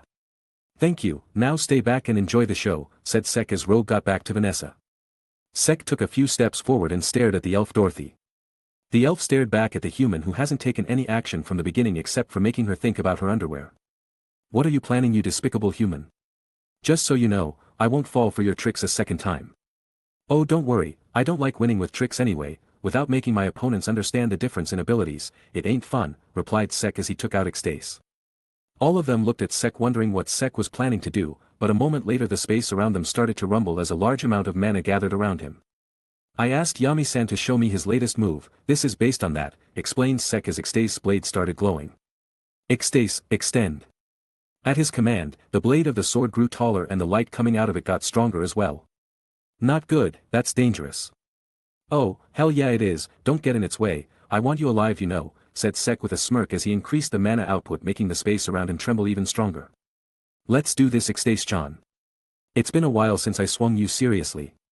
The sword as if responding to him gave a bright glow and distortion started to appear around the blade. Dark Lord special move, Ecstase, Space Cutter. Swinging his sword vertically downwards a bright glow cleaved through the space that it cut through. The whole world around him turned colorless for a while and the time stopped. But a moment later the colors returned and a tear in space appeared and the dream world started crumbling into pieces. Hell yeah. You are awesome Ecstase-chan. The pink world slowly disappeared and the devastated capital started to come into their view. And no way, how can a human have this power? I cannot believe it. Believe it mother F. Kerr. Exclaimed Sek as a Gaster Blaster formed in front of him. Bronze Creation Magic, Weapon Make Gaster Blaster Debuff Magic, Sleep Lightning Debuff Magic, Paralysis Touch. A mana blast came out of the bronze animal's skull and engulfed Elf Dorothy in it. Once the beam died down an injured and unconscious Elf Dorothy started falling. Charmy immediately used her magic and made a cotton landing area for the elf. Phew, another job is done, now on to the next task, muttered Sek as he saw Asta and the ones who were left behind, fighting against Gauche and Merry Elves. Chapter 139. Sek looked at Gauche and Marie who were easily dominating the fight against Asta and the remaining Black Bulls. That Siscon is not giving them any opening for attack, shall we lend a hand? Asked Sek. Hee, no reason not to fight against strong opponents, replied Luck. Alright. Let's knock some sense back into that Siscon. La, let's do it. We have to save Marie-chan too. Sek nodded as his grimoire started flipping. Bronze creation magic, bronze rider flight mode. Getting on top of the overboard, Sek moved straight towards the elf siblings. I am coming as well, said Luck as lightning boots and gloves appeared on him and he flew beside Sek. Luck. Don't kill them. Hold back against Marie-chan, alright? Then, you deal with Marie-chan, I will handle Gauche. Okay. The two increased their speed and in an instant, both of them appeared near the remains of the floating castle. Yo! Siscon. Elf Gauche widened his eyes in surprise when Luck appeared in front of him with a grin on his face. Yo! Gauche, let's fight to the death. Onie-chan. Called Elf Marie as she saw her brother being kicked away from her. Don't worry, Luck won't kill him, probably, said Sek as he landed behind the little girl and held her in his hands. Wow! A human caught me. Let go of me. Onie-chan. Ikla. Human gets away from her. Mirror magic, reflect refrain. Multiple mirrors appeared around the area around him. Oi! Your sister is here as well. Luck. On it. Replied Luck as a spark of electricity appeared around him and in an instant all the mirrors shattered. Geez, don't let your sister get caught in the attack, you idiot, Gauche will kill us if as much as a scratch appears on her body, said Sek as he looked at Elf Gauche with an annoyed look on his face. So, little lady elf, what's your name? Asked Sek as he turned Marie around such that both of them faced each other. I won't tell you. Yelled the little elf as she tried to protest against the human that captured her. Okay, I won't tell you Chan, I am Sek Bronzaza, the Dark Lord, nice to meet you, by the way, your name is kind of long and weird, said Sek. That's not my name. My name is Ikla. It's not weird. Okay, Ikla-chan. Ah. I told my name to a human. You meanie. You tricked me. Yeah, you were too easy to fool. I am not. I won't get tricked again. Look over there, a flying house made of sweets, said Sek as he pointed in a certain direction. Where? See, you got tricked again, said Sek as he chuckled. Ah! Exclaimed Ikla as she realized that the human lied to her. She opened her mouth to protest, but just as his mouth opened, Sek shoved a huge long lollipop in the kid's mouth. Enjoy that, that's the last one Charmy made, said Sek as he ruffled the little elf's hair. Ikla wanted to protest, but the sweetness of the thing that the human gave her was too irresistible for her, and she simply licked the candy. Sek looked at the fight between the Black Bulls and Elf Gauche while he took care of Elf Mare.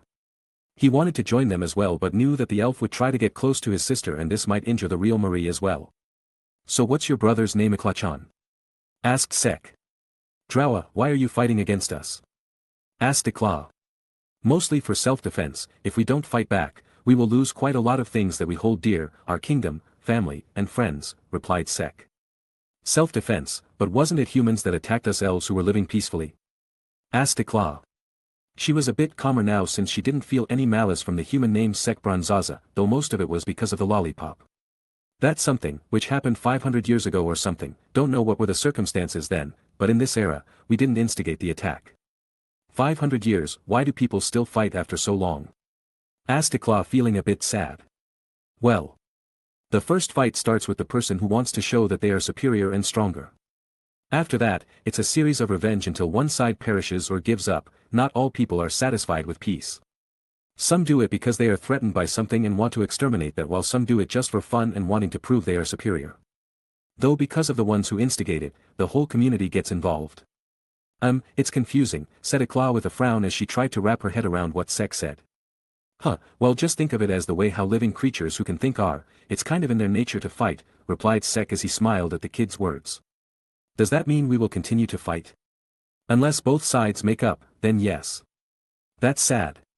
It is Ikla. The elf and the Dark Lord turned silent. Sek silently patted the kid's head as both of them looked at the fight that was going on between her brother and the black bulls. Won't you go and fight my brother too?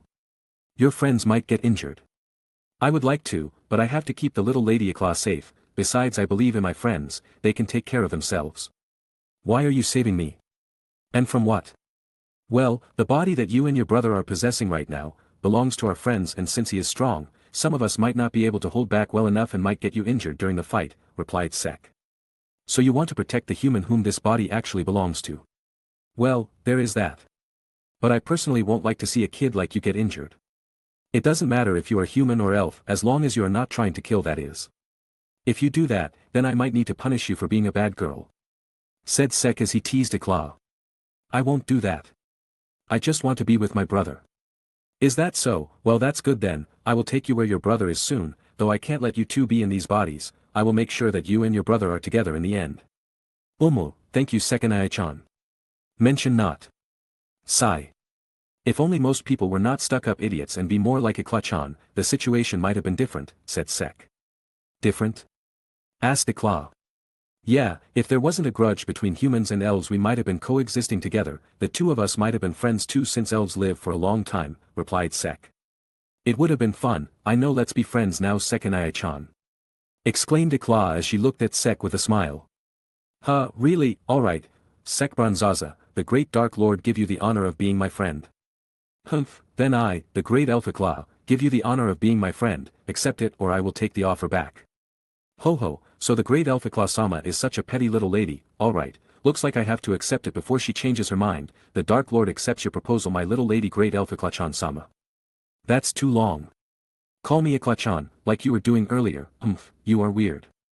Hee, now you are stuck with this weird man, who is now your friend. Sigh. Well, I am a generous person so I will accept it. You are getting cheeky Eclaw-chan, time for punishment, said Sek as he started tickling the young elf that started to fumble around and laugh out loud. While all this was going on, Elf Gauche was crying tears of blood seeing his sister openly talking with another man while he was busy fighting. He didn't know who the human was, nor did he want to know.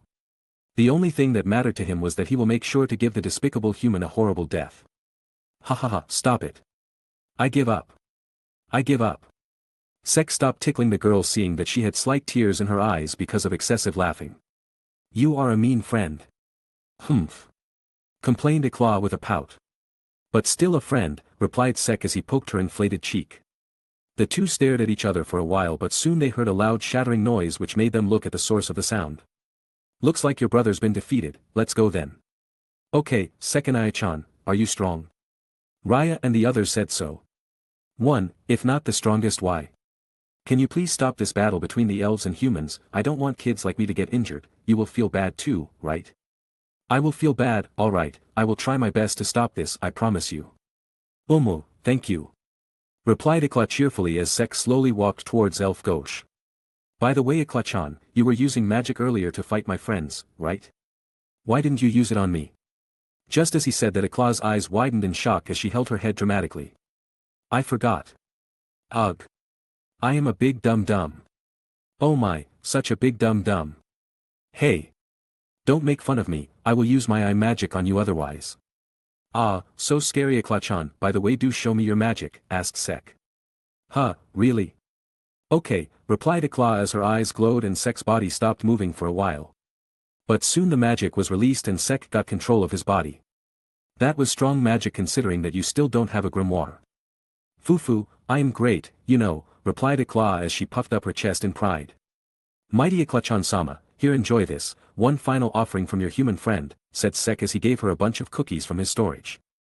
She was about to leave this body so he wanted her to enjoy the final moment that she will remember. Eclaw took the cookies from Sek and ate them without hesitation. Sek smiled at the girl's action and patted her head. Soon the two reached where the other black bulls were and Eclaw immediately let go of Sek's hand and ran towards her brother. Onie-chan! Exclaimed Eclaw as she hugged her brother. Eclaw! Are you fine? That human didn't do anything to you, right? Want me to kill him? Wait a moment, I will kill him right now. No. Sekanai-chan is my friend now, you cannot kill him, no more fighting. Friend? My dear sister made a friend? And that too with a human. A male one at that. I have to kill him. Calm down, man, I was just making sure she doesn't get involved in a fight and get injured somehow, said Sek. Shut up you human. How dare you make a move on my sister? Even the elf version is a siscon. Alright, then Iklachan, it was great that we met and I am so happy that you became my friend, said Sek as he crouched down to her height and patted the elf one last time. Me too Sekanai-chan, I am glad that you became my friend too, goodbye, said Ikla as she hugged Sek tightly. Sek smiled and hugged her back as he patted her back. Goodbye, little lady great elf Iklachan-sama. That's too long, just call me Iklachan, Sekanai-chan. Sniff. Bye-bye, muttered Ikla as her voice turned heavier and tears started to come out of her eyes. Bye-bye. Sniff. Some is getting into my eyes, what about you Iklachan? Sniff. Me. Sniff. 2. The two finally separated after a while with both of them having tears flowing down their cheeks. The two laughed seeing the other's crying face and Ikla finally went back to her brother. Do it Asta, said Sek as he wiped his face and looked at the elf siblings who were about to leave the bodies that they possessed. Asta nodded as he placed the demon destroyer sword above the siblings and Ikla gave a final wave towards Sek. Sek smiled at the kid's action and waved back at her. A magic circle appeared around the siblings as a dark aura released from the sword. The elf ghost looked at the humans around him, though he focused more on Sek and Asta. A convenient power that can make it so that something never happened, do you think such a thing exists? Asked the elder elf sibling. Asta widened his eyes at that question, not knowing what to say. It would be great if it exists, replied Sek in a sad tone.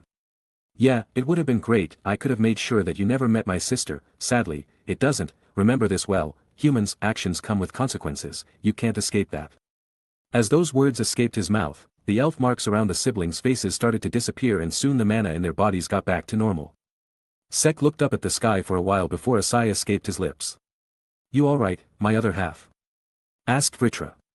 Probably, thought Sek. I see. Yeah, Vritra. Yes. Is there such a convenient power that makes that none of these sad things happen? It would have been great if there was such a power, I have too many uses for that. Even the great prison dragon king has regrets, huh? So many that I have forgotten quite a lot of them. Haha. But coming to this world and meeting you is not one of them, you are one if not the best another half that I got, don't know if someone in the future tops that, but still there is that. You are speaking as if I am about to jump off into some dangerous shit and die. Aren't you? And you say you don't have access to my thoughts. I understand you pretty well now. Not gonna stop me from being reckless? Has that ever worked? I don't think so. Will it work now? There's my answer. Sek smiled upon hearing the dragon's words and just replied calmly. You are awesome as well, not as awesome as me, but still, awesome, muttered Sek in a low volume. Sek looked at his friends who were teasing Ghosh and just clenched his fists tightly. I promised Iklachan, it will look bad if the Dark Lord goes back on his promise, muttered Sek as his sacred gear appeared around him. He then took a deep breath and soon a determined yet confident smirk appeared on his face. Time for the Dark Lord to finally show his might. Chapter 140. The Black Bulls were busy replenishing their mana using Charmy's food. They had a fierce battle just a few moments ago and most of them felt pretty depleted. Even Asta who doesn't possess magic was tired since he used his black form to the limits. His body was currently in pain and had some injuries all over his body. Mimosa and Kirsch joined the Black Bulls and were busy with their replenishing their mana as well. Mimosa wanted to run up to Sek and check up on him but other Black Bull members were visibly more injured and decided to heal all of them first. While this was happening Sek was quite far away from his squad. None of them went closer to him since Sek was standing motionlessly and thought that he was still contemplating the loss of the elf kid that possessed Marie's body. Soon they noticed movement in Sek's body and noticed him walking toward them. Sek soon stood in front of the squad and looked toward Vanessa. Can I borrow Rogue for a while? Asked Sek. Sure, but why? I made a promise to Ikla, gonna fulfill that real quick. On that note, all of you please give me a cover from enemy attacks. Alright, but what is going on? What are you going to do? Something awesome and probably dangerous, replied Sek as a large number of absorption lines appeared out of his body. Force drain. The absorption lines started to glow and grew in size before all of them shot out in different directions. All the magic knights that were near him stood up and looked at Sek with shock. Sek. What is happening? What are you planning to do? Nothing much, just saving the kingdom I guess. Oh yeah, I cannot move from this spot while I am using force drain so don't move me from this spot, just keep me safe or not. I don't think 1 or 2 attacks would matter much anyway, said Sek not thinking much. They were about to say something more, but before they could say anything the force drain started working and a huge amount of mana rushed into Sek's body. Really hurts like hell. It's called forced for a reason anyway, 30s till your pool is full, wait, it's 20s, seriously. Adapting even to this? What the hell are you? Just built simply different. Replied Sek. Soon the 20s passed and just as Vritra told, his mana reserves were full. Bronze creation magic, safe of eternity. A transparent display appeared over Sek's wrist and Sek started fiddling with it. Soon a device manifested in front of Sek and Sek held it with a serious look on his face. If I remember correctly, it's this button, muttered Sek as he examined the device. Sek. What's going on? What is that? It's a device that was given to me by the Wizard King before we started the raid. It's an announcement device to make announcements throughout the kingdom, replied Sek. Announcement? What are you going to inform? To not panic about the thing that is about to happen next, replied Sek with a smirk as he pressed the button. The device made a noise and soon started floating. Sek blinked in surprise as he looked at the magic device, thinking that it was kind of a drone. The magic device drone then took some distance from Sek and a light came out of it and scanned Sek's body. Suddenly Sek and the others noticed a large mana display appear over the capital, big enough to be seen from anywhere in the capital. In the display was the image of Sek looking up with a confused look on his face. It's live broadcast? Asked Sek as he stared at the drone. Unknown to Sek and those around him, similar mana displays were up in the skies of all the cities, towns, and villages of the Clover Kingdom. Even remote regions like Have were getting this live broadcast. In a particular part of the kingdom, more specifically, the border town of Keaton, which was Sek's hometown, the situation was no different from the rest of the kingdom. Some of the magic knights and citizens transformed into reincarnated elves and were wreaking havoc on the town. Those who could fight were fighting and protecting the town and people, but they were not much successful. A lot of injured people were lying around the town, which was mostly destroyed. Huge buildings, like the church and hospital, were the first that were attacked by the elves. The remaining magic knights were fighting with all their might to save the town and the citizens, but the elves were overpowering them with ease.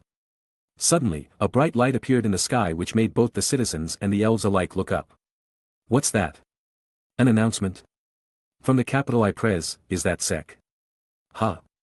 Sek-kun. It's true, Sek-kun is in the announcement. What is he doing? Sei-chan.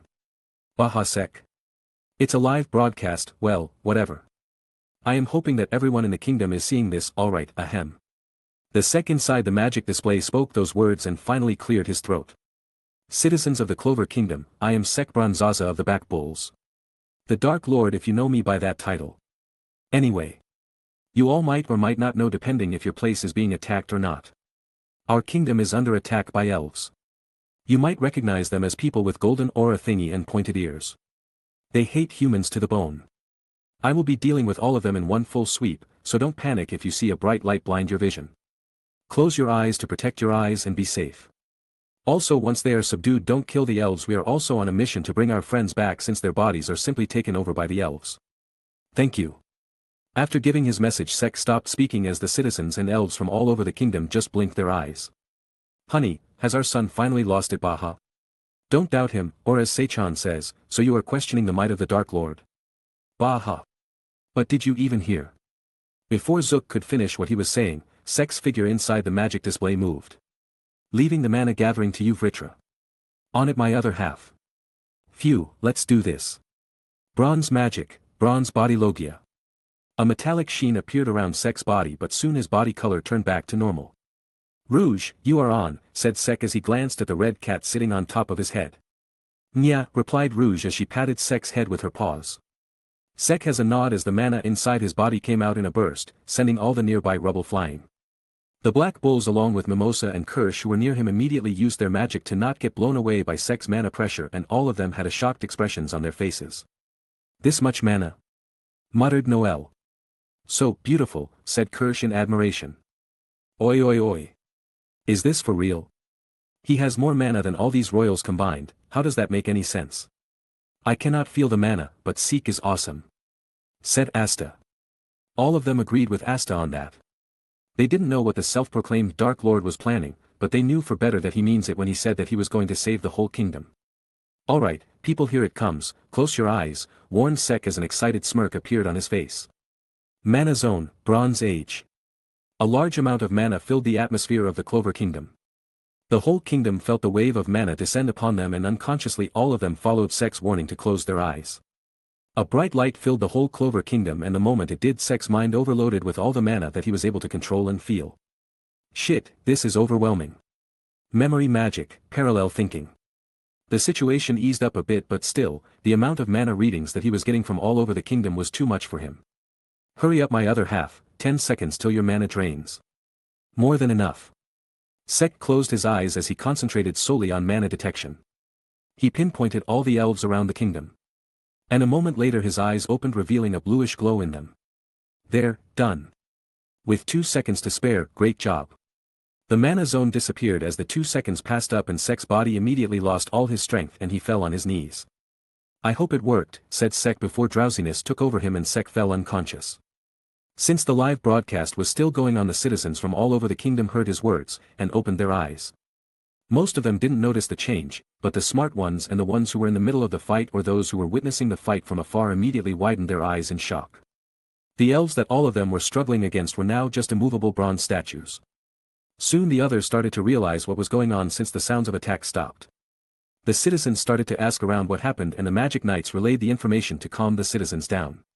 Once they came to know that, their gaze fell on the magic display that showed the figure of Sek, who was fallen on his knees after performing the grand spell with a satisfied smirk on his face. Sek Bronzaza, the Dark Lord, muttered one of the kids in Keaton as his eyes twinkled in admiration. That's the man that I raised. Sek Bronzaza. Calm down and help the others, said Elaine as she tried to calm down her husband, but none of her words fell on Zook's ears. He was too excited for his son. Elaine just smiled helplessly at her husband's antics before her gaze fell on her son that was visible on the display.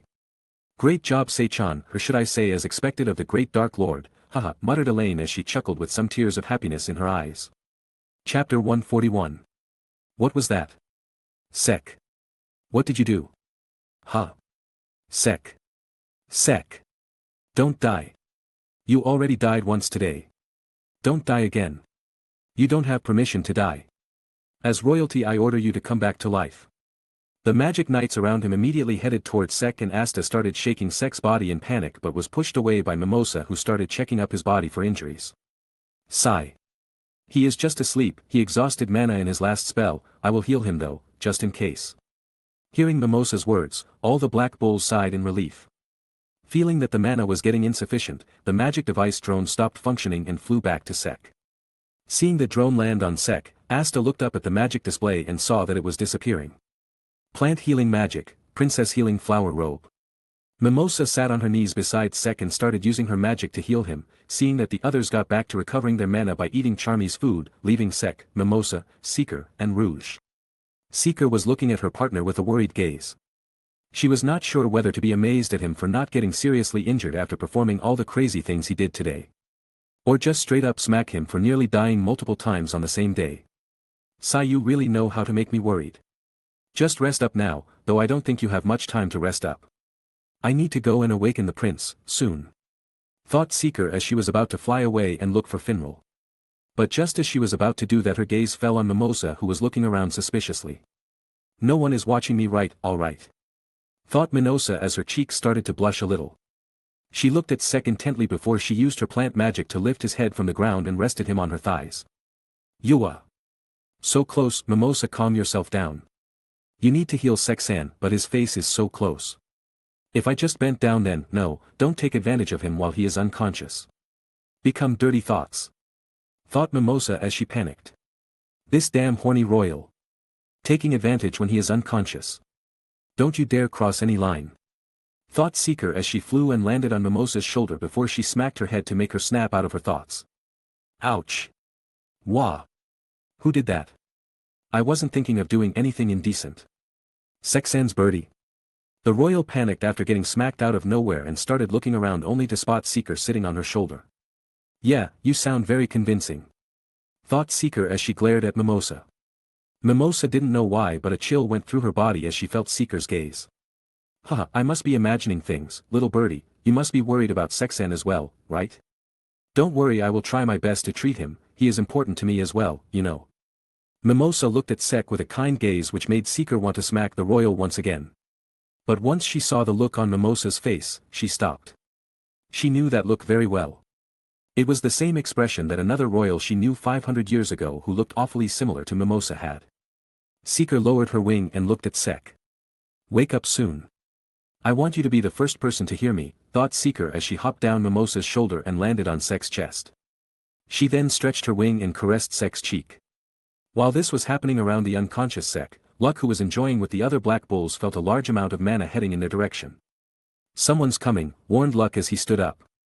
The others got prepared as well, and soon they noticed two bright glows coming towards them. Wait. I know that mana. This key, Sisgolian. Exclaimed Asta. Who the heck are you calling Sisgolian? Said Mereoleona as a fireball engulfed Asta. Hot hot. Said Asta repeatedly as flames surrounded his body. Bacasta.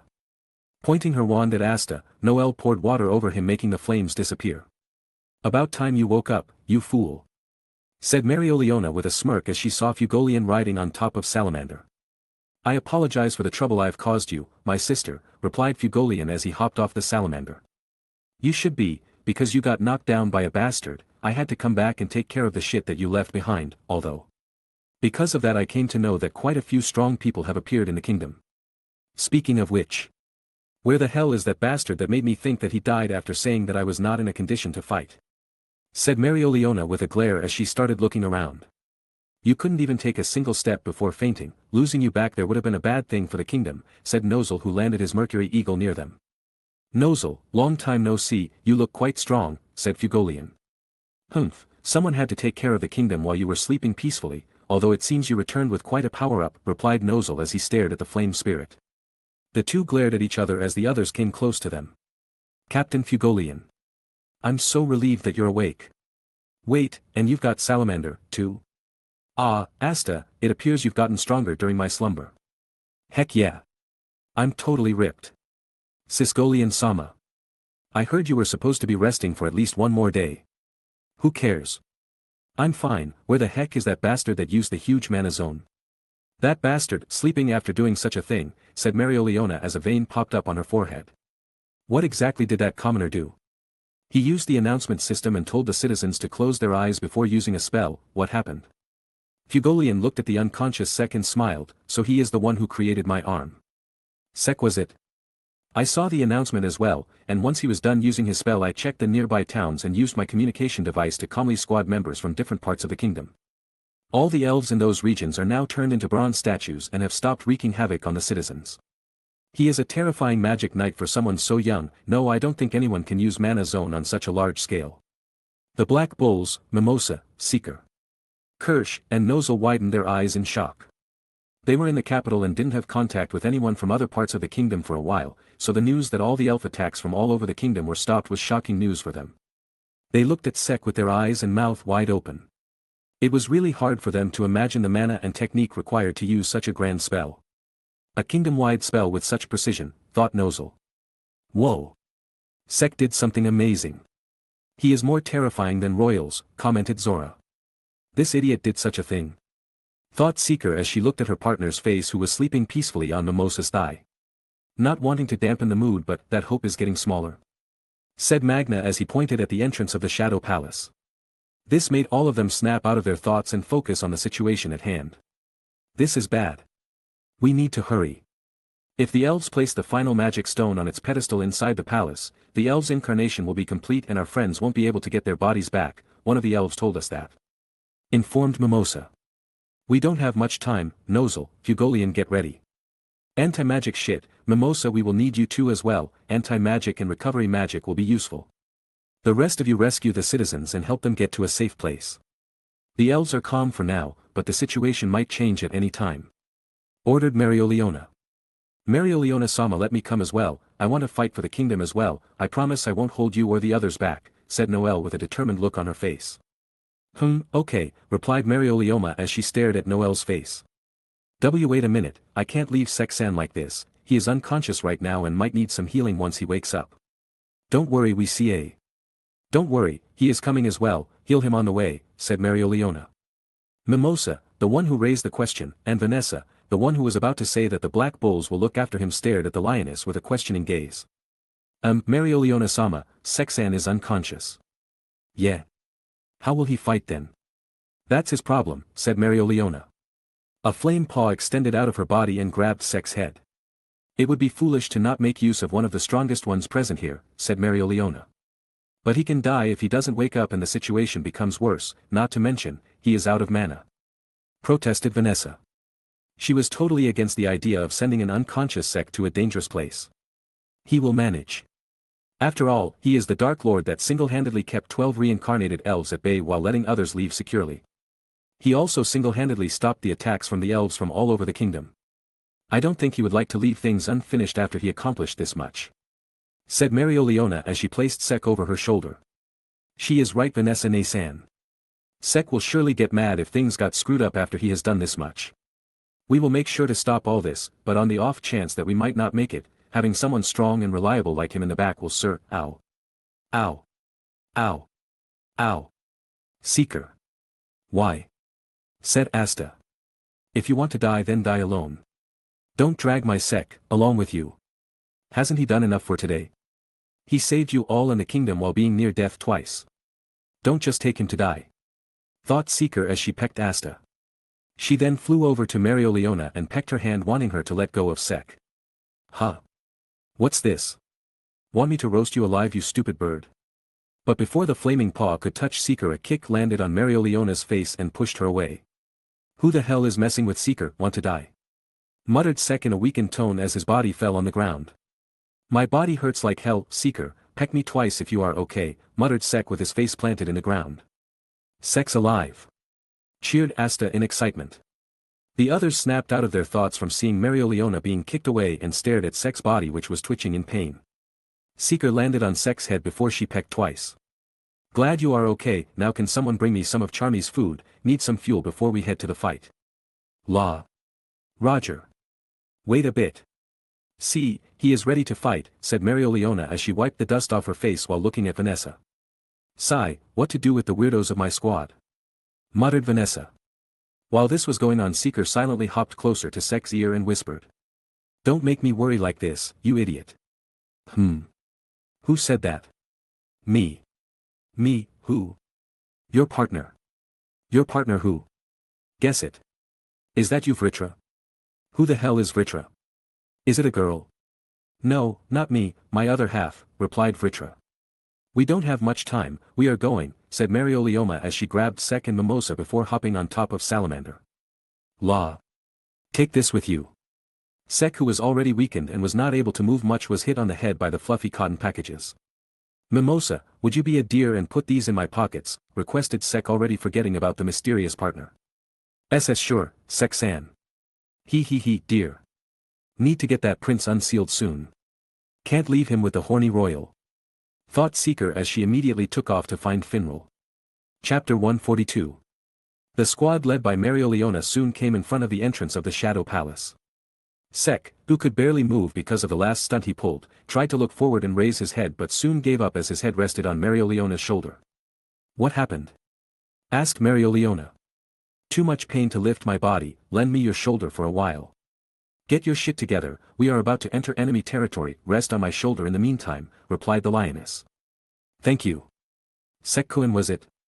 Leopold told me a lot about you, thank you for treating my severed hand.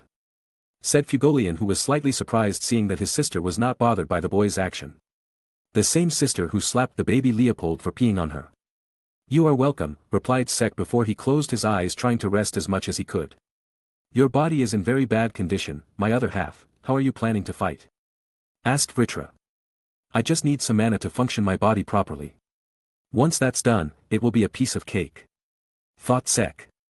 That might be a problem since you cannot use absorption line or any other sacred gear till your body's condition improves a bit. That's why I got Charmy's food. You don't have any strength to eat.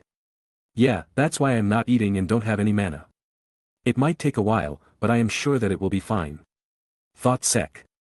His group soon entered the portal, which was getting smaller and smaller, and immediately their surroundings changed.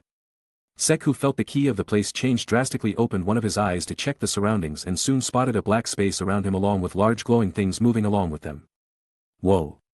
Muttered Sek as Salamander vanished from below him and all of them started to float in the space. An obstacle to anyone who tries to infiltrate the place? Asked Fugolian. Seems like it, replied Nozel. Ha! We're surrounded by strange mana. I cannot control my magic, said Mimosa. I cannot control my body, said Sek. Shadow Palace, I hear it's the boundary between this world and the next, explained Nozel. Cell just let his body fall through the space since he could tell that moving wasn't not being helpful. Soon he felt gravity being in effect once again inside. Wait, gravity, ack. And soon enough Sek's body fell flat on the ground, which enhanced the pain he was already suffering from. Kaya. Soon a noise was heard and Sek looked up only to see a familiar royal Tsundra coming toward him. No, Noel Dua. Before Sek could even finish his word, the royal Tsundra fell on top of him, further injuring the Dark Lord. Sek. Are you alright? CKU, Noel, muttered Sek with difficulty before he fainted. Sek. Don't die. Wake up. She immediately took out her wand, pointed it at Sek, and dropped a ball of water on his face. Cough. Cough. Oi. You trying to cough? Kill me? Asked Sek with difficulty, seeing which Noel sighed in relief. She got off Sek and used her magic for a water ball to appear below him since she knew that he was having difficulty moving. Sek, who was now riding a water ball, looked around his surroundings and tried to feel the key. No one nearby. Now the question is, which way to go? Asked Sek. The only entrance, above us. Are you ready, Sek? Asked Noel. Let's see, I don't have any mana and my body is in too much pain. Yeah, I am totally fine. Who told you to come if you were having this much difficulty? Captain Marioliona, speaking of which, where are the rest of them? Asked Sek as he started to look around. Realizing this, Noel started looking around as well and soon realized that it was only her and Sek who were in the room. I cannot feel their mana, they are not close by, said Noel. Seems like just the two of us. Well, let's show the world what this master-student duo is capable of, said Sek. Who are you calling your student? Noel Silva, the royal rookie of Black Bulls, a Tsundra who used water magic, though she only mastered control over magic thanks to the support of her great teacher Sek Bronzaza. Gur, you. Noel growled in anger but wasn't able to retort since what Sek said was true. Anyway, onto the serious matter, please take out the food that Charmy made and put a bite-sized piece of it in my mouth, said Sek as he gestured toward his pocket. Noel nodded and took out the food from Sek's pocket before she shoved it in his mouth. Sek tried to chew on it but was having difficulty doing so. His body was out of energy to do even such a simple task. This makes me feel pathetic. Noel, I am ashamed to ask you this, but can you do me a favor? Asked Sek. Humph. What is it? The great Sek Bronzaza needs a favor from me. It's fine if you don't want to. When the elves come at you, don't expect my help, said Sek. Ak, what do you want? I can't chew, make me swallow this with your water magic, said Sek. You can't chew? Well, you do look quite lifeless, even hearing and understanding your voice is difficult since you cannot speak properly. Alright, leave it to me, said Noel as she crumbled some food in her palm and coated it in a water ball before launching it inside Sek's throat. Cough cough. Oi. Easy there, I am injured. Open your mouth, great Sek Bronzaza-sama, we need to get your magic back, said Noel with a grin on her face. You will regret it, you royal Tsundra, I will have my revenge, replied Sek. Heh. The next water food ball was launched into Sek's mouth, which almost choked Sek to death. This continued for a while until Sek got some usable amount of mana back. Alright, stop Noel. This was getting fun. Anyway. Bronze creation magic, safe of eternity. A transparent display appeared over Sek's arm and soon a glass bottle filled with red liquid came out of the storage. Oh. Which Queen's Heal spell bottle? Yup, the best thing that came out of which bitch. Well, after Vanessa-san, she tops this healing spell, now open it. Noel did as Sek told, and just as the lid opened, a red blood cocoon formed around Sek. The cocoon did some work for a while and soon started crumbling. The Dark Lord is back in action, exclaimed Sek with his body completely healed and full of energy. Alright, let's get going then, said Noel as a water bubble formed below them and the two of them started flying up.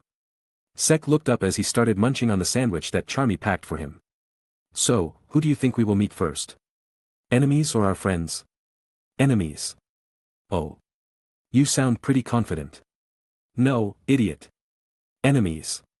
A moment later, a huge column of intense flames attacked the bubble, destroying it in an instant. Landing on the ground, Sek and Noel looked up to know the identity of their attackers. Era, a royal right off the bat, seems like we are lucky. Wait, that man is here as well. Shit, said Elf Anna as she smiled seeing Noel, but soon the smile vanished once her gaze landed on Sek. Fana. Long time no see Fana-chan. Sek Bronzaza, long time no see, you look fine, replied Fana with a smile on her face. So do you, you look different from last time though. Ah, this is my new body, this time my mind is clearer than before. I see, you look more cheerful now, you smile now too, last time you kept saying. Over and over again. I remember that. The human and the elf converted happily with each other. Meanwhile, the other elf and the royal looked at their respective partners with dumbfounded expressions on their faces. Oi! Idiot! What are you doing talking calmly with our enemy? Fana! How can you act chummy with a human? It's fine, right? Me and Fana bonded during our last fight, I am just asking how is she? It's fine Wani-chan, Sek Bronzaza is a nice human, replied Fana. Wani-chan. Doesn't matter. We need to stop the elves from performing the ritual, remember? Hurry up. You are right, oi Fana. What is it? Would you and your sister mind letting us pass through to the central chamber? We are in a hurry. Sorry, but we cannot, why don't you two just stay here calmly and we won't do anything to you? I don't want to hurt you Sek. First of all, hurting me kind of a stretch, secondly, sorry but we need to pass through, replied Sek. The two then stopped talking as they stared at each other. The situation got tense and Anna and Noel got ready to fight. They were waiting for their partner's actions and started preparing their spells. Seems like we have come to a disagreement, said Fana as mana flared around her. Seems like it, replied Sek as he sighed. He was stalling time by talking with her to absorb mana using his sacred gear, but it seemed like he could not stall any further. Let's play for a while, said Fana with a smile as flames gathered around her. This gave Anna the signal as flames gathered above her. Flames summoning magic, mystic firebird. Ignis materialized above Anna and geared at Sek and Noel.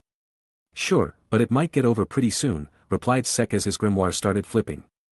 Noel took it as her signal and unleashed the spell that she was preparing. Water creation magic, Valkyrie dress. A water armor and lance appeared around Noel's body as she got ready to battle. Bronze magic, bronze body logia. A metallic shine appeared over Sek's body and soon disappeared. Let's get started then, my body needs a bit warm up anyway, get it, warm up, cause they are using fire magic. At that, the three women around him looked at him with scowl on their faces. Heck, Sek could feel even Ignis scowling at him. You all don't need to be so mean. That was a bad one, my other half, said Vritra. Shut it. Thought Sek as he ignored their gazes and got ready to battle.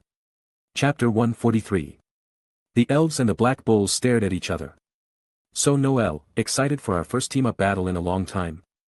Asked Sek as bronze swords appeared in his hands and above him. Yes, I am, replied Noel with a smirk as the two of them launched in different directions. Fana, let's do this together, I don't know about the royal but, the man is dangerous, said Anna. Got it Wani-chan, said Fana in an excited tone. Bronze creation magic, countless swords frost debuff magic, frost touch. The swords that were following Sek started to multiply and release a cold aura. Water magic, sea dragon's water ball. Multiple water balls formed around Noel's water lance as she pointed it toward the elves. In an instant, the water balls and ice-cold swords launched toward the elves from different directions. Ignis. Seeing the fast-moving attacks coming toward them, Anna called her phoenix to take action. Ignis chirped as she moved forward and wrapped both Anna and Fana in her wings, shielding them from the attacks. The attacks made of water magic and ice debuff hit the phoenix, making Ignis screech in pain. The flames around it started to dampen because of the water and a thin layer of ice started to form over its body because of the ice debuff. Bad move, commented Sek as his grimoire started flipping. Bronze creation magic, Bronzer Rider, flight mode. A hoverboard formed below Sek's feet and he immediately sped towards the phoenix. Kaiser, demon rush. A red aura came out of the board as it started taking a demonic visage. Ignis looked at the incoming demonic figure with a fiery glare, she was glaring with flames coming out of her eyes. Ignis, Phoenix Flare. Anna, who was being protected by Ignis, ordered the phoenix from inside. The mana gathered inside the phoenix as she opened her mouth with flames gathering in front of it. Not bad, but not enough to phase us, right, Noel? Yeah. Water creation magic, sea dragon's roar. Noel appeared above the phoenix with a dragon head forming at the tip of her lance. The phoenix and the elves looked up at the royal. The water dragon looked at its prey and roared out loud, making the elves flinch. A royal with this kind of magic? What's up with these royal girls? First that flame magic royal and now this little girl. Oi. Don't badmouth my student. Kaiser demonic crash. The demonic figure crashed into the phoenix, grabbing its head in its mouth and dragging it away from the elves. All yours, Noelle. Do it, said Sek with a smirk, seeing that Noelle nodded with a smile. The sea dragon launched toward the elves, who lost their defense and were now stationary targets for the giant water dragon. Boom roar. The phoenix crashed into the wall at the same time the water dragon devoured the two elves. The dragon continued to tear through the two elves and finally crashed into the ground, forming a giant crater. Sek looked at the phoenix that started falling after the crash, and after making sure that it wasn't going to attack, he directed his gaze at the elves. The moment his gaze landed on the elf sisters, a deadpan expression appeared on his face. You straight up killed the two of them? Noelle. We needed Anna's body. Just like Sek said, Anna and Fana were missing the upper halves of their bodies from Noelle's attack. Wah wah wah. I am sorry. I thought that they could take on my spell since the two of them were elves. My power was increased by my armor, so I wasn't able to predict that. Wah. What do I do? Sek. What should I do? But the moment expressed her worries, a large amount of flames erupted out of the bodies. Flame recovery magic, Phoenix robe. Flame recovery magic, Phoenix feathers. And soon the flames started to die down and the upper halves of the ladies returned to their bodies. Sek stared at the two elves intently and then gave a thumbs up to Noelle. Good job, Noelle. Cheered Sek as he saw the naked upper halves of the two elf ladies. Pervert Sek. Yelled Fana as she felt Sek's gaze and covered her boobs with her hands. A bright blush appeared on her cheeks as she glared at the Dark Lord. For some reason, my subconscious is telling me to flaunt my breasts to that human, said Anna as she lifted her breasts with her arm with a blush on her face, but soon she covered her breast with her hands as well. The two elf sisters glared at the male human with a blush covering their cheeks as both felt embarrassed to be seen by a man. I apologize and thank you at the same time, said Sek as he lightly bowed to the elves. The three ladies in the room gave Sek a stink eye, to which Sek just shrugged his shoulders. It isn't my fault that they lost their clothes, and it's those, thought Sek as he silently peeked at the giant assets. Stop looking already, human. Yelled Anna. Tell your tits to stop looking at me, I am just making sure that you two don't do something underhanded, replied Sek. You are a scum. Just turn around if you don't want me to peek. Ha.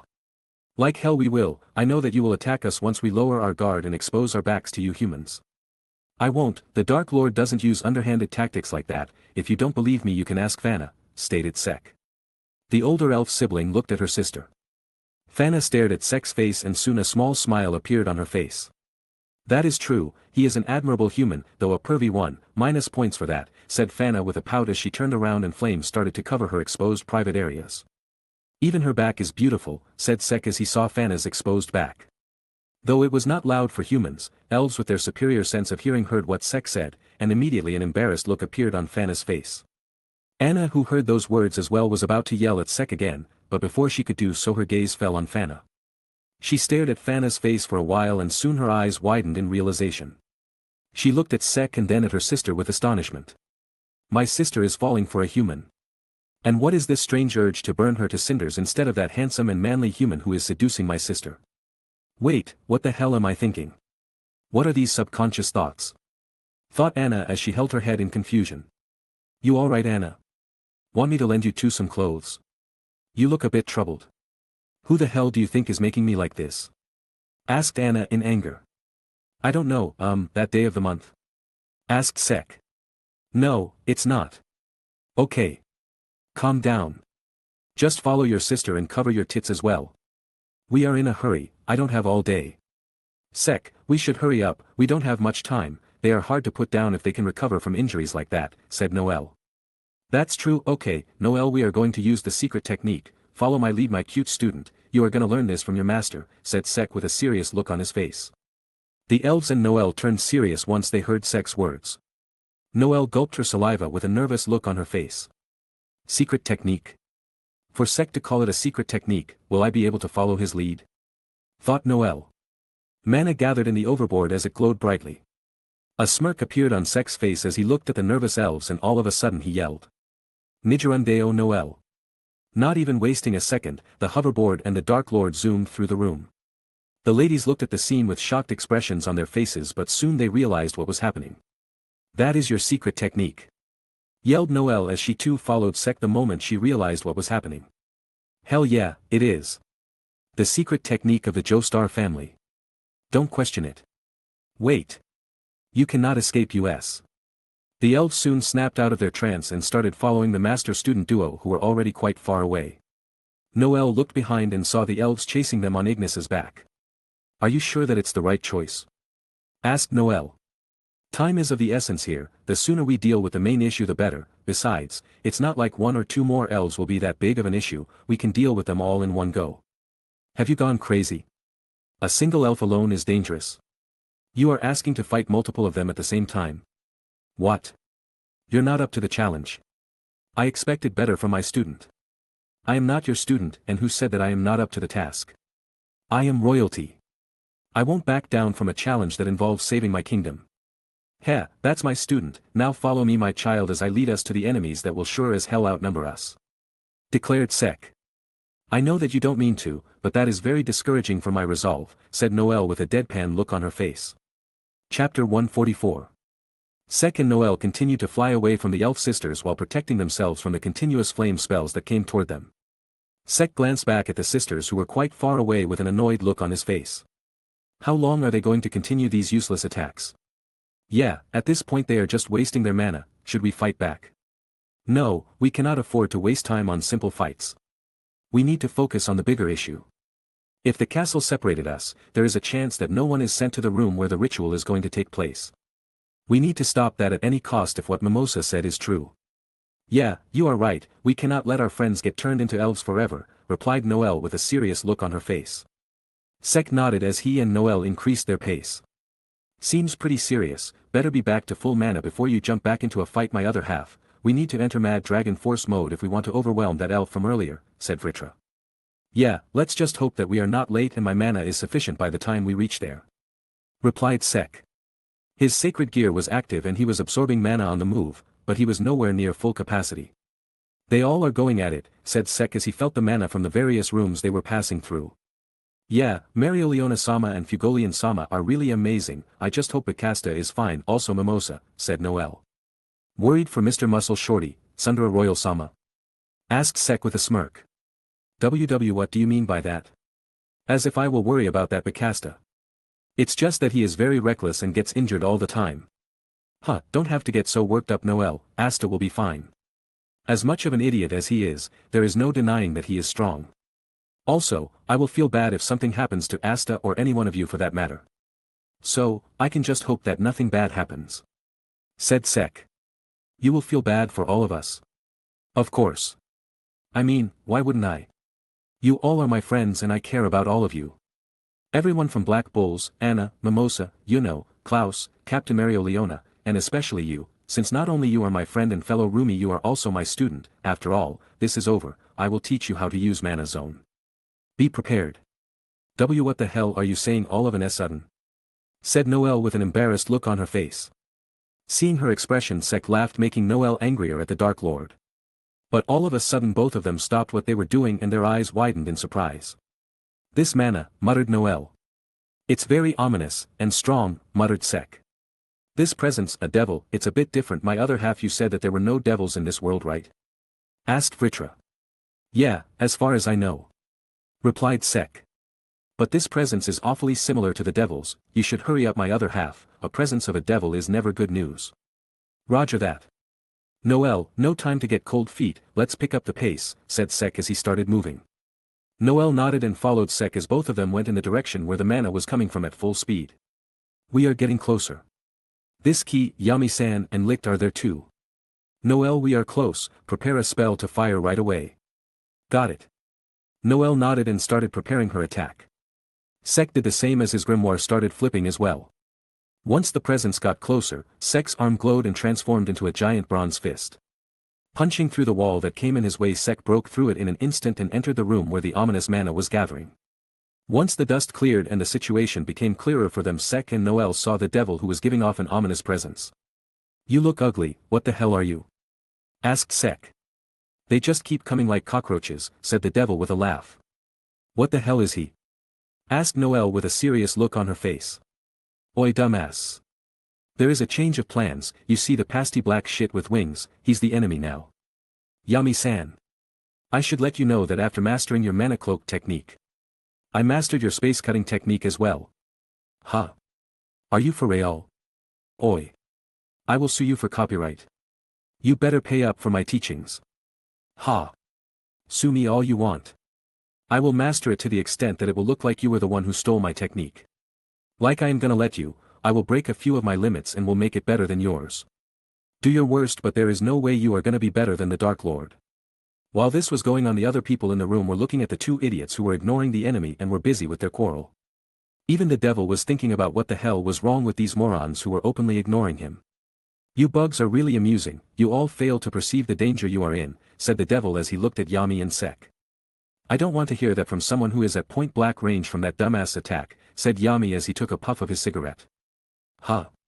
The devil turned around with surprise and saw a giant metallic animal skull directly behind him charged with mana. Bronze creation magic, weapon make, Gaster Blaster. Not even getting a second to dodge, a huge mana beam came out of the mouth of the skull, blasting the devil who was mocking them a second ago. Hey, you should not have told him, I was gonna charge my attack some more, complained Sek. Huh? You were charging, my bad, thought you were ready, anyway, let's get this party started. Let's do it then, ready Noelle? Asked Sek as he took out Ecstase out of its sheath. Noelle and Elf Charlotte looked at the two Black Bull swordsmen with shocked looks on their faces. They looked like idiots to them who were simply ignoring the threat and were arguing with each other. But to think that they were planning from the start. What are these humans? Thought Charla, the Elf Charlotte. Sek is one thing, but even Captain Yami was in on that. Thought Noelle. Stop zoning out and get ready. Yelled Sek as he rushed towards the devil. Let's get going, prickly queen, can't let the brats beat us, said Yami as he too rushed toward the devil. That was a good move, boo. Yeah, I am a superior villain. Monologue, don't want to hear it, said Sek as mana gathered in his sword and it started glowing. Let him do it, it will be more satisfying to crush him after that monologue, said Yami as his grimoire started flipping. Dark magic, dark cloaked avidya wild slash. Ecstase, continuous flying slashes. Black and white blades made of mana started raining down on the devil without any warning. The devil who was in the middle of his speech saw the incoming attack and decided to take action. Go back.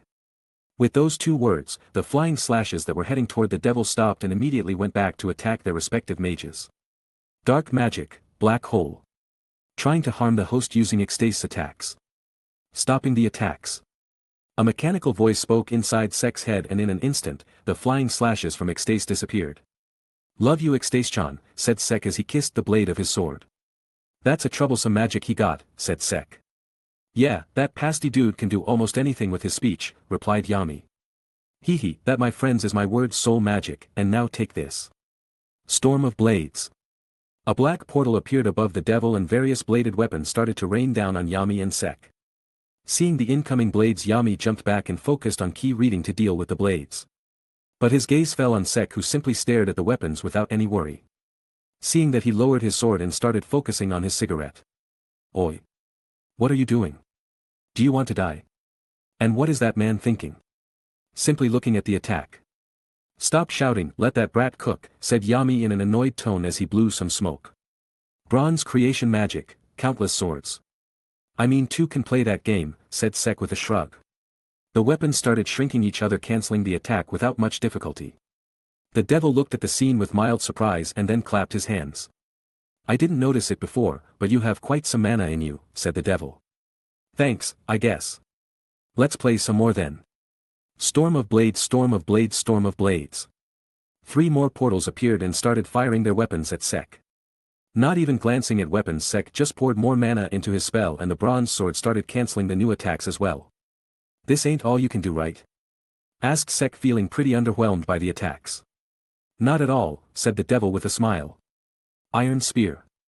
Iron sand appeared around Sek and multiple spears made of it impaled him without any warning. Ah. Did you like that? Sek just blinked in surprise and looked at the spears that were piercing his body. Not much, replied Sek as he simply slashed the spear with XT and jumped down. He then took the spears out of his body that healed itself in an instant. Bronze magic, bronze body, Logia. Since the spell was already active, no harm happened to him. Yami-san, don't tell me you were struggling against him. Huh? Who said that I was struggling? I was just waiting to break a few of my limits to finish him off in a flashy single hit and make everyone realize just how great I am. Yeah, not gonna believe that, said Sek.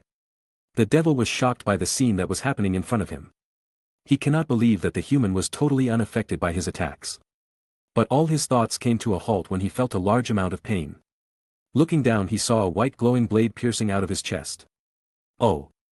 Stabby Yandra licked his back on his job. Chapter 145. You half-dead bastard. Yelled the devil as he glared at Licht. Blow away. In an instant, Licht was pushed away by an unknown force and soon crashed into the ground. That didn't go well, commented Sek. Reverse.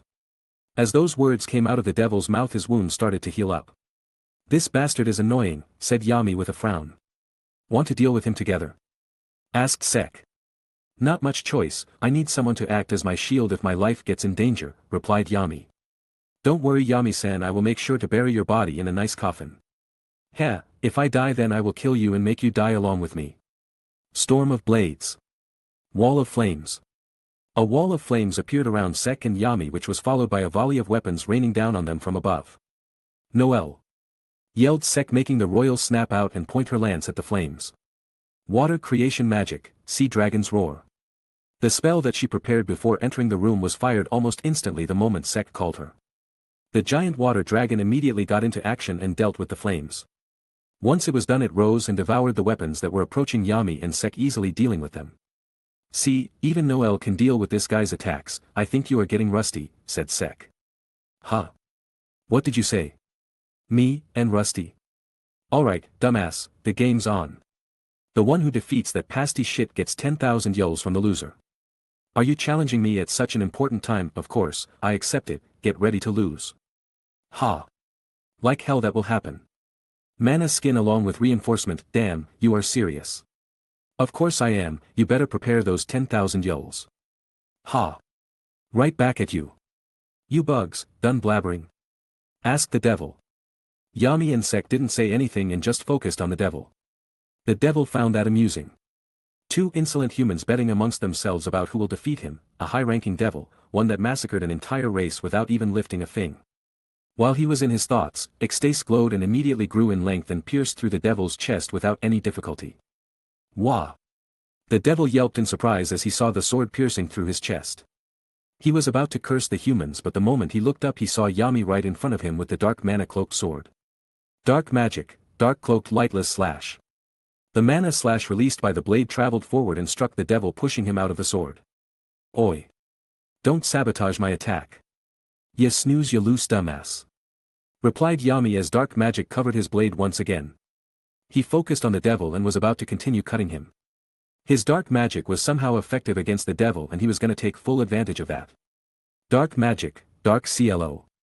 Bronze creation magic, weapon make, Gaster Blaster.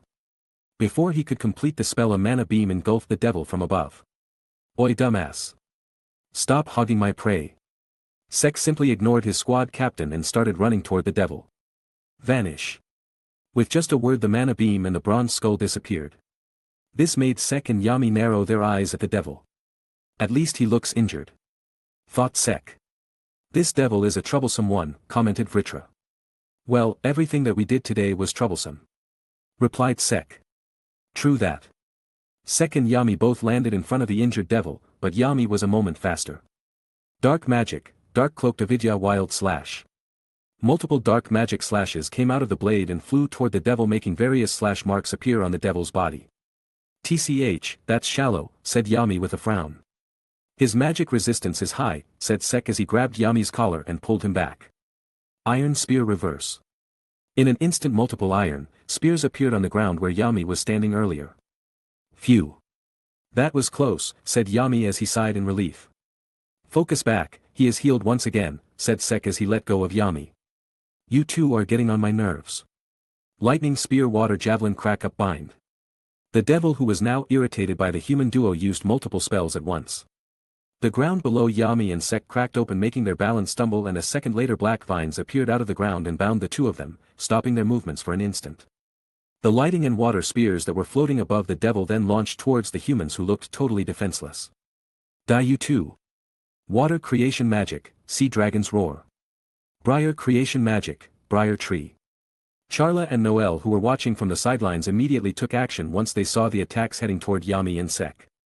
The water dragon immediately headed toward the water spear and easily dissolved it in its body, while the briar magic blocked the lightning spear before it could even reach Yami. "Don't forget about us!" yelled Charla. "Take this!" yelled Noel as the dragon continued towards the devil. "Return!" The devil used his magic to make the water dragon attack Noel.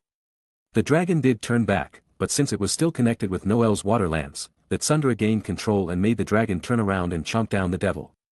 "That's how you play a reverse card. Good job, my student." "Thanks, Prickly Queen." "Humph, don't think that I did this to help you, it's just that it seems like your dark magic is effective against the devil," replied Charla.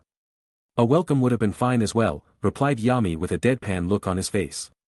"The Tsundere are multiplying, it might be an Avenger-level threat," said Sek. "Blow away." The devil, who was trapped in the water dragon's body, used his magic to destroy the water dragon, freeing himself successfully. You all will." Before he could finish, Licht appeared from the side ready to attack the devil. Earth wall. An earth wall erected in front of Licht stopped his attack. The devil immediately jumped away and took off into the skies.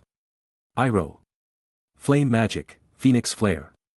An intense stream of flames engulfed the devil out of nowhere, making the other look in the direction where the attack came from. "Don't you dare attack, Licht," warned Elf Anna as she glared coldly at the devil. Vanish. The flames disappeared in an instant, revealing a charred devil who looked royally pissed. "You all just keep on increasing and get in my way. Charla-chan. Long time no see." "Not now, Fana, we need to deal with that devil first," said Charla. New enemy. "So we aren't fighting Sekbron Zaza and the humans?" "We are on the same side, so mind the friendly fire," said Noel. Sek ignored the conversation that was going on around him. The key from the devil got messed up once the flames vanished, and he could tell that the situation was about to turn serious. Yami was in serious mode as well. He was staring intently at the devil with a spell ready. Licht, who was in his half-sleep state, also took a distance from the devil. He glanced at Yami and Sek.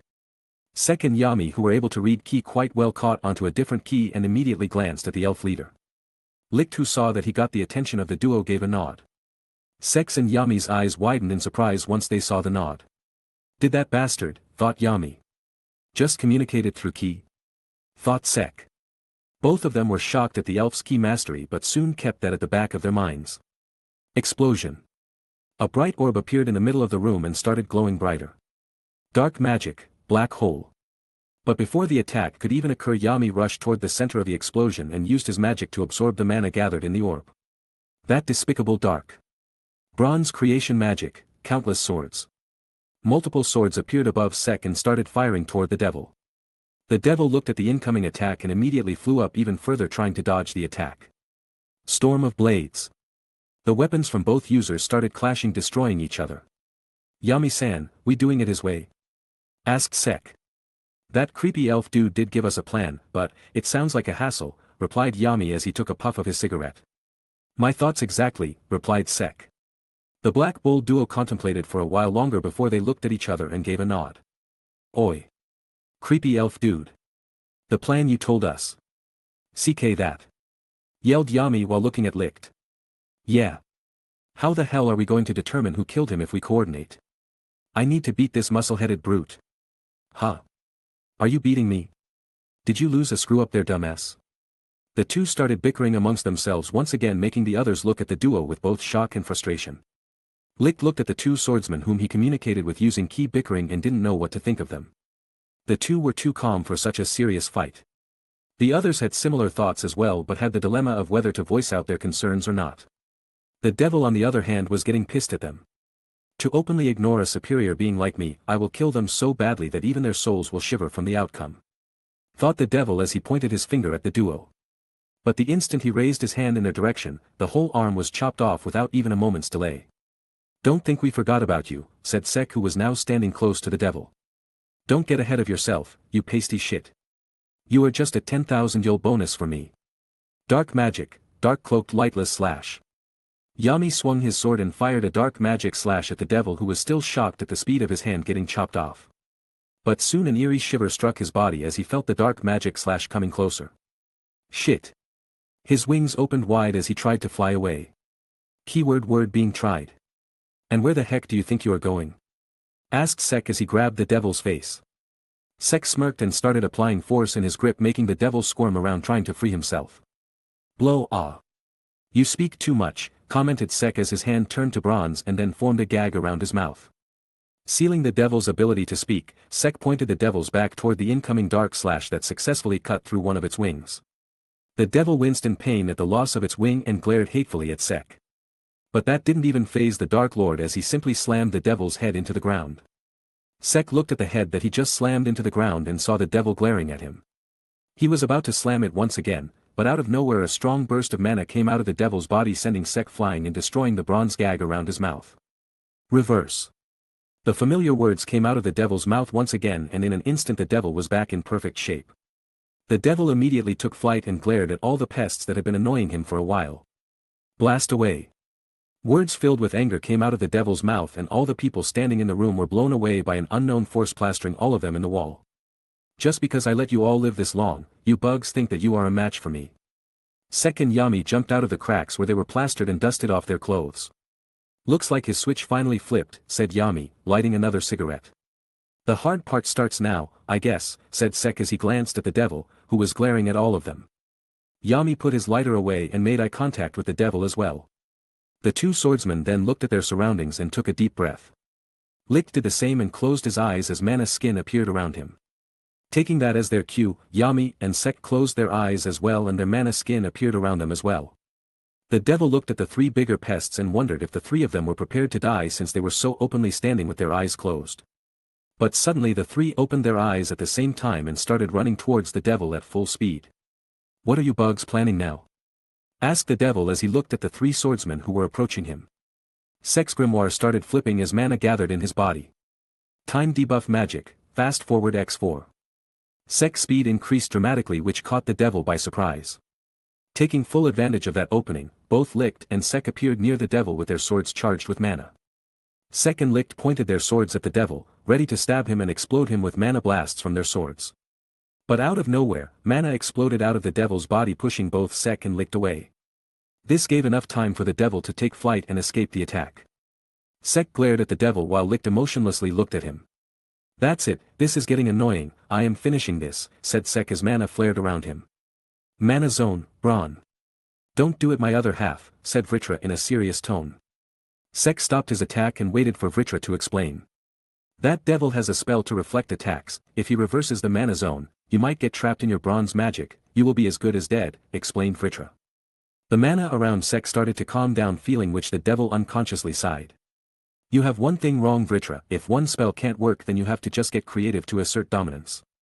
The mana around Sek turned violent once again as a smirk appeared on Sek's face. Mana zone, unlimited bronze works. The world around Sek got filled with mana as bronze started to form on the ground and the walls of the room they were in. Let's do this, devil. Hearing the confident tone from the human who used some weird spell that gave him the chills, the devil was about to use his magic to negate the spell before it could do anything. However, the moment he opened his mouth to utter a word, a single sword appeared out of nowhere and pierced his mouth, preventing him from speaking anything. The devil's eyes widened in shock as he looked at the sword that was in his mouth. Blood started dripping out of his mouth, which snapped him out of his trance, making the devil grab the sword and pull it out of his mouth.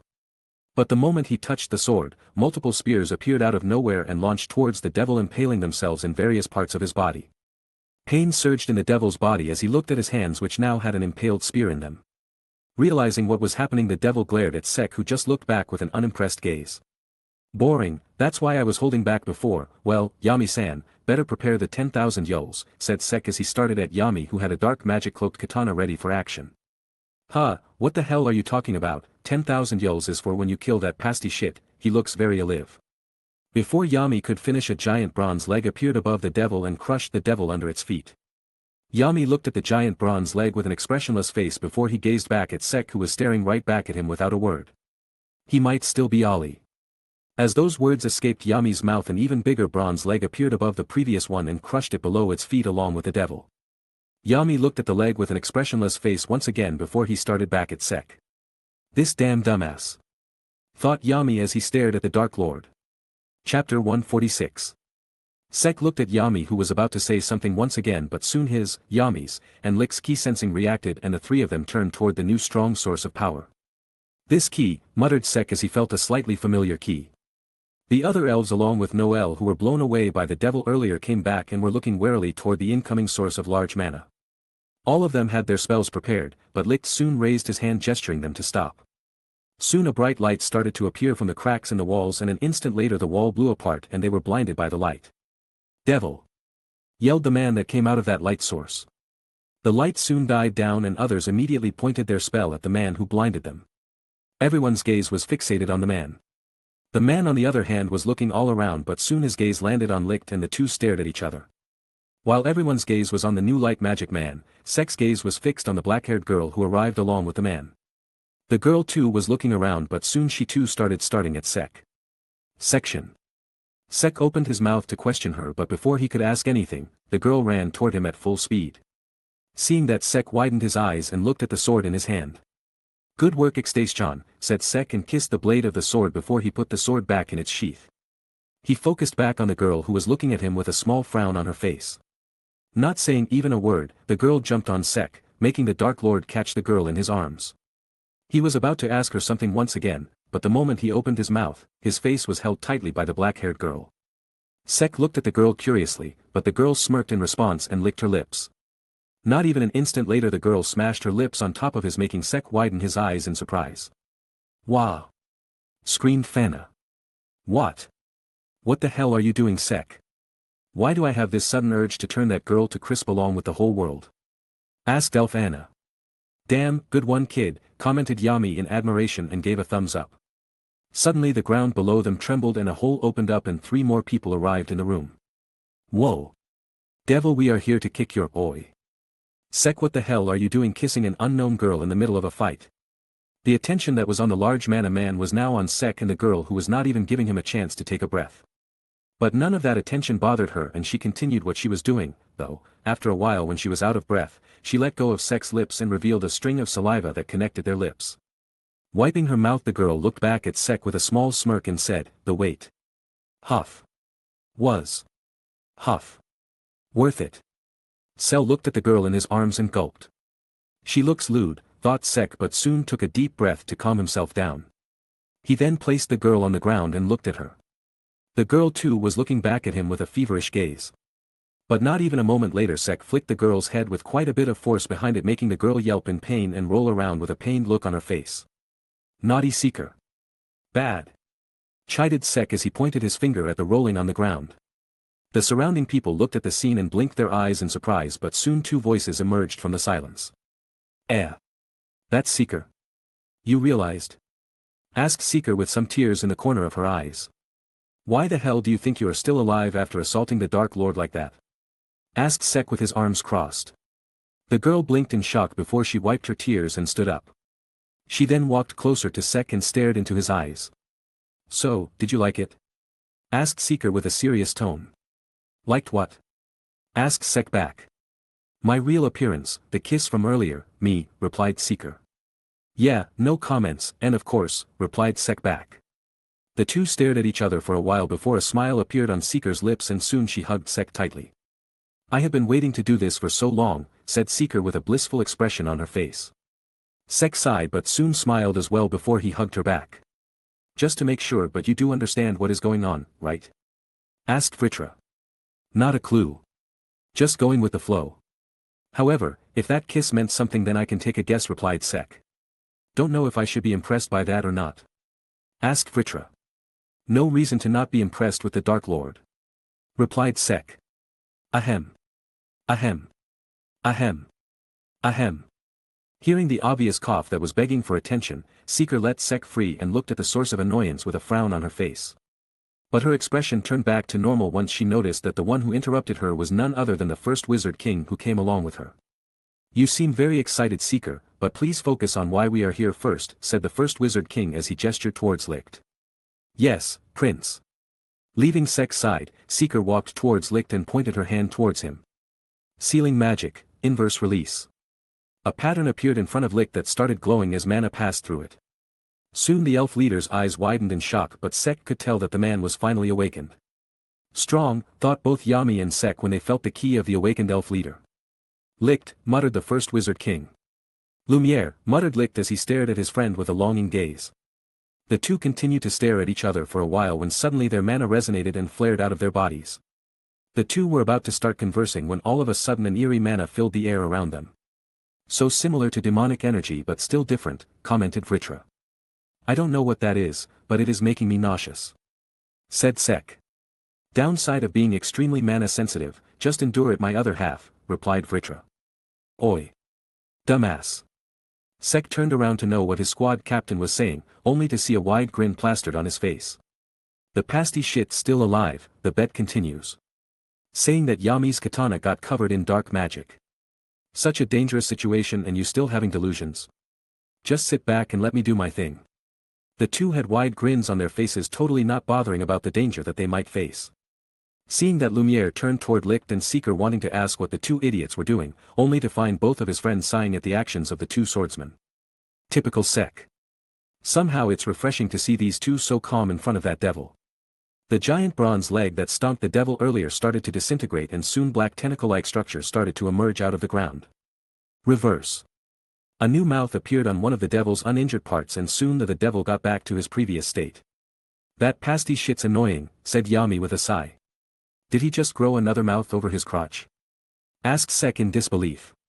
The devil glared at the two annoying human swordsmen and pointed his hand at them. Come here.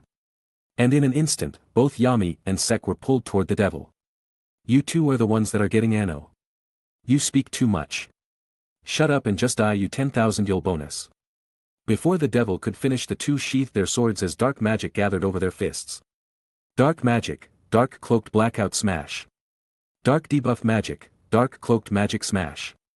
The two black bulls punched the devil with full force, sending him flying, plastered in the wall with the body below his torso gone.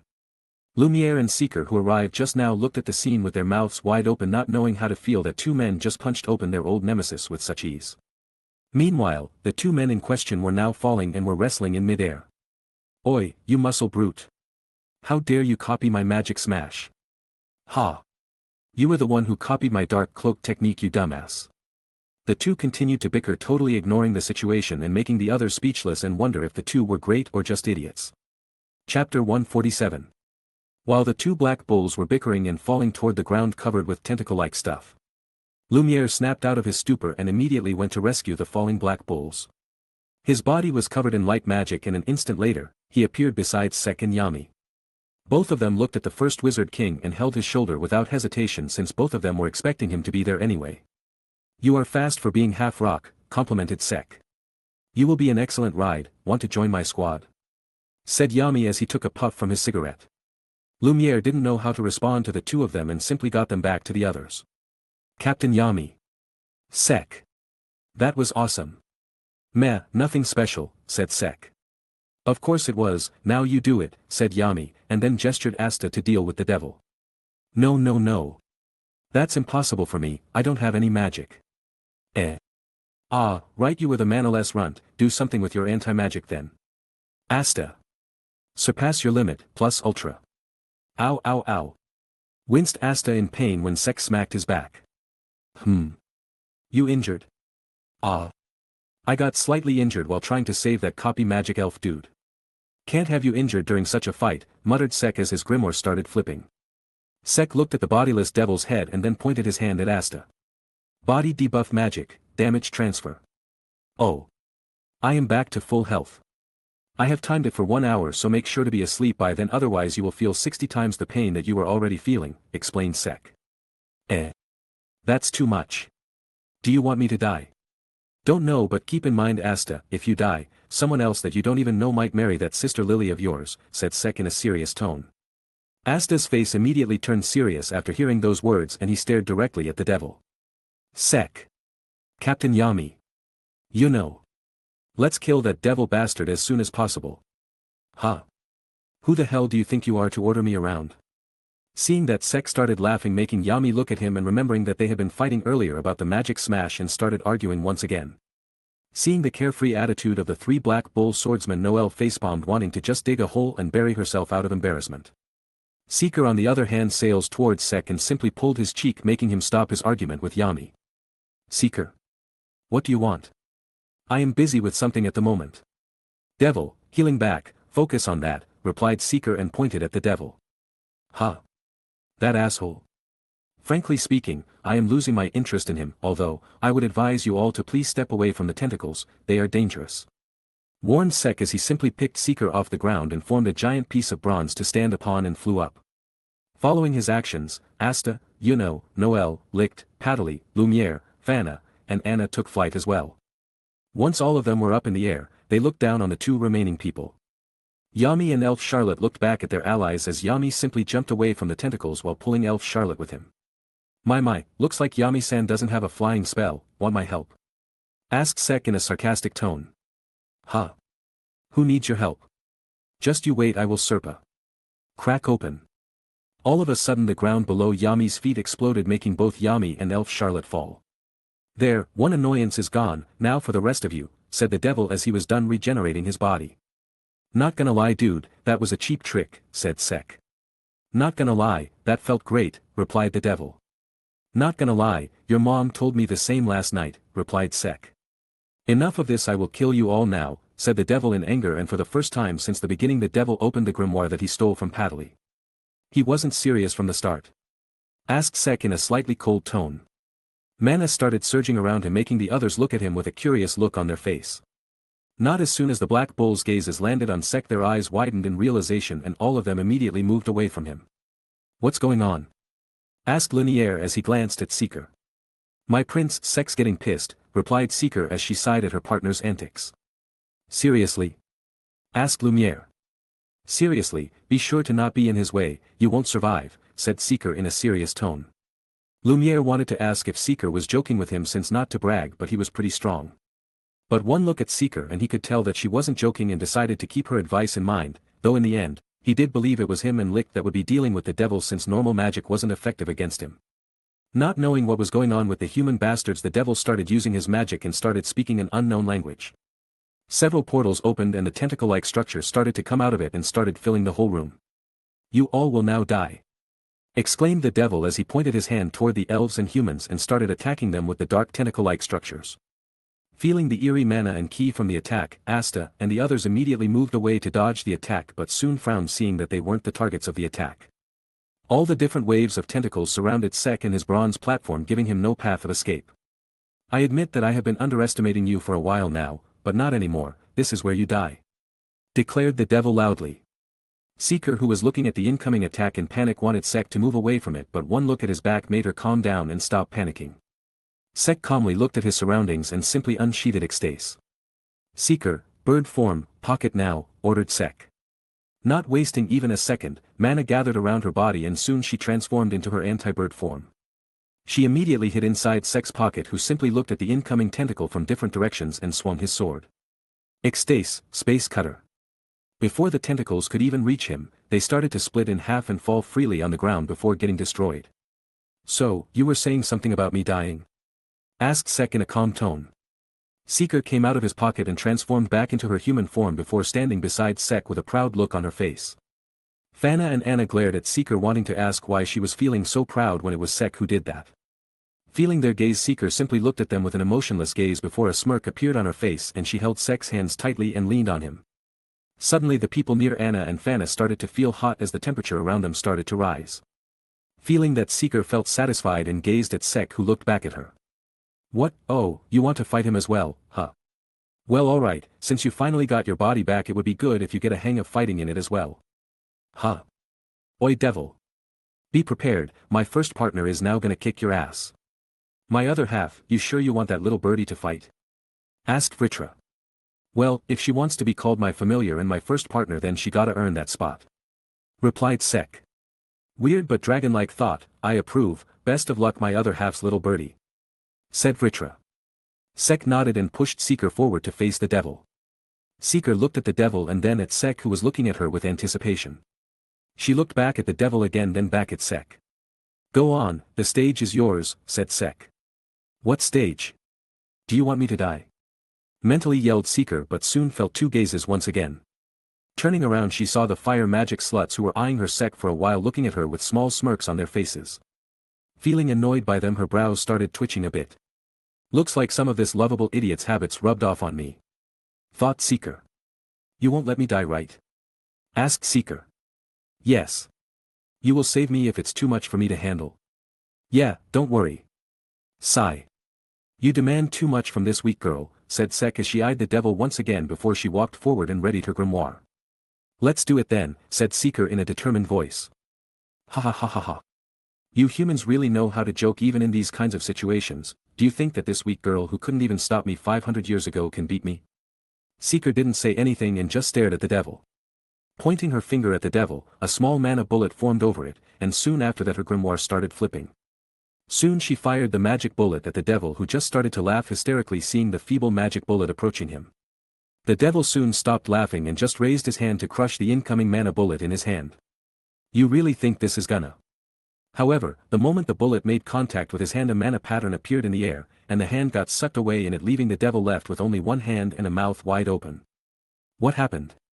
Saying something, devil? Damn, even I didn't expect such a brutal attack, said Sek.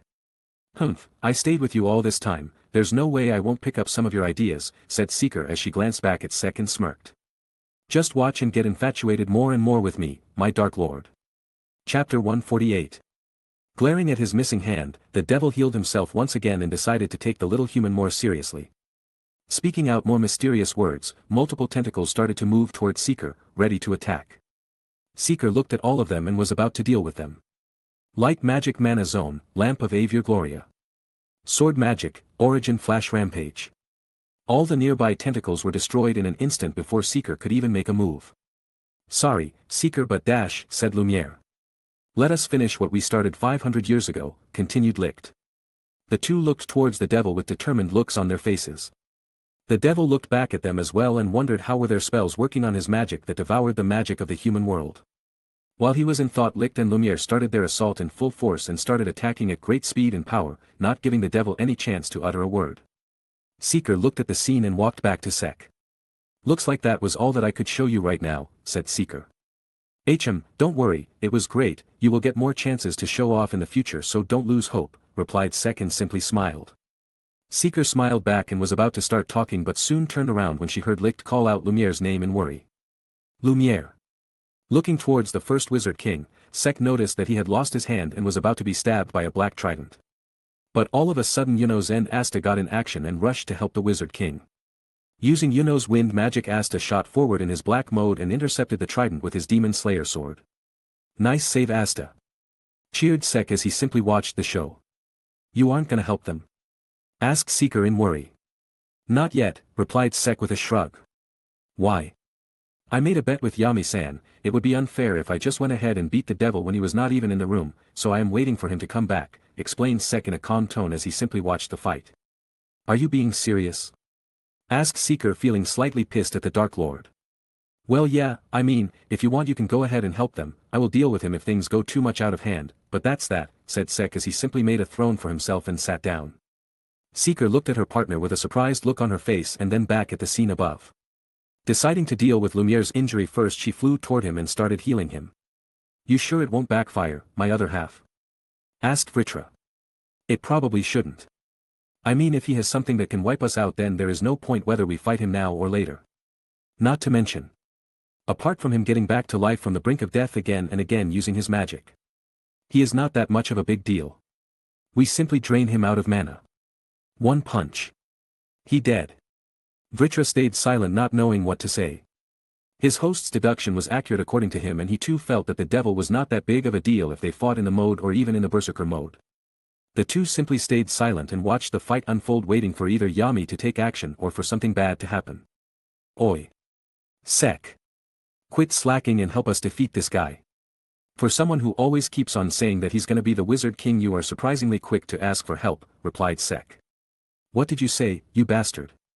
Asta, do some actual damage instead of simply asking for help.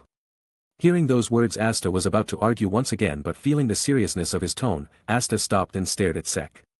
Sek was looking back at Asta with a serious expression on his face as if saying, just do it, you idiot. What are you waiting for?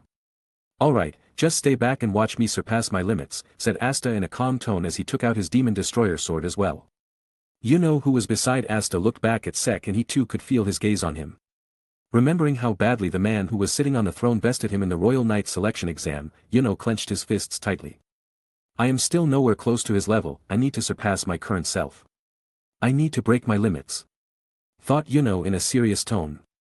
Seeker looked at her partner and felt surprised since she thought that he was just being unreasonable to not help the others in taking down the devil when in reality he just wanted to help Asta to surpass his limits.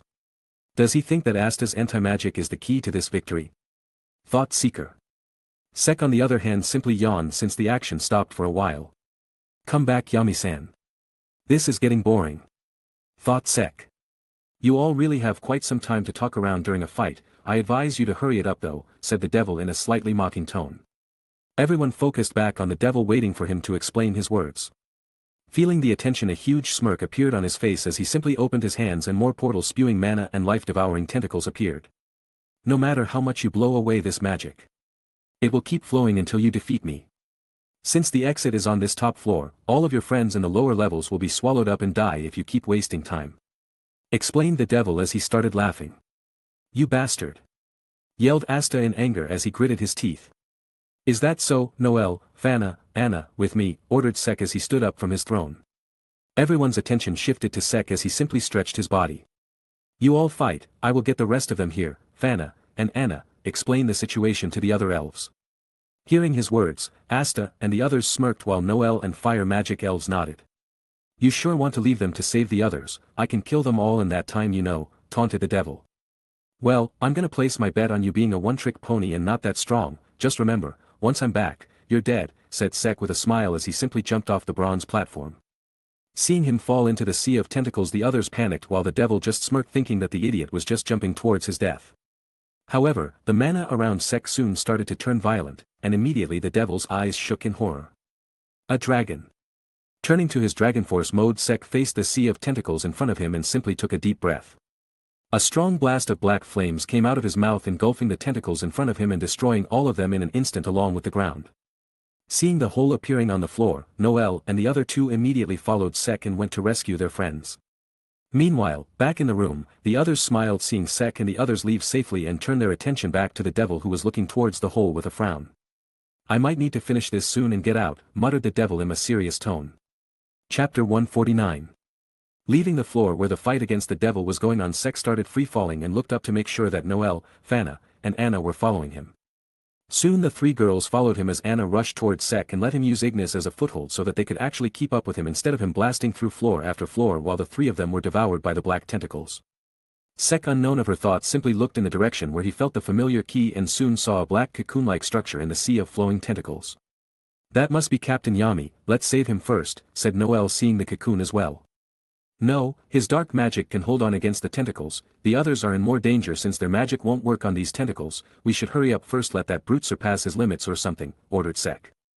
Noel wanted to interject, but seeing that the two elves didn't even argue with Sek, she stopped. Fana and Anna on the other hand didn't mind much about saving Yami since they wanted to find and rescue the other elves as soon as possible. Sek looked at the ground covered in tentacles and simply took in a deep breath once again. Boom. An explosion occurred and the tentacles in front of them were destroyed in an instant, and a hole large enough for Ignis to pass through was formed. Oi dumbass. I know you are there. Deal with these tentacles as well. And give you a head start to fight the devil when I am busy? Never. Yelled Sek back. Hearing his reasoning, the three girls accompanying him looked at him with their eyes widened in surprise, which the Dark Lord simply ignored. The three continued to stare at him as Ignis passed through the hole. I know that I am simply irresistible, but still focus on the job that we have at hand. Hearing the Dark Lord's words, Anna and Noel snorted while Fana simply pinched his hand with a point on her face. What the hell? Thought Sek as he looked at the pink-haired elf acting cute.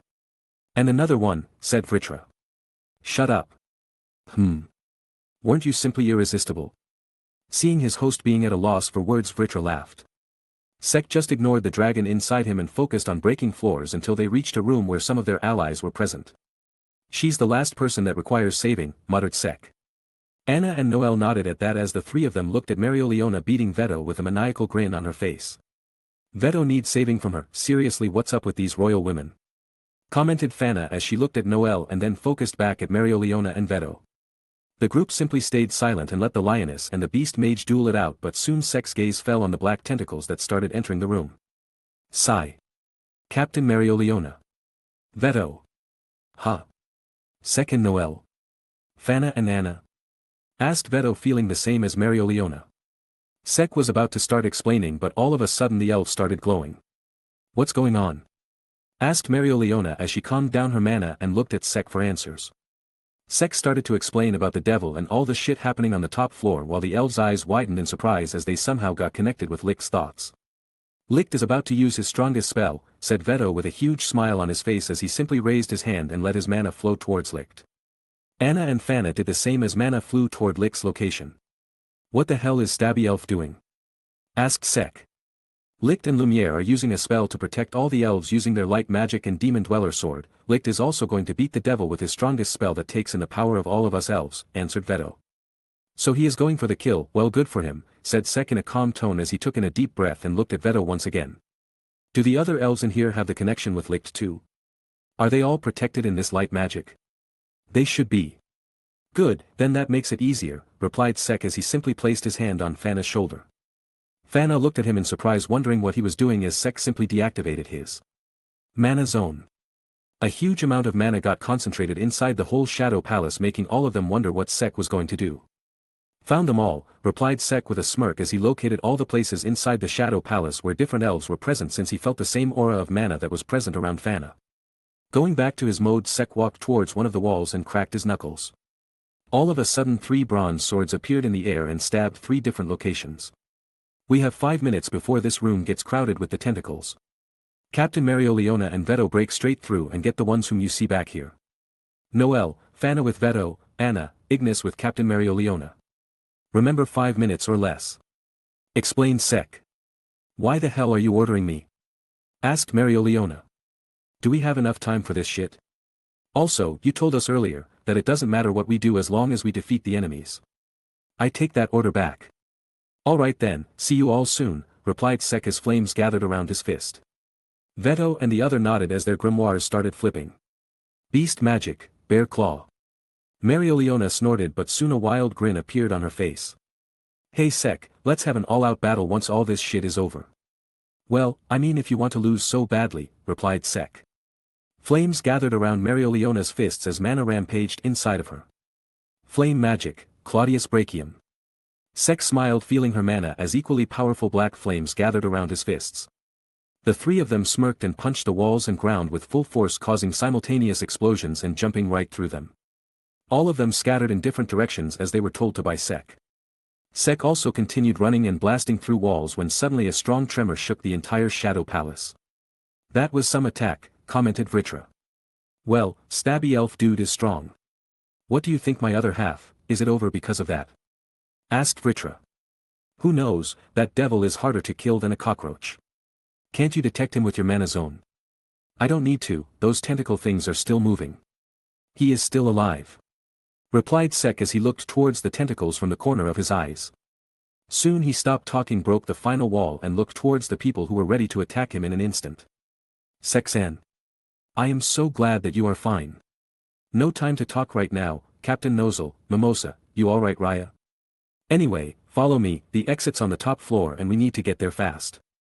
Nozzle wanted to ask about what was happening but stopped since the commoner was in a hurry and thought that it might be important and followed behind Sek. Once they reached the room where all of them had been gathered earlier, Sek stopped and soon spotted Marioliona standing there along with Anna, Fugolian, and 2 unconscious elves. You're slow, replied Marioliona in a frustrated tone.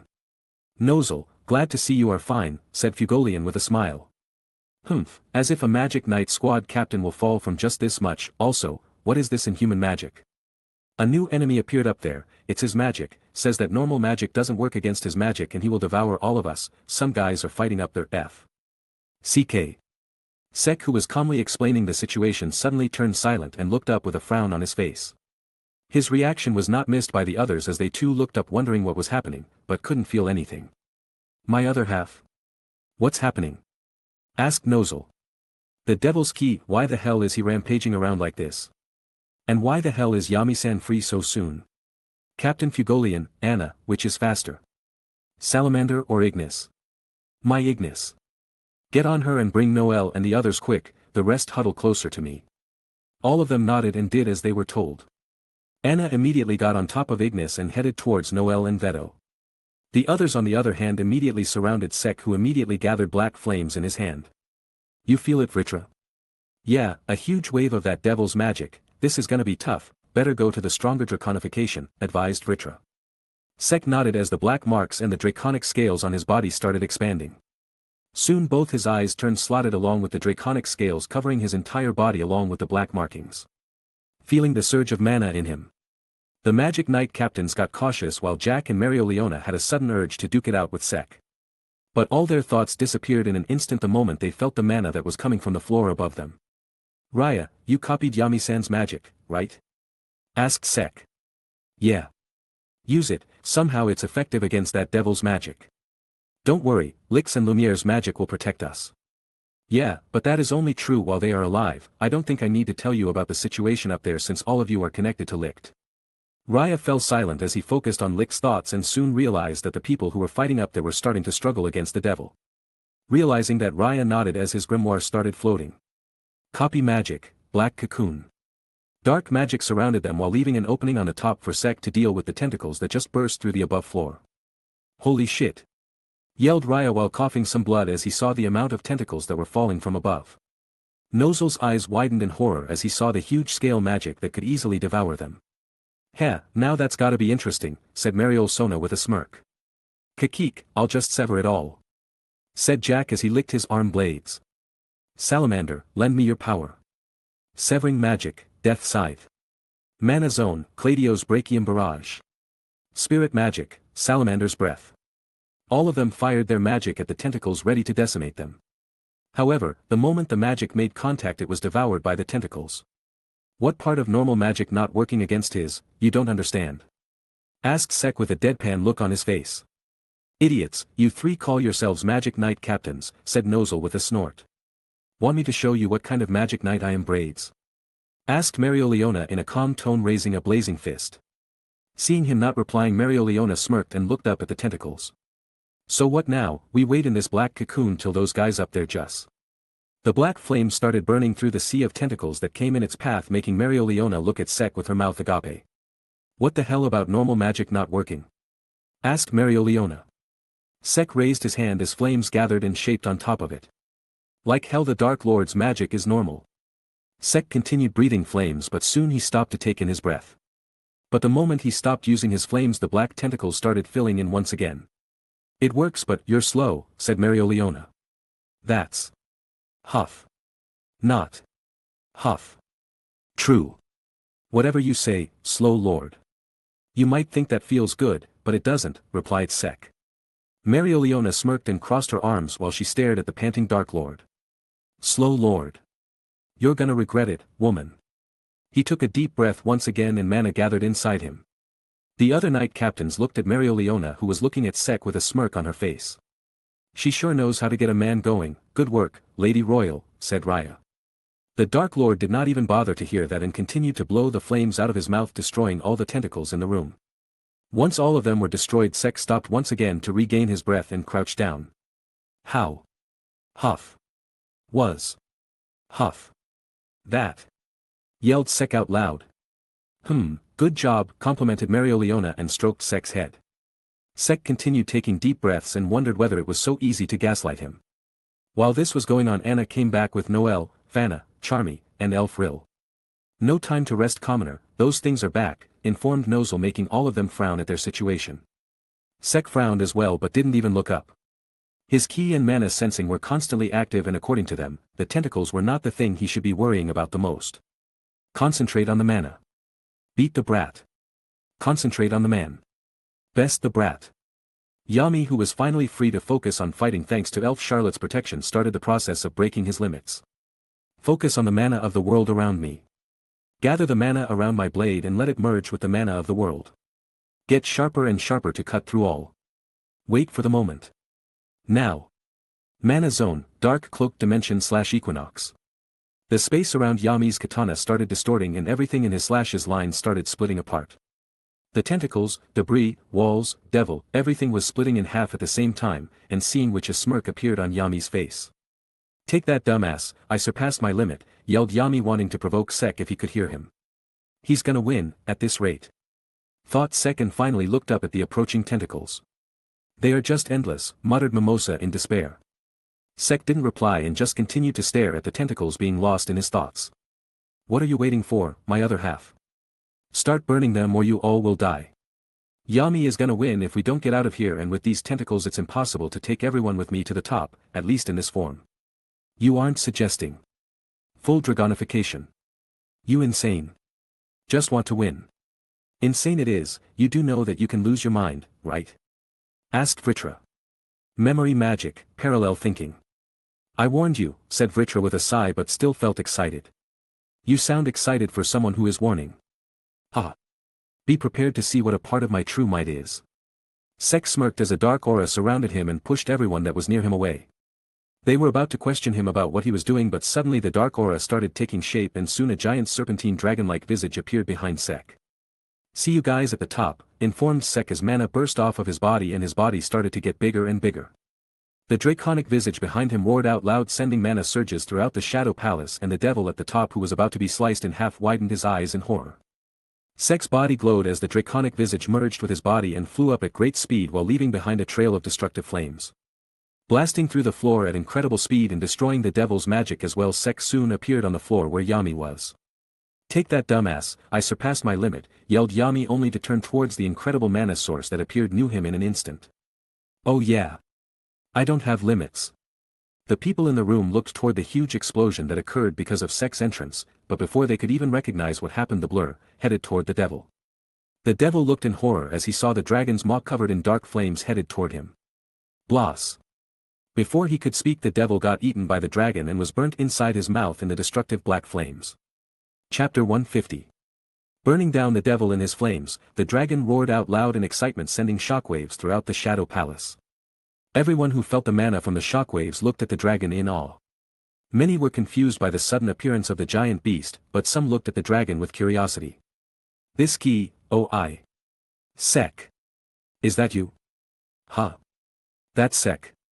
The human from earlier? Asked Lumiere. Ha ha ha. This feels awesome. Hearing his words, the people started to ease up and soon Licht, Lumiere, and Seeker realized that they could no longer feel the devil's mana. Did we finally win? Asked Licht with a slightly surprised yet excited tone. But all their excitement was short-lived since the Shadow Palace started trembling harder from the mana radiating out of Sek. The palace is going to collapse soon, the devil's magic is still going strong, informed Lumiere. Crap, shouldn't have used that much force in the last attack. Thought Sek, knowing full well that it was he who fastened the palace's collapse. Well, it felt great, didn't it? Asked Vritra as he was partly to blame for the over-the-top display of power.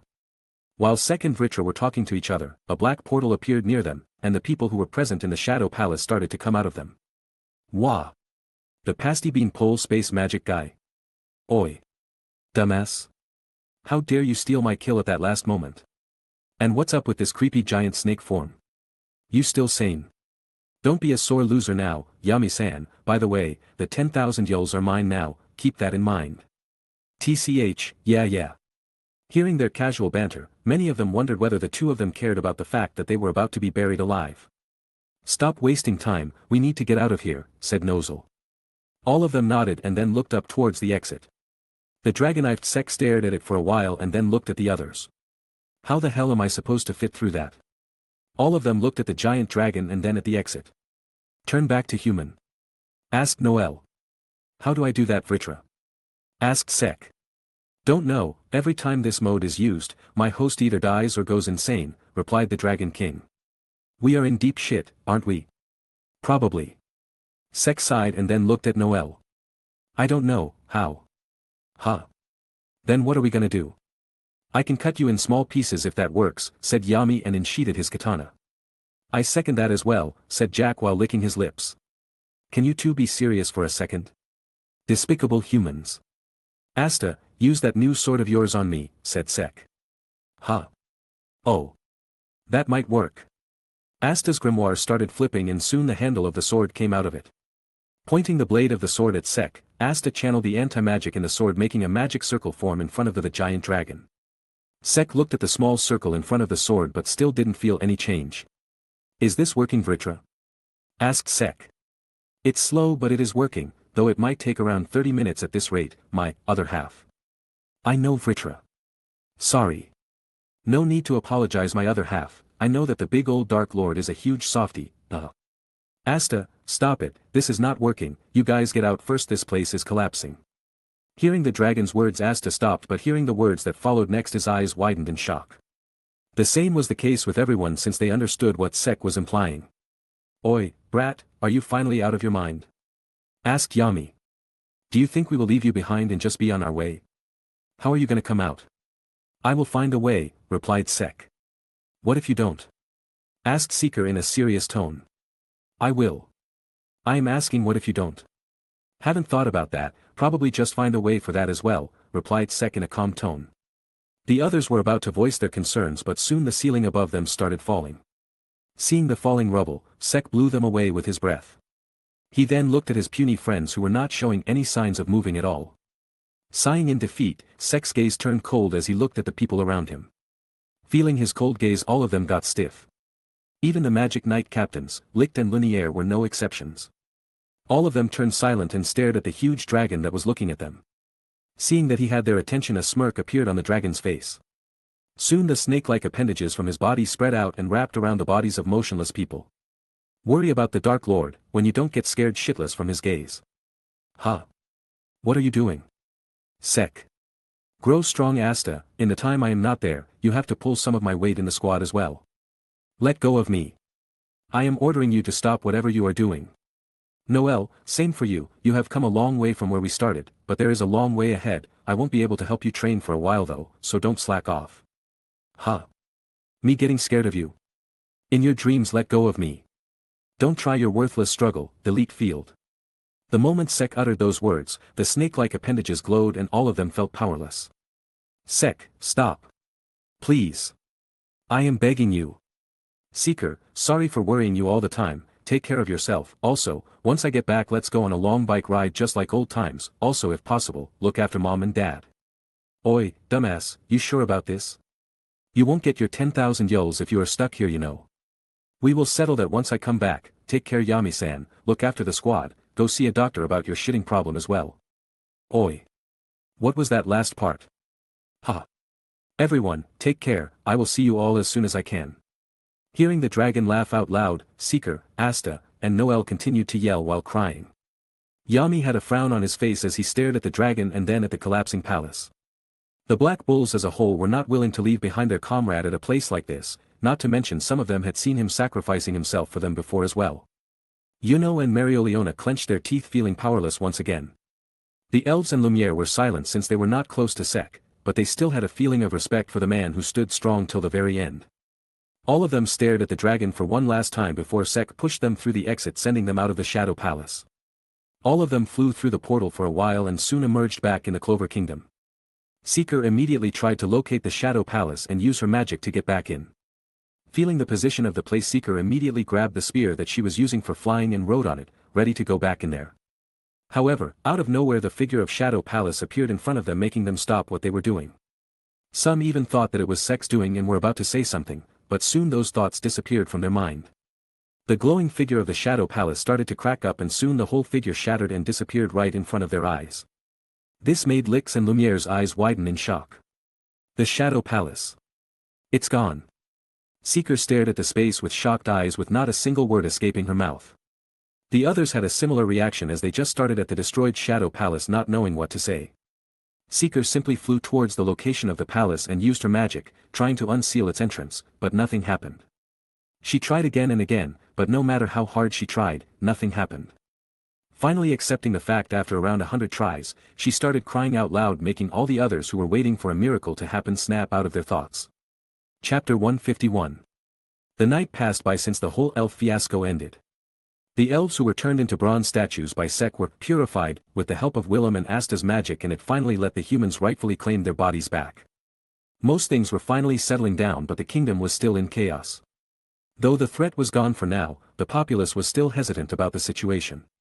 Still, the Magic Knights who gave their all for the battle that occurred last night were finally able to get some well-deserved rest. Despite that, there was a group of knights that were currently having an audience at the Magic Knight headquarters.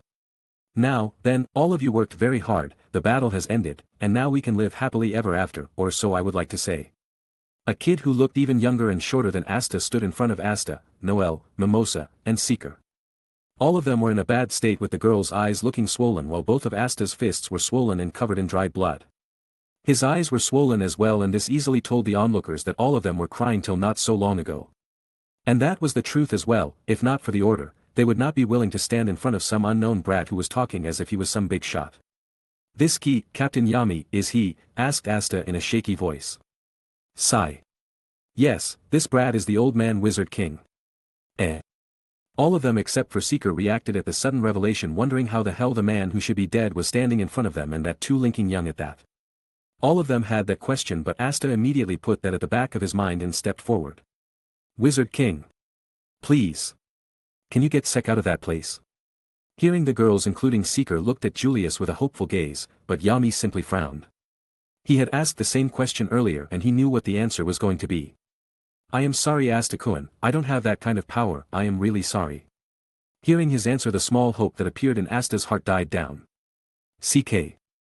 For the first time in his life, Asta felt an emotion like that. He didn't know what it was, but he simply wanted to let out some steam out of him. "Can you please excuse me? I want to be alone for a while." "I want to be excused as well," said Asta, and he simply bowed to the Wizard King before saluting him and walking away as well. All of them knew what Asta and Seeker did was very disrespectful, but none of them voiced their complaints. Sigh. "Looks like I was too hasty to call them. I apologize to you two as well, Noel-kun, Mimosa-kun. I am sorry for my inability to do something about all this. You both can go and rest as well. And thank you for the great service and risking your life for the Clover Kingdom," said Julius in a dejected tone. Noel and Mimosa were flushed by his actions and told him that it wasn't his fault, but they too were still pretty shocked because of what happened last night. The two of them soon excused themselves, leaving behind Julius and Yami in the room. "What about you, Yami? How are you feeling about all this?" "It feels pretty shitty knowing that I got saved by one of my brats and that I wasn't able to save them back. I don't know why, but somehow I feel the same as well. Maybe it's because he saved the people of the kingdom when it was my duty to do so, and yet I am unable to help him." "Don't beat yourself up, old man in a brat's body. You did what you could. You should feel glad that you are alive. People don't usually get do-overs in life, you know." Sigh. "It's easier said than done." "I agree to that." The Magic Knight Captain and the Wizard King sighed simultaneously and felt that they needed to be prepared for dangers that were going to haunt them. The loss of a man who sacrificed himself time and time again for the sake of the Clover Kingdom was going to cause a huge uproar, and they knew that they had to face the citizens who would question their ability after such an incident. But they had to face them on. They were not going to let the kingdom that was saved by the efforts of magic knights like Sek fall and waste the effort that they poured into it. Meanwhile, a certain Dark Lord. "So, do I need to poop while I am in this dragon body?" asked a certain Dark Lord in his dragon form. "So we are finally out of things to talk about, huh?" groaned Vritra. "Well, it can't be helped. I have been feeling strangely energetic in this form and I am nowhere near depleted to be back in my human form, if that is possible," replied Sek. "That's one problem, my other half. What about the other problem of the exit of the palace being destroyed? How are you planning to leave this place?"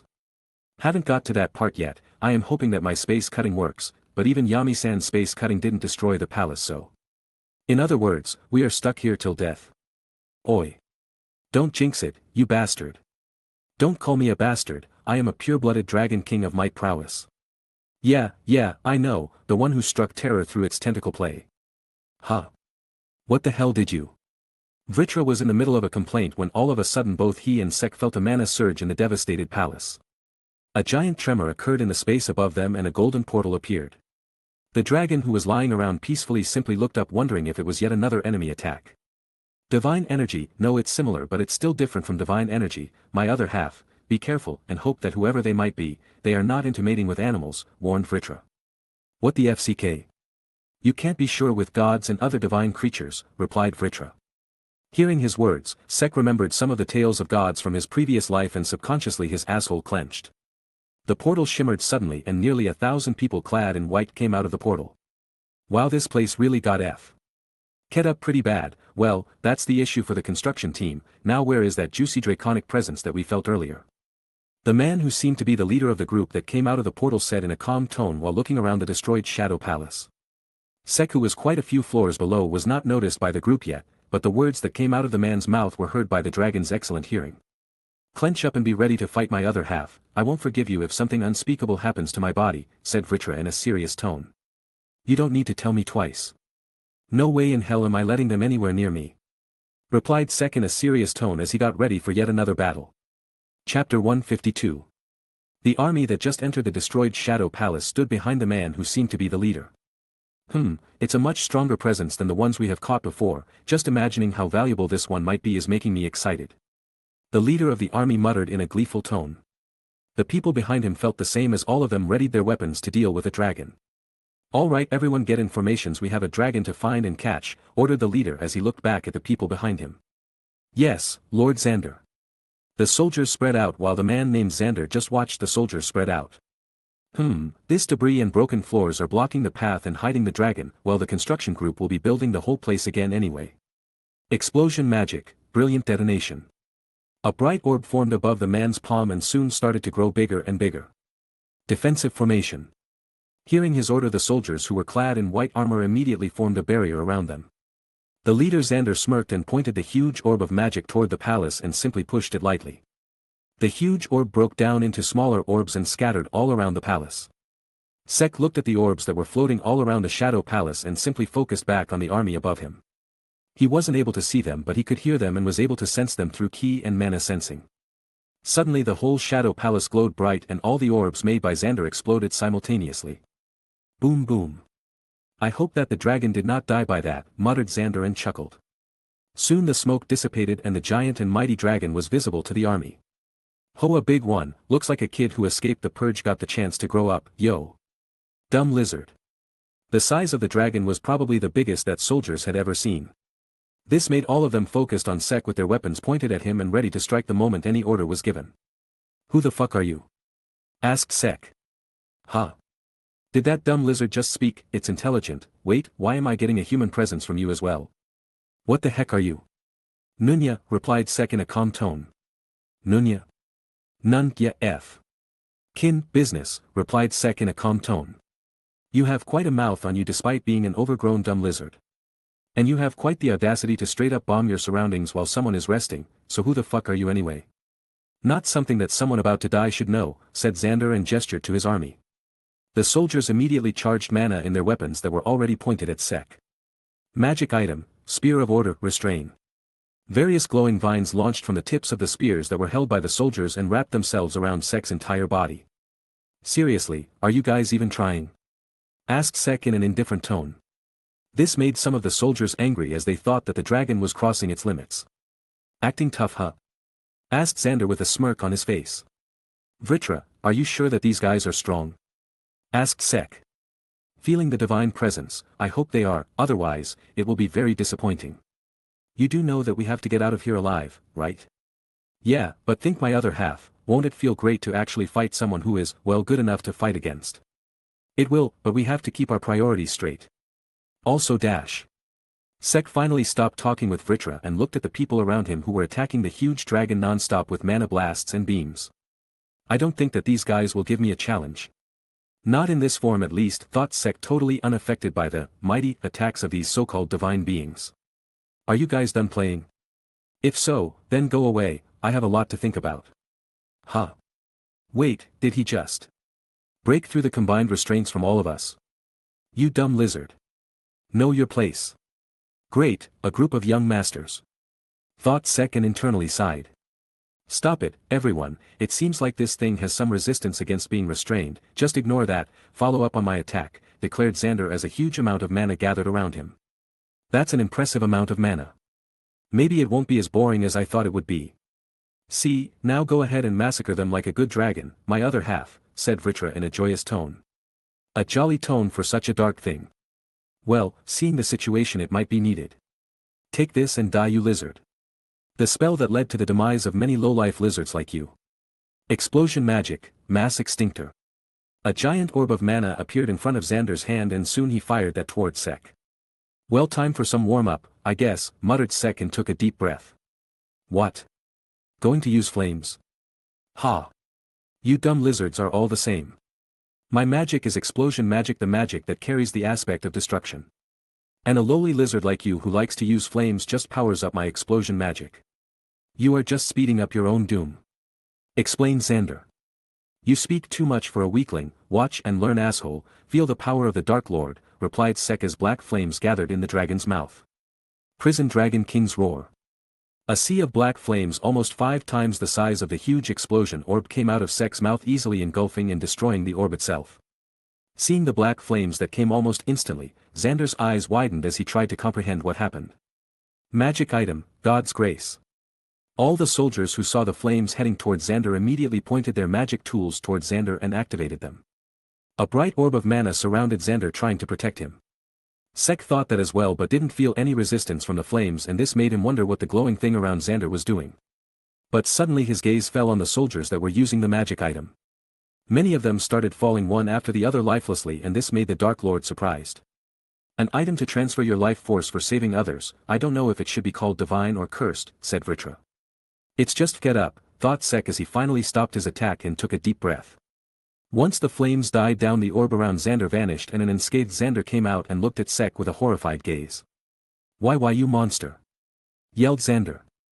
Thanks for the compliment, it shows how weak you are compared to me, replied Sek.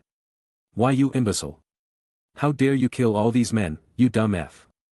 King Lizard. Well, you were too much of a coward to take that attack head on and used AF.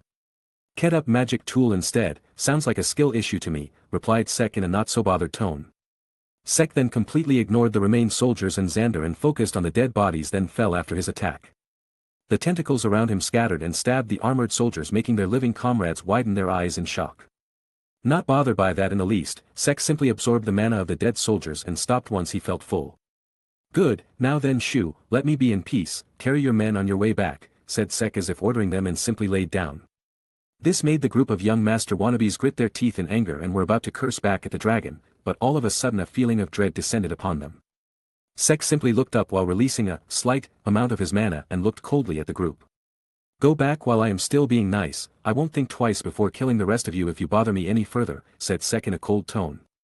All of them moved back when they felt Sek's aura, even Xander, the head of the young masters, gulped down, and he finally realized that this mission might not be as easy as he thought it was. Just what are you? You filthy beast. You dare make the enemy out? Oh. Stop. Yelled Xander when he noticed that his men were about to attack the monster. The soldiers stopped and looked at Xander, who was looking cautiously at Sek, who was lying down with his eyes closed, but still had his mana and key sensing on. Gather their bodies, we will revive them once we get back, ordered Xander. So they have a way of reviving them, huh? Maybe that's the reason why all of them used that magic tool to save him earlier, they don't fear death, said Vritra. The soldiers immediately obeyed the command, although all of them were gritting their teeth in anger, but knew that it was foolish to go against their superiors' orders. While Sek and Vritra were busy talking and the soldiers were gathering the dead bodies, Xander secretly took out a small glass orb and pointed it at Sek. Magic item, Soul Sight. This caught Sek's attention as he thought that the fool was going to attack once again, but he didn't feel any damage at all.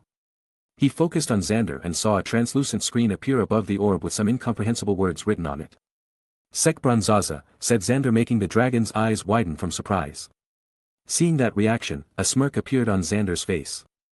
So you were a human, hosting the soul of a deceased dragon. I cannot read its name, but it's the soul of a dead being, huh? Continued Xander. Hearing his words, Sek understood that the idiot must have used an appraisal magic tool of some sort. Well, it's good that the name of the Dark Lord spreads around anyway. Thought Sek, since he didn't feel that it was that much of a big deal. He was not a person who was shy of fame anyway. But all of a sudden a huge amount of mana gathered below Sek, making him sigh once again. Fools like you never. But before he could complete, a giant portal appeared below Sek and tried to sink him in. Seeing that, Sek simply floated and looked at Xander with a deadpan look on his face. Did you think that I would fall for such a trick? Asked Sek. But Xander's smirk simply widened as he raised his finger and the portal moved up and engulfed Sek's entire body before vanishing in an instant. Looks like you fell for it, my other half, commented Vritra. Just shut up. Replied Sek in annoyance. Anyway, where the hell are we? Asked Sek. Don't know, although I feel a lot of divine energy substitute here. Wait, what's happening? Said Vritra in a surprised tone. The huge dragon that appeared in an unknown place through a portal soon started glowing, and an instant later the dragon's body vanished, leaving behind a blonde man who had a shocked look on his face. Huh? Muttered Sek in shock as he was somehow back in his human form. Sek looked at his body to see if there were any injuries on him, but seeing that he was fine he sighed and looked around. Suddenly another portal appeared in the air and a familiar face leading the army came out of it. How is it human? Yelled Xander in an ecstatic tone. Where the hell is this? And what the hell do you want from me? You have been bothering me for a while. This here is the land of the dead, and do you know what's the speciality about this realm? No dead soul can use its power here, means no annoying dragon soul to save you this time, you damn weak human. The moment those words came out of Xander's mouth, the soldiers that surrounded Sek impaled his body with mana spears. Get ready to die a brutal death, human, no one's gonna save you here, said one of the cocky soldiers, and laughter erupted amongst the crowd. Sigh. Young masters indeed, muttered Sek, shocking the soldiers as they saw Sek talking without any discomfort. Bronze magic, bronze body, Logia.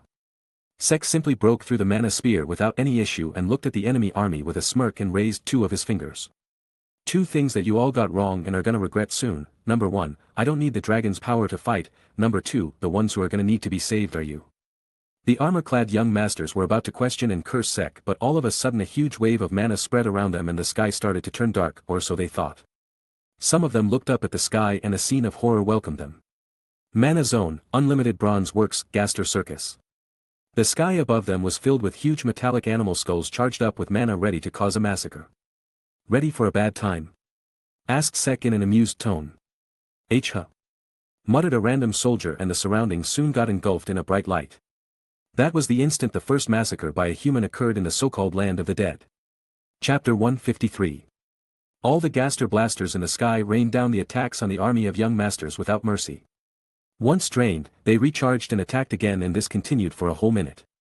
Feeling his mana level drained by around 15 after that attack, Sek stopped and deactivated the mana zone. It was the right call to fill up my mana from the dead bodies. You alright, Vritra? Asked Sek while he took Ecstase out of its sheath. I am fine, but I won't be able to assist you in battles. My other half, I am going to miss the chance to fight serious battles once again. These damn punks dare to use such a cheap trick, replied Vritra in an agitated and regretful tone. Sek simply gave an awkward laugh at the dragon's thought process and walked toward the group of young masters who were most likely dead. Well, I hope at least one of them is alive. These low lives that deny me the right to fight should just go to hell. Yelled Vritra in anger, making Sek just shake his head helplessly. Walking through the dust cloud that was still not settled, Sek felt the key of one being who was still alive and was trying to crawl away. Smirking at the man's futile attempt, Sek walked with a smirk on his face. Huh. Looks like all of them are dead, such a shame. I was planning on befriending one of them at least. How about you? Said Sek in a calm tone as he stomped cruelly on Xander, who was still somehow alive after the attack with bronze spikes on his shoes. Want to be my friend? Ah. Feeling the spikes pierce his body, Xander yelled in pain. Blood started to drip out of his wounds and his white garments were stained with red. What do you know? So you guys bleed like normal, and yet you were looking down on me. Anyway, what do you say? Wanna be my friend and talk with me about all this shit that's happening? Asked Sek with a smile as he stomped another place with his spike shoes. Xander screamed once again as pain coursed through his body. In all his life he had never shed a single drop of blood, let alone been punctured with various holes and blood gushing out of them. What is happening? What did this filthy mortal human do to me? Why am I bleeding? Why you F? King Human. What the hell did you do to me? You sure are disrespectful to someone who wants to be a friend. Anyway, what are you and what business do you have with me? And how the hell do I get out of this place? Why you think I have something to say to a barbaric filthy low life like you? Do you think that the pain you are suffering right now is the limit to what I can make you feel? Asked Sek in a serious tone. And this made Xander's face harden. The barbaric human had many more ways to inflict more pain and cause him to suffer. Tell me what I want to know while I am not resorting to, let's just say, better means to get what I want to know, said Sek with a smile. So I will ask again, what the hell do you guys want from me? Asked Sek in a cold tone with Ecstase's tip pointed right between his eyes, ready to pierce the young master's skull. I will speak. I will speak. 1 hour later. You guys are pretty F. Get up, said Sek in response to all the info that he suddenly got from Xander. From what Xander told him. The Shadow Palace where they fought earlier was the entrance to the Land of the Dead. This dimension, just like its name, is the place where all the souls of dead beings come to spend some time before being sent to the afterlife, or so how it should have been. These guys that Xander called gods, that reside in a higher plane, invaded this realm and now use this place to refine the souls that are gathered here before sending them back to the gods, who use them to increase their powers, and in return the guys from this realm get a share of the said power from various gods that buys the souls from them. And from what he knew, dragon souls, because of their quality, are sold at an extremely high price. Because of this, a few millennia ago these gods, With purchased divine energy went on a massacre of the dragons from his world, and now after all this time when they felt a strong draconic presence from the Shadow Palace, they came to get the goods. It sounds like how back in my world many gods used the prayers and influence from their worshippers to increase their powers, that's why I felt a similar kind of divine energy from them, commented Vritra. Well, still refining the souls of the dead to sell, what the hell's going on with that? Don't know, we'll have to see that firsthand. Anyway, looks like we are on a new adventure, said Vritra. Well, you are right about that, uttered Sek. Xander looked confused about what the hell the barbaric and cruel human was talking about. But all of a sudden, he was lifted by his collar and was tossed up in the air. Bronze creation magic, bronze rider. Bronze restraining magic, bronze shackles. Well then, my new friend, lead me to the city of yours. Did you just call me a slave? Asked Xander in anger. Ha ha ha, that's your imagination, I called you my friend. No, you definitely called me a slave. Listen to me, you damn human, don't get ahead of. Ixtace pointing at his throat. My best friend, let me lead the way. Huh, you are such an understanding man, now run, said Sek in a calm tone as Sek started chasing Xander while riding on his mana bike. What the hell did I do to deserve this? Mentally yelled Xander as he ran on 2 of his speed. His magic was restrained because of Sek's spell, but his so-called divine energy enhanced body was able to perform quite well. This guy is doing quite good despite his magic being sealed. This might get troublesome. I want to be a part of this troublesome mess as well, my other half. Find a way to use your powers in this realm and then talk. Honestly, even I would prefer if I could use your abilities here. Replied Sek. I will see if it is possible in any way, but it's not likely to happen. Be on your guard, my other half. I don't want to be wine for these gods. You need to live and save my soul from turning into wine, said Vritra. Aren't you a selfish dragon? You also need to get back to mate with your birdie, replied Vritra. Oi. Don't lewd seeker, you dick. Mentally retorted Sek. Huh. Did you call me a dick, my bird fucker other half? The two started mentally arguing, completely forgetting about the young master running with his life on the line and a sword pointed right at his neck. Someone. Please save me from this barbarian. Chapter 154. An hour passed by with Xander running and leading Sek to the nearest young master base. This place really does fit the land of the dead vibe, no F. King thing in the path, just barren land, commented Sek. Ha. Don't just judge by these outskirts. One look at the habitat areas and you will knock your socks off, you despicable human.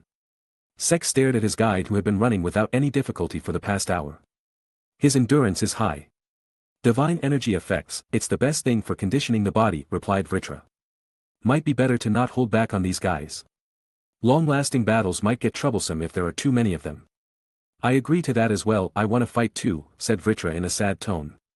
Anyway, I think it's time for you to be ready to use all kinds of spells, and that includes the truly dangerous ones as well. All these people are here to kill you, make sure to kill them first. The truly dangerous ones as well, huh, well, it's better than expending too much of my mana while trying to kill using my conventional spells. It's nice you are one of those people who have an aversion to killing your enemy. Before becoming a magic knight, I was a hunter. I am familiar with taking lives. Also, if killing someone keeps me alive, then I can't hesitate. Don't worry, we will get out of here alive. After all, aren't you the great Dark Lord? Replied Vritra, trying to reassure his host. That I am. Replied Sek with a smile on his face. Meanwhile, Xander, who was running in front of Sek, sneakily peeked at Sek, the despicable barbarian lowly piece of shit, a human that killed his squad and was torturing him at the current moment. Let's see how long can you have a smirk on your face. Thought Xander, and continued to run with a determined look on his face. Soon a smirk appeared on his face as he noticed the gem on one of his buttons glow. But he immediately controlled his expression so that the man behind him wouldn't get suspicious of him. How much longer? Asked Sek in a bored tone. We are almost there, just a bit longer, replied Xander, and slowly moved his hand towards the glowing button. Making sure that the man behind him wasn't looking. Xander did a sequence of taps on the button and immediately the button glowed red. Soon the red glow started coming out of the button, and immediately Sek stopped his bike and looked at Kander with a curious expression. Gonna tell me what's happening? Asked Sek while unsheathing Ixtace.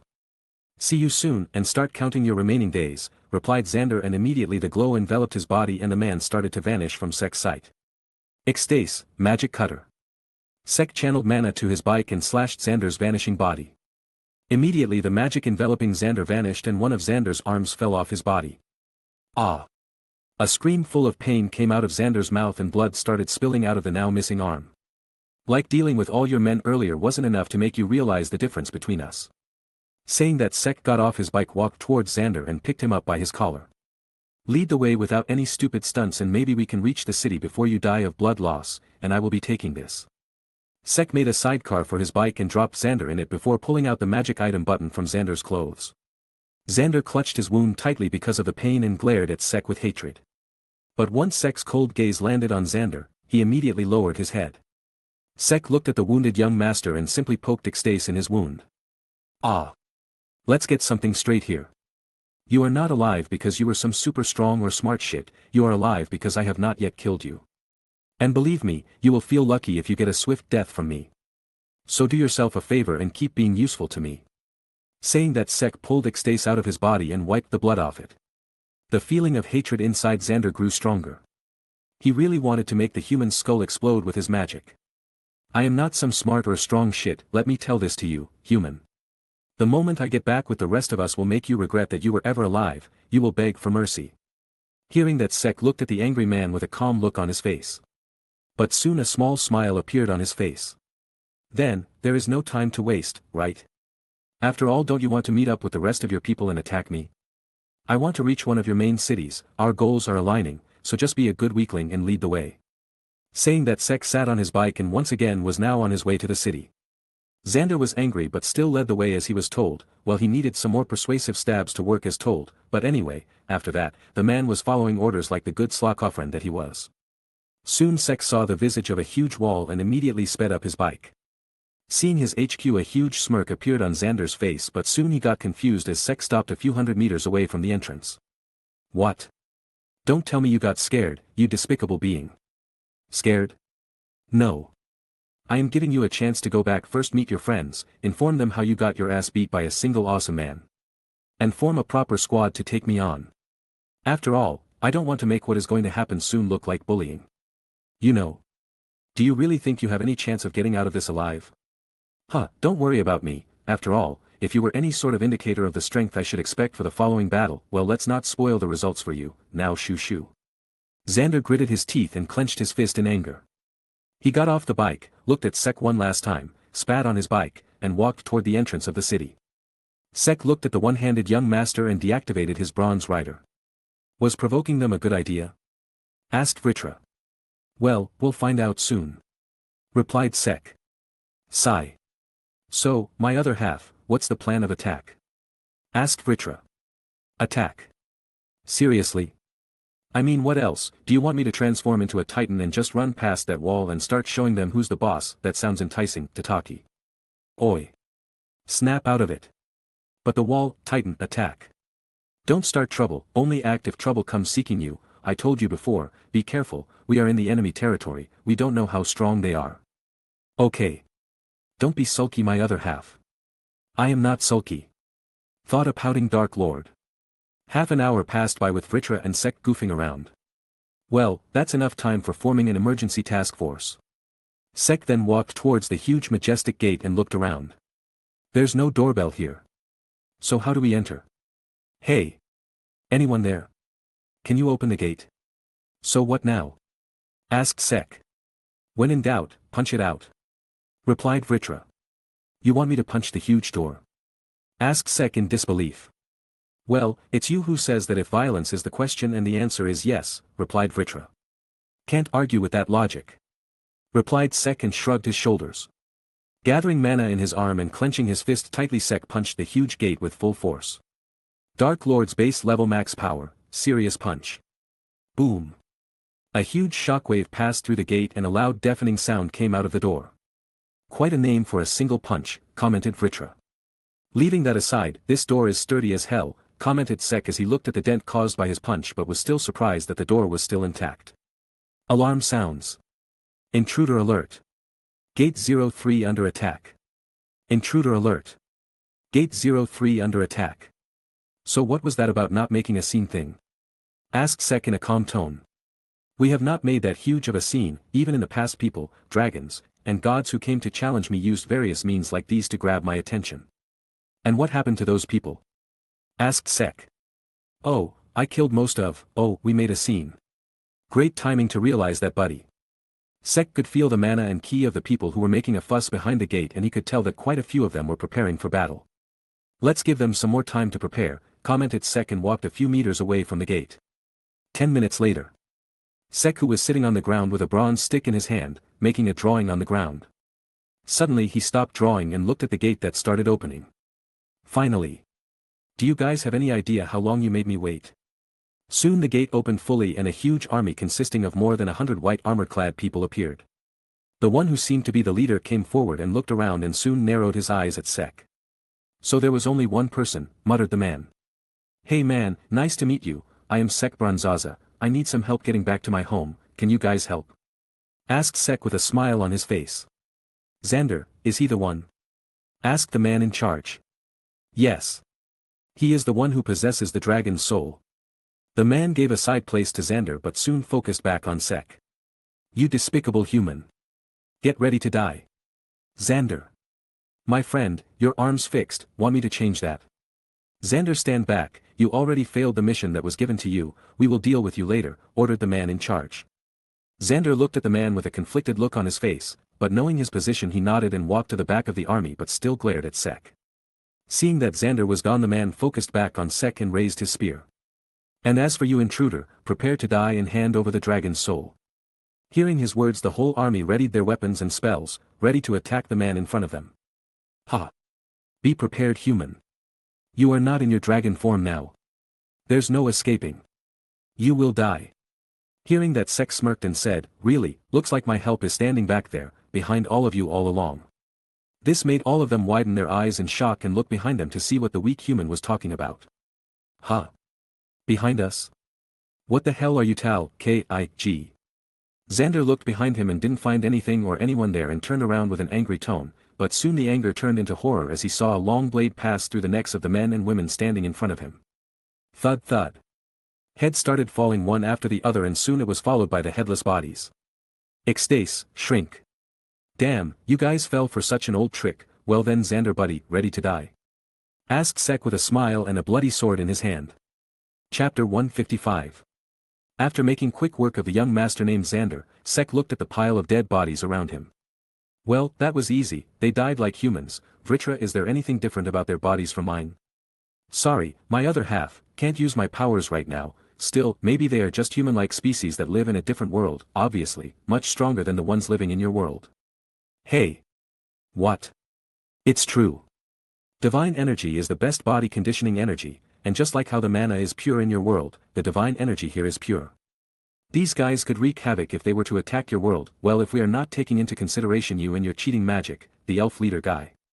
The light magic statue guy, your squad captain, the wizard king, and that super lucky anti-magic twerp, oh, and that red cat of fate thing. You have some serious powerhouses near you, now that I think about it. Better not get this idea in their heads.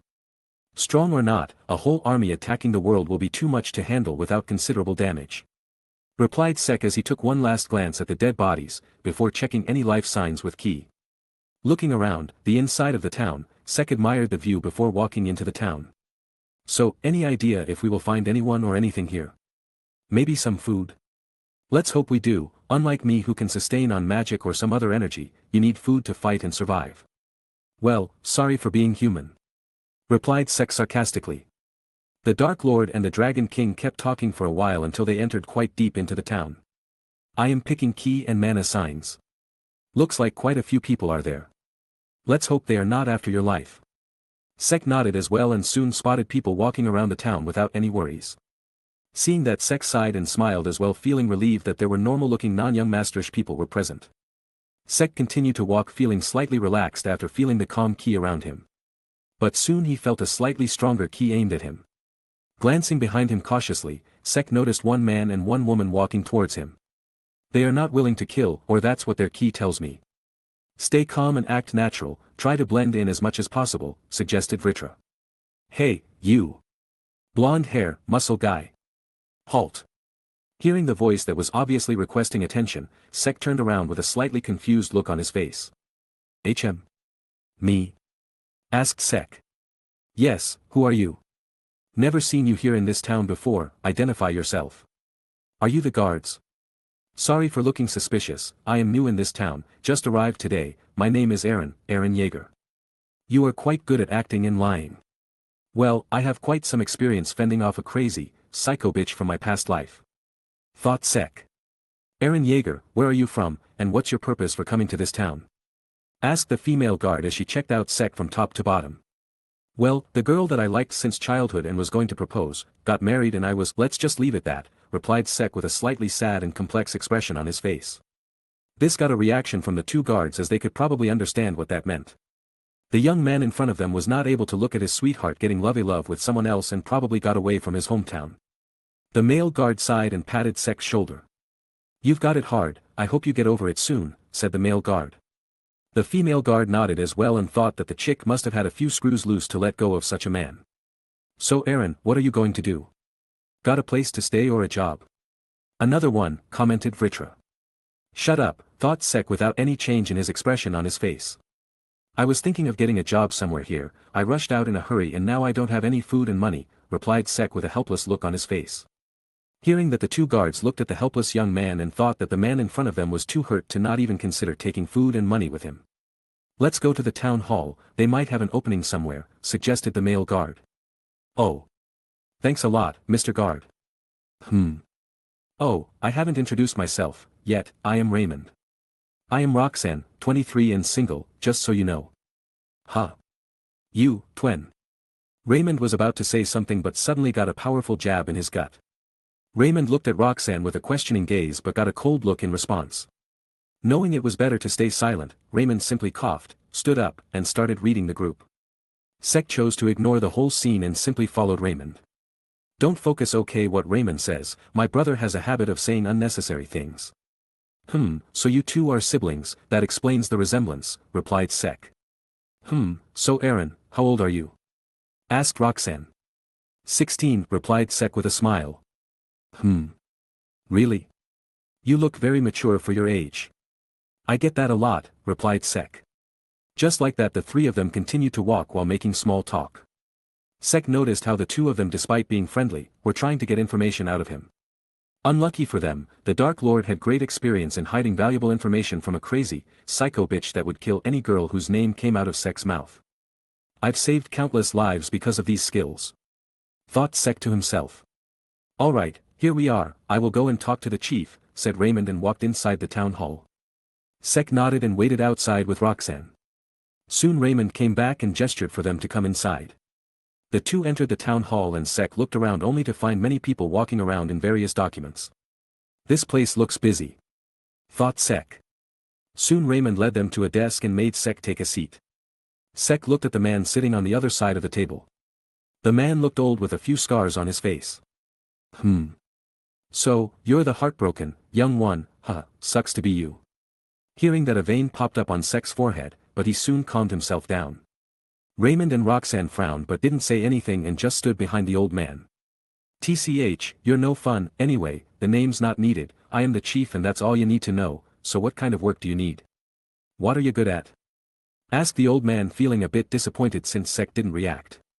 A live-in job would be good, as for work, I can do labor. A live-in job, muttered the old man as he used some magic and a stack of papers lying near him flew towards him and the pages started changing at great speeds. Here, not many jobs provide live-in options, deal with that. 1 inch taking care of a crazy old man who tries to stab at various times of the day. Ooh, I recommend this one. 2, helper at the orphanage. 3, servant for the border patrol. This one pays the most. So one's not the option. Killed the guys in option 3. Okay, not much thought required. Thought Sec. I will take the orphanage job. You don't want the old man one. Come on, it will be fun. No need chief, I think someone more dependable will come to handle that one, replied Sec. Ha. Stop that bullshit sweet tone of yours, the orphanage job is yours now, work hard and keep the kids alive. Sec took the document and looked it over. I'm not able to read it, thought Sec as he nodded sagely and with a confident look on his face. Raymond and Roxanne saw Aaron read the document carefully and thought that the young man was very dedicated and felt happy that they helped such a good man. Unaware of the destruction and terror that was about to be caused by him, Sec smiled and stood up from his seat. Let's get going to work then. Chapter 156. So, this is where I will work. Led by the guard siblings, Sek, currently named Aaron, reached the orphanage that was located at the edge of the town. Sek checked the building and the area around the orphanage and simply thought that it was within his expectations of what an orphanage looked like. Well then Aaron, although I would like to get to know you better and show you around the town, we have to get back on patrol, meet the matron and work well, said Raymond as he gave a pat on Sek's shoulder and said his goodbye. Roxanne followed her brother but told Sek that she would try to meet him in her free time. Waving his hand towards the retreating guards, Sek checked his clothes to see if he looked fine, and after making sure that he was perfect, he finally stepped into the orphanage compound. After giving a knock on the orphanage door, Sek heard multiple steps rushing towards the door and took a step back. Yes. A bespectacled MILF middle-aged woman opened the door and looked at Sek curiously. Good evening, I am Aaron Yeager, the chief told me there was a living job that I could take, said Sek with a smile. Hearing his words the matron's eyes widened in surprise. She didn't expect that anyone would be willing to work at such a low pay, much less a strong-looking young man. Do you really want to work? The pay is not good, you know. Sek gave a dry laugh and explained the reason that he told the two siblings and why he wanted a living job. Hearing his reason, the woman's eyes widened in surprise. She didn't expect that the young man in front of her would be having love troubles. I don't know if it would make you feel better, but I hope you get better soon. I hope that as well. So, about the job, would be very appreciative if I got it, asked Sek in a nervous tone as he scratched his cheek. Seeing the man being nervous the matron chuckled and fully opened the door. Why not? It would help us as well if a strong-looking guy were to work here, Aaron Yeager, right, my name is Amelia, I am the matron of this small orphanage. Thanks for having me, Miss Amelia, replied Sek and stepped inside the orphanage. Don't bother the mat. Out of nowhere a kid trying to kick Sek came only for Sek to step aside from the kid's path. Rather energetic welcome, commented Sek with a smile. Why did you dodge that? Oh, sorry about that, you looked so weak that I simply moved away so that you didn't get hurt, replied Sek with a smile. Me, weak? The kid who was called weak by a stranger didn't know why but he wanted to erase the smirk off the man's face. Cassie. Stop that. Don't be rude. The kid named Cassie wanted to complain but stopped since she didn't want to make Amelia angrier. The kid nodded and followed Amelia and Sek into the orphanage. 5 minutes later. Sek faced Amelia and a bunch of kids that stood beside her. Everyone, this man here is Mr. Aaron Yeager, he will be working here from today onwards, make sure to not cause him trouble and get along with him. Yes, matron. The kids replied simultaneously and focused on the man named Aaron. Aaron, these little ones will be with you from today onwards, take care of them, let me introduce them, well, you already met Cassie, then there's Willie and Lily, the twins, Ross, and finally Lenora. Humph, grunted Cassie. Hello. Greeted the twins. Hi, muttered Ross. Handsome, muttered Lenora with a slight blush on her cheeks. Sek ignored the last kid's words and bent down to their level. As Miss Amelia said, I am Aaron Yeager, you can call me, Big Brother or Dark Lord, I will be living and working here for a while, let's get along. Dark Lord? Really? I have a question, Mr. Aaron, Big Brother Dark Lord. Lenora raised her hand enthusiastically and waved it around. Ask away. Are you strong? Pretty much the strongest person. Oh. Really? Yeah. Wow. Lenora looked at Sek with twinkling eyes. This made Amelia chuckle, seeing that Aaron was playing with the kids. Unknown to her, the Dark Lord was truly serious. Come on, don't be fooled by him, the strongest. He is obviously lying. Says the one who wasn't able to land a surprise attack, mocked Sek. Why you? Take this. My, so slow. Gur, don't mock me. Yelled Cassie and tried to attack Sek once again, but this time instead of dodging Sek misdirected her hit. Little power you got there, young miss, try more, replied Sek in a calm tone. Cassie was pissed by his nonchalant behavior and tried to attack once again but the result was still the same. This continued for a while and in the end, a scene of a young girl trying her best to hit a man and the man simply bullying the kid was what welcomed the rest of the kids and the matron. Give up, little kid, you cannot win against the Dark Lord. Exclaimed Sek. Gur, I will land a hit. Just you wait. Haha, with your feeble power. In your dreams. Alright. That's enough playing around. Aaron, Cassie, stop. This is not over, whispered Cassie. Well, tell me whenever you want to play around, replied Sek and ruffled her hair with a smile on his face. No fair, Cassie is hogging Mr. Aaron, Big Brother Dark Lord, I wanted to play too. Play tomorrow after everyone completes their chores, for now, it's dinner time. Lenora whined after hearing that, but all of a sudden a sound was heard. Grumble. Sorry, I haven't eaten in quite a while, apologized Sek as he held Cassie back from retaliating. Fufu, go and wash up everyone, I will reheat the soup in the meantime, guide Mr. Aaron as well. Okay. The kids along with Sek left to wash their hands and soon came back. The kids sat around the table and Sek started setting up the table. Once everyone was seated, Sek looked at the soup and bread in front of him. A bit lacking, but still smells okay. Better than having nothing. It's too early to resort to your emergency rations, advised Vritra. I know. Sek simply started eating without saying anything and soon devoured everything. Thanks for the food. Looks like you were really hungry, commented Amelia. Well, I haven't eaten in a while, so, yeah. Sorry if it wasn't sufficient, I didn't know someone would be joining us today. No, I am more than satisfied with this meal. I am glad to hear that. The matron smiled and so did the kids and started eating once again. Once everyone was done eating, the kids started preparing for bed and soon Sek was led along with the kids in a slightly bigger room. Well then, I will be sleeping with you guys, good night, said Sek and immediately laid down on the ground to sleep. Hey, you really gonna sleep now? It's still early. Well, I am tired and have nothing to do, also if Miss Amelia finds out you guys making a ruckus, you will be in trouble. Then tell us a story. Suggested Willie. Yeah. A story. A good story. Really? A story. Yeah. Exclaimed all the kids. Sigh. Once upon a time there was a king, he died, the end, now sleep. Hey. No fair. Well, life's not fair, good night. Please big brother. Hearing the kids whine, Sek looked at them with one of his eyes open and sighed. Sometimes I wonder why am I such a considerate Dark Lord. Alright brats, be ready to hear one of the most epic stories you could have ever heard, the tale of the #1 hyperactive, knucklehead ninja, the tale of Naruto Uzumaki.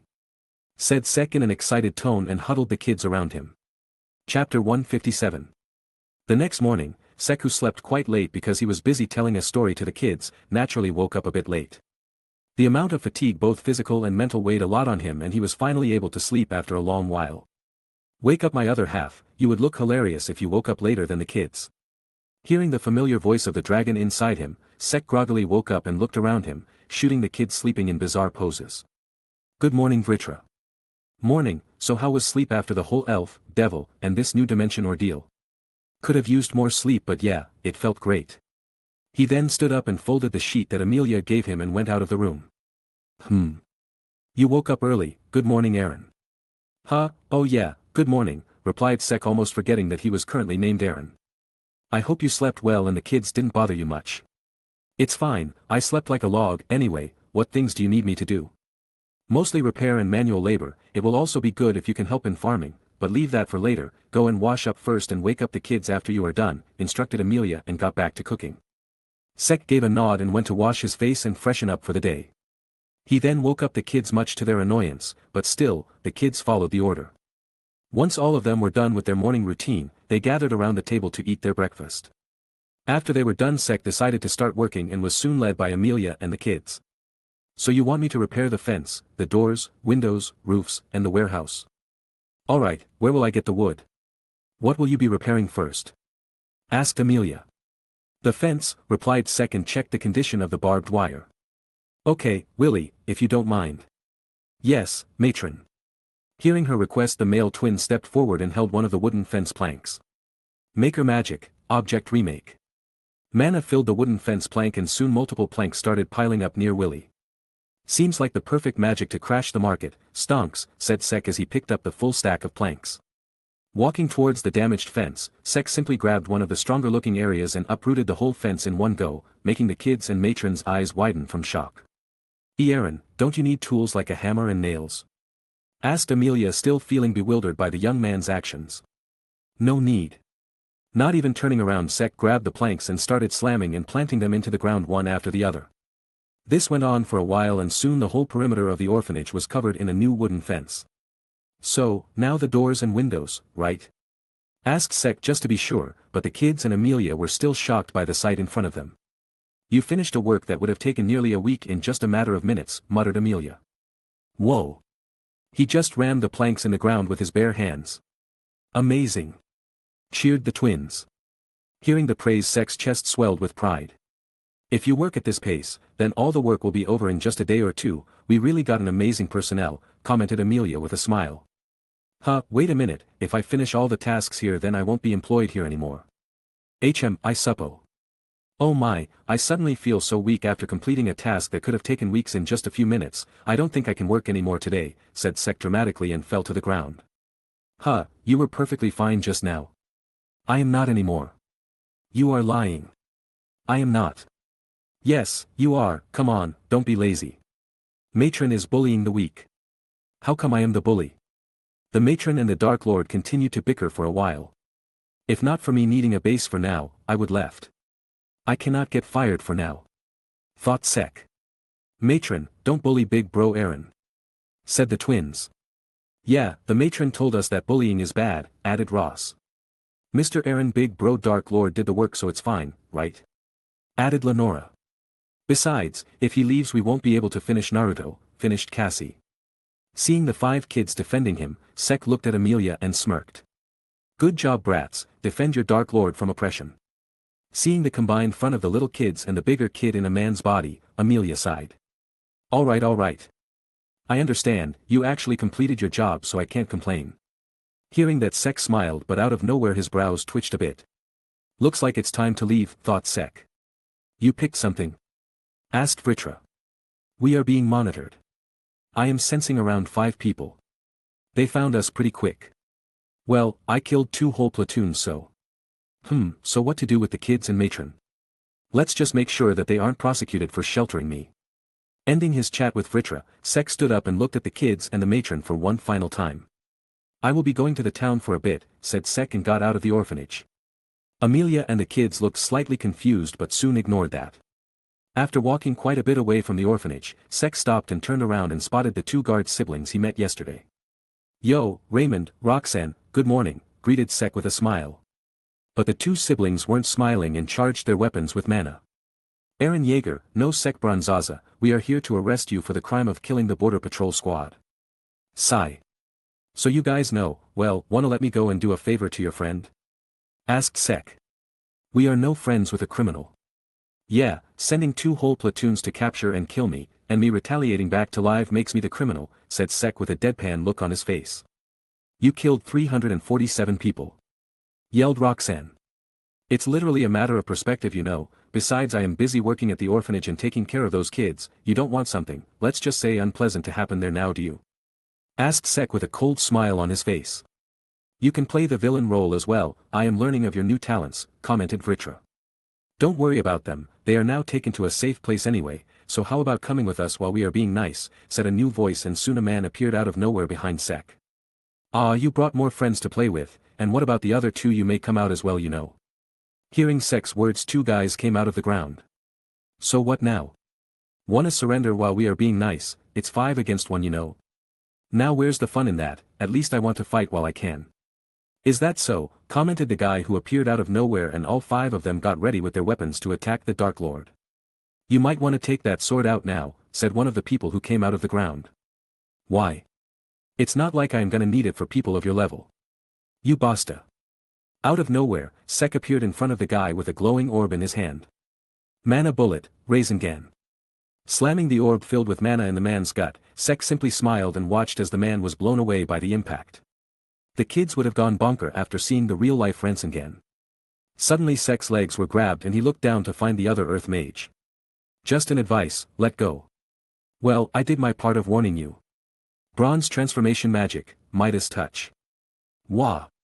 Not even a second later the man's hands along with some part of the ground were turned to bronze. Tell him. Freeing the legs by breaking off the bronze hands. He won't be able to jerk off anymore.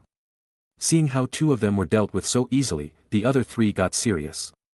The remaining new man ran towards Sek but soon turned invisible. Seeing that Sek widened his eyes in shock. Just kidding, commented Sek as he took a step back and punched the space to his left with his fist covered in bronze. Ack.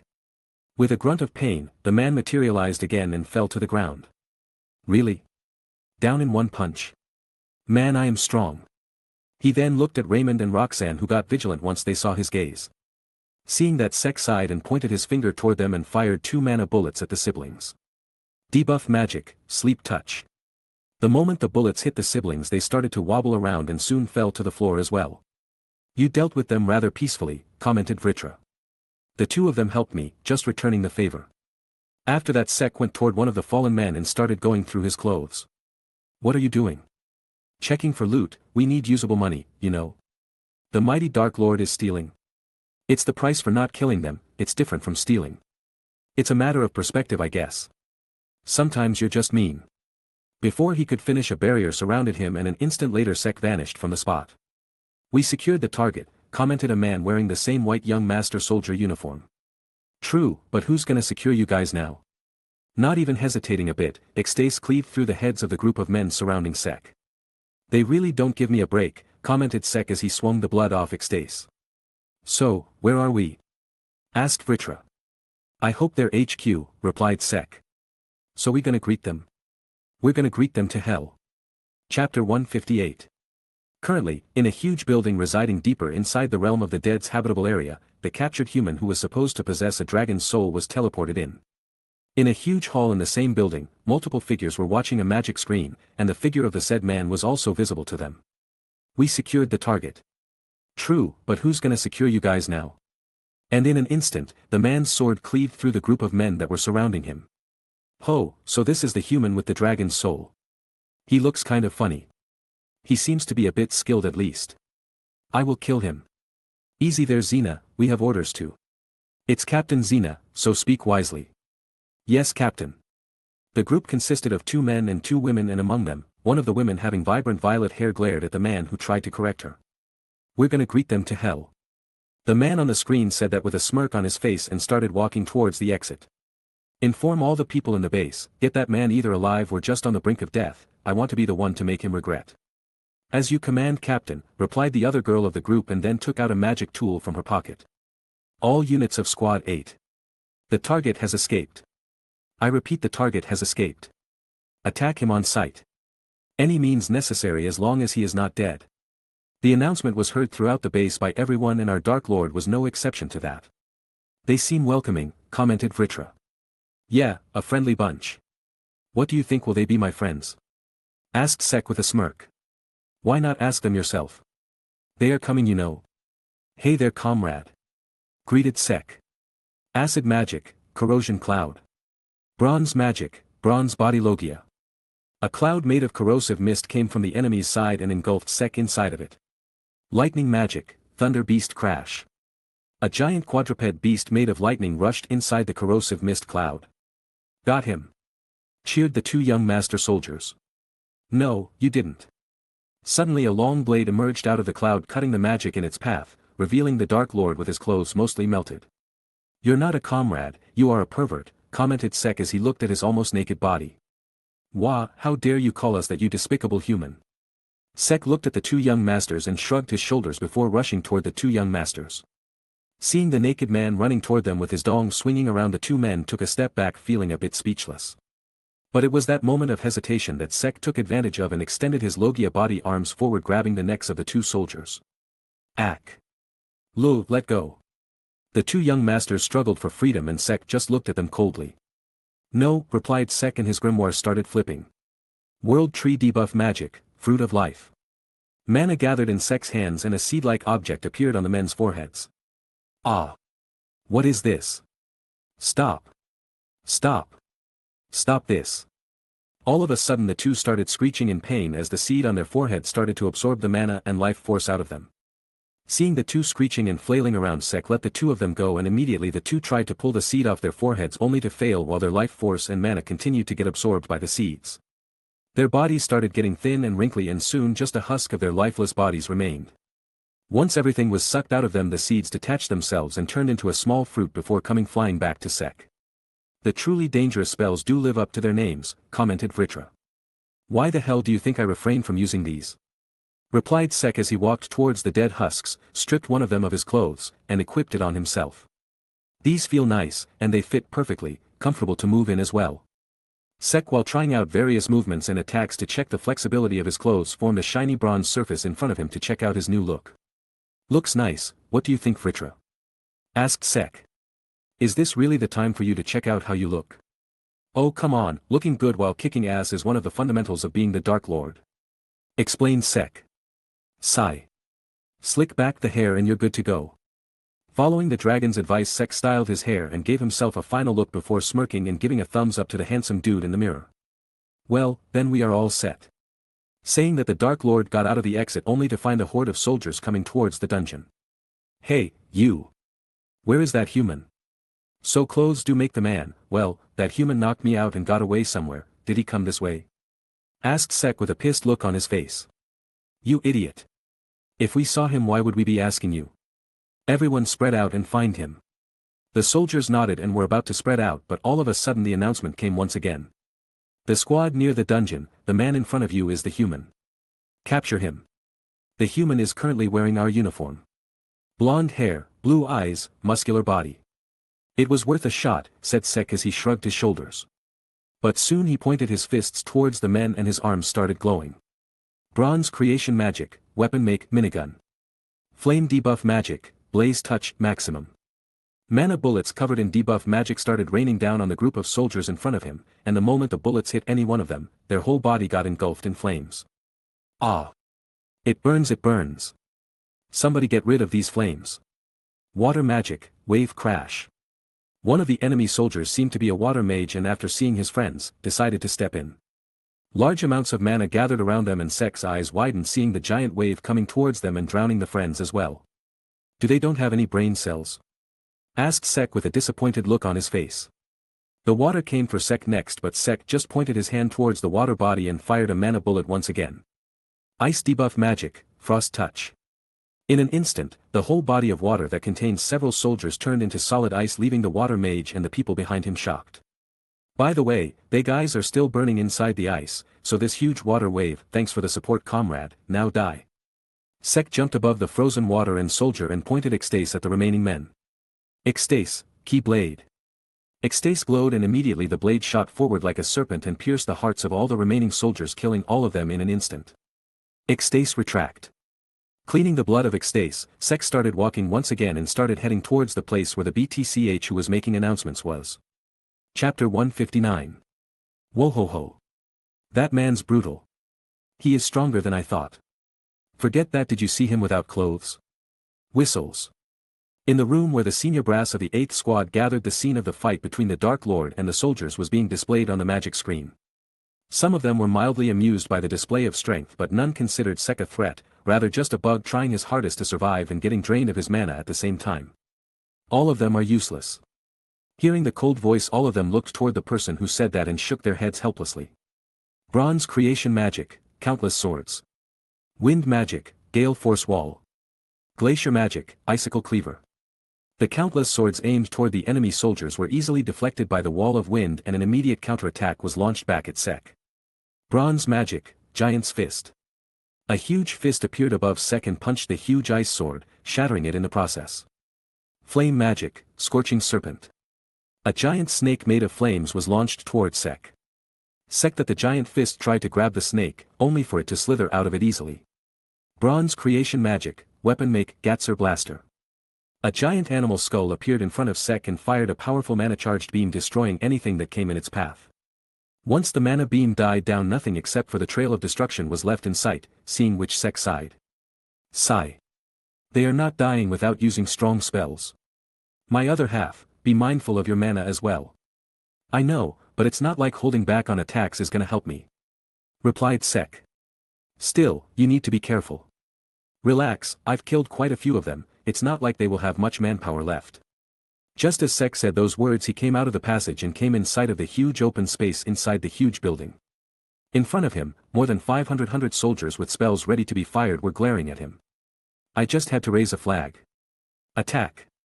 Hearing the command, all the spells from multiple directions were fired at him without any delay. Seeing the barrage of spells coming toward him, Sek closed his eyes and took a deep breath.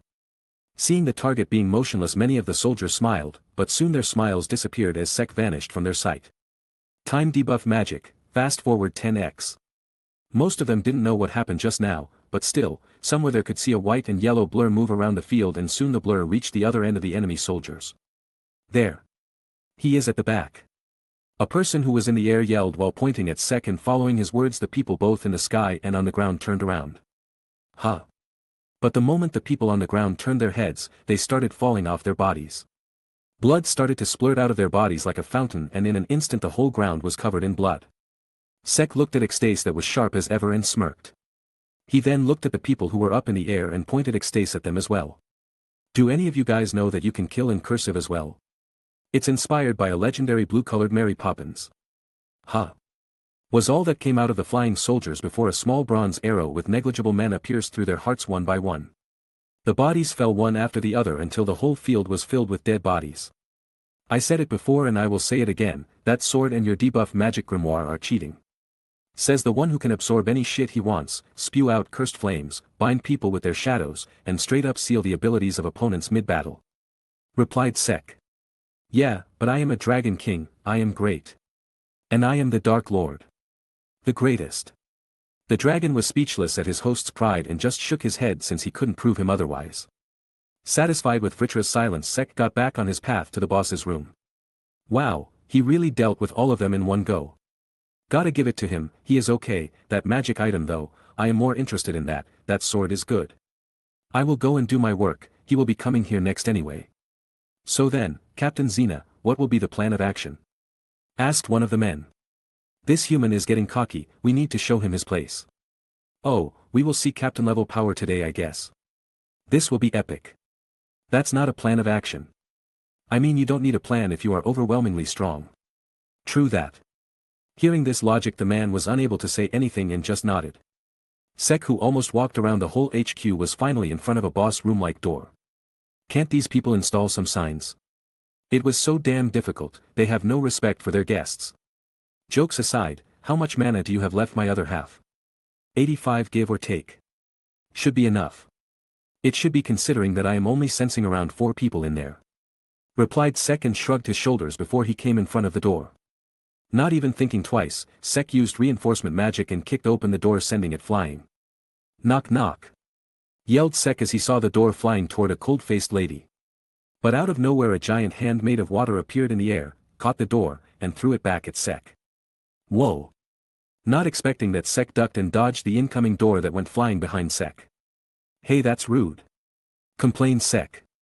Hey there human trash, greeted one of the men sitting around a giant table. Hello, I don't know what species you guys call yourself, but still asshole, greeted Sek back. I kinda like him, said the man to the great of them in the room. Enough nonsense. Human, I will give you one chance to surrender the dragon's soul and die. You have charges of killing Squad 10 sent to retrieve the dragon and then killing the entire border patrol and infiltrating our land. The new crime of killing all the soldiers of Squad 8 and trying to break free from prison is hereby added to your list of crimes, not to mention the biggest crime you ever did. You dare harm my dear Xander. Said the cold-faced lady as a murderous aura fell upon Sek. And for the first time since coming to this dimension Sek felt a shiver run down his spine. This aura, it's the same as that BTCH Lisa's, fuck she is a psycho Yandra. Thought Sek as he started to visibly sweat. My other half? You alright? Sek didn't reply but still wiped the sweat off his forehead and took a deep breath. Hey, it was that TCH Xander's fault for picking a fight with me and bringing me here in the first place, I gave him a warning and all. What did you call my little brother just now? Asked Xena in a cold tone.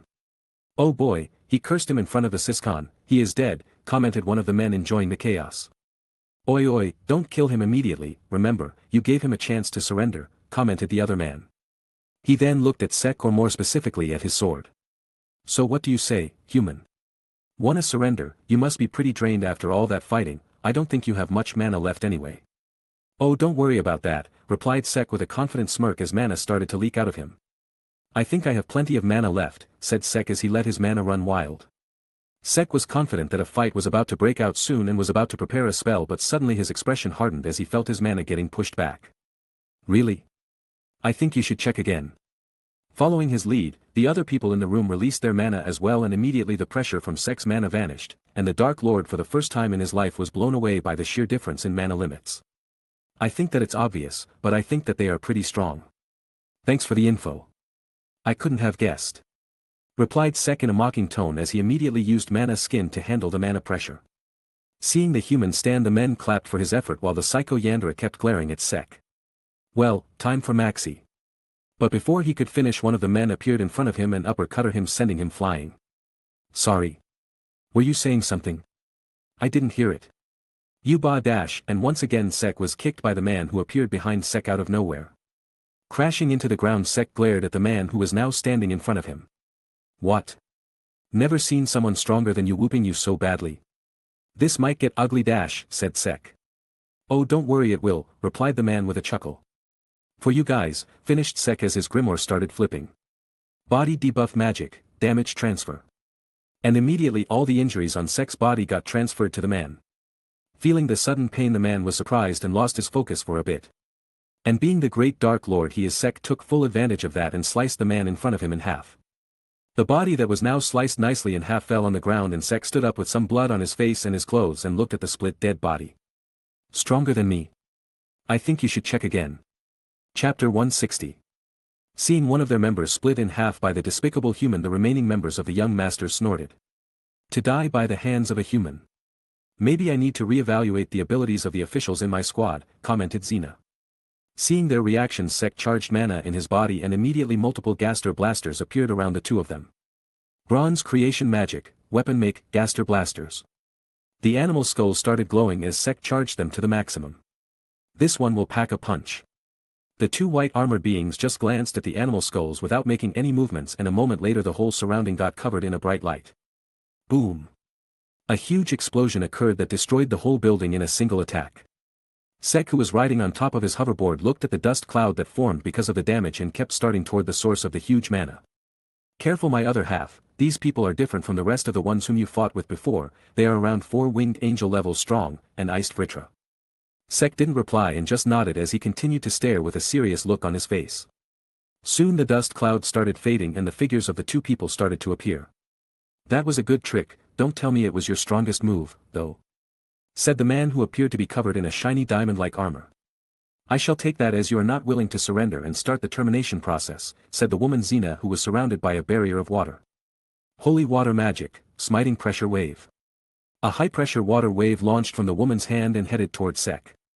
Not even flinching from the sheer force of this attack, Sek simply formed a sizable mana bullet in his hand and launched it towards the water wave. Flame debuff magic, blaze touch. The moment the mana bullet collided with the water wave, it got heated up and turned into steam, evaporating in an instant. Seeing her attack vanish, the woman narrowed her eyes in displeasure.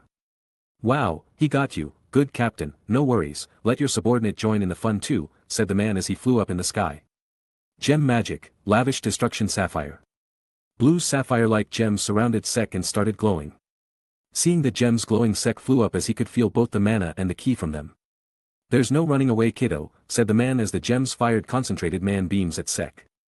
Seeing the incoming beams, Sek smirked and his grimoire started flipping. Mirror magic, concave reflector. A giant concave mirror appeared in front of the mana beams and absorbed the mana beams. Seeing his attack getting absorbed by the magic mirror, the man raised his brows in astonishment. Not even an instant later, Sek fired the combined mana beams back at the man. Did he just combine all my attacks and fire back at me? Said the man in disbelief. Gem magic, unbreakable protection diamond. Holy water magic, blessed trident. The man immediately blocked the incoming attack with a diamond-like armor, and taking advantage of that, the woman took for the skies as a large amount of mana gathered around her. This easily dwarfs that elf leader's final attack against the devil, said Vritra, feeling the amount of mana gathered by the woman through Sek. Sek looked at the woman, who had a trident made of clear water and the size of a tower above her. Gem magic, dazzling thunder, amethyst.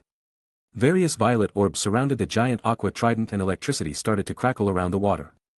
Seeing the size of the attack remained silent, but for some reason, he had a vein twitching on his forehead.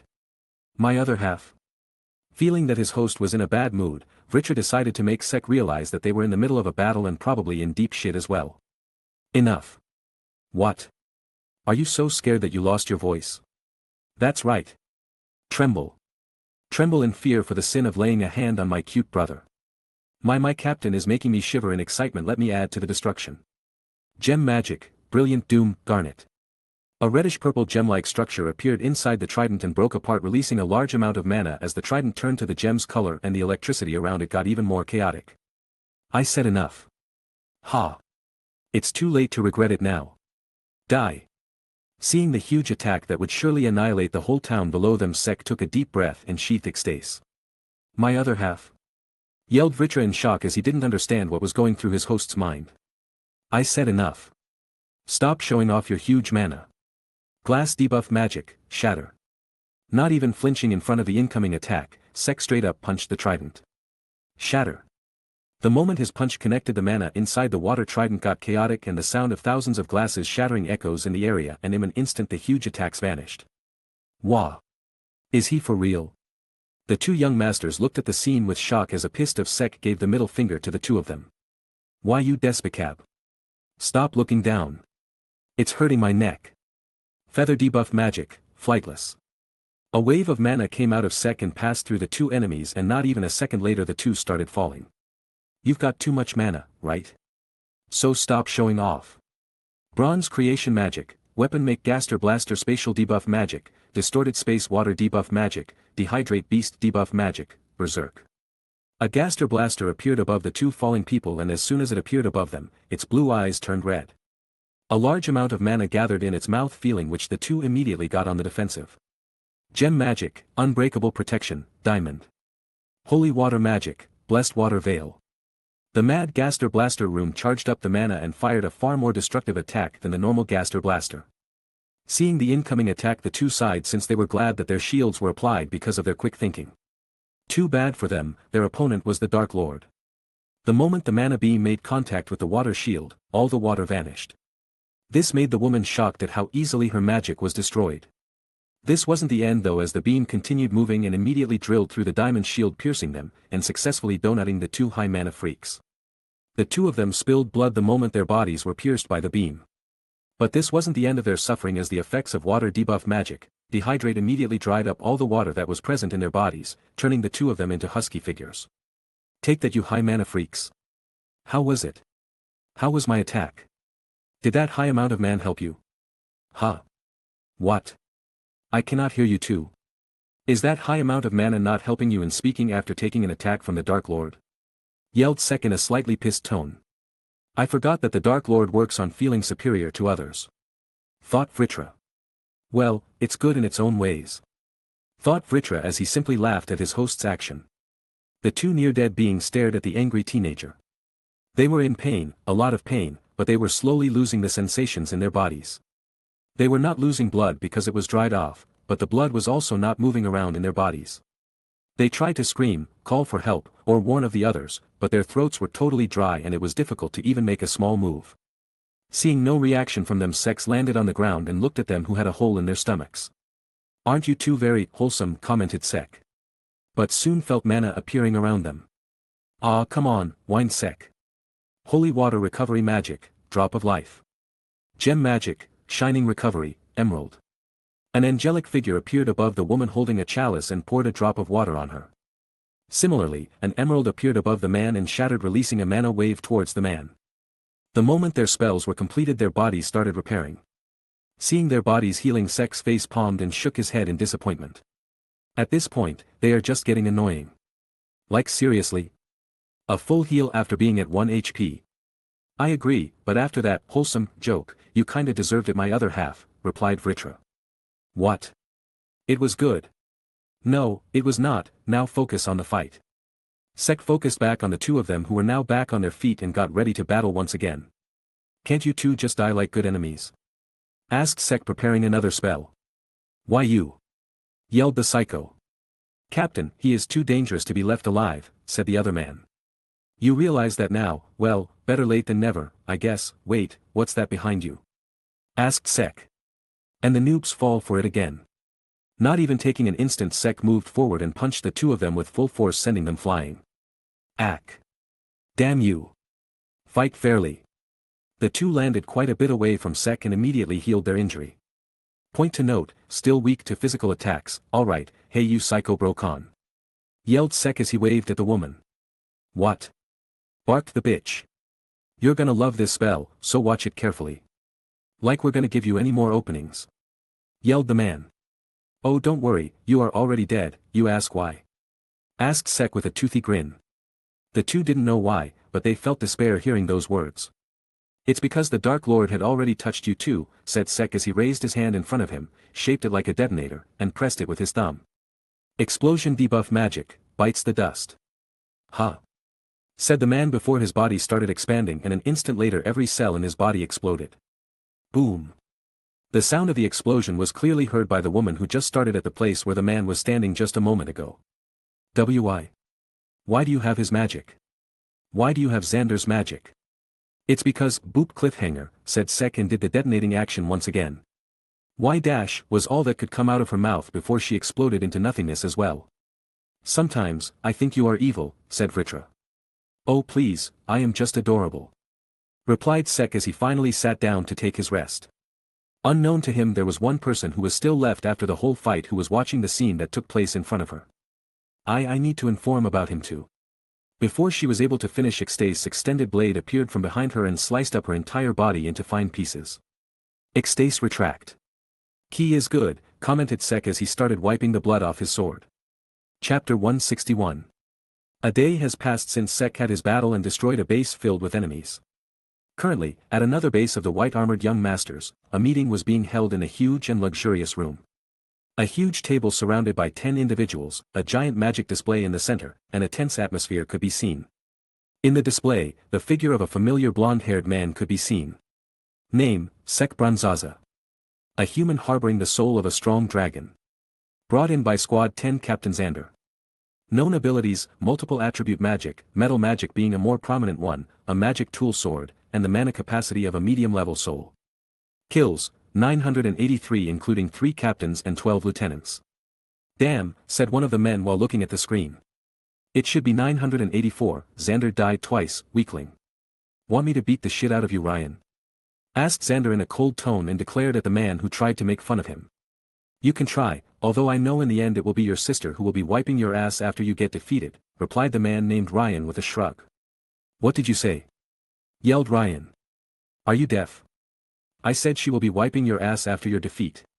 Sparks started to fly between the two of them and soon their mana started clashing as well. But soon an even stronger mana pressure descended on them making the two immediately stop their bickering. Be within your limits, said a woman as she glared at the two as if they were eyesores. The two men glared back at the woman but still sat back in their seats without causing any more ruckus. Getting back on topic, what do we need to do about this human? Squads 10, 9, and 8 were annihilated by him. Zoro is correct, judging by his prowess it would be foolish to consider the remaining lower 5 to be of any good as well, said the woman who silenced Ryan and Xander. What did you say? Don't think that me and my squad 5 are weak like some other trash squads. I take offense in that as well, my squad 6 is made for assassination, we can easily deal with a human, said another woman in a cold voice. You two say that but you two are hardly better than the other lower 5 who got defeated, replied the woman back in a mocking tone. Ariel, you bitch. While the commotion was going on, the man who seemed to be the most important one out of them all continued staring at the screen. What is it, Mr. Albert? You seem to be in deep thought. I was wondering. Why did a dragon, and someone as strong as this one, choose to hide its soul in the body of a human considering how prideful those beings are? I mean, think about it, the dragon's powers are sealed and he is just a common human, we the soul superiors shouldn't be having any difficulty while dealing with him unless he is like him, explained Albert. Hearing that all of them widened their eyes in shock and they got motionless. A look of slight fear appeared on their faces as they looked back at Sek's image on the magical display. I don't want to believe that he will be like him, but to be on the safer side it would be good to kill him before he awakens, said Albert in a serious tone. Albert then stood up from his seat and looked at the other people who were still sitting and said, Lower 5, deal with this, Sek Bronzaza. Together, we cannot take chances on each of your squads trying to deal with him and I promise to provide you all with 20 souls worth of divine energy each. Hearing his order the squad captains were about to complain, but once they heard the reward that they would be getting all of them widened their eyes and nodded with smirks on their faces. The 5 squad captains immediately stood and took their leave, leaving behind the remaining 5 people in the hall.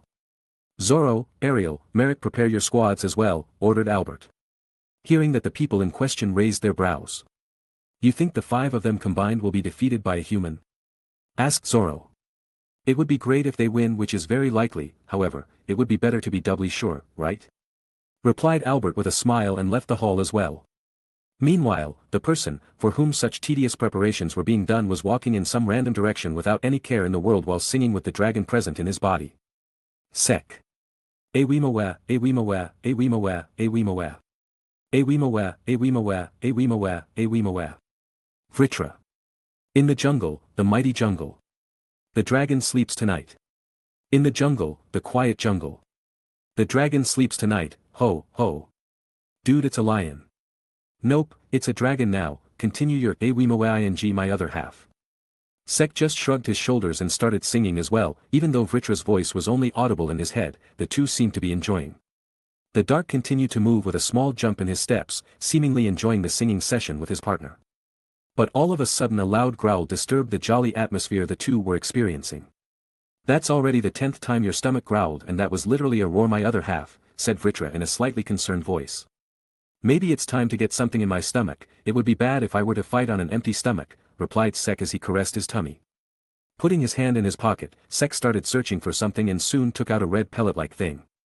What's that? Asked Vritra.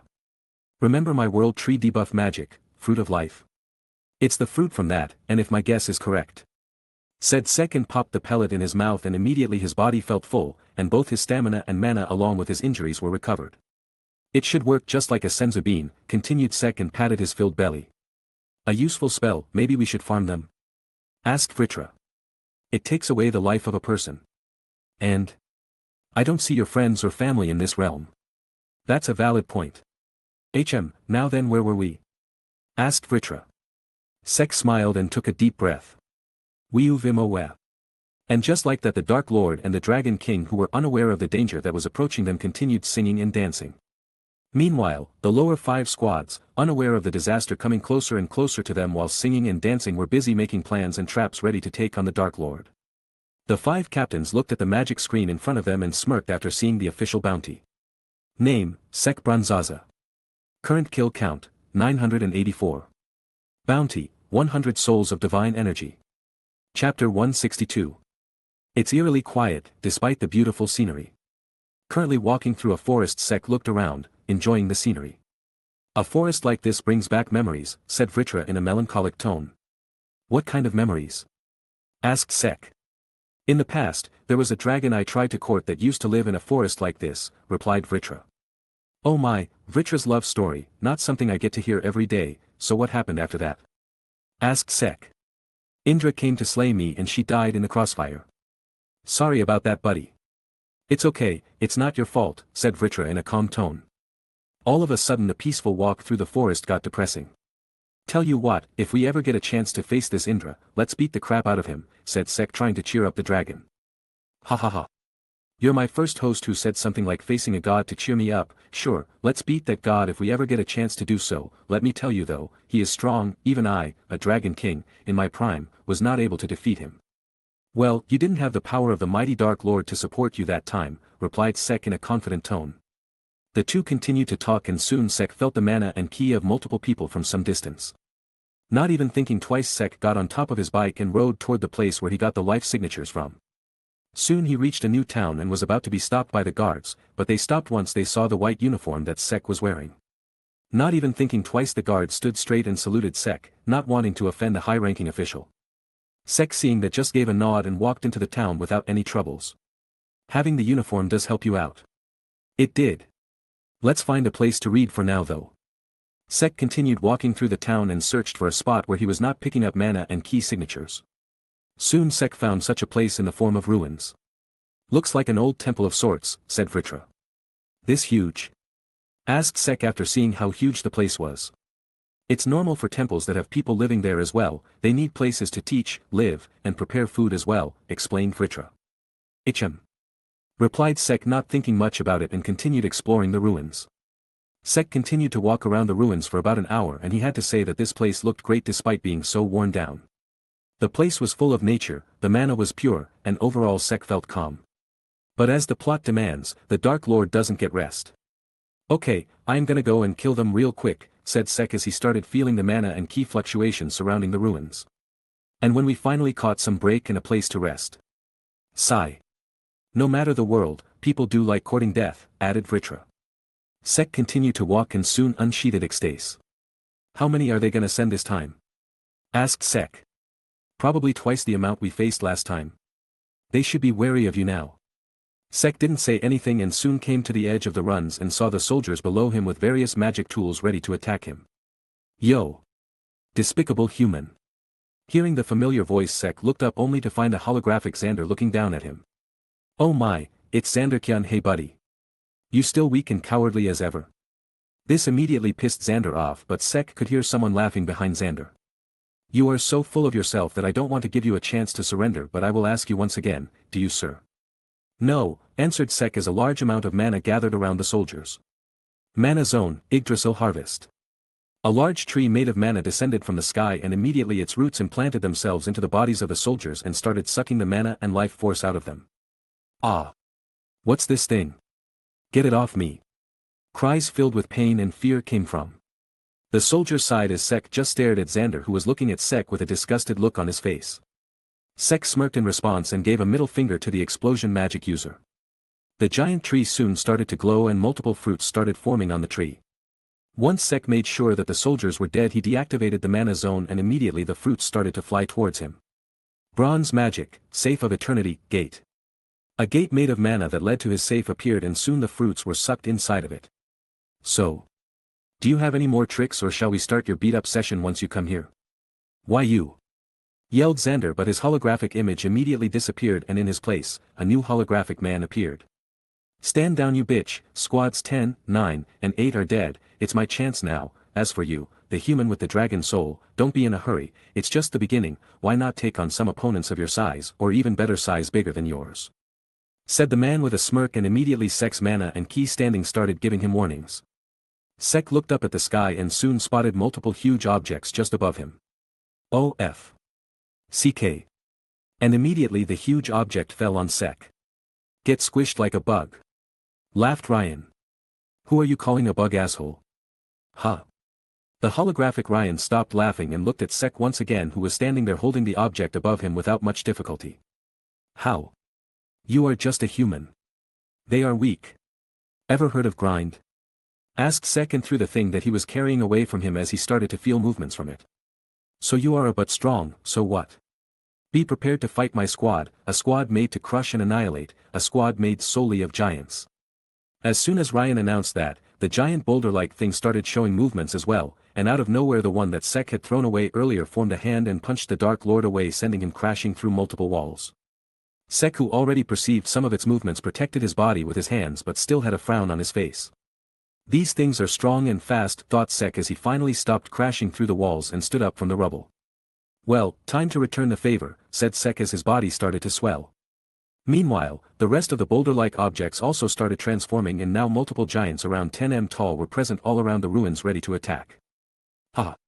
Did you see that, Xander? That's the difference between my squad and your squad. See how he got swatted away like a bug. Xander glared at Ryan and snorted in annoyance. Don't celebrate just yet, I don't think that he is dead just yet, said Xena. Ha, don't worry, he will die soon. Hey you all, show the human the might of the giants. Ordered the holographic Ryan. As you command, Captain Ryan. Replied all the giants in unison and started moving towards the place where Sek was punched away. But while moving they soon started spotting their comrades being sent flying in the opposite direction. Roar. Dark Lord smash. Hearing the roar, the giant soldiers stopped and looked toward the source of the noise and soon spotted a slightly bigger dark-skinned humanoid figure running toward them with an angry look on their faces. Soon the humanoid figure stopped in front of the giant that punched Sek earlier and charged energy in his legs before jumping up like a spring and sending the giant flying. You big, fall harder, said the burly human in a broken speech before he glanced at the rest of the giants. Look down, I destroy, said the berserker in a cold tone. What are you waiting for? Attack! Yelled Ryan, immediately making the giants snap out of their trance after seeing one of their brethren being sent flying. However, it was too late for them as the berserker Sek was already on the move. Before any giant could make a move, the berserker was already in front of them with his fist clenched. Not even thinking twice, Sek punched the closest giant in the face, sending the giant flying toward the other giants, toppling many of them in a single attack. Next, ordered Sek as he landed on the ground, making a small dust cloud below him, and glared at the rest of the giants with a provocative gaze.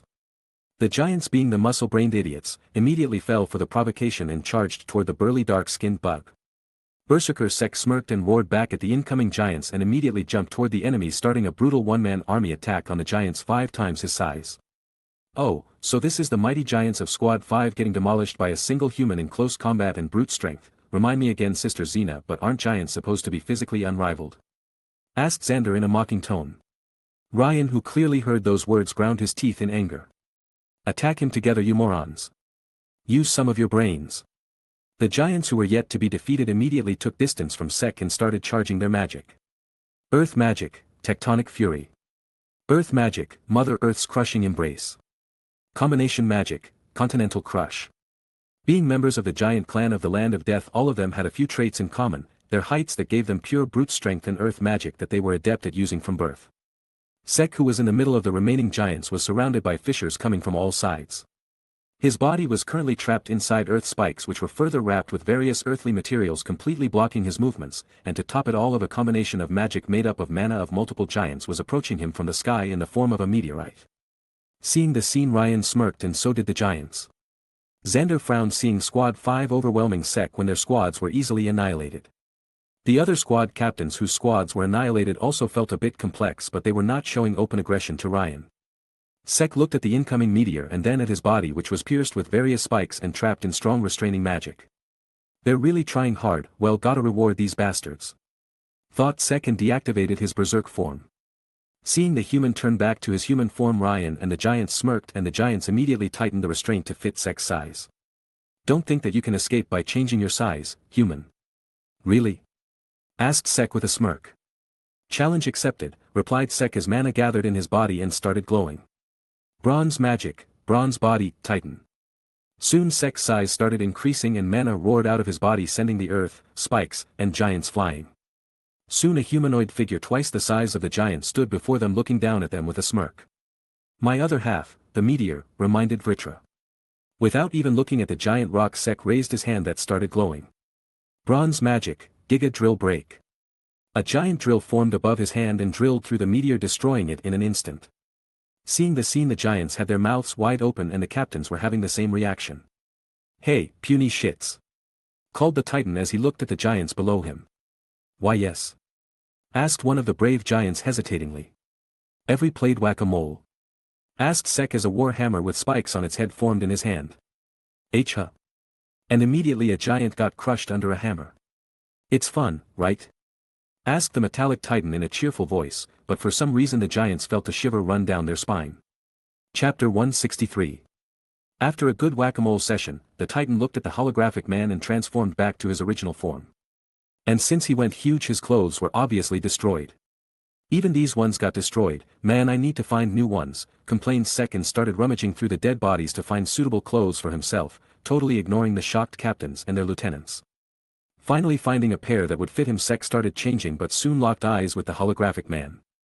The man stared back at Sek, not knowing what the human was thinking. Oi pervert, look away, I am changing, can't you see? Ha!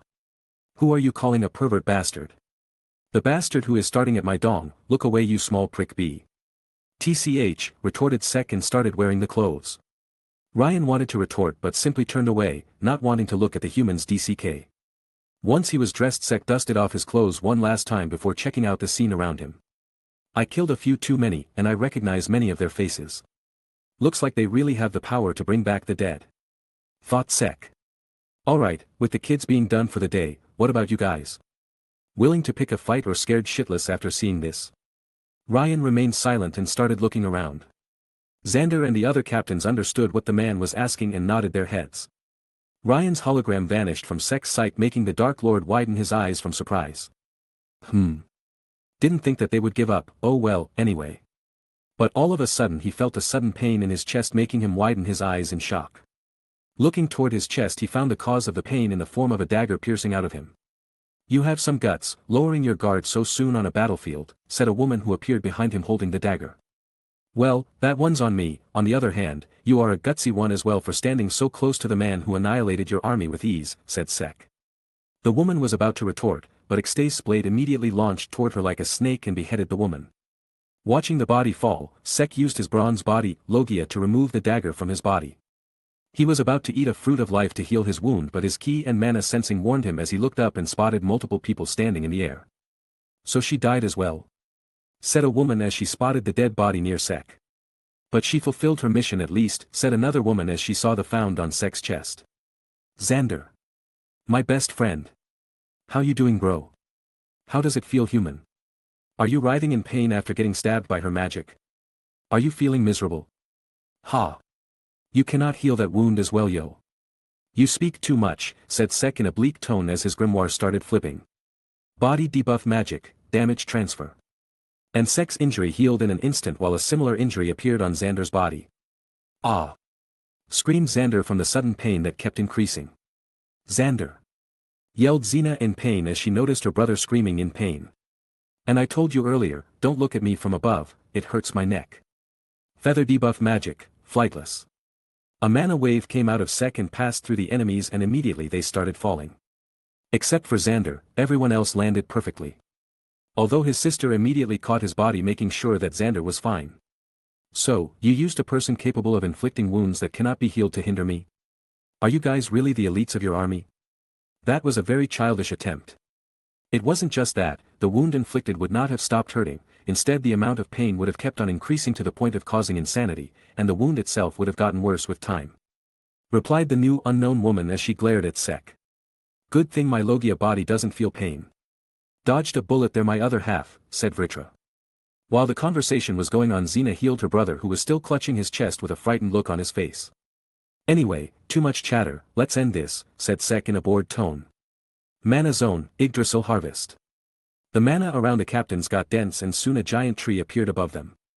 Law magic, spell down, condition, human user. A magic pattern appeared around all of them and soon the mana zone formed by Sek disappeared. Why can't these people have simple magic like fire, water, ice, and shit, muttered Sek inside. He then tried to use a different spell but his grimoires didn't flip the pages.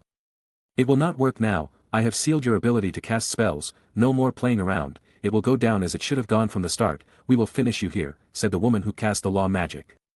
Oh my, whatever would I do without my grimoire spells, looks like I have no choice but to surrender to these cowardly cheese that are gonna die soon, said Sek with a dramatic tone. You bastard! Yelled Ryan who was about to attack Sek but was immediately stopped by one of his lieutenants. Don't do it, sir, I don't know why, but I am getting some bad signs from him, said the woman in an uncertain tone. Looks like she can somewhat sense ki. Thought Sek as he glanced at the woman. Oh, come on, let the kid play, after all, what will I do after having my spells sealed? I am just standing here menacingly. Sek then grabbed one of his grimoires and manually started flipping the pages before he let the grimoire float in the air once again. Now come here boy, let's play, I will give you some treats too, come here, boy, come on, boy, called Sek as he gestured to Ryan as if he were a dog. Some servers started appearing on Ryan's forehead after seeing how the lowly human was disrespecting him. I will kill you right here, right now, said Ryan in a cold tone and started walking towards Sek. Careful my other half, six-winged angel-level power detecting, warned Vritra. The air around them started to get violent, and the mana around Ryan started pushing away everything. Another one of these mana-level show-offs, muttered Sek knowing full well that he was not going to win a clash of mana. Taking a deep breath Sek took Ixtase out of its sheath. Don't bother taking it out. Your sword won't be reaching me anytime soon. Tornado magic, whirlwind cutter. Not even a second later a huge tornado surrounded Sek. Ooh, that human's gonna be sliced up good, commented the 9th squad captain. And indeed inside the tornado wind blades from all directions were cutting Sek's body. His eyes and ears were already sliced and his hands, legs, and torso were covered in blood. After a minute the tornado around Sek vanished and a human covered in blood with one hand and both ears missing stood in front of them. Ha! How are you feeling? Can you? How messed up you are now. Oh. My bad, your eyes are gone, hey can you? Me at least? Well your ears are gone as well. He then picked up the torn fallen hand and slapped Sek with it. Yo, human, need a hand? Asked Ryan and slapped Sek with the torn hand once again. Seeing no response from Sek, Ryan smirked and looked towards Xander. See this Xander? This is how you deal with low lives like these. No need to send your whole army to die for weaklings like these.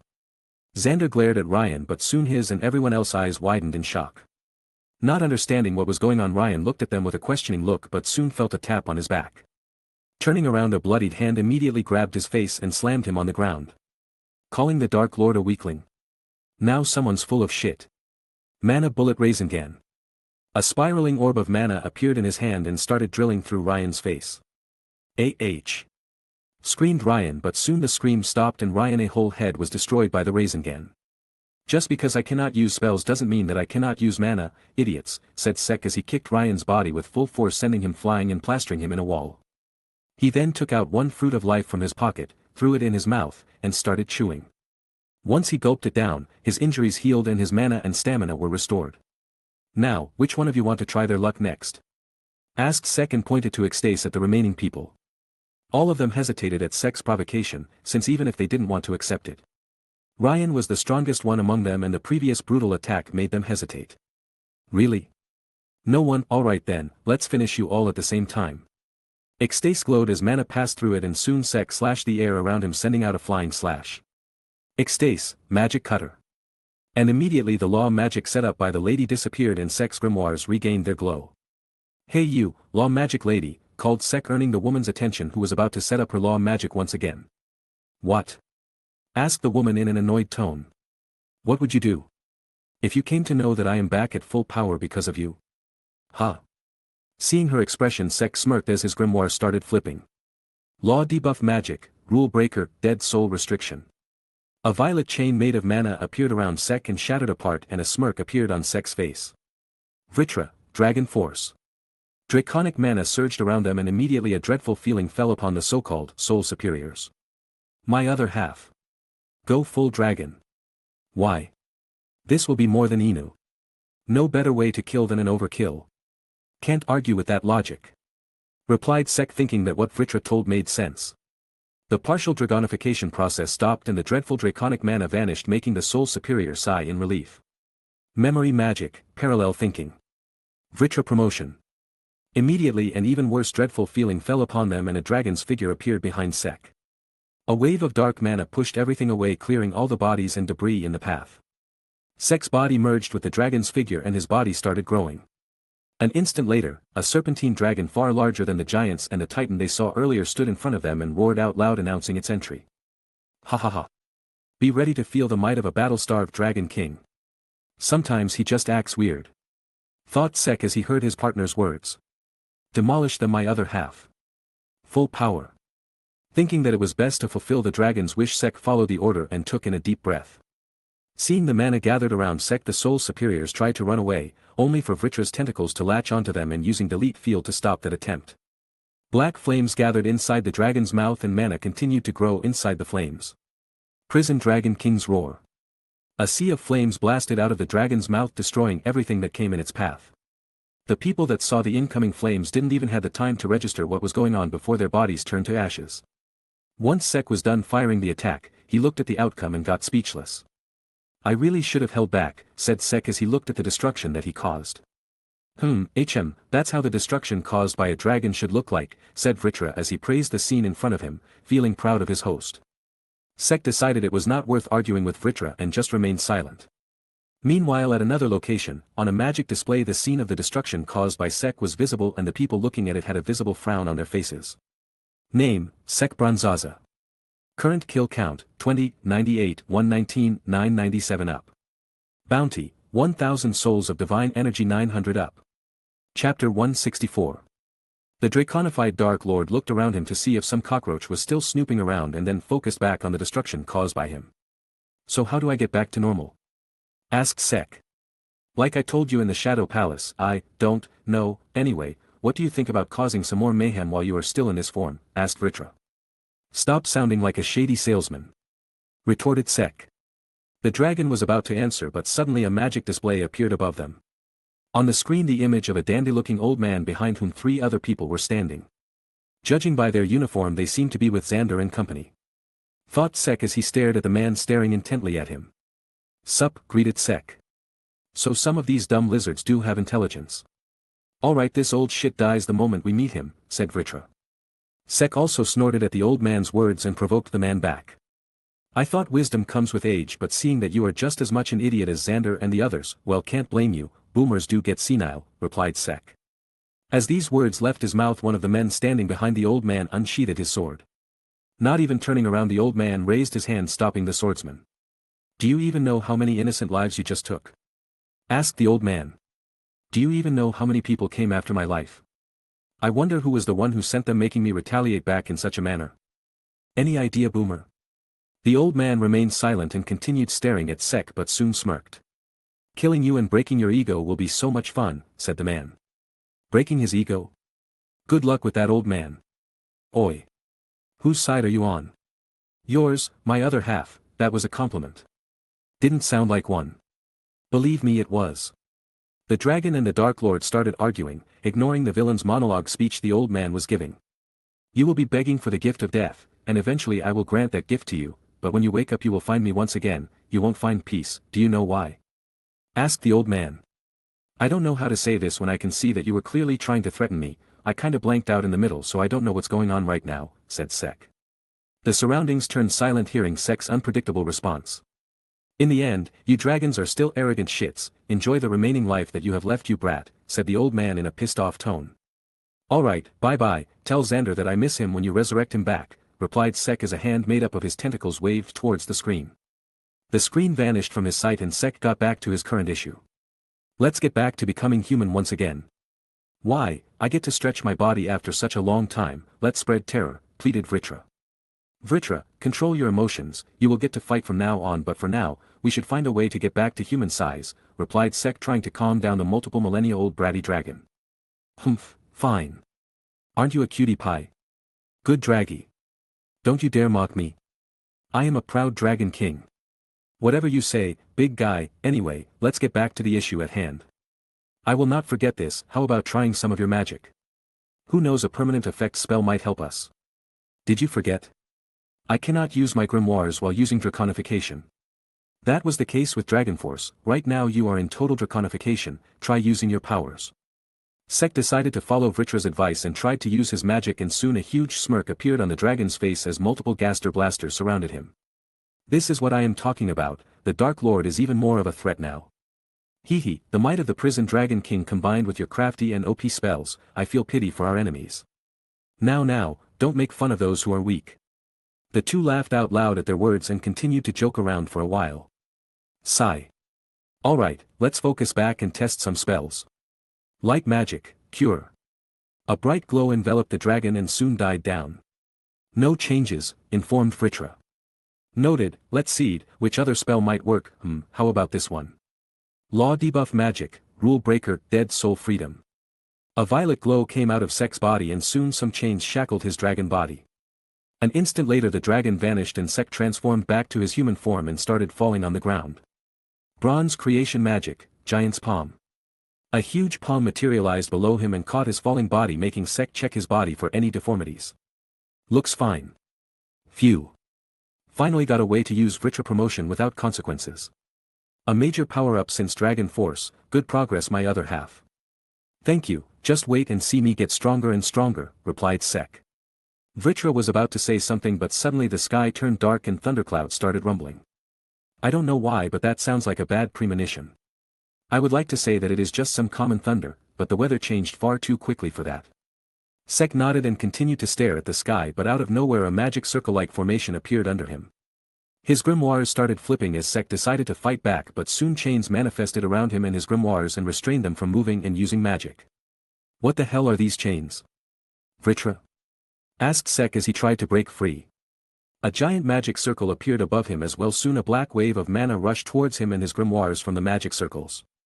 A storm erupted around him, blasting away all the rubble and debris. My other half used my POW dash. Wait. What the hell? How? What's happening, Vritra? Asked Sek, feeling the panic in Vritra's voice. To you who slayed countless divine beings.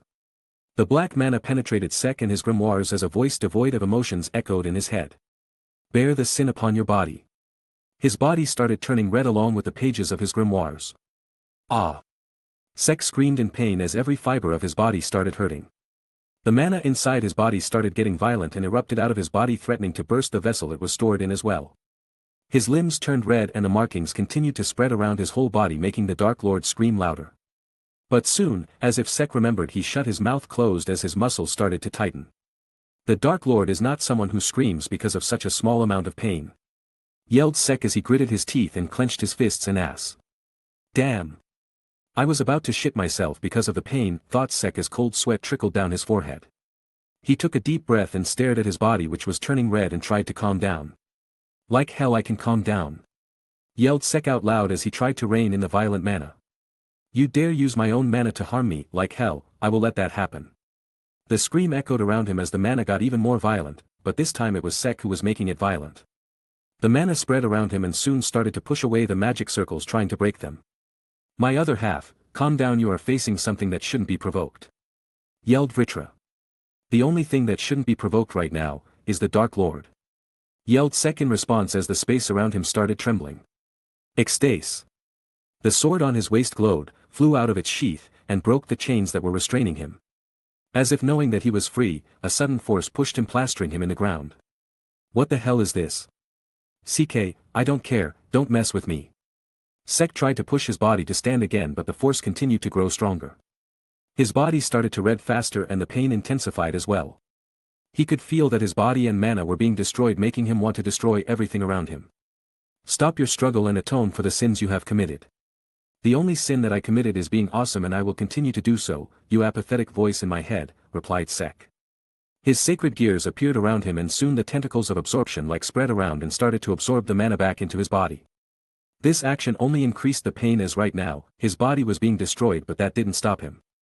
He fired even more absorption lines, but this time the absorption lines latched onto his body and his grimoires. A smirk appeared on his face, making Vritra panic as he knew that his host was going to do something reckless. The absorption line started glowing and started absorbing the unknown energy that was trying to destroy his body. What are you doing? Stop that act this instant. CKU. Replied Sek with a crazed smile on his face. The redness around his body and his grimoires started to slow down and soon started to disappear as well, but as they continued to be absorbed, glowing red marks started to appear on his body. His grimoires started flipping as well and got engulfed in bright lights. Soon information started to fill his head as the energy continued to assimilate in his body. You crazy mortal. A new one, sigh. To you who slayed countless divine beings. To you who rebelled against the will of the world. To you who overcame the punishment. We grant you the reward fitting of your crime. Sek, who heard the apathetic voice in his head, was confused, but as the information continued to assimilate in his head, a look of realization appeared on his face and his jaw started dropping. Soon his mouth was left open as he came to know what the hell just happened. But soon he snapped back to reality and looked at his body, which was covered in glowing red marks. An excited expression appeared on his face as he released his mana, which was way stronger than before. Dark Lord, God Slayer, yelled Sek as a glowing red halo appeared above his head. Vritra. You dumbass other half, what? Another major power-up. Sigh. Why am I this awesome? Asked Sek to himself. Vritra didn't say anything as he still felt another presence beside his host. You are just an idiot mortal. This made the Dark Lord snap out of his thoughts as he realized that there was someone else in his head. Chapter 165. Stopping his self-appreciation, Sek turned silent after hearing the apathetic voice once again. Vritra. My other half. You having a multiple personality disorder? We both know that's not the case. Good to know that we are on the same page. Also, for a while now, you have been acting kinda, how do I put this nicely, cowardly. What were your original words? Why are you acting like AP? SSY. If not for the situation we are in, you would have been in for a sermon. See, pussy behavior. You. Forget it, I am just following my personal rule of not messing with conceptual entities. What conceptual entity? The one that we've been hearing for a while. CK. CK indeed, my other half, F. CK indeed. Are you two finished with your pointless argument? Vritra fell silent upon hearing the voice. He didn't want to mess with whatever it was. The two dragon gods from his world were good examples of why he shouldn't mess with conceptual entities. Hello there, voice in my head. Greeted Sek. Salutations. Now can you get out of my head? Asked Sek politely. I have some questions. Okay, I have some too, but you don't see me invading someone else's thoughts, do you?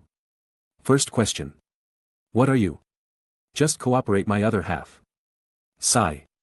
I am a human, what about you? I am the will of this world. Sek. Vritra. The Dragon King and the Dark Lord were left speechless when they realized they had messed with someone far worse than they had imagined. So, Mr. Will, or is it Miss, Will? I don't follow the concept of genders. Next question. What are you doing in this world? You are not from here. The residents of this world kidnapped me. Next question. Why? They wanted to take my pal from me, replied Sek with a shrug. Question. What is pal? Pal means my friend. Before you ask, it's the dragon soul within me. Thank you for clarifying one of my doubts before I even asked the question. Next question. Why are you slaying so many divine beings from my world? These so-called divine beings are coming after my life. I am just fighting back in self-defense. Understandable. Next question. Can you stop resisting and killing the divine beings from my world? Obviously no. Rikus, stop resisting and killing the divine beings from my world. Not happening. I have a family to return to. Instead of asking me to stop, ask the people attacking me to stop and allow me to return. I won't retaliate unless they attack me first. Not possible. I cannot interfere with the people from my world directly. You literally tried to kill me just a few moments ago. You are not from my world. It's within the rules. Be that as it may, I cannot simply stand back. I don't want to fight and kill people, but I won't hesitate if they come running, asking for it. Also, they are just some fake divine shits, acting so high and mighty from borrowed divinities from these so-called gods. Topic change. New question. What is the fake divine matter you just mentioned? You don't know. No. You are the will of this world, right? Affirmative. As far as I know, the people here formed a pact with beings they call gods from another world. In exchange for the souls that come to this world, these gods provide divine energy to the people here. How reliable is this information? Considering how relentless these individuals are in pursuit of my friend, I'd say it's pretty accurate. Violation of the main purpose of this world is detected. Suddenly the already apathetic voice in his head sounded even colder to Sek. You all right there, Will? Wanna get out of my head? Now is not a moment for you to jest. Hearing your anger, I presume you were unaware of what is going on here. Your presumption is correct. No shit, Sherlock, how did you not know? You're supposed to be the all-knowing will of the world, right? I don't meddle in worldly affairs unless unexpected events occur. One such event included the massacre of the divine beings from my world. Why are you so fixated on the divine beings? Asked Sek. Divine beings are the greatest hope for any world for its development and protection against unforeseen foes. Some weak, greatest hope your world has, replied Sek with a smirk. It is you who is the anomaly. Hearing that, Sek's chest swelled up with pride. Well, of course that would be. After all, the Dark Lord is simply awesome. Question. What is the Dark Lord? Sek was about to answer, but Vritra interrupted his host. Please don't pay attention to what he's saying, he's a delusional idiot. Mr. or Miss Will, as my other half just mentioned, we don't want to fight or harm the divine beings from your world, we just want to find a way back to our home world. Do you know of a way for that? Asked Vritra. Oi. Who are you calling delusional, you tentacle play dragon? How dare you call me that? Stop your pointless argument. The Dragon King and the Dark Lord wanted to argue further but stopped. As for a way to go back to your world, you can do so through the dimensional gate through which the souls come to this world. Hearing that, both Sek and Vritra lit up as they finally found a clue to get back to their home. Great. So where is this gate? It should be near the main residence of the divine beings. Alright, so we just go there, give our greetings, use the gate, and go back. As if those idiots will let you go that peacefully, not after the old man from earlier threatened us. So we go there, wreak havoc, make them lose their shit and then go back. Sounds like a plan. The Dragon King and the Dark Lord immediately concluded and agreed that the plan was sensible. What about the, we don't want to fight or harm the divine beings from your world thing that this dragon said earlier? Asked Will. We don't want to fight, what those guys want is not under our control. Why do I feel that my world is under threat? Sek and Vritra decided to not comment on that. They were not going to make any promises regarding the destruction that would be caused because of their battle. Try to settle matters with words first. Also, if possible, I would like to request you to get more information regarding this fake divine matter. If the purpose of this world is not being fulfilled, then there will be many issues. Alrighty, we'll try my best now then. Time to get back in action, replied Sek with a smirk and was pumped up to fight. So, where to go now? Asked Sek. Will of the world? Yes. Directions to this dimensional gate? Figure out yourself. I am not allowed to interfere in worldly affairs. You told me I was different, and now you are discarding me? Yes. Sek was left speechless at the immediate reply. Come on, don't be a party pooper and help me. Not possible. Why? Common sense, Why will I, the will of this world, help the person from a different world who is killing the divine beings? Why are you making a logical argument? Argued Sek. Leave it my other half, let's just get the information from them the next time we are attacked, said Vritra. Sigh. Alright, it will take quite a while though, replied Sek in a slightly dejected tone. His shoulders slumped but suddenly his ki and mana sensing flared up making him widen his eyes in surprise. Immediately taking a step back Sek unsheathed Ecstase and blocked the incoming attack. Ho, nice reaction time. Sek narrowed his eyes at the man who said those words. He then looked at Ecstase which was being blocked by the sword of the man who attacked him and got serious. His sword is not being sliced by Ecstase. You raised a flag, my other half, also, be careful 8 to 10 wing angel level foe. Thanks for the heads up. You guys are fast, was not expecting any one of you so soon after beating the shit out of your other buddies just moments ago, taunted Sek. Ha. We were not planning to attack so soon as well, but you mocked the old man, I can't hold myself back from killing you, by the way, my name's Zoro, remember the name of the one who will kill you. Tough talk for someone with a small c. CK, wait. Did you just say Zoro? What the hell? Did you lose your way and come here? Huh, what the hell are you talking about? Forget it, don't have the time for that, I need to kill you before the others arrive and steal my kill. Mana gathered in the man's sword as his sword started to glow. Sek simply continued to push the man back making the swordsman slightly surprised. Kill me. Give it your best shot, you second-rate Zoro imitator. The two swordsmen gazed at each other, and soon, huge smiles appeared on both their faces as excitement filled them both. I will beat this asshole. The two swordsmen shared the same thought and immediately distanced themselves from each other, preparing for the duel. Hiatus dropped.